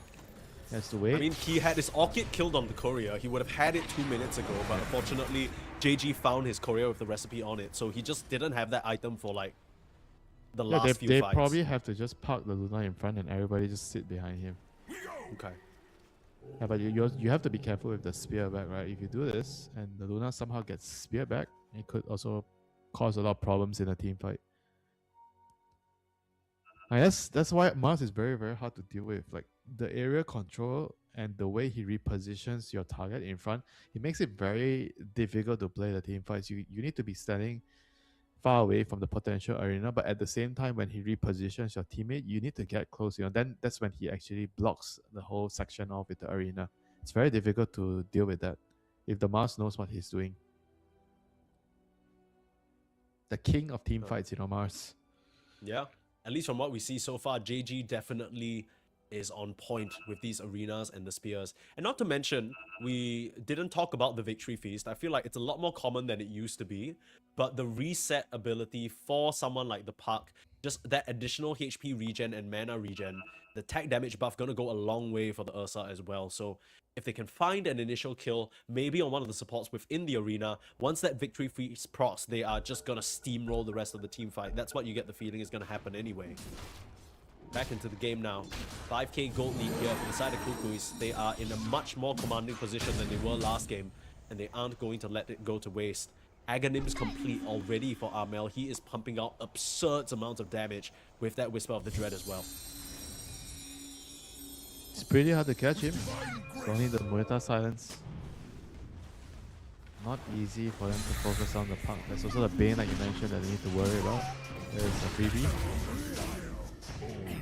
What on earth Radiant's middle tower is he actually farming that? He stole the Wisdom Shrine. How did he? Okay, he stole the shrine instead.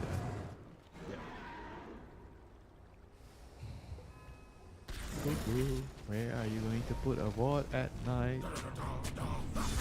Radiant are scanning. Radiant's bottom tower is under attack. So Palos now has the Aghanim shard, and of course it makes the collision damage from the glaives. It rotates faster, of course, and you get more collision damage, but we haven't really seen it come into play just yet. I want to say. Does it even matter if the Ursa just runs in and uses Enrich? I feel like he doesn't care. It's not something that would change the game. Yeah, I mean, it definitely has its impact against the other heroes, but I completely agree with you. I think the Ursa with Enrage is just way too powerful for the Luna to actually fight. Okay. Surprise. Setup, there's a Yules though, and he overgrowth into the Yules. There should be enough damage. He pops the BKB just to chase down JG and will be successful in doing so. So using the ultimates on both CML and Palos, they've just opened up this location for them to perhaps get the Tormentor, but they're thinking twice. Smoking back up to the south for a little bit of safety, they don't see the rest of KUKUYS, and they don't feel confident fighting. Okay. What on earth is actually happening? They killed the mouse and then it spoke to run away instead of taking the tormentor. And then they now realize, oh, tormentor is up. How about I want to say they were probably being cautious, maybe not sure what the mouse was doing in that top side, right? Because when he goes through the twin gates like that, maybe you get the idea that, oh, the rest of KUKUYS must be in the area, he's connecting with his team. So I think, I understand the hesitation, no harm, no foul. You don't lose anything anyway. You know, nice blink away from Kuku before he was able to sleep him. DP out to safety. yeah, if the Bane didn't have to turn around, he would have gotten him. Yes, that's why Dota can be very difficult sometimes. You have to consider turn rate, your cast point and everything. Radiant's bottom tower is under attack. I mean, apart from that, yeah, I don't think he was also expecting the Timbersaw at all to be in that area, right? Yeah, I guess he probably wasn't really looking at his screen.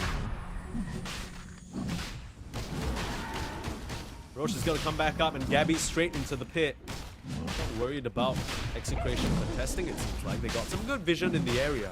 Execration should have an idea that this is going on. It's around that time anyway. It's too late. They don't want the same thing to happen to Gabby. They are perhaps a bit too late though. Gabby this time round will secure himself the Aegis as well as the Roche banner and leave nothing to chance. No second do-overs. Oh, this is building into a very, very tense game. You're still just a 2k lead, 32 minutes into the game. Ursa getting the second Roshan here. Dire's top tower is under attack. This game The gem picked up on the Storm. You have the Aghanims done on the Muerta, which is a really, really big deal. The double big bullet. Or rather, the double big bullet later on, but level 20, now right? it's one big bullet. 25. Level 25 now. Okay. Oh yeah, 25. Level 20 Female's gonna is get caught. Too imbalanced level.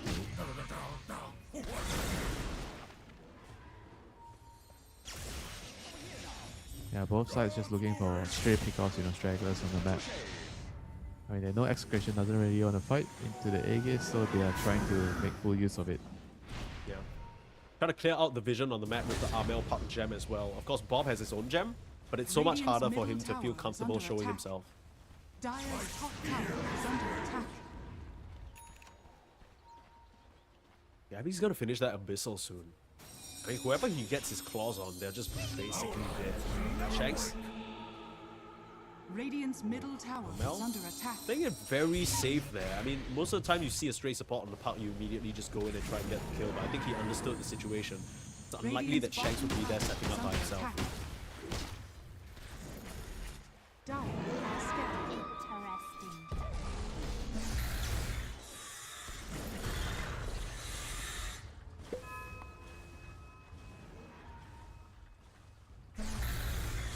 This way. So what's the deal? Because I mean, they got the Aegis. I feel like at this point, KUKUYS should be trying to force some of these objectives. They just haven't really made it there yet. Over here. What are they Radiant's waiting for? bottom tower is under attack. It's not that easy, you know. The Dire's Luna, top Timber, tower is under the Trim attack. Protector, they're all shopping waves out. Like the waves, they can't really push out the waves fast enough. There's a lot of ghost push on the Execration side. Radiant are scanning. And you have to place defensive wards on the Radiant's side of the middle map and tower is under catch them. attack. Especially with the Mars. Or at least the Bane, one of the two heroes. Sure. I haven't really seen JG or Kuku really set up on their business out there. They've been focused on sticking with their Gabby in the mid lane. Finally now, they'll head towards the tier 2 tower in the mid lane. No contest there. As Execration, you can see on the map that they're still very much split up. Radiant Not really structures interested are in fighting fortified. into this Aegis, just trying to Dire's draw as top much time tower as is possible. under attack. Radiant's middle tower is under attack. Radiant's middle tower has fallen. Mel on the hunt now. Spots out bot. This on the coil though. Very unfortunate. Should just be a clean escape as looks like KUKUYS. They don't want to push the issue in the mid lane as well.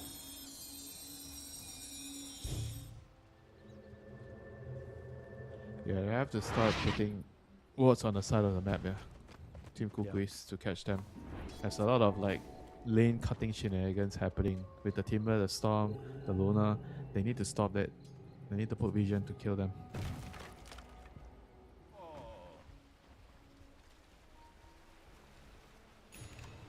I mean, at the same time, right? If you wait for the game to go late, I don't even think it's that bad, you know, for the Puck and Ursa and the Mars. Yeah, they scale very nicely.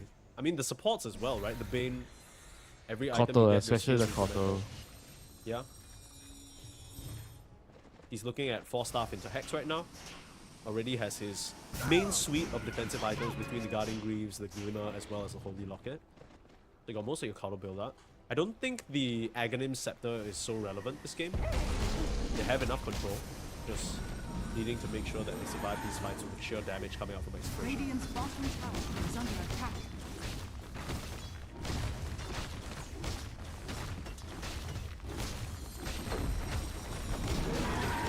On to the second tier 2. Things slowing down a little bit as Execration just refuse to give the side of KUKUYS their time of day. They don't want to deal with this bear right now as he inches closer and closer to that level 25. Dire's top tower is under attack. Meanwhile, Luna has already hit her Radiant's own bottom plus tower 30 Luna is blessing under damage. attack. It doesn't sound like a very big deal in terms of a 25, but I assure you, packs a big punch. Dire are scanning. I mean, don't you think that she should be going X actually to use it with a Storm? She's not even trying to go for X, Yeah. I think it's hard because I'm just not an X believer. JG, smoke's gonna break. He's on the low ground. Then gets spotted out by Palos. This is awkward. Swift blink away. They somehow managed to dodge out. JG is not gonna be found. Meanwhile, Tino just gets a free kill onto Cuckoo. They found Palos in the tree line, but Gabby, he can't keep this chase going all by himself. Amel's gonna come through. No vision for the coil though. Thinking about Shanks, but now getting silenced up. This has gotten a little bit messy. This is not how it was supposed to go for KUKUYS. They were the ones coming for a free kill, and instead they're the ones being aggressed upon. Have to back up. Weren't able to get their claws on anyone else. Bob, look at him go. I mean, they were really lucky no one got found by the Mars there. Yeah. Like, they were so close to each other. It's game of cat and mouse here. Who's gonna find the vision? Who's gonna find the opening here? I mean, nighttime is kind of annoying. It's good for the side with the Bane, but not good for the side with Treant Protector. Hex picked up now for Timbersaw, so that's probably what did Cuckoo in. Turned around the tree line, got hexed up, and just bursted down by the Timbersaw's raw damage. Like near as well complete for Shanks. I mean, these items are rolling in for Execration. As much as you say the game looks fine for the side of KUKUYS, the longer the game goes, I feel like Execration, they're getting a lot of time to recover.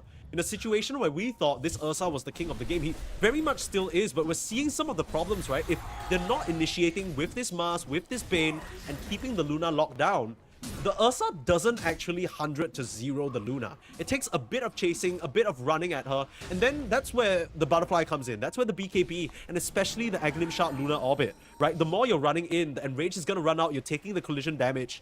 Could get very scary for Gabby if he's not careful. Yeah, it's all about kiting the Ursa. Yeah. 2 charges on the Earth Shot gonna make that a little bit tougher now.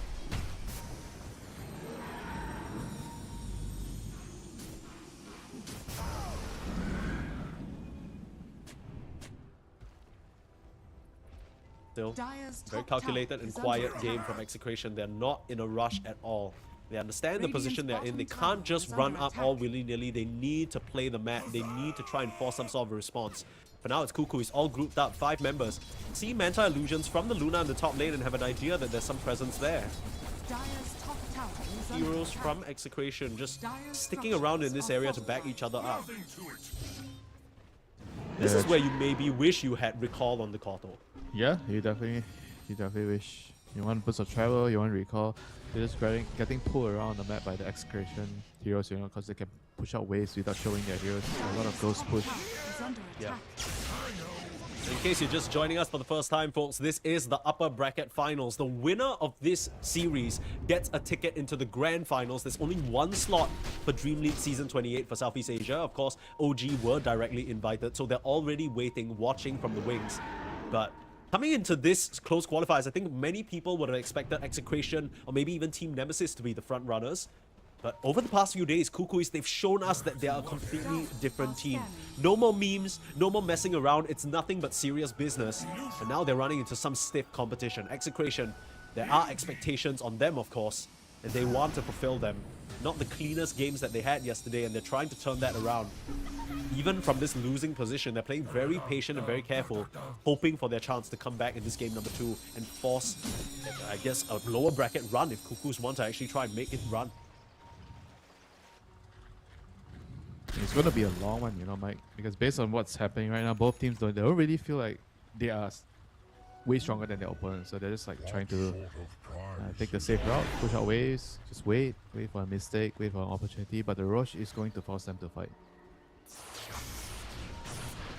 2 minutes. I think in the Roshan era, probably you could say that you favor the Mars if you can get a good arena off. Yeah. But if the game is like all about map efficiency, splitting up, I think the side with the Treant Protector is going to be happier. They've had this gem for a long time and they've cleared out the eyes in the forest pretty decently, but with this new change, right, it lasts 5 minutes anyway, and the cooldown is a lot shorter, so CML is just planting these trees around the map, saving the earth, and very annoying to completely eliminate the vision. It's very hard to understand where CML has been, especially since he's always in Viz. They're now pinging towards the bot lane because they saw the Nature's Grasp come out. They have an idea that CML is there, but they want a bigger target. Maybe someone that can open up this Roche opportunity for them. 49 seconds until that spawns. A big wraparound, but look at Palos on the high ground. They have an idea. The Rags is just done. No one to punish Palos. If they're looking at CML, they'll find him. Yours up into the sky. JG there, the spear, not even needed. Swiping down the Treant Protector. 50 seconds without CML. Without your Vision Granter, without your Invisible Scout. Now the Roche Pit is primed for the taking. And too bad, it's not up yet. It is not up yet. This is definitely very bad for KUKUYS here, losing that lane of Rex, because they always have to send someone back. Like, who is actually going to constantly sit in the base, right? They don't have a travels or anything, right? Nobody has travels. Yeah, this is going to be a constant pain in the ass. Top lane's already pushing in, as you can see. And Palos, he has only shown himself to take that Rax. Every other time it's been Manta Illusions that the Bane and the Kotal, they don't really deal well with. Palos going for a Scythe of Vice. How often do you see this? I mean, if this doesn't tell you that Execration are playing for this split map type gameplay, I don't know what will. Their plan is just to make sure that KUKUYS get picked apart one by one. When they come and respond for this split map play, they're gonna get caught out. Now you have 2 Hexes, even Armel might be in jeopardy. Yeah, they don't really feel comfortable taking the head-on fight against the arena. Yeah. I think it's a smart choice with Luna. Yeah, this is going to be a long game. Like, neither side is going to be willing to take too much of a risk, right, because of what's at stake at the moment. I think Execration is probably going to be trying to save up for buybacks, so is KUKUYS, before they try to take a huge engagement. Dire are scanning. I think this is where in the past you might see KUKUYS and the boys get a little bit flustered, get a little bit impatient. But this is a different KUKUYS that we're talking about. Still, the frustration does have to start setting in, right? You gotta imagine that these guys, they're feeling so strong. You've got stellar games on the park. 11-1 and 7 on Armel, on his signature hero. Gabby 8-1 and 8 as well. Pretty flawless start for this Ursa. But they just aren't able to get their hands on any of these Execration heroes. The only person they found in the past 2 to 5 minutes is CML.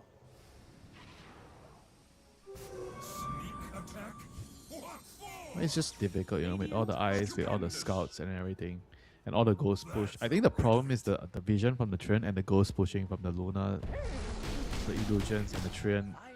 Yeah. The Nature's Grasp, you know, they're just pushing waves, and as well as the Storm and the Tiber, they just kill waves so quickly.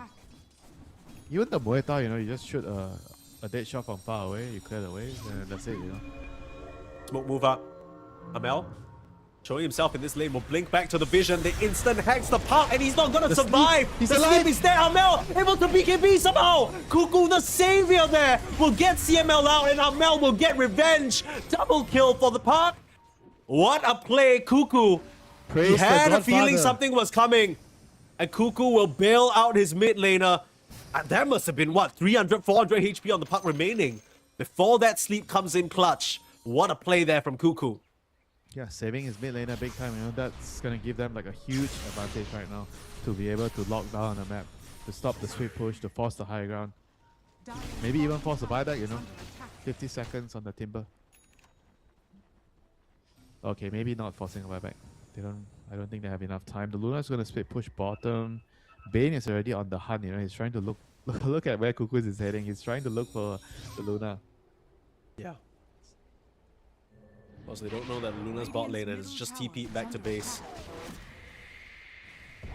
The Roche banner down, someone's gotta hit it. Are fortified. Luna shows herself, it's gonna be pretty difficult to avoid this spear coming in. Bob just trying to clear the creep wave, but again, no one hitting the banner, so they're just gonna be protected. All the wave clear in the world ain't gonna matter here. Radiant's middle tower has Might just be a lane of racks that they have to give up.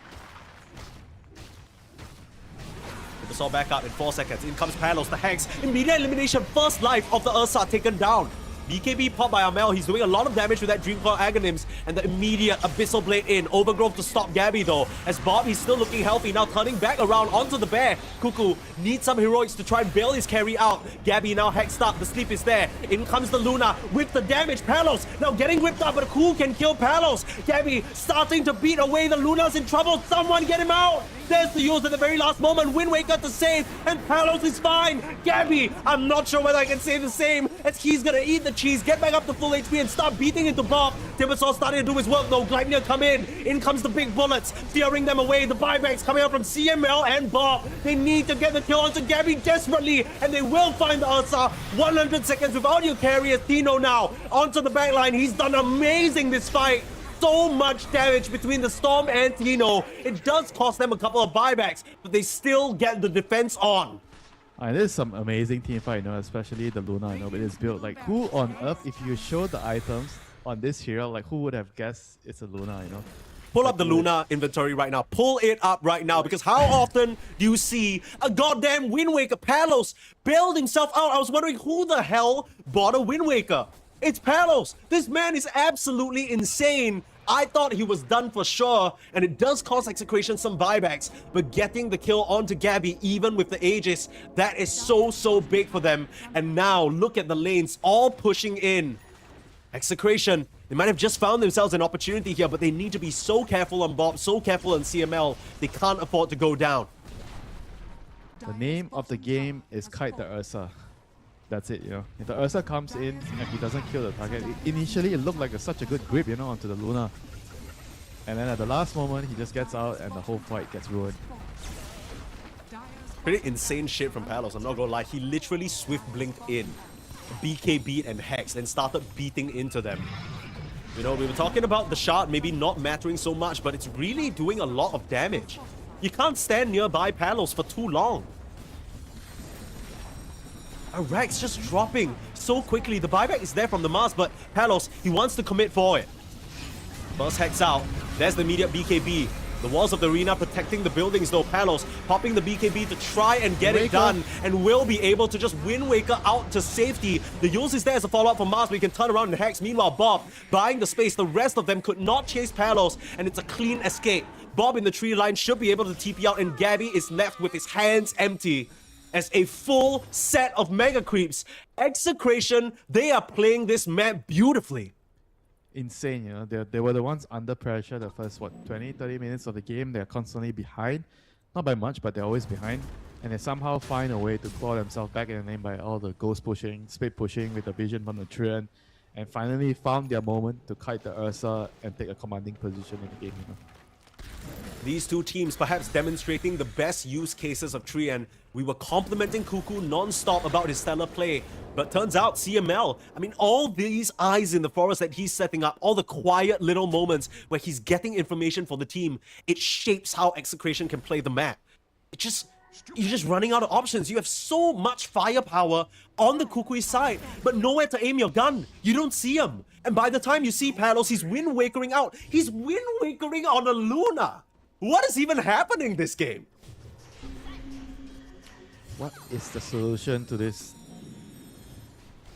Do they need to get like some like nullifier? Nullifier? Or what? Like, I think they need to get a nullifier. This can't keep happening. Nobody's queuing a nullifier. I mean, you just don't have the space for it on the puck, right? You need all your items, and most you put boost of travel in the backpack. Yeah, Ursa has to buy it. Like who else can buy it? Like Yeah. I don't think anyone else Yeah, can it buy has to be Gabby. But I mean, Gabby's kind of busy getting kited around non-stop. We don't really talk about Bob in the fights, but he's just running in. He has a nullifier of his own on Bob.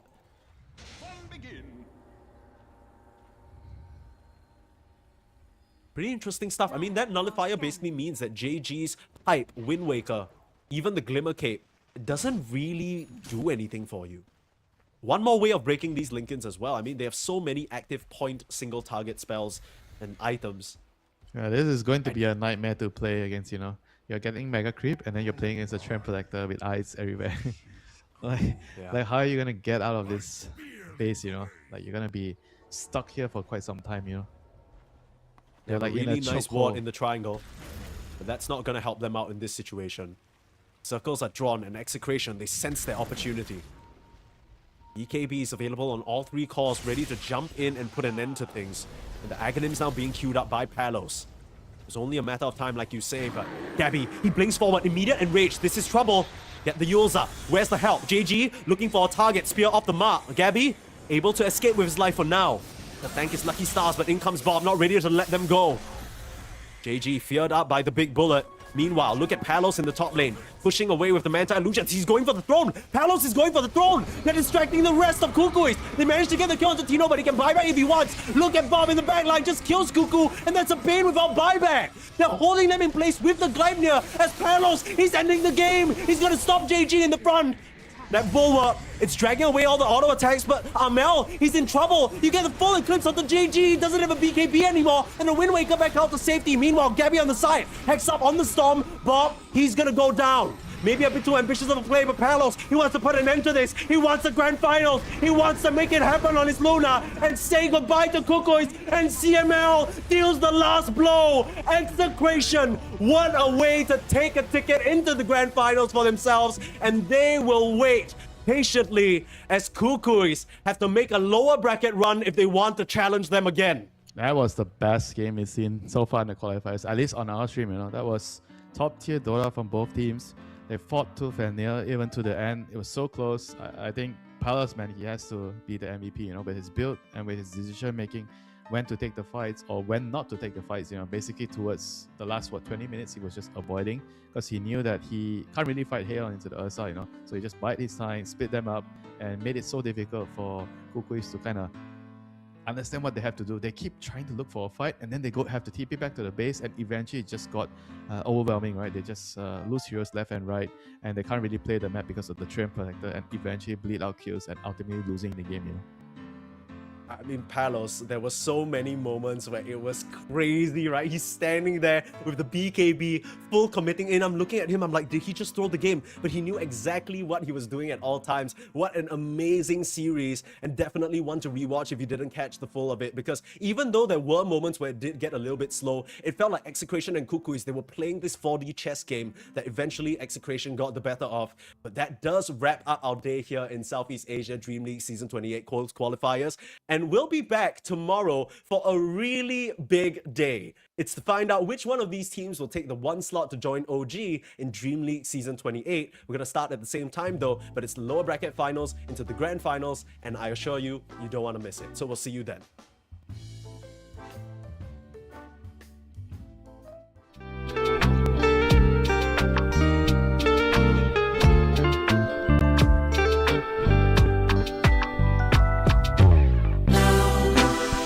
Is the time reaching for blossoms in the sky? Sun setting low, making us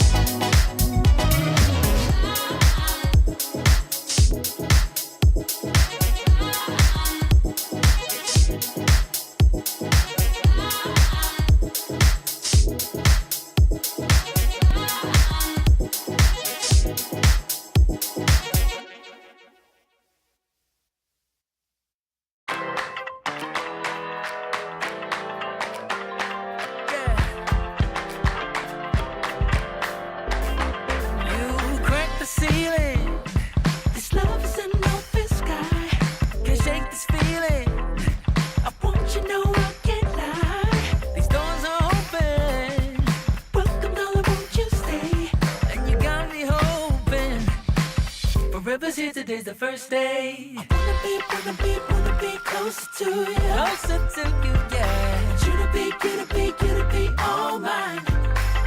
I got all these choices.